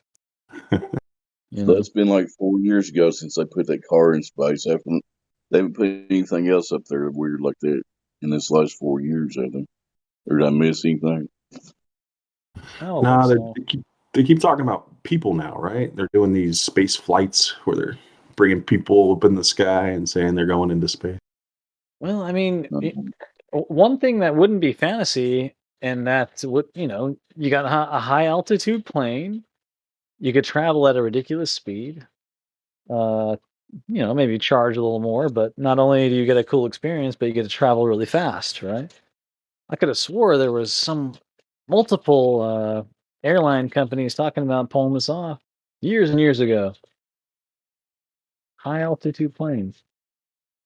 Well, the whole Apollo program was about the Concorde and the Turkarov T-144 or whatever, the two supersonic planes that were, oh man, the fact they took those out. They're talking about bringing them back in private planes now. The idea you can go Mach 2 or whatever. Why in the world are we not having this technology is beyond me. But yeah, Virgin Galactic is the only one saying that they're flying people into space right now. I don't know who else is. Oh, they're Virgin claiming that they are. Oh, really? Yeah, they say. Oh, that they're planning on what? Which one? No, they did one recently, right? Oh, okay. Let's check. Oh, you're talking about what's his name? Some rich guy that went up there, yeah. Virgin Galactic. Who was that rich guy? Richard Branson. Yeah, Richard Branson. Okay. Okay. Hey, roll Yeah, on my boulder. your mic's good now, Hank. Go ahead. It's good. Hey, roll on my boulder.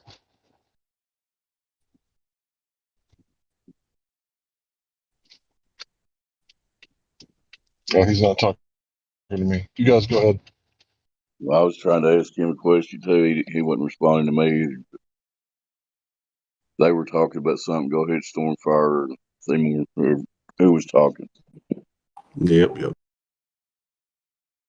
He's trying to catch his boulder. I just want to see what altitude this Oh, how two this, planes, this yeah. flight was. So what level of altitude do they claim is space? You know, I should know that. According to Mr. Tyson, that none of the Glovers want to claim as a friend. Yeah. They throw him under the bus every time. A lot higher than people expect, I guess. Well, there's NASA's official report, right? They came out and said it's 600,000 miles plus beyond the moon. Okay, this is saying This is good 86 news. kilometers, this high altitude flight. 86 kilometers, that's like 50, 60 miles, something like that. Haven't we already seen that in the balloons? Pretty sure the balloons are right around there. Balloons go up to like 130, 140 is the highest they go, right? Well, feet, 1,000 feet. Feet. I don't know what it goes into I mean, when it miles, comes. 40,000 Yeah, feet up. I think it's got to be roughly that. 5,200 per mile, roughly. You know, I'll do the math real quick. I got a calculator on my phone.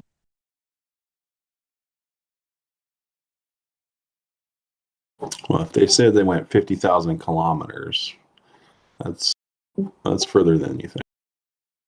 Oh, that's what they said the travel distance was during the flight? I thought that's what you just said. Did you just say 50,000 kilometers? No. 86. 86 kilometers. 282,000 feet. 26 and a half miles is balloons. Oh, okay. So maybe this is Yeah, the military doesn't even claim to have flown that high. though if the 120,000 is that, then 86 kilometers is a bit higher. Wow, by a good amount.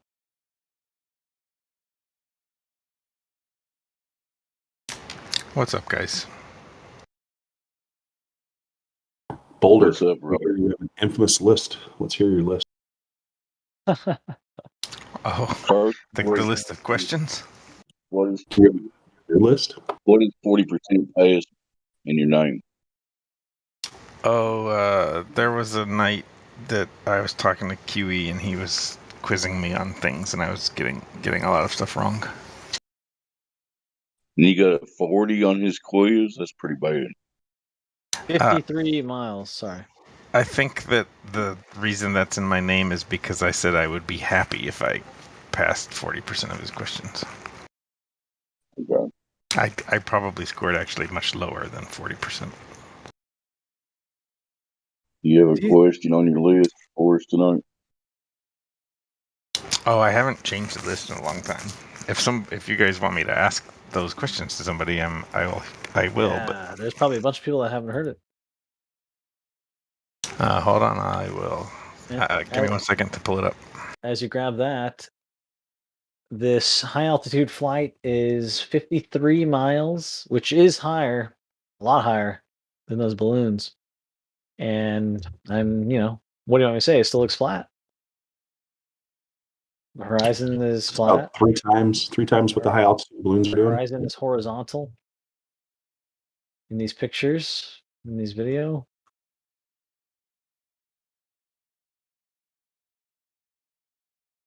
That's interesting. That's pretty high.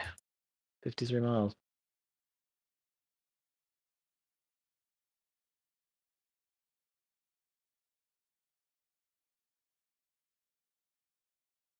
There's a lot of people that speculate that whatever's up there, the barrier is around somewhere between, I've heard 60 to 80 miles from different people. Of course, nobody really knows unless they work for NASA or something. Even that flight, I mean, something like that is a rare occurrence. So, Who wants to answer these questions?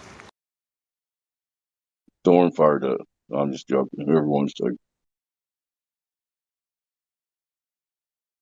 Does it have to be one person? Can't be a panel? I think it works best when it's one person. Otherwise, because the questions have like people answer them different ways. So I think if they just spawned a lot of debate, then we'd only get through like 2 of them. So I think it's better. I think it's better for somebody to answer them, and then if there's discussion, for that to happen after. When you guys take it on mute. Yeah, I don't care, man. Fire away. Okay. So I'll just give a slight preface. It's a written down list of questions I came up with a while back, and I don't have an answer key, so I can't score you at the end. And I don't push back. Like whatever answer you give is just fine by me. So does light always travel in straight lines? No. Can you feel or experience constant linear velocity?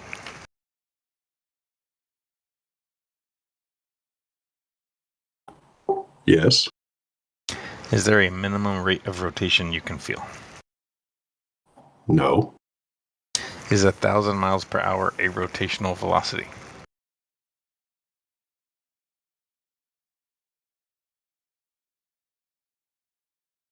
Oh, that's a good one. Is it a rotational velocity? Well, I guess you could say yeah. If I say pass the salt and you slide it across the table to me, it comes back to rest again without me touching it. Why?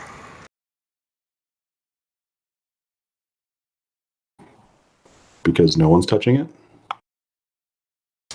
It had kinetic energy while it was sliding. What happened to that energy? I removed it. Can you have acceleration without any force? No. Yes. Oh, I'm sorry. It's a question thing. Go ahead. Is the pressure equal everywhere inside a closed container?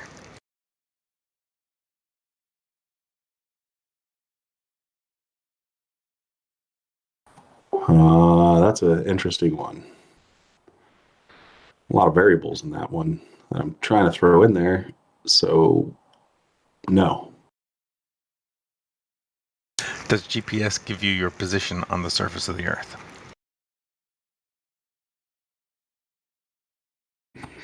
Well, your position is pretty vague because, yeah, okay, yeah. What do I feel when I put my hand out of a car window while I'm going down the highway at 50 kilometers per hour? Air? Boulder, you're a Canadian? Bro, I don't know you're a Canadian. What are latitude and longitude? What are they? They're theoretical lines of the Earth.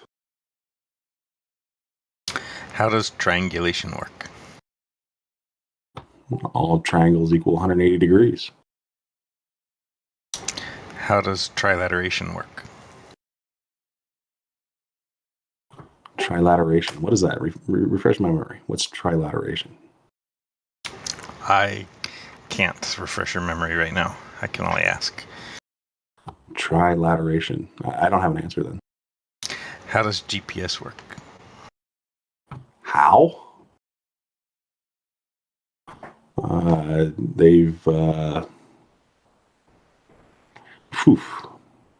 guess you would say it's a construct that was developed on the in a computer, right? Like it's a computer model. It's a modeling. It's a model. How do you It personally? works by electricity. There you go. Electricity is how it works.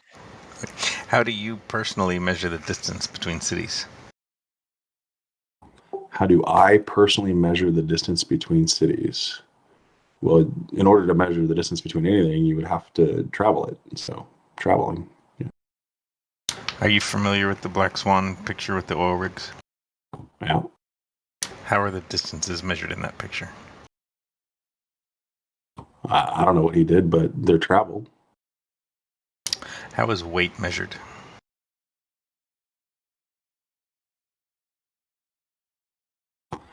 What kind of list is this? I feel so robbed of not using these as talking points, but okay. Yes and no is weight. How is weight measured? So now we're getting into what is weight, blah blah blah.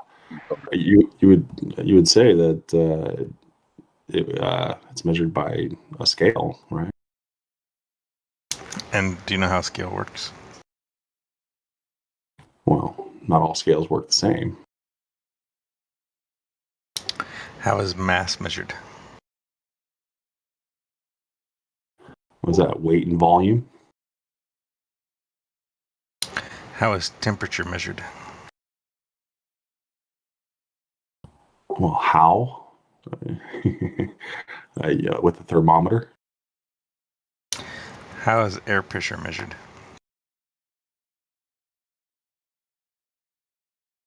With parametric, what is that called? Oh, it's mercury, right? What are those called? I forget what they're called. But yeah, it's not just one way that pressure is measured. Barometer. Yeah, barometer. There you go. Hey, I have a question. Okay, can you hold it off for one more minute? I don't have Yeah, sorry, I just got in here. I didn't mean to interrupt you guys. My bad. Yeah, that's okay. We're just doing a little thing, but it's almost done. On a night with a full moon, is the moon the same size all night long? No. And for the last one, picture a basketball and put a hula hoop around its waist, and then put another hula hoop around its head to toe. Can you picture that situation? Yeah. Is there an angle between the two hula hoops? Well, that's so vague. You could say, yes, there's always angles, right? Any time you have two different positions, there's an angle. But I don't know if that's the question you're asking. Would you use a particular angle or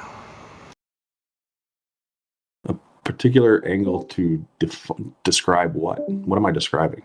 The angle between one hula hoop and the other? Yes.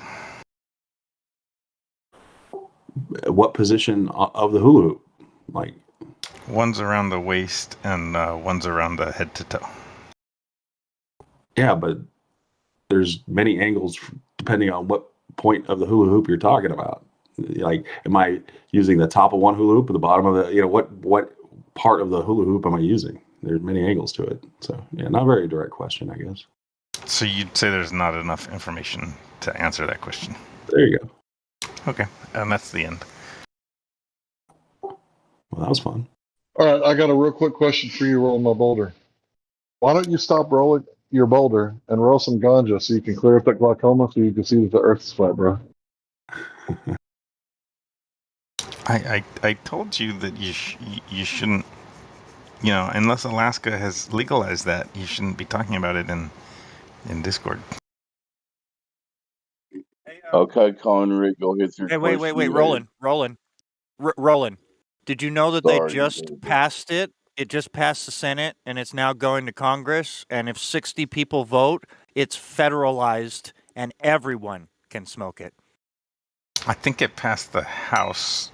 You said it passed the House. It's going to the Senate, yeah? That's what I meant. Sorry if okay, I said it wrong. Okay. Yeah, that's what it's 60 votes. All it needs, 60 vote, and then it goes to the president, and he signs it. You serious? The whole U.S. It doesn't. Recreational? Oh, it needs 60 votes. It needs 60 votes to override the filibuster. Is that what you mean? That's what I mean. Yes. Yeah, because then it could still be vetoed. That's right. Mhm. And then it needs 66 votes if it gets vetoed, right? If it gets vetoed, yeah.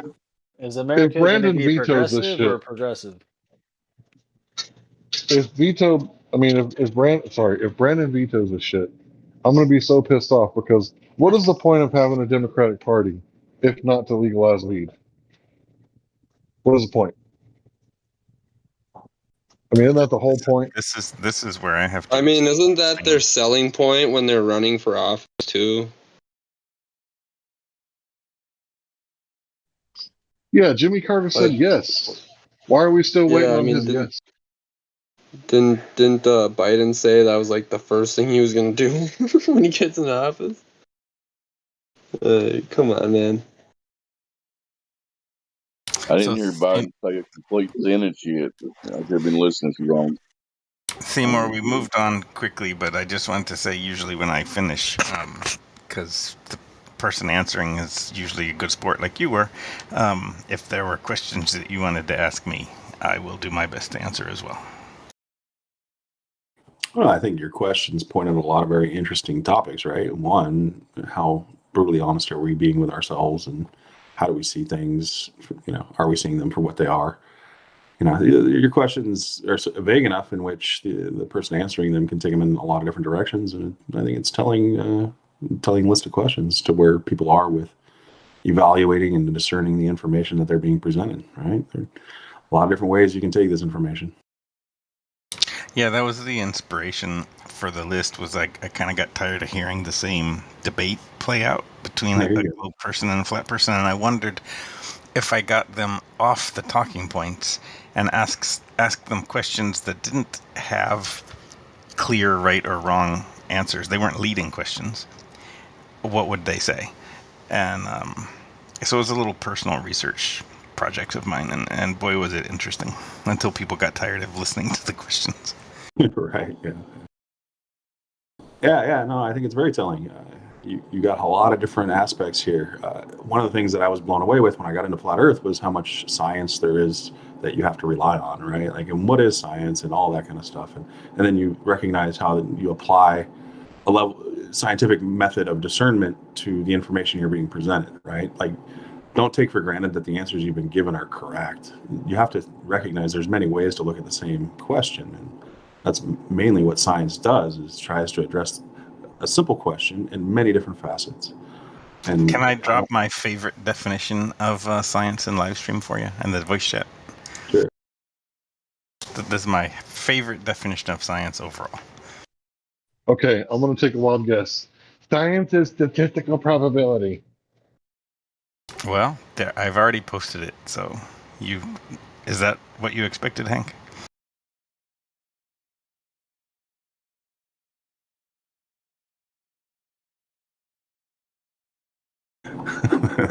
that's pretty. That's pretty good.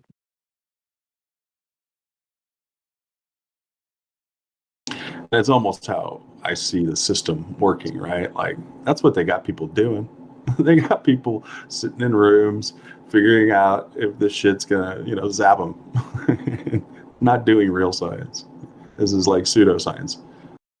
You think the picture is pseudoscience? Yes, you have a conclusion, right? Like, you got zapped. What more do you need to know?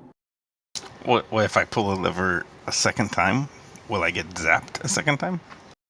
Unless there's a malfunction of the machine, I would say that's what the machine is designed to do. Yes. See, here's what I think. From the picture, we can't really tell what the machine is designed to do, can we? Until you use the machine, you do not know what the machine is designed to do. Correct. Just real quick, this is what I think about Rolling My Boulder. He's like the 10th Jew, right? So when the science is like settled, right, and 9 Jews agree with each other, and this helps if you've seen World War Z, right? The 10th Jew is supposed to go, okay, well, what if it is this crazy ass notion, right? And they're going to investigate what if there really is zombies, right? So in this case, Rolling My Boulder is the 10th Jew going, what if heat doesn't cause water to boil? What if it's something else? Tomorrow That's what I think. That's what I think is going on. He's like the guy there keeping everybody from being like super orthodox, right? And I think he could be a great asset to this server if he would just say, how do you know that? Are you sure? Because he's an empiricist, I think, but I just hope that he's not so, empiricist that he can't know anything, because that would suck. Like if he couldn't know anything. But I think he's one of the one percenters who doesn't really like to say the word proof. He just likes to say this is the evidence that leads us to think that. So, Rolling My Boulder, did you ever look into that double slit experiment? I have previously looked into the double slit experiment long before I ever encountered flat Earth. Okay. I haven't looked into it with this newfound knowledge that I have of the flat Okay. Earth. So I'm sure you've heard people say, well, if if you claim to understand quantum mechanics, then you don't understand quantum mechanics. So that kind of insinuates that nobody understands quantum mechanics. And everybody wants to talk about, wave particle duality, right? But the interesting part, if you ask me, fuck all that wave particle duality bullshit. How does the light know that there's a knower of the witch path information? Say that. So I got lost. I'm sorry. You said nobody understands quantum mechanics, and I got lost thinking about that, and I didn't hear the second part of what you said. So Sorry. can you say it again? Sorry. So the interesting part. Okay. So the results of the experiment is the knower of the witch path information collapses the wave function. So fuck all that light wave. The knower of the witch path. Yeah, witch path. Because that's what they're trying to figure out. Which path is the particles taking? The left or the right? And when you try to figure it out by putting a camera there or a detector, every time this collapses the wave function. Right? So my question is, fuck all that wave particle duality. How does the light fucking know that there's a knower watching it? Because the knower is what causes the light to go from wave. I thought that was the whole point. Oh, I think I can actually answer Hank's question. Go ahead. Go ahead. Surprisingly, I don't think Hank has ever asked me a question that I thought I knew the answer to. I don't think you're gonna like my answer though, Hank. Guarantee it's a philosophy. Who gives a shit? Go ahead. I have an analogy that I can use to try to help. But I'm gonna save the analogy until we start arguing, because arguments from analogy I think are usually weak. So you've got a camera watching, and you're asking me to say how the light knew that the camera was watching, right? Very right. A steel man. Love it. Keep going. Okay. I think we're talking about light as particles. Yeah. Their light is little marbles. Yeah, light is particles. Yeah, that's Okay. right. A function is a mathematical concept. Go ahead. So we are only seeing the photons that arrived at the camera anyway, whether the camera was there or not. We're not seeing all photons. We're only seeing the ones that arrived where the camera was. So that's how the light knew that the camera was there, is that we are only seeing the ones that ultimately ended up at the location of the camera, whether the camera was there or not. We're not seeing all of them. We can only see the ones that made it to the camera. So you're saying Go ahead. I mean, basically, Hank's question comes down to: does it know or doesn't it know? No. Well, that's the thing. Is maybe it doesn't know. Either way, we're not seeing all of the photons. We're only seeing the ones that made it to the location of the camera.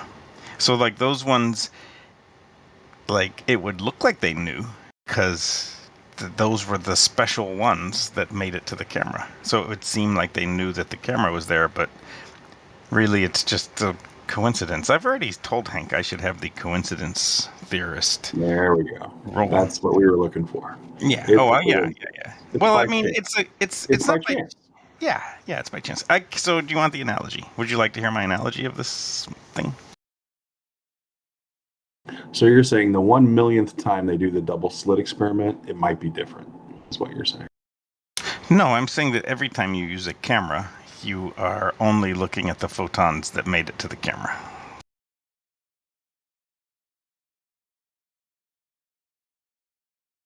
It's like Hank's question was, how would the experiment know that the camera was there or not?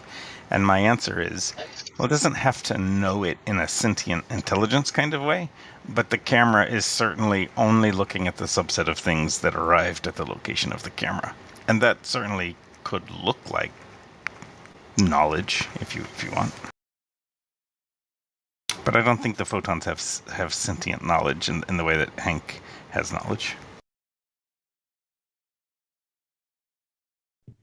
That may be true. There's different types of consciousness. I would estimate that rocks have none, and plants have more than rocks.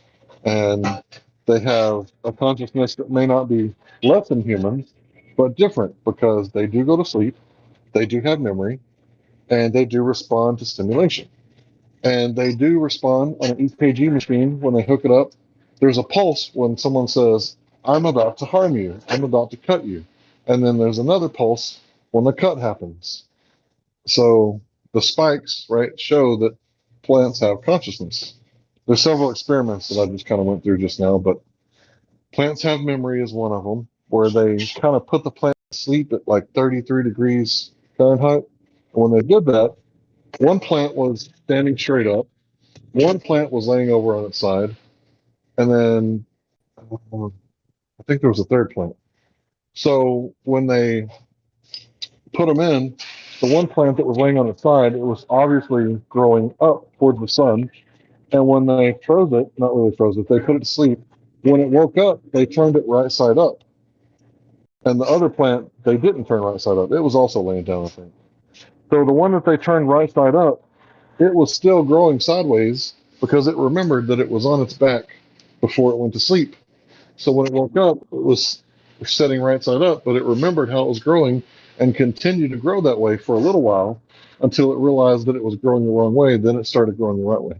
Anyway, yeah, plants have consciousness. I can't dispute that. I mean, plants are alive, so I don't know. These words, what is consciousness and the difference between a mechanical system and a plant. I mean, plants, there's lots of observations of plants following the sun over the course of a day with time-lapse cameras and stuff. So, I don't know. I'm going to dive into my analogy of your photons and how did they know thing.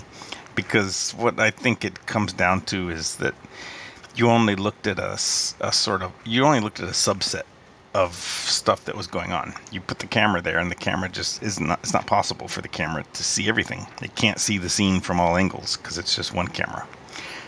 Are you familiar with the name Abraham Wald? Is that a name has been brought up to you before? I don't think so, but I don't know for sure because the part of my brain that holds the names, it's retarded, literally malfunctioning. Okay, we're going to talk about World War II airplanes getting shot down. So never mind. I suddenly had a flashback of exactly what you're talking about. It's not the planes that came back that we should be looking at. It's actually the mirror. We should be looking at the planes that didn't come back. And since we can't look at the planes that didn't come back, you have to, think unintuitively and look at where the bullet holes are from the planes that came back. And then you must imagine that the planes that didn't come back, well, their bullet holes must be where the bullet holes of the planes that did come back are not. So it's counterintuitive, but it shows you that, yeah, you want to put the armor on a plane because a plane has to be lightweight. You can't put armor on the whole thing. So you want to put the armor where the bullet holes are not on the planes that came back. But how would the bullet holes know whether you were looking at a plane that came back or not? They wouldn't. The knower is the man who, what you said, Abraham Walt? Abraham Walt, He was the one. Yeah, he was the one that figured it out. So, Now, what's even better, though, is that he unequivocally saved lives. He put the armor in the right place. But according over the engine and under the cockpit, right? I actually don't remember that detail, but is what you said. He put the armor where there were the fewest bullet holes. And it didn't matter whether that made any logic or not. Where in the samples they had where there were the fewest bullet holes, that's where they armored. My question to you is, by Hank, you specifically, the definitions of scientific method that you've given me, Hank Wald didn't do anything scientific. But he did save lives. So does that mean that, like, the scientific method should be expanded to encompass that, or that you can do things other than science and it still has a lot of value and is still true? Or like what? How do we resolve the fact that he didn't do an experiment and yet he saved lives? Can we say that the double slit experiment is a scientific experiment? Is that? Yeah, that's a The scientific experiment. double slit experiment doesn't have this like result of saving lives, though. The But wait, airplane put it on situation paper, did though? save lives. Didn't he draw it on paper before he designed it? Before he actually made it? Abraham Wald didn't make anything. He just said how to interpret the results. Okay. Well, that's the whole point, is the interpretation, right? The science behind the double slit experiment is not what Hank's talking about, right? He's talking about the implications of the science. So once again, in your example has no science, right? There's no experiment, but what are the implications? So it's a poor analogy. But what you just said, maybe or maybe not, it's a poor analogy, but what you just said drives right at the heart of what I'm interested in. You said that Abraham Wald didn't do any science. He didn't do an experiment, and he didn't do science. And I want to hear more about that. So even if it's a bad analogy and I'm not addressing the double slit well, I'm personally extremely curious. Well, Did Abraham Wald do pseudoscience? Well, that's where you manipulate the variable, right? You need to manipulate a variable to do science. Right. So what did Abraham Wald do? Did he do pseudoscience? It's not considered science. It's engineering, right? He engineered a solution. Oh, he's not he is certainly not an engineer. He How can you say he's not an engineer if he's working with aircrafts and the protection? He was a mathematician. It doesn't matter what you define yourself as. Everyone what the can project create is something. what defines you, right? It's what you're doing that defines you. If you're working with aircrafts, right? Well, he wasn't working with aircraft. He was working with data. Like, he just was given a data set and asked like what it meant and what they thought they should do next. So is a data set science? I mean, then you just answered your question yourself. I mean, you think a data set is not science. So Mike, going back, boiling it down to be simpler, you're saying that Abraham Wald did engineering, and engineering is not science. Well, science can be defined in many different ways. Ultimately, science is a method.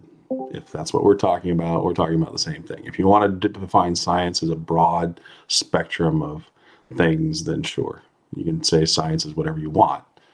But no, the science is the study of a natural phenomenon, right? Observe natural phenomena, then manipulate the variable, do the experiment, the scientific experiment.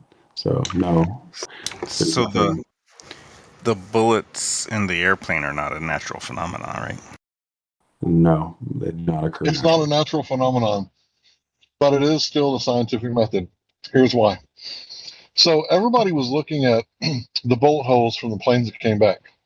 He knew that wasn't the cause of the plane going down because those planes came back. So what he did was he paid attention to what you don't see. That's what he did. Pay attention to what you don't see. And what he didn't see was bullets around the cockpit and around the engine. So he knew that was the cause. Because he operated off of that philosophy, he could see the actual cause that no one else could see because they were looking at what they did see. So the actual independent variable. You're dangerously close to saying that observational science is a real thing. Okay, whatever. So what I'm saying is that the independent variable, the cause, was the bullets that you didn't see, right? And that was the bullets that were around the cockpit and around the engine. So he knew that this was the cause to the effect of the planes going down, because the planes that did come back, they didn't have bullets in those areas.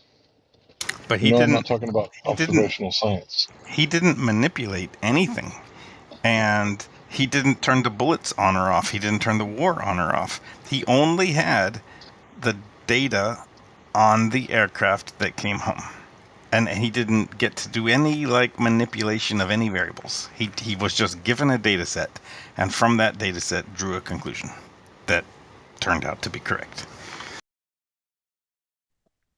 Okay, well, I guess you would call that statistical probability, probably. So anyway, so there's different types of science, right? There's science that derives from the scientific method, right? We're going to call that natural science. And then there's science that doesn't derive from the natural. So, well, that's what I just went through. That's called pseudoscience, not observational science. Well, observational science is pseudoscience, in my opinion. So So then wait, there's so science. did Abraham Wald do pseudoscience? He did, because it wasn't the scientific method. If you think that it So was science, do you I'm think that saying no. do you think that he just got lucky? Like it wasn't No, it wasn't a good idea. He just lucked into putting the armor in the right place. Problem no, there solving was. is not science. Problem solving is completely different than science. Is it pseudoscience?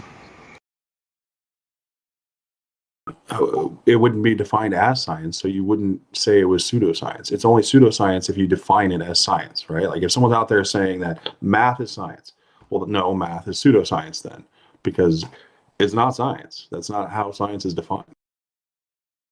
Do you think So, math is pseudoscience? no, because I never thought it was science in the first place.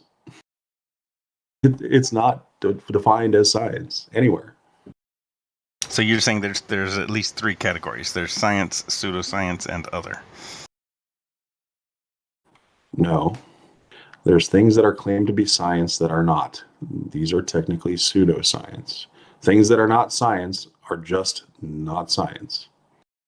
So if because I claim that Abraham Wald did do science, and you would say then if I claim would say something is that science and it's you need to not, look then at what pseudoscience is, because you're evaluating mathematics as science, and mathematics is not science. Calculations are not science.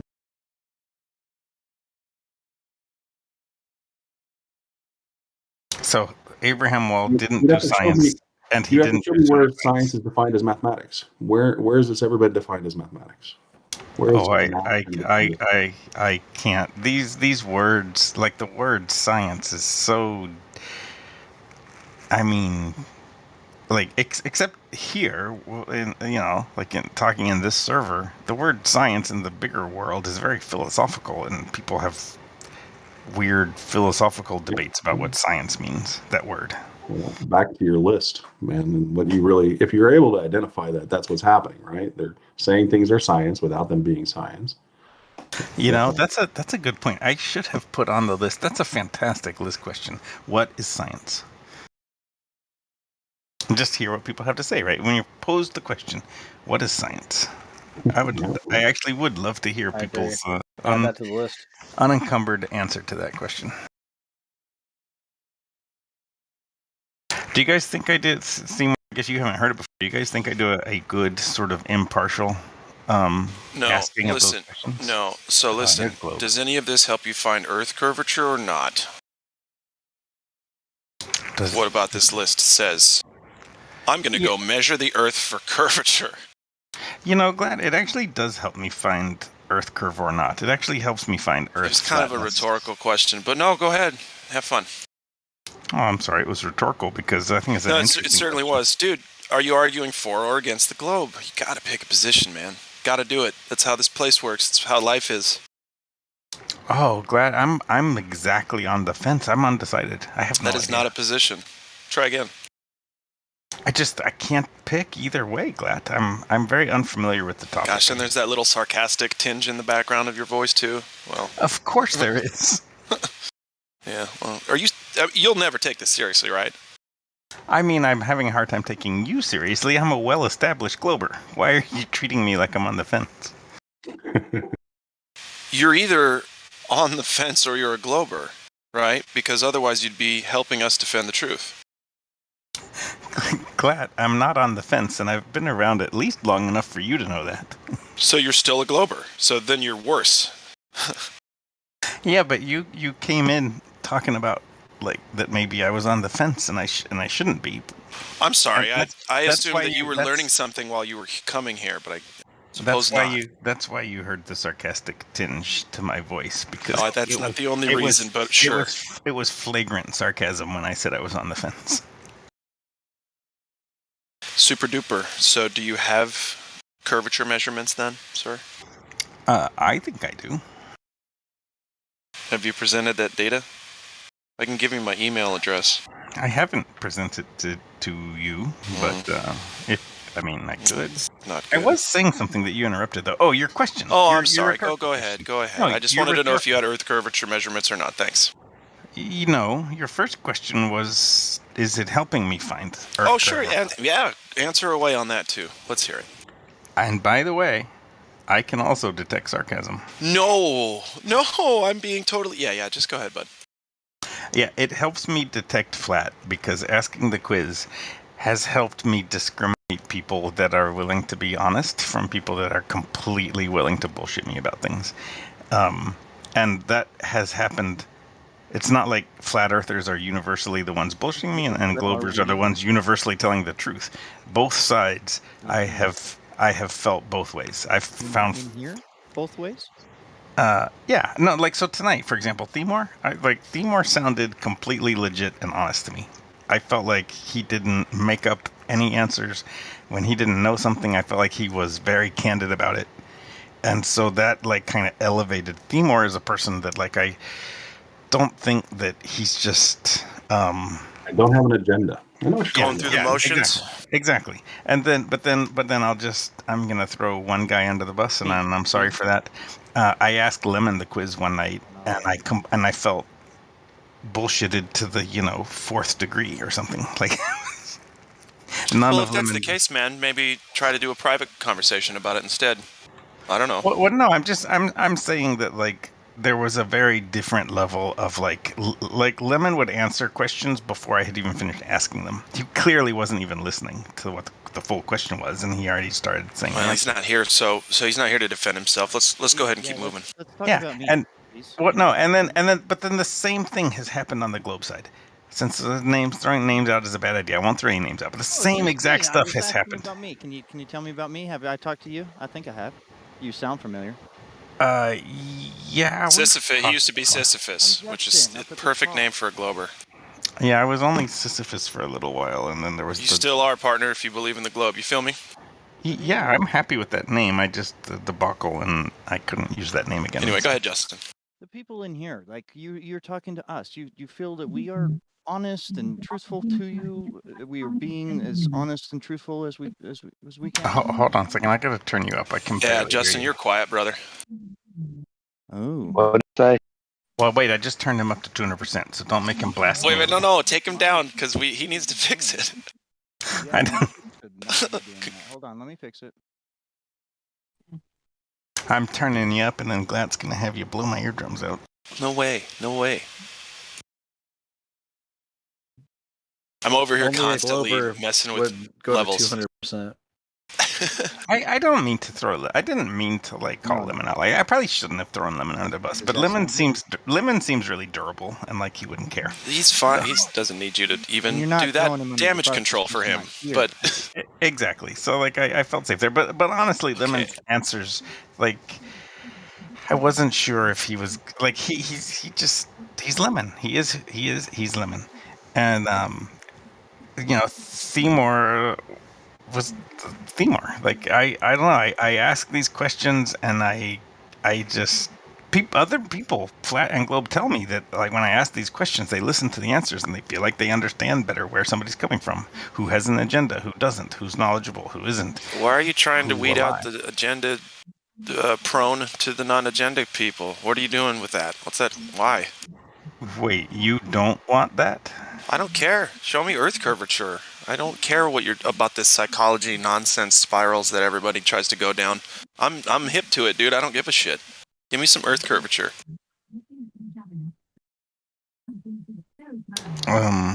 Okay. Yeah, Well, kind of got you on that one. So, do you have curvature or not? And then I'll just pass it on to someone else.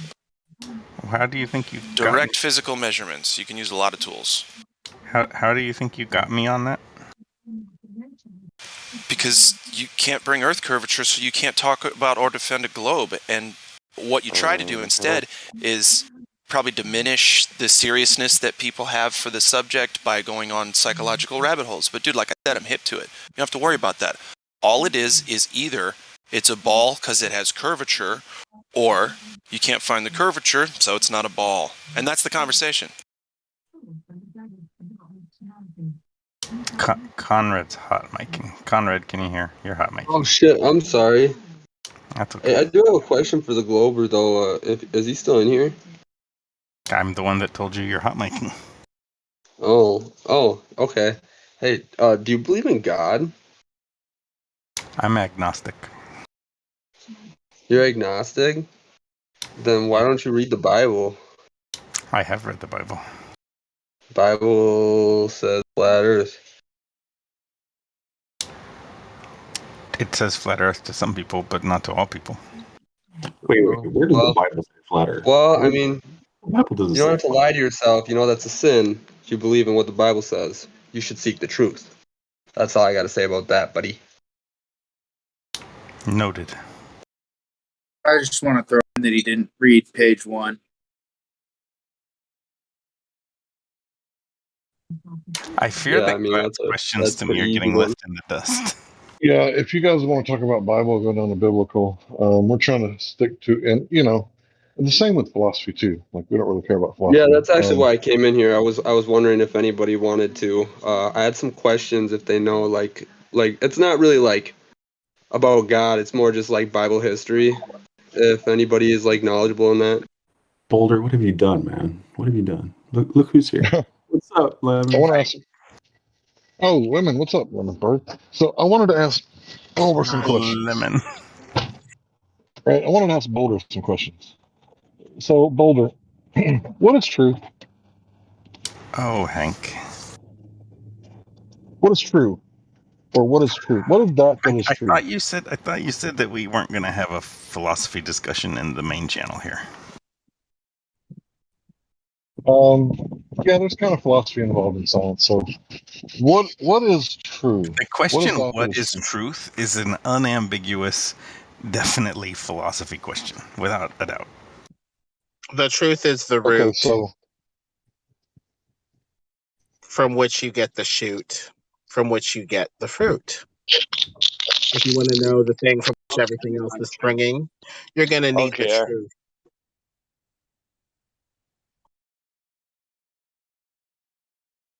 Does anybody else have an answer?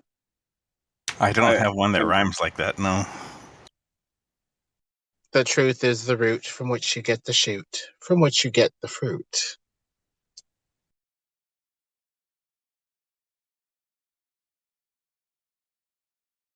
Well, it sounded like a definition question to me. What is the definition of truth? I paraphrase this I it's do really not have just to see how you think about the truth and whether you can vocalize it in clear propositions or logic. Yeah, and I don't actually, Hank, I don't have a prepared answer for the question, what is truth? And I feel like anything that I kind of ad hoc right now would... Hey, Boulder, put it on your list, man. That's actually a good question. Like It kind of is. Most of the people I talk to, but if it... truth is totally subjective. It's not objective whatsoever. Truth is the only truth. hesitation my that truth. How can your truth be different than the truth? If you're looking at the definition of the word, it's objective. It's singular. There is only one. Yeah, the only hesitation that I have about adding truth over, like I thought the what is science question was really good. The what is truth question, the only hesitation I have right now is that it's dangerously philosophical. It's like, what is knowledge? What is life? What is like these questions they are good questions. I don't mean to say that they aren't good. That which comports with reality? How about that one? But I mean, there you go.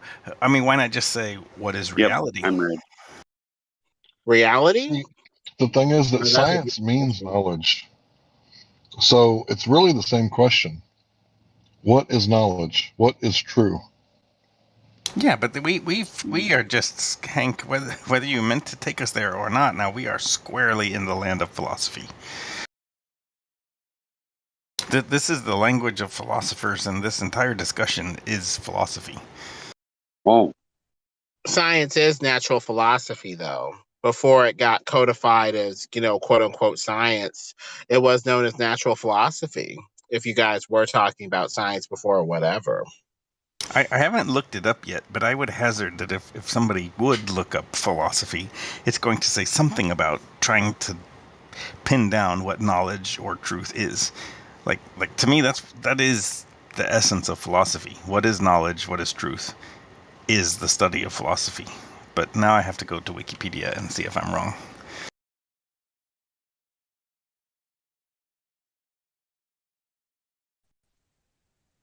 Well, if you don't have a question, Hank, what would you say the truth is? That which is verifiable, falsifiable, testable, repeatable, so that the layman can figure out for himself that which is true. Correct. So I'll jump in and say the Wikipedia article for philosophy, the first sentence says philosophy is the study of general and fundamental questions such as those about existence, reason, knowledge, values, mind, and language. And I agree. That's kind of what I thought. And here we are talking about reason, knowledge, values, mind, truth. We've Yeah, the gone language one is the philosophical. interesting one, right? Because language is the one that becomes tricky, and it makes it how you use the word is how it's defined, right? More than the word itself. So that's where we all get tripped up and don't isolate. Well, is it a simple definition question, or is it how we use it as a language? I couldn't agree more strongly with what you just said. I sometimes feel like these debates, it's like playing Scrabble on Bring Your Own Dictionary night. and Well, it's not trying to send you to the dictionary. It's trying to see what you would say truth is in your own words from your heart, ideally. Just, putting in words that make sense what you think truth is when you say that's not true, or that's not the truth, or what you said was a lie, or what you said was untrue. What do you mean when you say stuff like that? That's all. Yeah, it goes back to is your school teacher lying to you? Is that is that a fair question? I think your school teacher was inadvertently lying to you sometimes. So when you say they're lying, are you basically saying they're saying things that don't really comport with reality? Is that what you mean? Because that would go with the definition of truth being that which comports with reality at that point, unless you mean something else. I have to yield on this discussion. As a like Glober, I just can't. I don't know the answers to these philosophical questions about reality and knowledge and truth. And Okay, I can only offer my own personal wild speculations. And what good is that to this server? Sorry, you're right. Okay, Lemon. So, if truth is that which comports to reality, is that verifiable? No, that itself is a philosophical statement. But Is it there's a falsifiable? way that things bottom out with how falsifiable they are or not. You basically can't falsify everything because you're going to have to stop at something that you just accept on faith. Otherwise, Well, you'd have to faith. verify everything in a form of infinite regression and not really be able to do anything else. Back to the picture Roland Mon Boulder started with, this whole what science is. What is science? And he shows a picture of a guy flipping a switch that electrocutes him. Will it do it the millionth time? Like infinite regression. Are you really going to sit there and zap yourself a million times? Yeah, that's I like the hyperbole you interjected, because in the picture he zapped himself once. His question is, does it happen every time? And your question is, after 1,000,000 times, does he feel convinced yet that it will happen every time? And I can tell you that after probably the like third, fourth, maybe 10th time, I'm going to be convinced. We do not need to get to 1,000,000, but one isn't enough. From this just box with a lever on it, and I got zapped. I don't know what the purpose of the machine is. I don't know if this happens every time. I don't know if it's a side effect or the real That's why I reason said or repeatable. anything. So just from this one pull, I know nothing. And now you've already jumped to the 1,000,000th pull. Well, What science about all the does ones have in an between? element. Well, the science does have that which is testable, observable, repeatable, but it also has stuff that isn't testable, observable, repeatable. The theories, even a certain element of confidence or faith and something that can't necessarily be verified, by a repeated, experiment or whatever. Take, cause and effect. Can we be sure that every cause has an effect? No, we can't test that. We just assume it based off of, the necessity to do science, because without cause and effect or some philosophy of how causes and or effects occur, we can't really go forward and say anything, scientifically or otherwise. So science is a little bit of experiment, observable, testable, repeatable, along with untestable, unverifiable stuff that's, theoretical, confidence, faith, accepted axiomatically, whatever. So, okay, is this science? I've talked to Lemon, or listened to Lemon talking for quite a while now, and based on my data, Lemon is not driving right now. Lemon, are you What would driving? make you comfortable saying that? You would be Well, correct, first, yes. But what makes you comfortable saying that? That's where the science comes in. yeah, but it's interesting that I was correct, and I can tell the audience it wasn't 50-50. I didn't just guess. But what made your guess scientific? What allowed it to be knowable with a certain degree of confidence, say? Did It's about you take testing it. data or something like that, or test, or did you have a camera in the car? What? I only have this audio feed between you and me. I only have previous times listening to you and this time listening to you. But how does that make it scientific and knowable?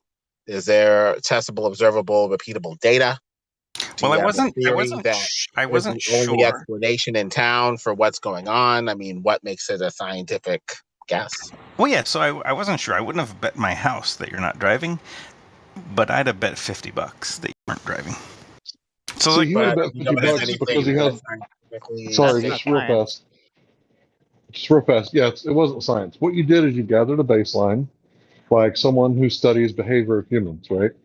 These people are usually cops and feds and stuff like that, right? So you got the baseline from Lemon. He's usually in the car when he's on here. And that baseline, certain ticks that he does, certain noises that you hear, background noises, car noises, that sort of thing. So you compared tonight to his baseline and you kind of made like a guess. And it's just like the behaviorist. I guess that's what you call them. I don't know. Maybe I just made that word up. But do you know what the the people on key? Do you know what the key like data of the guess was, Hank? Like, there's a specific thing. there's no road noise. No, it's not road noise. What? Lemon doesn't wear his seatbelt, and so his seatbelt alarm is constantly dinging when he talks. I call it his lie detector because it dings so often when he's talking that I think it's funny to call the seatbelt alarm his lie detector. But it's not dinging right now, and therefore Lemon is probably not driving. Or perhaps Well, he put his seatbelt on, or perhaps he's sitting at a red light. But I decided to go with the most likely thing because he's talked for a while. I think he's not driving. there is a certain amount of faith, even with your guess, But he along still with hasn't the proof answered, data. though. Well, how is it science? He's done this twice. He's going to avoid it like the plague. I'm going to power pass his obfuscation so that the conversation can progress Wait. without Let getting me Wonderful, answer, wonderful, Lemon. I'll wonderful. answer. How is that science? I define it slightly differently, I guess, and I guess I include a little bit of pseudoscience, as you guys would call it. I think anything that uses observations and data to test a hypothesis is science, even if it doesn't correctly do its variables and it doesn't correctly have a cause and effect relationship. If it's increasing knowledge or understanding, and then it can be sort of repeated by other people, I think Yeah, I want to include Okay. it. I want to include that in the definition of science. Okay. I got a question for you. The statement, the tides are caused by the moon's gravity. Is that science? Is that knowledge? Is that from the scientific method? That statement itself is just a hypothesis. Okay. So why is it in the science books? Why is it taught in science class? Why would a hypothesis be taught in science class? Yeah. Mm-hmm. I mean, One that's untestable. why is Go it ahead. untestable? Wait, unexperimentable or untestable or unobservable? Unexperimentable. An experiment is a hypothesis test. Okay, so we've got unobservable, untestable, and unexperimentable, and those are three different things, right? Mm-hmm. So Well, effectively, they'd be teaching it as science in the class, but it's not really scientific. I guess so they what, think it is scientific, so what and you're you talking think about here, it's not Boulder, scientific. what you're talking about here, Boulder, is deduction, right? The power of deduction, and it goes back to the whole, the oil rigs out at a distance. Is this Can you science? remind me of deduction and induction? I get those two mixed up more than Well, I the want to power admit. to deduce, right? Yeah, but The idea deduction that and induction are two different things, and I. I'm getting there. I'm getting Okay, there. sorry. So the oil rigs, if A, that not B, then C, right? The whole oil rig picture, I think, has got Uh-huh. incomplete specifications of the P and the Q. All right, PQs, whatever you want to use. You're deducing. It's the power of deduction. Is this science? This is basically the argument. No, it's not. But it's important. It's logic, right? It's how we. Oh, I see. come You're to form. saying science is a specific subset of things. Science is important. Not all important things would be labeled as science. Correct. I mean, I tried to have this conversation earlier tonight, and I was willing to accept that. If we want to make the word science mean something extremely specific, but then allow that non-scientific things aren't garbage to be thrown away, I'm okay with that. Well, I think, arguing whether or not it's science or not is irrelevant. People need to come to those use of language themselves, because disregarding what you've been taught your whole life is kind of hard to do, right? You're taught to use these labels, and it's natural for you to do it. I catch myself doing it all the time. It's just natural. So, but yeah, it's a good conversation to have, to be able to define what are you talking about? Is it science? No. Is it logic? Yeah. That make deduction? Yeah. Okay. This is important shit. How do we come to reality? How do we define reality? There's more than one tool. Science isn't the only tool. We won't have all the answers. We can't go to the moon, the sun, the stars. We can't do science on them, right? We can't experiment with them. But we can deduce. We can use the tools that we have to define reality to come to conclusions. Conclusions that are the most likely case, right? If PQ, then therefore, whatever. Doesn't matter. The point is that you can deduce.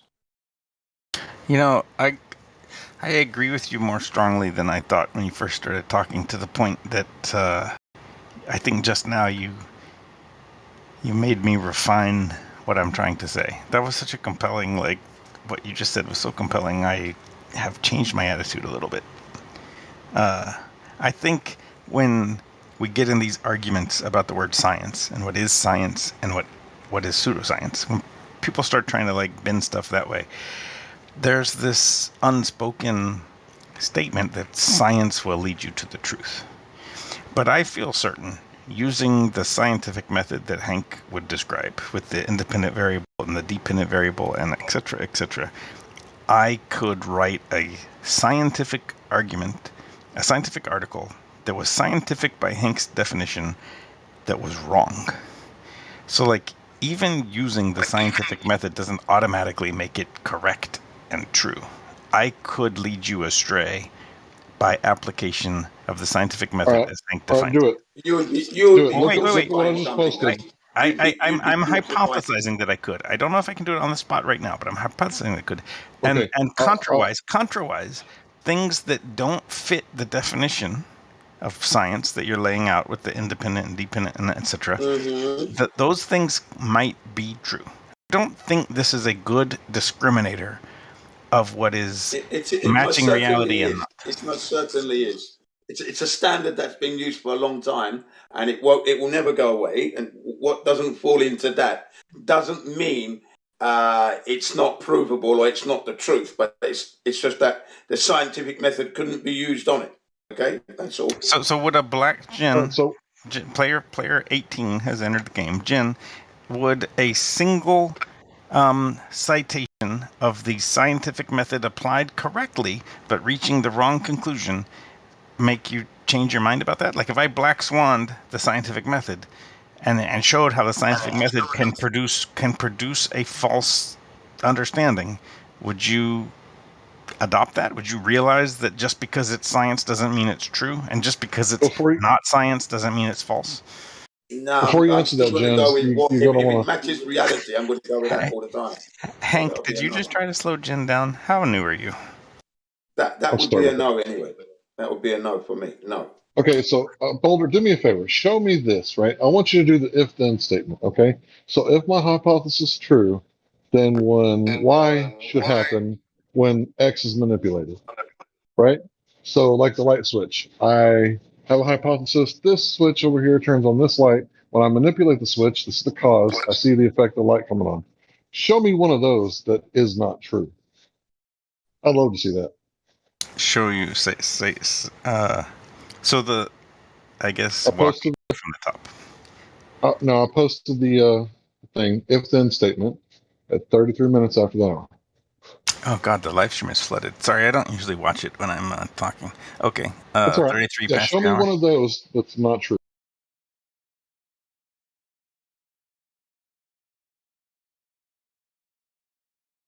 You want me to show you a example from the wild? Like I'll go find a situation where.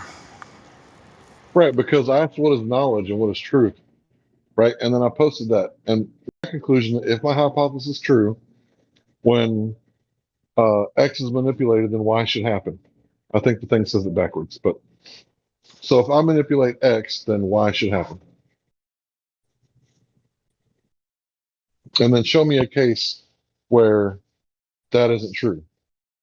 So the hypothesis has to be true. The X manipulating the Y, that all works. And then show me where that's not true, because you can't. I asked you to Oh, do an sure I impossible can. I thing. do. Actually, I thought it would take me a long time. Okay, go ahead. But I actually can do it instantly. Your hypothesis is, there are some pitfalls because manipulation of these variables, you and me might disagree about manipulation of variables. But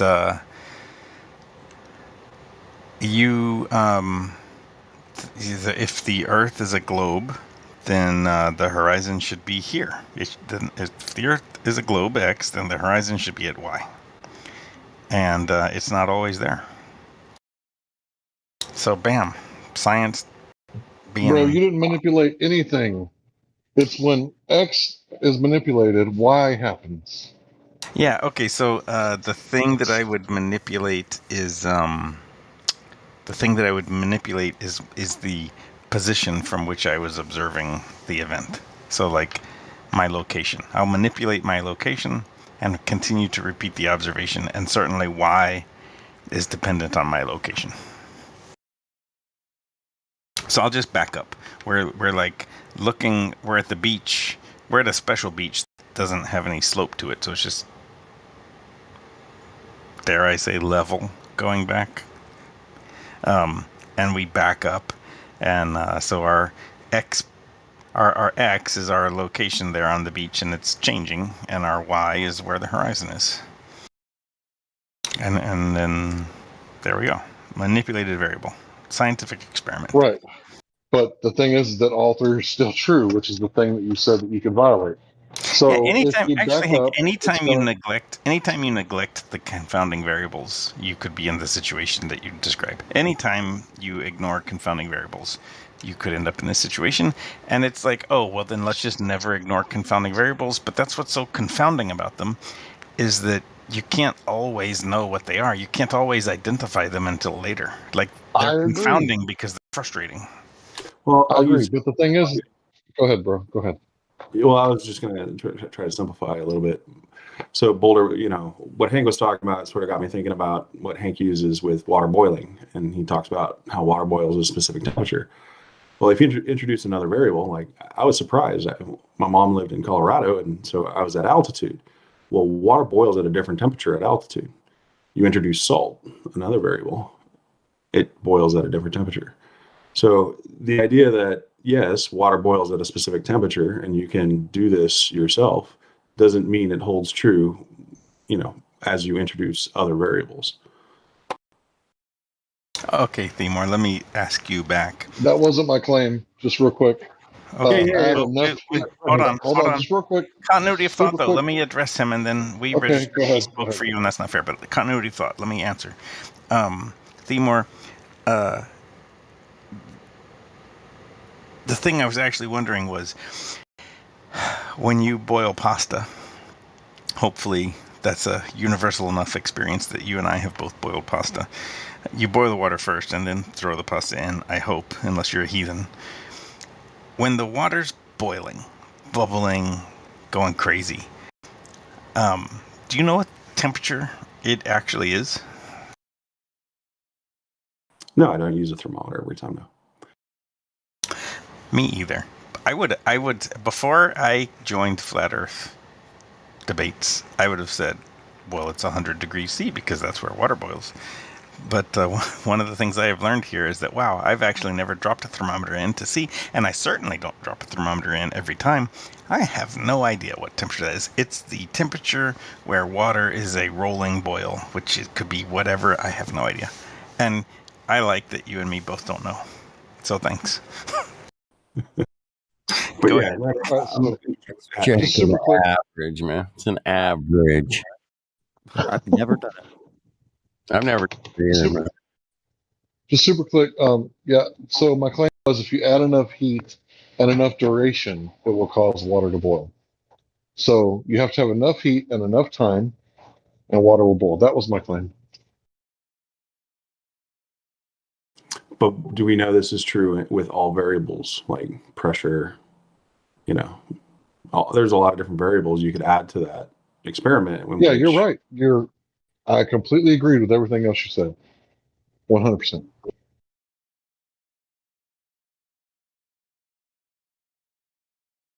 So hold on, I'm grabbing a sheet of paper here. What questions did we think were the best to add to the quiz? I haven't added a question to the quiz in a long, long time. What is science? Gravity? That was one of them, right? What is gravity? Like, I don't think you get the same what is answer from gravity? on that one. I mean, that's sure. Don't know. Next question. What is science?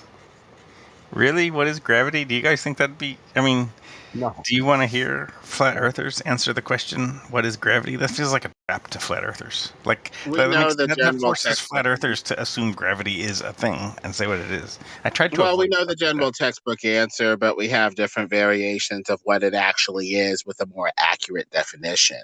If you ask me, it's just a combination of fields, vibratory patterns from the object vibrating and or the background medium vibrating against the object, the background medium being the ether. So it's just charge field separation and or some sort of vibratory frequency that can cause a object to go up, down, or float instead of just pulling to the center of a ball or pulling to the center of mass or whatever the heck you say in gravity or whatever in your conception. Themor, when I was asking you the quiz, did you feel like I ever forced you to assume that it was a globe? Like, did you feel like any of the questions tried to, like, force you to assume it was a globe to answer them? No. You were addressing many different variations of what you hear being discussed here. It's all good. And so what do you think about if I asked, what is gravity? Do you feel like that would have been a very different kind of question? Well, you just heard metal arc. Do you think anybody else would have told you that? Like, I mean, that's fucking powerful shit right there. Like, if you even want to try to define what he just said, like some people might have not heard a word he said. Like, it just went in one ear, went out the other. So yeah, what people think about these things they researched and looked into, it's always interesting. How would you have answered the question, Timur? How would you have answered what is gravity? Well, yeah, that's the whole point, right? Like, you're gonna get a different answer every time. Don't know. Next question. I like that answer. That's so simple and to the point. Like, Yeah, I I would have said gravity doesn't exist. From Neil deGrasse Tyson. Anyway. All right, I'm writing it down. I mean, these are questions from a flat Earth point of view, and as a glober, it is sometimes hard for me to. That was one of the hardest things to do, was try to set aside being a glober to write questions, and I like this. So I'm putting it on the list here. What is gravity? What is science? I wrote those down. Well, gravity would be the reason why stuff, quote unquote, goes up or down in the most general sense without invoking a ball or some sort of alternative causal mechanism for explanation. A lot of times when people ask for an explanation, they're like, okay, how can I figure out whether or not this is true? Within the explanation, ideally, is some sort of way to figure out whether or not the explanation itself is true. Like, what color is the sky? Blue. Why? Because of light scattering. Ideally, I should be able to scatter some light and get a blue color or something. That would be a decent explanation if you're going to ask what, if anything, causes gravity. You say something about mass.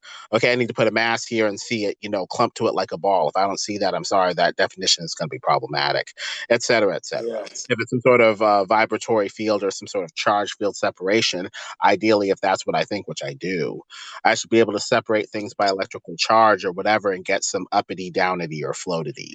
So when you're explaining stuff, ideally within the explanation is some sort of mechanism to ideally see if it's true or false, if it's going to be somewhat satisfactory. Scientific method, it fails every time when you look at gravity. Okay, so you guys have woke me up now. Now I'm getting curious. How about try to let's add another question to this quiz, and I want you guys to help me write it. So, but remember, it's not meant to be a gotcha. I didn't ask Timur questions designed to trap him into something. So let's use the words flat and level. How can we write a question with the words flat and level?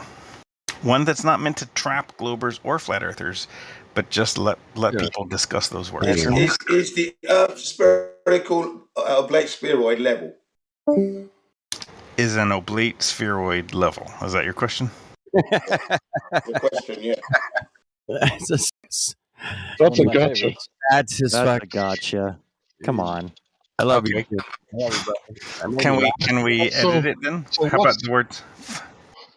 Go ahead. Yeah, Hank. Spitball. What's your thought? What's the difference between flat and level?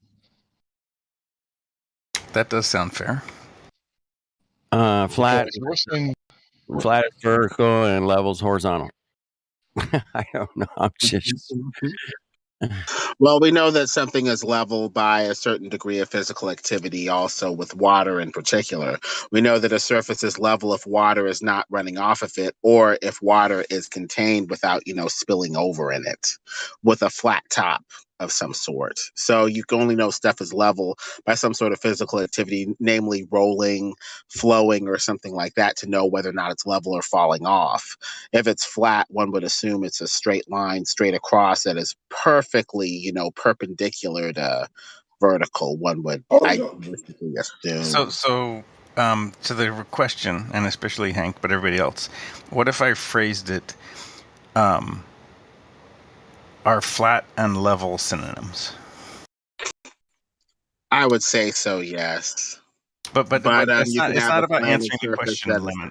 But right now, Lemon, it's not about the answer to the question. It's whether you think that's an interesting question.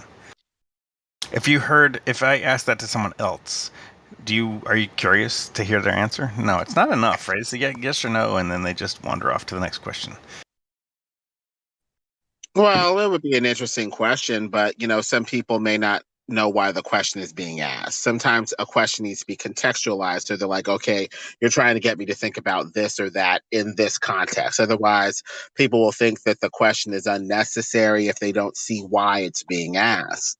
Oh no, Lemon, that's the whole point of these questions, is to try to get them out of the context. The whole point of the questions is to ask them with not much context. That Themor must have complained 6 times that he needed more context, and I wouldn't provide it. Right, Well, Themor? going back I mean, I to was your speaking for you, but Yeah, the more vague the question, the more vague the answer. And my approach, like, but you also at the end of it, you said like that was kind of what made them interesting, is that they didn't have that context. They didn't have a point. They weren't traps. well, yeah. And if you're going to ask that many questions, yeah, you know, you want. So how can we get the words flat and level into a question where you guys want to hear a glober ask it, but it's not trapping the glober?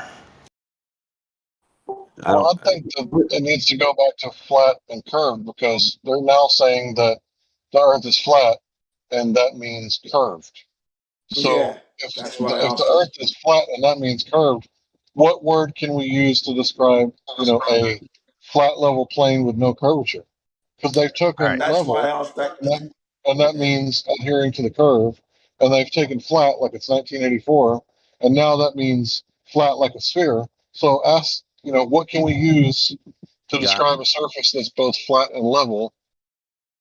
All right, here's what I'm Meaning thinking. no sphere. That's why I asked that question. That's why I asked the question. Is an offlake spheroid level? You know what I mean? Because they're saying curve is level now, and level is curved. That's what they're saying. Yeah, okay, so here's what I'm thinking. You know how there's a question, I say, does GPS give you your position on the surface of the Earth? And then there's a bunch of intervening questions, and then I say, how does GPS work? I think I want to ask, what does level mean? Well, level, and then yeah, Lemon. Okay, but your answer aside, hold on, and then several questions later, ask what does flat mean. I want to separate them so that people don't get them one after the other, but let them say what level means, and then let them say what flat means. And if they want to make up an answer, if they want to bullshit, they say I don't know. It's kind of open, right? There they go. They got to say what those 2 words meant, separated from each other a little bit, and who knows what the answers are. What does level mean? What does flat mean? What do you guys think? Yeah, good question. Good way to Excellent. do That'll it. be telling to the audience, right? Because if someone says that flat means, like wrapped around a ball, like, okay, paper can be flat when you cover the rock. We got people Which question do you guys think should come first? Should I say, what does level Doesn't mean? matter. Or what does flat It doesn't mean? matter. It doesn't matter. Doesn't really matter. Probably You can choose anyone. flat is the Yeah, they description. hijacked them both. They hijacked them both, didn't they? They hijack them both. Well, flat is a description. Level is a measurement. You would use a tool to define level. Exactly. What question do you think?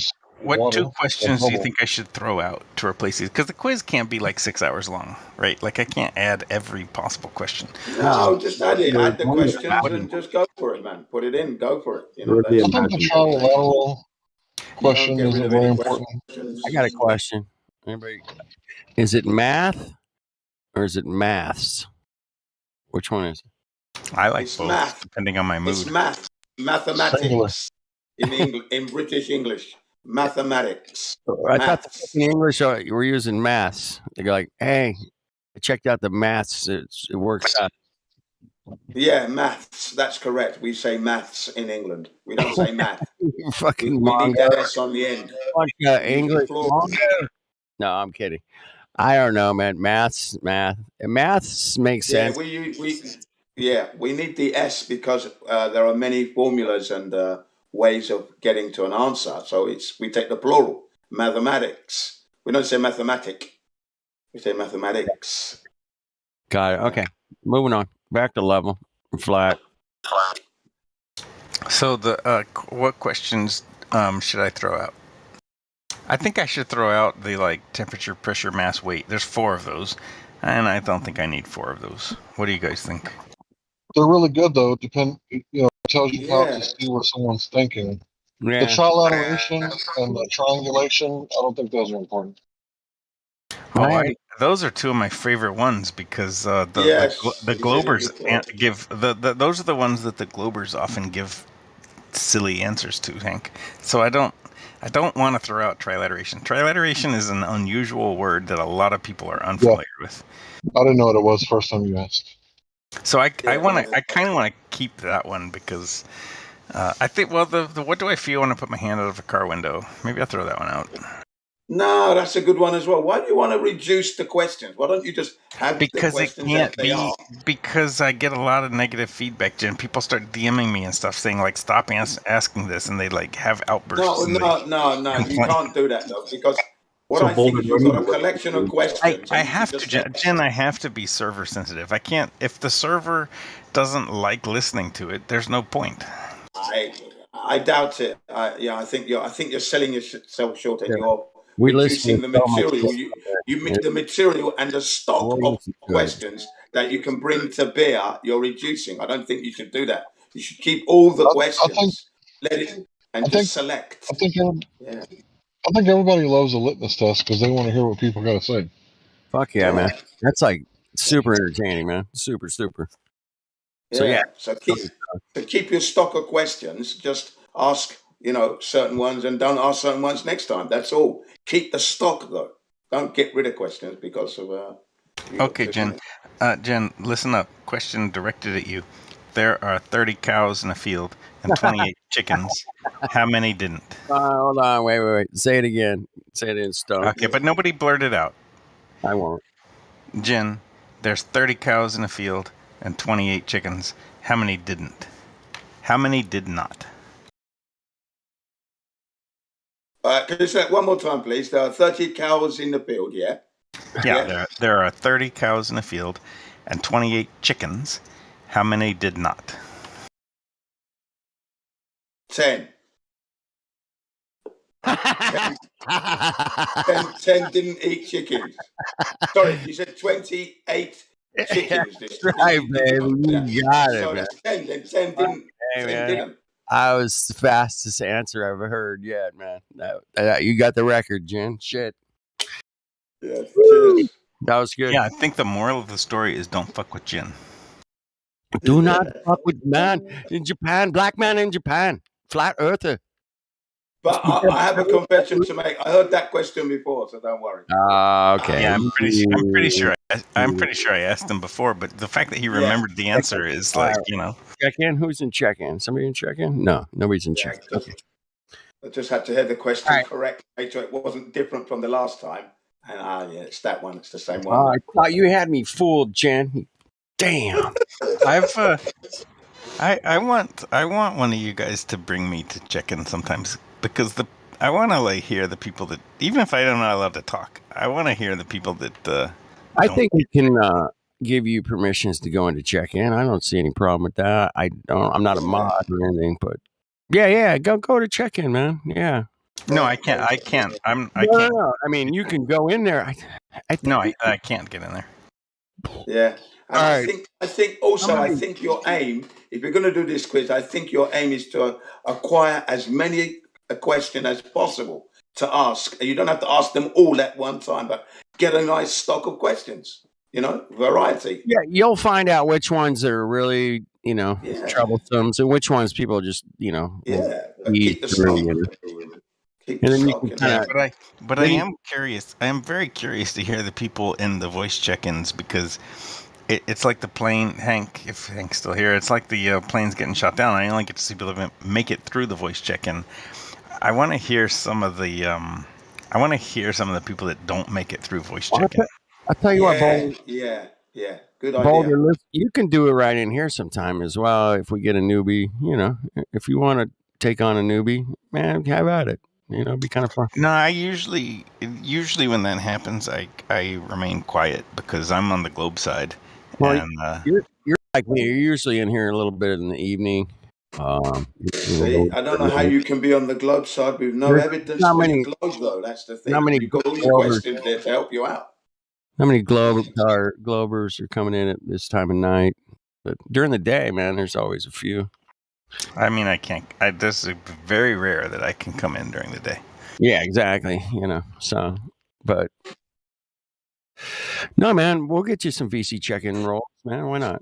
I don't. I mean, at least be able to join it for fuck's sake, and unmic yourself or something. I don't know how it works, dude. Man, I'm nobody. Somebody gave me a gold tag, man. I don't know how it happened, but I mean, I don't know how the hell happened. I don't care if people wanted to let me check people in, then I would try to like do a good job because I wouldn't want to, Well, like, you're lose gonna that. know And if if they somebody didn't want to let me check them in, I just would love to eavesdrop and hear you're gonna know somebody that's gonna be just. They're not going to do well down here. You can tell. I'm usually about 87% or something. I'm off occasionally. Once in a while, I fuck up and let somebody roll down here, and they ain't ready. You got to find out if they're ready to even come in this room, because this room it's gonna just make your head spin, man. And you can just the start main attraction, gravity, North Pole, South Pole, Mars. I'm like, what? But in VC check-in, you're not really trying to screen out the people that have bad arguments or No. I whatever. just don't want somebody coming here going, there's you just guys, are just a bunch of idiots. I usually don't send those guys down here. Like, yeah, I've been in a server that didn't have a VC check-in, yeah. and you get like some people that it's not even that, they just like join and cuss or play music or do so you're really trying to screen out the absolute riffraff, bottom of the barrel stuff, right? Just, if some dude's going, dude, Mars has got a helicopter on it, I can prove it. You're like, dude, head on down, man. Come on, baby. Exactly. Like that's Come on the whole down. point, right? Oh yeah, you got gravity. You got pictures of curvature. Sure, yeah. Here, welcome to the live stream. Have fun. I feel like the purpose of VC check-in is to see if you can put like 10 actual sentences together in a row, and then you're good to go, man. Yeah, some people are drunk. Some people are. That's exactly what it is, bro. We're just trying to make sure that people can think and speak clearly, right? Yeah, and they don't have to agree with us at all. Well, Hank, I was submitting my application to be able to eavesdrop into VC check-in. Whether or not I can actually approve or not, I will defend this server with Matthew as my example of we will let anybody in here with opposing arguments. That's not the problem. Yeah, but I mean, there's no point in letting obvious trolls into the server. That we don't want trolls, and we don't want people just calling us idiots. Come on, we're way past that kind of stuff, man. But if you got a good argument and you want to come in here and do some math or whatever, man, this place is wide open, man, and I'll stand behind the fact that Matthew hasn't been booted from the server. Is proof positive that we're very, willing to have a civil discussion on where we live. Period. He's humble. He acts like. I've been booted twice, and both times I've been brought back. So, well, there you go. See, and I like your little quizzy thing, and I like what you're doing, and I'm glad you're putting in the effort, and it's good, man, and we welcome it. I welcome it. I don't know about the rest of you mongos, but I welcome it. But no, it's. I took your quiz when you first started it. I think I might have been one of your first subjects. I'm not sure. I think you were too. Your name is very familiar. You taught me something tonight, man. I didn't know what trilateration was, and now it gets me laughing, thinking that the only thing that came to mind was the Trilateral Commission. That's fucking hysterical. So if I was taking this quiz, here's how I would answer those two questions. And I say that specifically because I don't mean them to be the truth. Like I said, I have no answer key. Triangulation is when you know the angles to the targets, and trilateration is when you know the distances to the targets. No, that's pretty easy. Okay, cool. Hey, man, learn something new every day, everybody. That's why we're still here. We've been out here pounding this argument, man. We've talked about gravity 487,000 times. We've talked about gravity, and we're never going to stop talking about gravity. Yeah, it's just not going to happen. Sorry. I wish we could move on from it, but we can't. I see fraud is here. I think you're wrong in that definition. Fraud has had a very antagonistic relationship with me in the past, so I think fraud could challenge me pretty well. All right, you guys have at it, man. I'll mute up. I'll pull up. I don't even know who the hell that is. Who's talking? Roll my boulder, man. Rolling my boulder. Known as Sisyphus. He must have changed his name because I have no idea who it is. Sisyphus. Sisyphus. Somebody's Oh changed. yeah, that douchebag. Oh, that douchebag. Way to be friendly, bro. Come on, man. It sounds like you guys had some quality time together. You guys, yeah, all right. You guys want to, hack it out. I don't actually remember what our discussion was. I just remember that Fraud didn't like it. Maybe Fraud remember. It was a while back. Yeah, I'd have to off. Do you remember the argument? Anybody? No. Okay, moving on. I don't. I just know that Fraud is like Justin. He's very passionate. I appreciate passion. I appreciate getting pissed off at ridiculousness, or there comes a point where there's a guy here going, "Well, I don't know if water hydrates my body." I was like, "What?" Like, fuck off, So I'm actually going to come clean. I'm going to come clean to you guys with a little moment of transparency. I wasn't going to voice tonight. I was just kind of hanging out, listening to everybody. Yeah. But a Glober started DMing me, asking how on earth I got valued in this server. They didn't know that a Glober could be valued. And, see, that's the thing. And so I decided to unmute myself to show them how Globers get valued here. Well, thank you for doing that. And I think Matthew and you can be great examples of, we accept, any kind of scientific discussion, man. And we're not going to. Yeah, within reason, if there's evidence to back up it. Not just circle talk, no circle jerk talk. I don't like that. That's what Matthew does. That fucking pisses me off. Well, you can't I looked into a surprisingly friendly audience, but even if QE had been here, I could have showed him how a Glober should act. Well, it's common decency, bro. You're not doing anything weird. This is a flat. I think the thing where people get confused is that this is a flat Earth house, and they come in and they keep their shoes on. It's like, nah, bro, you gotta. Yeah, you gotta kick your shoes off, man. Grab a cocktail or a drink or something or water. Yeah, you see what I'm saying? Like it's people get confused. People get confused about where they are sometimes. Enjoy your stay and. Take your globe shoes off. Take your. We don't want you to conform. We don't want you to conform to the flat Earth, right? No, hell no. You show a little decorum, right? Just a little decorum goes a long way. But when people start, yelling the N-word or playing music or hot micing and refusing to turn off the mic, it's like that's when stuff gets weird. It's like we're just asking you little nice things, and if you can't comply, then why should we hang out with you? That's it, man. Real simple. It's not a complicated. We're all pretty good communicators, I think.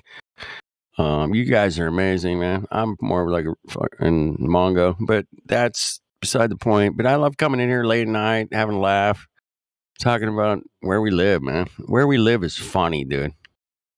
I mean, Where it is. Where does the term Mongo come from? I haven't heard it in forever, but Mongo. I got that from Poncho Pete years ago. We were doing hangouts. He's from Grimsby, England. He'd either call you a div or a Mongo. Yeah, a Mongo. You fucking div. And there you go. You fucking Mongos. What's a Mongo? You fucking Mongo. Mongos. And he would yell and scream. It was a blast. Right, Jen, man? You remember. It was. For the short time that I was there, Hank I was the first to get kicked out. Ryan. Ryan's in the voice text. talking about Star Trek, and I don't know why, but I feel the need to throw out, if you haven't looked up Star Trek Stabilized, that's a thing you want to look up. What the hell is that? It's where they took footage from the show and they like stabilized it. Yeah. So the set is stationary now. Like the camera motion is removed. Yeah. Oh, that's funny. All right, I got it's a good time, man. Did they use the old original TV Star Trek, the original Well, one? I saw one with Picard, and I don't know what And else. I do want to see the original one with was it William Shatner? That's I don't know. I know that the ones that I saw were spectacular. So they just removed the motion of the camera filming. They removed that motion, so then you can see what the actors are doing on the set, and it's just it's a lot of fun. Hey, I always love a good laugh, man. That sounds pretty funny, man. Do you know the show Friends? I hate to say it, but I might have watched 7 episodes, maybe. I don't know. Well, okay, so just whenever you want, look up a Friends no laugh track. Yeah, it's probably shit. Well, it's not. I mean, I guess, but it's like it's like what? That's pretty good. All they do. Oh, there's one though. There is one where they removed the laugh track and they added horror movie sounds. That sounds good. Anyway, I think Seinfeld didn't have a laugh track. I think it was that was the actual crew that laughed at. It was the actual audience, right? Yeah, I think Seinfeld had a soundstage with a room for an audience. Yeah, they had a real audience there, for sure. I mean, the shit was funny though. Seinfeld was hilarious. You had to laugh. It's hilarious, I'm telling you. It's totally like humor in New York. I'm telling you. They were both It was filmed in Los Angeles, not New York. They were both NBC and back to back, right? Like when they aired. Do you think Friends piggybacked off Seinfeld's success? Oh yeah, of course. I hated that show. I never liked it, but the chicks were hot, so that's it. On Friends or on on Friends, yeah. I liked Cheers a little better myself, but yeah, Cheers kind of went first. Which one of the Friends girls were actually dudes? You beat me to it. Well, I keep hearing that. But she didn't look like it when she was on the show. So. It's looking like maybe all of them. I'm pretty sure. I don't know. No, I'm just joking. I'm not really into that transvestigation. I'll try to avoid that shit. Transvestigation. Geez, that's going to be an actual word in the Oxford Dictionary, isn't it? Transvestigation. Jesus. It actually is in the Urban Dictionary now, for sure, no doubt about it. Well, we don't accept the Urban Dictionary as an actual dictionary. We don't accept Webster's dictionary as an actual dictionary. I want to get a hold of it anyway. I want to get a hold of a 1958 encyclopedia where it talks about flat Earth and the dome. Yeah. When I was a kid, I had a World Encyclopedia, but I don't know what year it was published. Yeah, I saw a guy today doing a video on a 1958 encyclopedia and was reading about the dome and shit. How high it was, how far away it was, where it was, had the coordinates, everything. Yeah. Like, oh shit. I got a question for Sisyphus. All right, so there's a certain flat earther that says the peer review process is not part of the scientific method. What do you think about that? I concur. The peer review process is not a formal part of the scientific method. Do you think and the peer review process itself is very flawed. It's like it's like that's where I was going with it for sure. Yeah, I think the peer review process is better than okay, here. The peer review process is VC check-in. That's right. I like your analogy. Right. That was pretty good. Oh, that made me laugh. It's better than nothing. Like we shouldn't get rid of VC check-in, right? But trolls still do get in. Yeah, we can't have an open house, man, like that, man. It just gets wrecked. And that's what happened to the last server, man. It's like everybody. Exactly. So peer review process has its place, but it is acknowledged to be far from perfect. Yeah. Hey guys, let me guess here. I just went and looked on eBay. $55 for a full set of the 1958 encyclopedia. How much? $58. 55. 55. If It's it was 17. Oh, fuck out of here. If it was Go on eBay. $58 for the 1958 encyclopedia, I'd call shenanigans. Possibly. I don't know. It's like go look on eBay. Just type it in. No, that's too big of a coincidence, even for me. $58 for the. Well, I know. 1958. When I heard I want to get it, I said, "Well, eBay." So then I went to eBay. It's 55. there. Not 50. I said 58, but because I was being funny, but it's $55. What, they don't sell on Amazon? Dangerously close to a conspiracy. Dangerously close. It's super close. It's within 3 points. Yeah, brilliant. $55. Yeah. 30. Would that be a brand spanking new 33. one? Or is that used? I'm gonna go back on mute. Can I? Oi, hold on, Jen. Where do you take somebody that was injured playing peekaboo? Playing what? Where do you take somebody that was injured playing peekaboo? Playing peekaboo.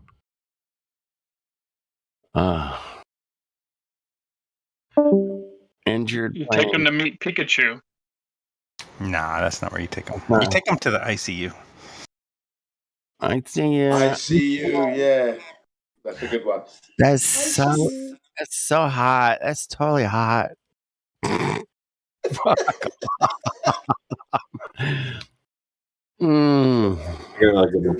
see you. I see you. I totally see you. How does a compass work? Ask him, how does a compass work? I think that's on the question. How does a compass work on a globe? Is that one ever been figured out? Is that in there, Boulder? You got that one on the list? No, I don't have that thing. I mean, how does a compass work? How does a sextant work? Those are, boy howdy. Too obvious, right? I mean, I'm making notes right now, but don't. Yeah, you can kind of like. What I'll probably do is like try them out outside of the quiz. I'll just ask, how's a compass work? Randomly, like when there's a like lull in the conversation, nobody seems to know what to talk about. I'll be like, how's a compass work? See what happens. Well, chaos ensues. No doubt about it. So I walked into a party, man. I said, "Hey, man, Earth's flat," and there was like 27 people there, and they all looked at me and went. I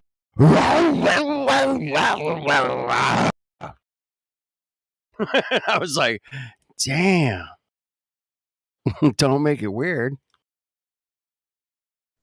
They were speaking Klingon. Do you understand? Okay. Orion is a what I would call an evangelical flat earther, and I want Orion to trap me. Come at me, Orion. Bring it. An evangelical flat earther. I've never heard that put quite that way. That's interesting. Yeah, I don't even know. What does evangelical even mean?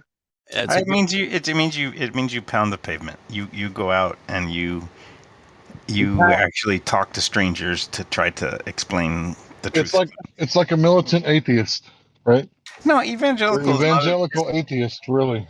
No, if people say evangelical is derogatory, I don't mean it that way. I just mean it's a person that actively tries to spread their message. Your definition. That was racist right there, man. That was just mean. Thought of myself. I'm like, I go out and talk to people. What's your problem? Evangelical. I don't think it's derogatory. Is it? Yeah, I didn't mean it derogatory. I meant it as descriptive. What the? I'm just messing. Oh yeah, it's funny. Yesterday I was talking to a couple of Mormon missionaries, and I was talking to 3 Mormon missionaries a couple days before that, and they were like kind of following me, but kind of like still kind of important. Let's just talk about the church, But then talking to these other 2 Mormon missionaries just yesterday in a church parking lot. Interestingly enough, I just thought it was interesting because I've talked to a bunch of missionaries about this before, but that was the first time that they didn't actually try to, push the church in me, which is a funny thing because I was actually raised Mormon. I told them that. So I don't know if that played in, but I don't know. I just thought it was funny. They accepted the truth though. They were like, I just thought it was ironic though, because they're missionaries, so they're like spreading the word of the gospel, and I'm just like handing these cards around, telling people the Earth is flat, and I just think it's kind of funny. Like, are you a Utah Mormon? Thing, I'm doing my thing. Are you a Utah Mormon? No, I was raised in Oregon, but I was raised Mormon. Oh, you could be raised in Oregon and still be a Utah Mormon. Wow. I don't know what does that mean? Utah Mormon. I mean, wait, what? That's a code word in the Mormon culture. Utah Mormon? Is like a close? Is that just a closer to the temple? Is that just a Mormon from Utah? Like, it's I guess Utah Mormon is a Mormon that has been isolated from opposition. If you were born and raised in Utah, then you did not face really any ridicule or opposition or anything. All of your schoolmates and whatnot were probably Mormon, and that is different than being like a North Carolina Mormon, where you went to school with primarily non-Mormon people and got a lot of different kinds of exposure. I think that's what it means. It's kind of the same difference as being a globe earther or a flat earther. A globe earther doesn't face any challenges in his life regarding the globe, and a flat earther does. Right, so the Utah Mormons are the globe earthers. And then because I think it's easier. They're the globe earthers that are surrounded just by globe earthers. You no idea how gold that is, man. You just struck a fucking vein of gold right there. Way to go, Boulder. Thank you.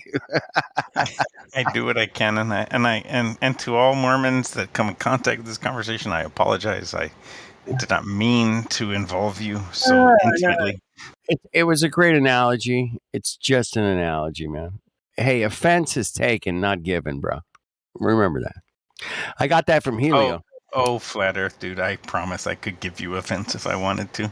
I've been offended, and I don't like to be. I like to just kind of roll with it usually. But there's days, man, I get triggered just like everybody else, man. We all get triggered at some point. Yeah, I've only been around a few months, and there's already like specific individuals that like know my buttons, and it sucks. Just don't. You got to learn to turn the buttons off, man. That's all. Boom. Like I learned that offense makes good neighbors. Offense is taken, not given. Remember that. You'll live a really happy life if you just have that one little gold gem in your pocket. So former Mormon from Oregon, Orion, come at me. Bring the flat earth to me. Make me a believer. He doesn't want to make you believe anything. He wants to check it out for yourself. The idea is to not believe. He's not going to convince you of fuck all, man. You got to do it for yourself. That's yes, a man convinced against his will is of the same opinion still, but in this case, I'm inviting it. All right, boy. He wants to be indoctrinated into the club. All right, repeat after me. Stand up, put your diaper across your cock, and then stand up, put your diaper across your left cock. Hand up your ass, and then stand over here underneath the thing with the star and the eye. You're going far too fast for me to repeat after you. Yeah, fuck off. We're not going to indoctrinate anybody, man. No. That's not the goal here, baby. You want to trade evidence? Show me yours, I'll show you mine, kind of thing. No, man, we're both on level, flat, stationary plane, man. We can check it out. I don't have to kid you. But level doesn't mean flat. They're not synonyms. Yes, level does mean somewhat flat. Because level is measured between 2 points. And it's a line between 2 points. And a line between 2 points is generally flat. That's what level means. But the word generally totally throws me off. You're gonna have to ask him. Stop! Wait! Hold on. But if you're working in, flat Earth dude is looking over my shoulder, and I don't like it. Metal industry, it's usually said flat and level. Make this surface flat and level. I don't know why flat Earth dude is looking over my shoulder, reading my answers, though. Well, I took your quiz, man. Remember? That's true, you did. You're all in the same classroom here, right? So I can. Yeah. So flat. So flat doesn't mean level. Those are different words. They mean different things. That's right. You are correct. But a level equals flat. No. The tables are level. Yes, because level is measured between 2 points in which you draw a line. These are what you're giving are definitely not dictionary definitions of level. No, Those are practical applications of level. And before the VC chat explodes with 8 billion definitions of the word level, most dictionaries have multiple definitions, and so context is very important when we talk about the word level. Then satellites exist. Then what? Satellites in space exist. Definitely, because things are level. Satellites exist, but that's irrelevant to the discussion of the word level. Dude, we're shooting through space millions of miles an hour because satellites exist on a flat level plane. We can be shooting through space at billions, trillions of miles an hour if you want. It's irrelevant. You might as well. Let's move it up to trillion. I'm billion. At least, let's just skip billions. Fuck this. We're shooting through space at trillions of miles an hour. I got a better one. We're shooting through space at 6 Brazilian miles an hour. Now we're hauling ass, man. Now we hit. I bet you. Like, seriously, I would bet you drinks for the night. You and me out at the bar. I'll pay for all the drinks. I bet you, hands down, I could get a Glober to defend 6 Brazilian miles per hour. All right. I'm on that one, man. But I have to be. At the very least, you can get a Glober to believe that, right? I don't know. Glober, this dude is too easy because Glovers get all upset and then they'll start saying they know all kinds of things. It's just too easy, man. Even for schmo like me, man. Yeah. Yeah, Glovers get too upset, and then it's easy to get them to say they know anything. You could just start making up words and they'll be like, "Yeah, I know it because it proves my point." It's too easy. You need something harder. I love the way you're like reverse psychologing it, kind of, but in your face. You make it so ridiculous that they'll be like, "Yeah, of course the stars are moving at a bazillion miles an hour." Brazilian. Brazilian, bro. Why not Costa Rican miles an hour? Because no, that's ridiculous.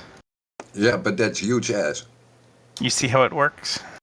I do see how it works, man. It's a fascinating experiment or exercise or whatever, kind of fun activity. Let's call it an activity.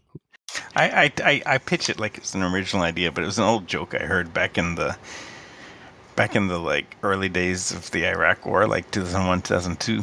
That Rumsfeld came to Bush and said yesterday 3 Brazilian soldiers were killed in Afghanistan, and Bush just put his head in his hand and said, "Oh my God, how many is a Brazilian?"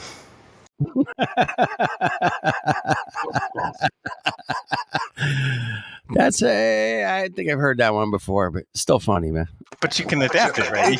You can totally hijack that joke and be like, "Well, an hour. Oh yeah, of course it's a Brazilian miles an hour." Hey, come on. I thought the old Bush was smarter than that.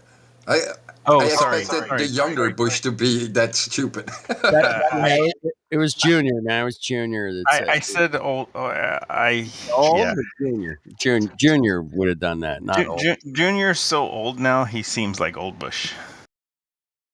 That's a good point, man. Yeah, he's getting up there. I don't mean to dox my age. Give him a manscape. Let's not talk about manscaping. Yeah, politics and politics. Fuck those. I'm only giving the source of the Brazilian unit of measure that I know. I like Earth, things we can check out. Let's talk about gravity. Oh, wait. Orion, let's talk about refraction.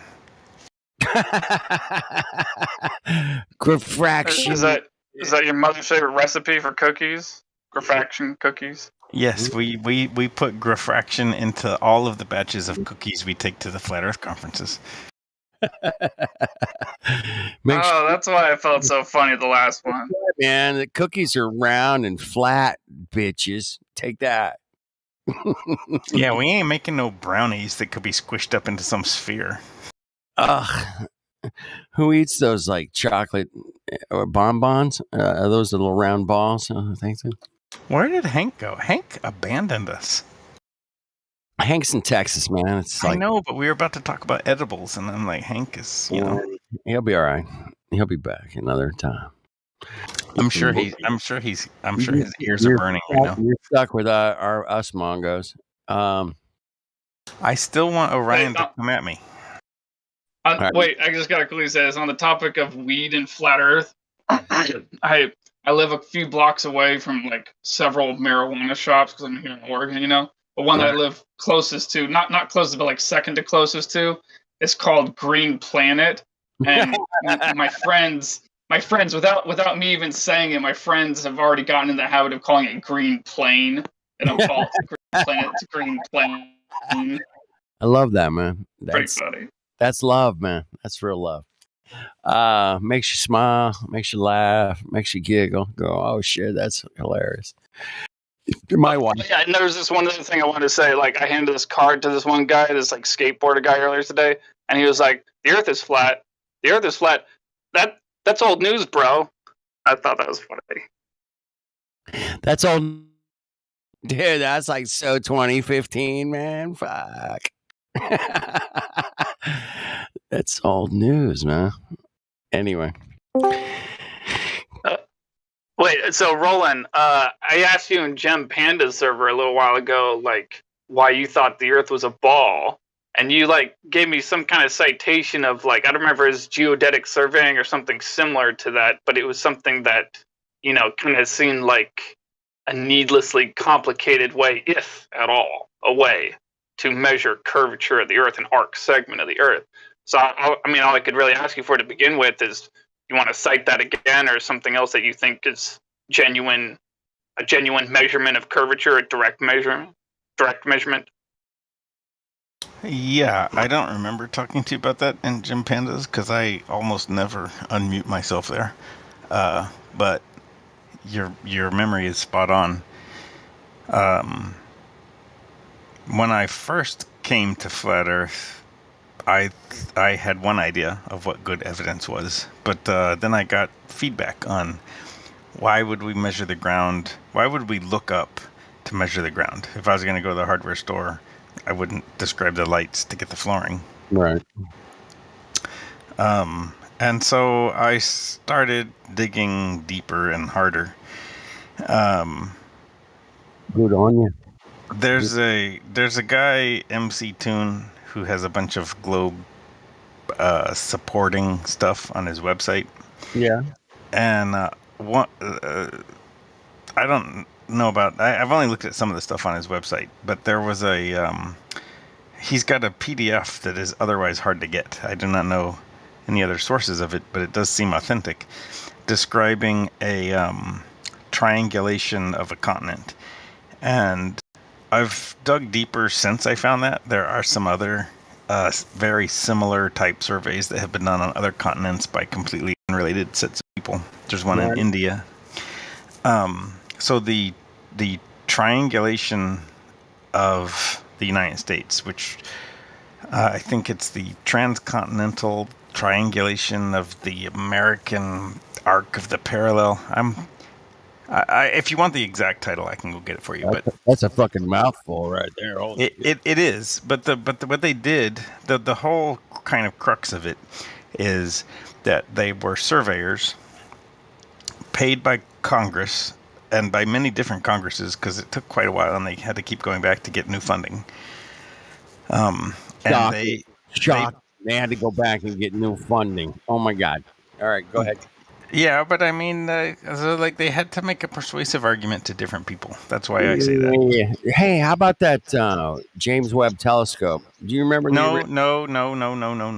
We're gonna stick with Orion's question of what is my best evidence, and really this one example, but also the one of India, the triangulation of India. These are like the same thing, so I'm going to call them my one best evidence.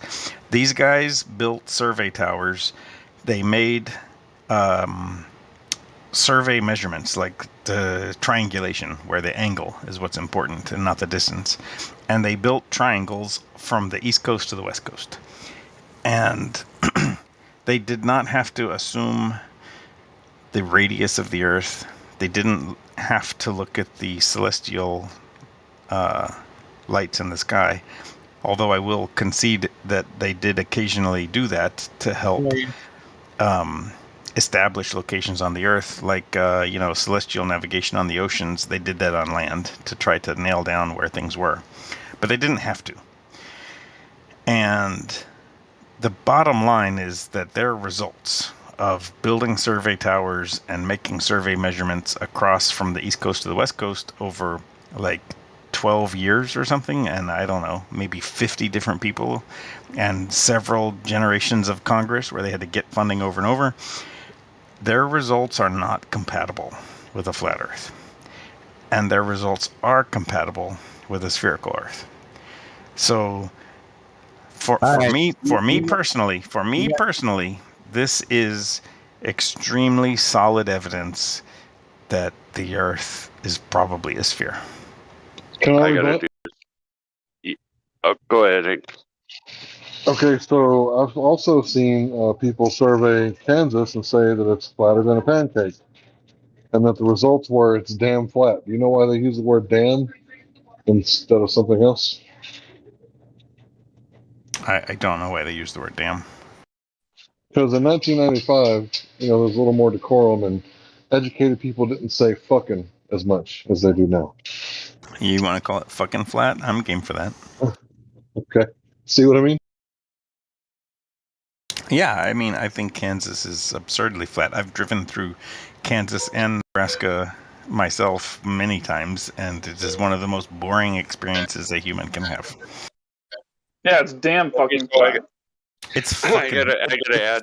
It's fucking. If you're doing triangulation on a sphere, where's your how are they? I mean, try to mentally image that. It's ridiculous. There's a couple of ways that I can mentally image that. Some of them are Euclidean, and Okay, some of them are not. spherical triangle. Spherical triangle. You're trying to tell us spherical triangles are things we need to consider. How do you get 180 degrees out of a spherical triangle? And triangulate using SOHCAHTOA. You need 90 degrees. Where are you getting it? I mean, if you want to come at me with like a QE style spherical triangles, No. You made the claim. This is your evidence. I just gotta get it out of you. How do you think you can do triangulation via SOHCAHTOA, right angle trigonometry with spherical triangles? How? I don't know if my I'm out of here. I don't know if my claim. I just don't want to be on voice text. I'm gonna take it too upset. Well, I don't want to upset you, and I don't know if No, my claim is that I don't want to be upset. I don't want you to be. But I think spherical triangles is just, oh my goodness. I mean, come on, man. All right. Anyway. Well, SOHCAHTOA is a thing, and spherical triangles are a thing. Like outside of their application on the debate of globe or flat Earth, just in terms of geometry, like basketballs or baseballs or something, spherical triangles and SOHCAHTOA, those are real things. Have you now just skewed the definition of a triangle, because a triangle are three straight beams connecting through angles? Yeah, I don't disagree with you. And I personally strongly dislike the word spherical triangle and wish that it was something else. Yeah, because it's unreal. You need three lines that add up to 180 degrees. You cannot have any curving lines when you're doing this. This is just, basic logic, man. This is like literally 5th grade stuff. You need 3 straight lines that add up to 180 degrees, and to use SOHCAHTOA, you need to construct more than one 90-degree angle, but you need a 90 degree. I agree. You can construct multiple angles to get 90 out of But at any rate, I'm a tool and die maker. You ain't gonna sell me this spherical triangle crap. I'm a geometry professional, and I'm really good at what I do. Oh, okay, Lumpy, I agree with you. The 5th grade geometry is exactly what you say. I can't imagine a 5th grader that would talk about spherical triangles. I think spherical triangle is a horrible name for the thing that I'm talking about. And I don't dispute anything that you're saying. That like this is excuse me, 180 degrees with 3 straight lines.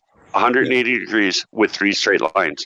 Yeah, it's the definition, man. We're talking about words and reality. You won't find these structures that you're talking about on the surface of a sphere of any kind. Basketballs, baseballs, Earths, Jupiters, suns, whatever. Any sphere-shaped thing will not have the geometric structure that you're describing, nor will any 5th grader encounter this concept. So I agree with you. And if you don't want to buy what I'm selling and you think a spherical triangle is an ad hoc argument that you bring, I don't use the term. I don't care what you believe. I'm telling you the reality is. Am I cut off? Sorry, guys. No, you're good. Okay, well, the reality is a triangle needs 180 degrees with 3 straight lines. That's reality. You can't have that with any bending lines. No curving lines can make a triangle. You can't triangulate on a sphere. He agrees 100%. I agree. We all know this. It's not complicated. There's the only place that I think that I would end up sounding like a troll and like that I was saying I agreed where I didn't agree. So I want to just disclose that before it like comes out some kind of surreptitious way. The place where I'm going to get stuck and have to fight back in the quiz. The very last question, which is the hardest one to ask, I describe a basketball with a hula hoop around its waist and a hula hoop around its head to toe. And to me, and then I ask, is there an angle? Notice, and here, let me disclose about the quiz. The very, very like beta version of it, I said, what's the angle between the hula hoops?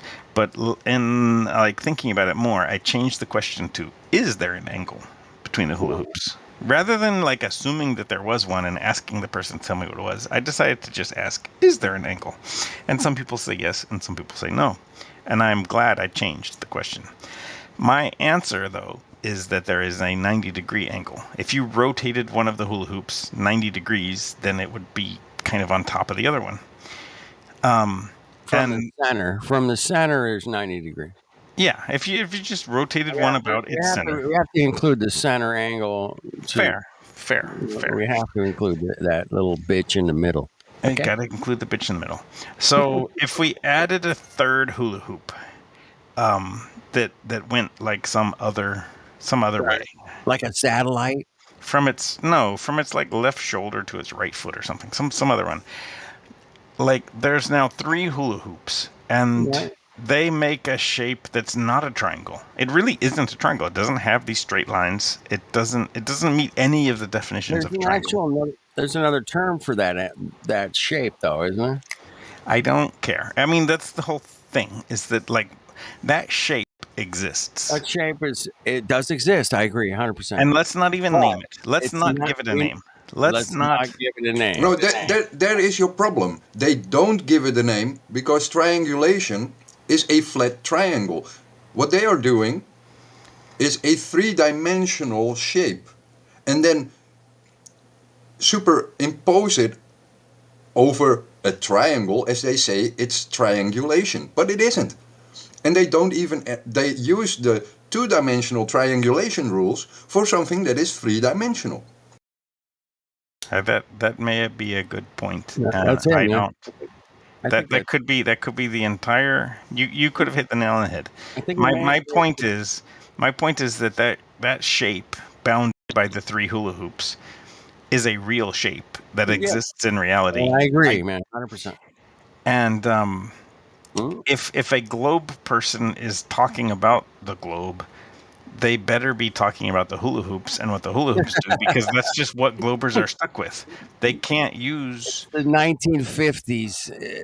You got the hula hoop count. Yeah. I'm just saying that like what the hula hoops are doing is what the globers have to talk about. They have no choice but to talk in these terms because that's what we're stuck with.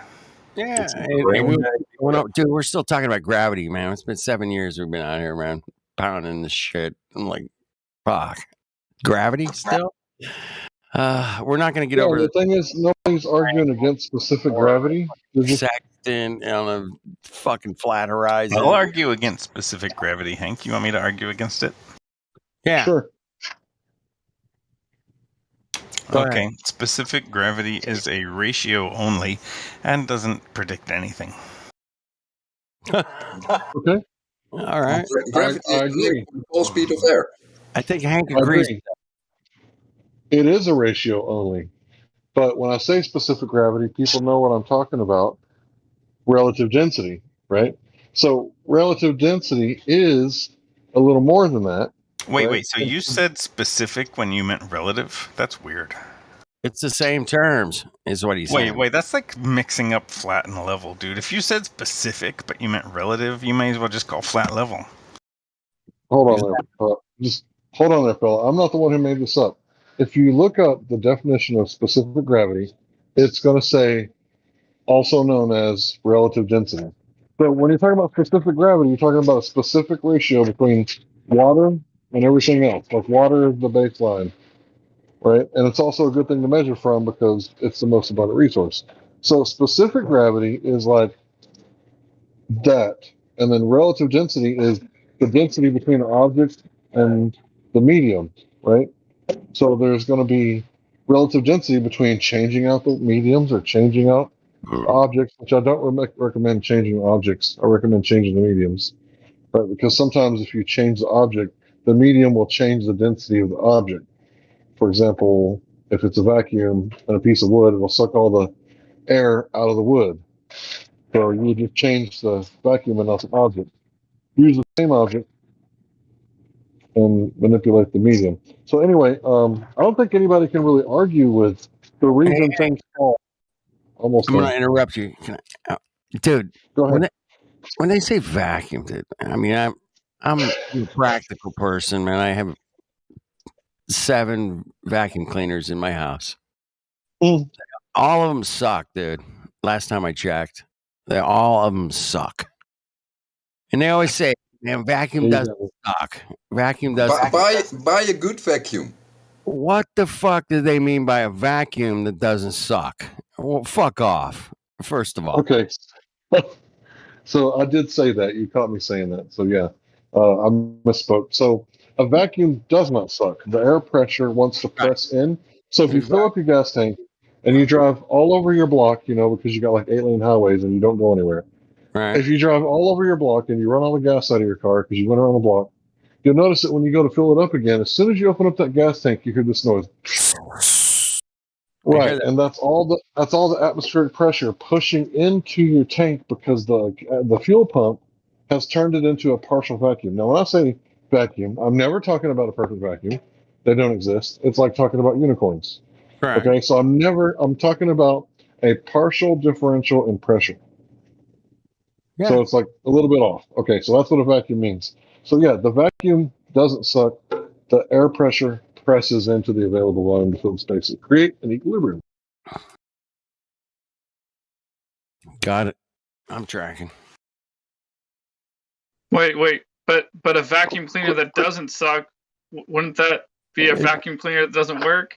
It's a vacuum cleaner that sucks, man. It doesn't suck. I hate it when my vacuum cleaner doesn't work. I have a question. Wouldn't to create a vacuum, wouldn't you need to suck the air out? So isn't it kind of like a opposite intuitive? No, okay. A vacuum machine makes a air current. An air current, as in motion. Gas is in motion. Want more, to sustain that motion. So it sucks. In, let's say, globe terms, they would say, oh, it's a vacuum cleaner. No, it's actually an air current cleaner. I love current creator. Air current cleaners, bro. Check it. Keep going. Because if it was a vacuum, it would also. Well, it would suck. No, it would eliminate the gas molecules. Right. Suck them up. Hey, can I tell you guys one of the most incredible stories? All right, so I'm at a bus stop, and there's a boomer who's kind of lispy, you know, maybe a little gay, I don't know. Told him Earth's flat. He got all kind of snooty with me. So what I told him was, I said, if the sky was a vacuum, and then he kind of didn't catch it, right? The sky's a vacuum, air would fill it. So I said, all right, man, I'm going to take a $10,000 valve, man. I'm going to make the one side a tank that has 10 to the negative 6 torr vacuum, and the other side's going to be a positive 1,000 torr or something. That's to the first power. At any rate, and I'm going to open the valve and tell me the air won't move. That dude started crying. I'm not lying. Wow. Damn. He started yelling at me and told me to shut up, and he got really butthurt, man. Nah, he told you to shut up. Yeah, I swear to God, it was surreal, man. I'm not lying. I believe you, man. The only reason so Highway said it was. In fact, I was thinking of making a YouTube video of like balloons popping and shit. But Highway said it was fucking. Now crack that valve open, trying to get him to think, saying it that way. I said, now crack that valve open and tell me the air won't move. All right, dude, he welled up. But you got to remember, globe heads. You know, they have a globe in their head, which is surrounded by a vacuum of thoughts. So every thought they have about the globe will disappear into the vacuum. So only the globe stays there. So I was going to say, you should have told him to be tolerant. He got it. He got it, right? He knew what I meant. Yeah, he got it. You should have told him to be tolerant. You're supposed to be tolerant. You people always preach tolerance. All right. Yeah, right. Right, got it. Dude, Tank, you're so fucking bait. Hey, man, I heard we landed on Mars, and we have a helicopter, and it's spinning on Mars, man. I checked it out. It's in the mainstream news. It's real. Prove me wrong. It's propelling itself through 0.5% of the density of our atmosphere. Prove me wrong. It's yeah. That's hilarious. That's what always got me, man. Is that I know for a fact, man. I can check it out right here in my shop, man. I can go and say, man, I can make things float with air pressure, man. No doubt about it. So 1%, 0.5%. That's not a helicopter. That's a helicopter, bro. Dude. Oh, hey, it's an entropic force that causes, just for example, a bomb. That's entropy. Another one would be internal combustion. That's entropy. That's gas expansion. That's what's creating the force for the cardamom. And another one that's really an interesting one and really shows the power of the vacuum is howitzer. That thing will shoot I don't know, 600-pound round 3 miles, man, off of just a vacuum that's only like an inch long and maybe like a half inch in diameter. 3 miles. On the helicopter of Mars. The howitzer. It's like an artillery piece. I've heard of it. Germans invented it. 3 miles, man. Boom. Anyway, force, bro. I can explain the helicopter for you because it's really easy. We use the same technology right at home to clean our houses with our vacuum cleaners because it is the propeller on that helicopter creates a vacuum above the blades in which it gets sucked up, even though it is a high vacuum it creates, so it gets sucked up in that minuscule atmosphere of Mars. It's amazing. Yeah, it's a special kind of blade. It's a vacuum blade. Vacuum blades. Yeah, Cool. and you know they are built by Hoover, or by Siemens, or by Philips. Hoover. Get the upright. I got it to Built clean. by Hoover. I'll be damned. Get the upright, Hank. The upright. That's what they call it there in England. The upright. Kenny, I feel like you were trolling me a little bit. You know how vacuums work. You've been in this game so long. Dude, I work in a vacuum. Lips. Dude, my profession works in vacuums, and it's amazing how you can transfer air and energy through bellows and pneumatics and shit, man. It's so cool. Valves. You can transfer that gas into a pneumatic, and it will close and create a function. On or off. On or off. And when it's on, it works. And when it's off, it's at rest. It's on. But when it's on, man. And that's a vacuum, man. It works every time. Never fails. So why'd you interrupt me in the middle of my flow, bro? I don't know. I fucked you up, Hank. It's not. Don't take it personal, man. No, I just don't know what I was saying. All right, but the fact No, is, I don't take it personal. You messed up his airflow. We do. We Yeah, fucked that's right. the airflow. The flow was flowing. The vacuum was. The vacuum. I was like, how does Kenny not realize that it's the pump?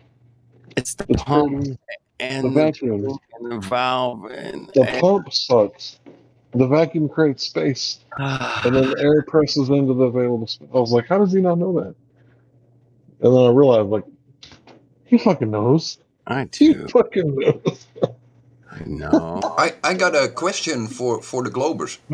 I did say what is the space pump? Where is the space pump to pump the vacuum? Space pump. That's a good question, man. God, I never thought about that. Hold on. So NASA's using it to blow up the tires of their space cars. Nah, there's a vacuum of space, but where's the beginning of that? That's basically kind of where I'm going with that. Are you saying NASA's got pumped up kicks? Yeah. In space? And I know that Disney does, for sure, Hank. Disney's got pumped up kids in space.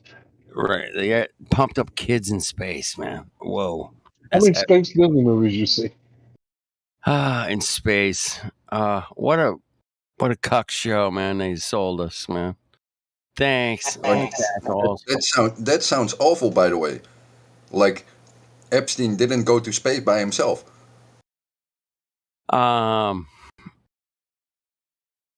Hawkins didn't go to space, but he got to go up in a 0G plane, man. He got to go up there in the 0G. Stephen Hawkins, you guys know. What was he doing up there? Flopping around like a fish? He was flopping around like a fish, man. Probably taking a nap. Probably slept through this shit. All right. I think it's funny, man. They roll this guy out. This is the smartest guy in the world. Check it out. He's like talking through a computer perfectly. I'm like, what? And he was involved in that fucking cuck show. It was Discovery Channel, whatever it was, where they had the helicopter and the boat. Didn't Stephen Hawkins invent a law that wasn't actually a natural law? Yeah, I think you're onto something there, man. Yeah. I forget which one it was though. The wheelchair stays put on a globe even if you move in the wheelchair. That's that law. Yep, that's a fact, man. And you can check it out yourself, man. You don't have to believe us. You can check it out. What wasn't it flat Earth that basically? Well, I mean, whatever Stephen Hawkins was, I'm not exactly sure, but wasn't it flat Earth that basically like took him out because people are like, "Hey, man, how's this dude still alive? He's supposed to have Lou Gehrig's. Nobody's lived in even a tenth of this." And then about 2 months after, I started seeing that chirping around buzzing around he died, right? Am I right? Or am I remember? You guys know what I'm talking about? Yeah, man. I kind of remember something like that. Yeah. He died during the flat Earth first wave, literally. Yeah. It was like starting to become like a buzz when like communication seemed a little more open here on YouTube, and like videos weren't being fucked with, and people, I don't know, man. I mean, it's like we lost a lot of people who were just like, okay, it's flat, and I'm really not that motivated to fuck with YouTube, or I'm just like, I don't know what the deal is, but there's a lot more people that know about it than come here and other things. Well, the issue with flat earthers in the beginning is that once you enter flat earth, a whole lot of different things in the world open up to you. And you know, a lot of people are like, yeah, I kind of know flat earth right now, so I move on to the next thing.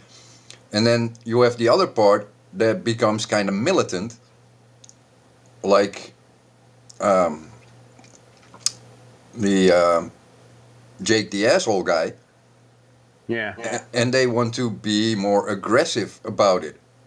So, and you don't want that in your flat earth community, because having aggressive people that call for violence is just a bad thing. Yeah, it makes us look bad. Yeah. Oh, yeah. And another thing about Jake was I've gotten away from him, but the absolute silliness all the time. I can kind of relate to it a little bit, but I love serious conversations talking about math or science or. Well, you guys know Jake the Asshole. He's the reason. That's a contradiction in terms. Serious and math. Come on, man. You cannot have those two. No, man. I mean, we can have a serious conversation about whether math proves anything or not, man. Other than measurements, now that's a different thing, man. I work in a measurement world, man. That's my living. I got geometry. Yeah, but measurements make sense. Measurements I can deal with, man. Fuck off. So my brother-in-law, my ex-brother-in-law, he's not really my brother-in-law anymore.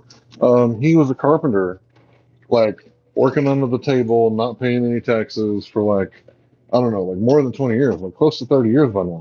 Shout out I commissioned, right? Yeah, good job. Yeah, shout out to my uncle. That's right. Yeah. So yeah, pretty cool, right? So I commissioned a shelf one day because I have way too many DVDs, and I paid him to buy me a shelf. So guess how many estimates this guy made? Before he cut. How many estimation? How many calculations he made before he cut? For one shelf. For one shelf. How many estimates did he make compared to measurements? 0 estimates and 100. 0 estimates. Everything was measured. Everything was measured. Yeah. Now, why did he do that? He's a fucking pro. Yeah. Why did he do it? He did it because he's a fucking pro. No. He failed at math. So, he cannot do the math in his head, so he has to measure it. You cock. You monga. Fuck yeah. Who That's is that? hilarious. Is that Moman? Did Moman sneak in here? Oh, no, it's me, Jim. Or Lumpy, I should say. It's Lumpy, man. Lumpy. Yeah, but no, man. He measured every single thing. I watched him do it because I wanted to know how to make a shelf. 0 estimates in that bullshit, man. Right. It was 100%. 0. Yeah, he measured every single I'm a piece tool of and stuff. die maker. I'm a tool and die maker, and I hold like 5/10 all day, which is 5/10,000ths of an inch. And I'd be fired if I started estimating or looking at the moon to measure it. Yeah. Hey, Lumpy, man, how many nanometers? Have you ever seen a nanometer with your naked eye? I'm curious. Absolutely not. You have to have instruments, and it's quantified, and it's like it's an expensive instrument. Minotaur makes some. You can see it nanometers on a when I can't think of the thing. It's when it makes a shadow of the item. It's in a V block or whatever, and then you zoom in. Yeah, comparator. Light. But no way. You can get a rough estimate of touching it, but optical you could be probably plus or minus 30 nanometers. Yeah, plus or minus 30. Yeah. Which is, extremely accurate, by the way. Fucking plus or minus 30 nanometers is like stupid accurate, right? Well, but yeah, that's when you're right up next to it and you've got a lot of experience and you. Yeah. Do you know what I mean? Stupid. It takes. Yeah. That's stupid ass tolerant. I call it, man. Stupid ass tolerant. I mean, it's. I absolutely love the trade, man. Yeah, you get down to nanometers, man. You're like, oh shit, we're measuring some shit that's tight. That shit's tight. That shit's super tight, man. Oh, fuck off. Yeah, and when you're talking about tolerances, I've seen this guy. He rebuilt an engine, and he was doing the tolerances on the bottom end. And you know how they do that shit? They assemble the engine completely back together with little tiny strips of little wax, and it's like a little like floss looking thing, right? And they pull it back together to see if they got the tolerances right when they examine the wax. And what happened to the wax depends on whether or not they're within tolerance. Yeah. So I'm like, that's crazy fucking tolerance. So cool, man. That's a good idea. It's a good idea. We do similar kind of thing, man. When I reset a plate in a piano, I have to get the pin block has to match like perfectly to the underside of the plate. So you have to put the plate in, kind of move it around, and see the high spots. And you chalk the wood, and then you kind of scratch the pin block with the plate. And whatever was scratched, man, right? We have to lower those spots, right? We have to lower that and flatten that out. And it's, you do it by literally just seeing where the marks are in the wood, and then you sand those. It's like crazy tolerances, man. I mean, I'm not in nanometers by any means, but I'm within, thousandths of an inch. Anyway. The highest tolerance way that I've run into for measuring things like flatness and things like this, because you can get a base, you need flatness to have a base or whatever, but it's called optical flats, and the light will come through deviations in different colors because of the separation between the mating spots. So you have a basically a zero. A zero. There is no such thing as zero, really, but a zero for the gauge, and then you look through it, and you can tell the distances through because of the color of the light. Crazy, right? Is that like red shift, blue shift kind of? I don't know, man. Like bluish is like there's like you look at a chart. Yeah, you look at a chart. Yeah. It's literally, if you ever wanted to look into it, it's called optical flats. Optical flats. Check it out, motherfuckers. Isn't that basically measuring the wavelength of the light? And when the wavelength is broken, you don't see that color light, but when the other wavelength can pass through, you see that color exactly light. It. You're absolutely right. You're correct. But to quantify the distance, I go by a chart, man. I wouldn't. You know what I mean? I don't really know what it means. You know what I mean? I don't really know what light is. It lets me see. But beyond that, you know what I mean by that? Like, because I'm not certain of wavelengths and stuff. I'm confused by light. That's for sure.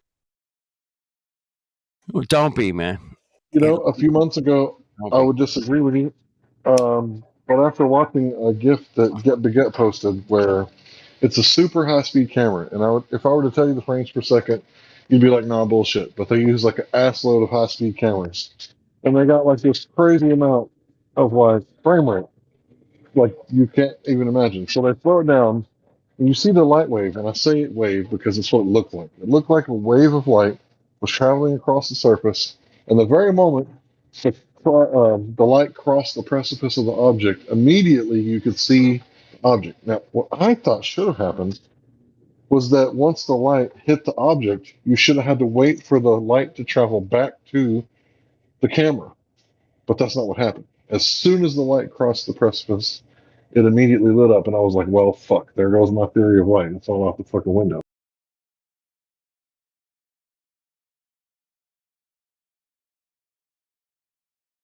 I have something to add to that. It would be, think of it like this. If you got a stick that's 2 miles long and you push it, it immediately moves, right? Yeah, instantaneous. Do you track what I'm saying by that? Because I think what the light is, what's happening is it's a pressure. But again, I'm not sure. But yeah, I agree with what you just said about the light and what you observed. I'm on point with that. I got another tip for you. Light can also be measured in Kelvin. Yeah. Yep. I agree. And that would suggest that the medium of light would fit in the thermodynamic range of matter. Interesting. Where's this coming from? It seems reasonable, but basically, the Kelvin temperature range is the frequency of matter, and you have the, let's say, the wave particle duality with light. But when we see light in a color, we can quantify the color in frequencies. But they also use Kelvin to quantify light. So that would suggest that it is a material thing in motion. So when we say frequency, we mention the motion. When we say temperature, we mention the particle. Something to think about there, man, for sure. Definitely. Real quick, back to the stick thing. Hopefully, I'm just trying to double check to make sure, because I think it's a concept to be considered. Like, again, if you had a stick and you push it at 6 feet long and immediately all moves together, well, it would still stand to reason that at 3 miles longer and you push it, the person on the opposite end would feel the push instantaneously. Are you that not reasonable? Or does it matter? Yeah, that's reasonable. And the same applies for light. Reasonable.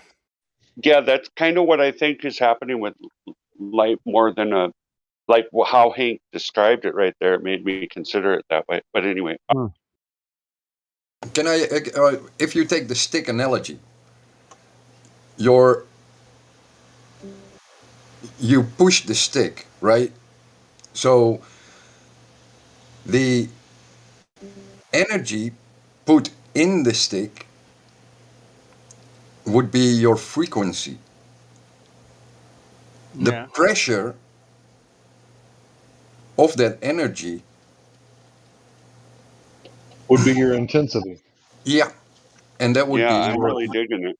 Or kinetic. Can we call it kinetic? Yeah, that would be, your... The connection, kinetic, it's connected. So therefore, it's instantaneous. There's no lapse in time, man. Zero. Yeah, that's what I'm thinking. Zero lapse in time if you push the stick and the other people feel it moving on the other side, man. I mean, there would be no way to, you'd have to wire the brain from that distance to that distance, and that would have to be that wouldn't even. I think then it would be a signal and it would be lost. I don't know how you'd quantify this as a fact, but but that's kind of the analogy I tried to draw. Logically, it says, "Hey, man, water's level and kinetic energy is instantaneous." The other thing is, if you push the stick over, let's say 3 miles, and you find resistance, the point of resistance get impact, but your hand pushing the stick also feels that impact at the same time. Yeah, it's instantaneous. Yeah, as long as at both ends of it, right? Rigid, we're not talking about slack, and it has to be rigid. Yeah, a 2x4 by 8 feet. If somebody grabs one end on the other, man, if somebody pulls or pushes, man, you're gonna feel it immediately. The thing is connected, and yep. No doubt. Yep.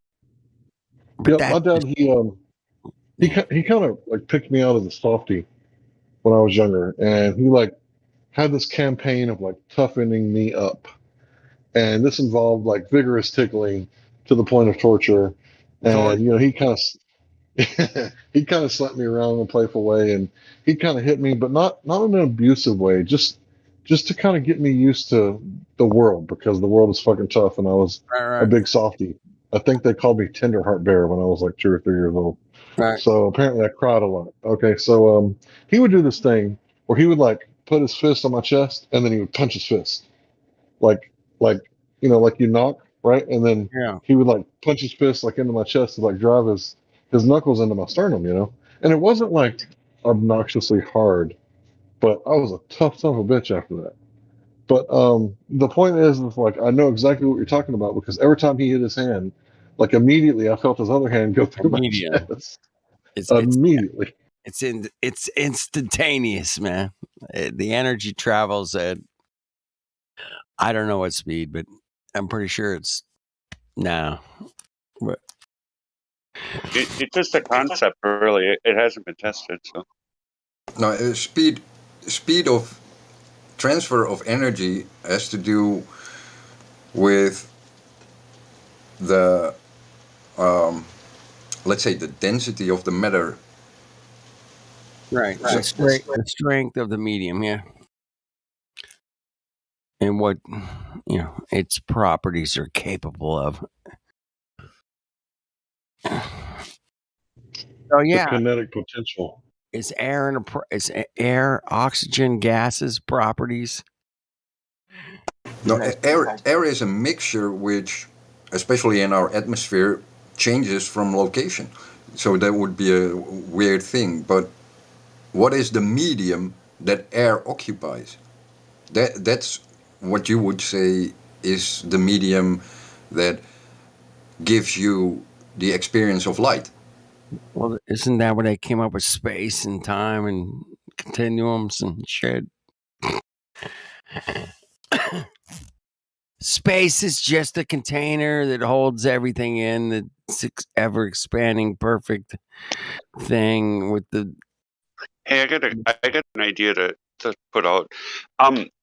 So we've seen the high altitude observations that are verifiable as actual cameras in a location, like on a balloon or whatever. Now, when they get high, it appears to me like the area around them is not producing light, but it's able to. You can see the light coming from the Earth, but it seems to me now, I don't know, that area up there doesn't have any light, or if there was a way to not turn off the Earth and figure out what was there, but it seems dark, right? Yeah, but our human ability to see wavelengths, because that's basically what light is very limited. Our spectrum of the electromagnetic waves is very limited. So when we say darkness, it might be fucking bright, but it's just a light your eyes cannot perceive.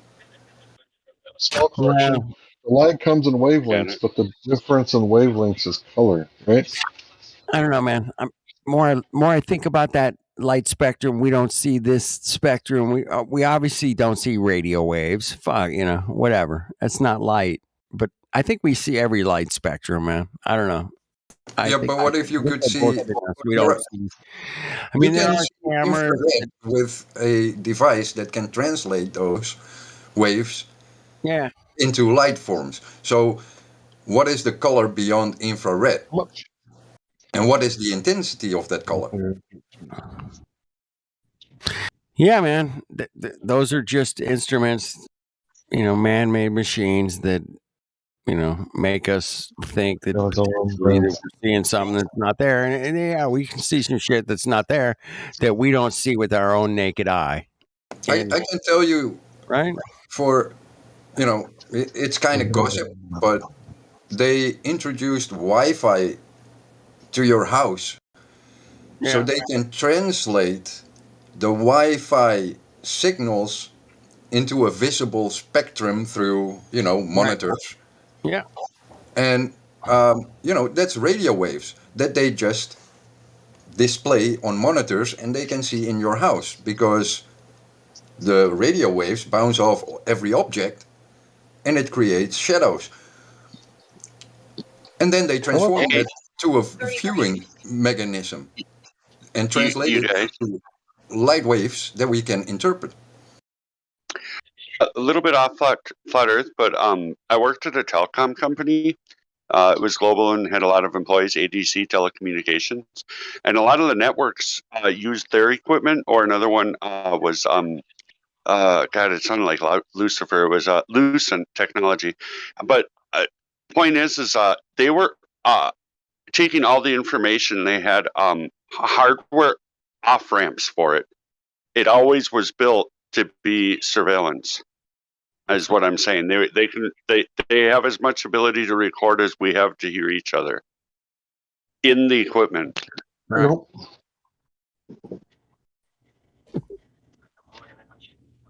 Yeah, well, basically they announced that when they announced Operation Echelon. So it's no big surprise.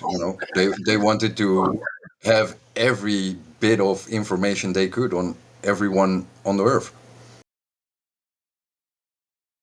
And they sold us mobile phones, Wi-Fi routers, and every simple device that creates a shadow.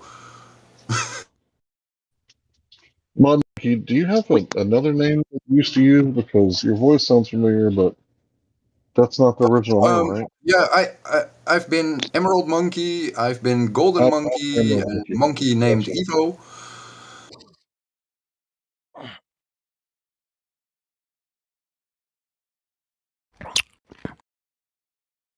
Hey, I saw the coolest monkey video today, man, where the monkeys were sharing the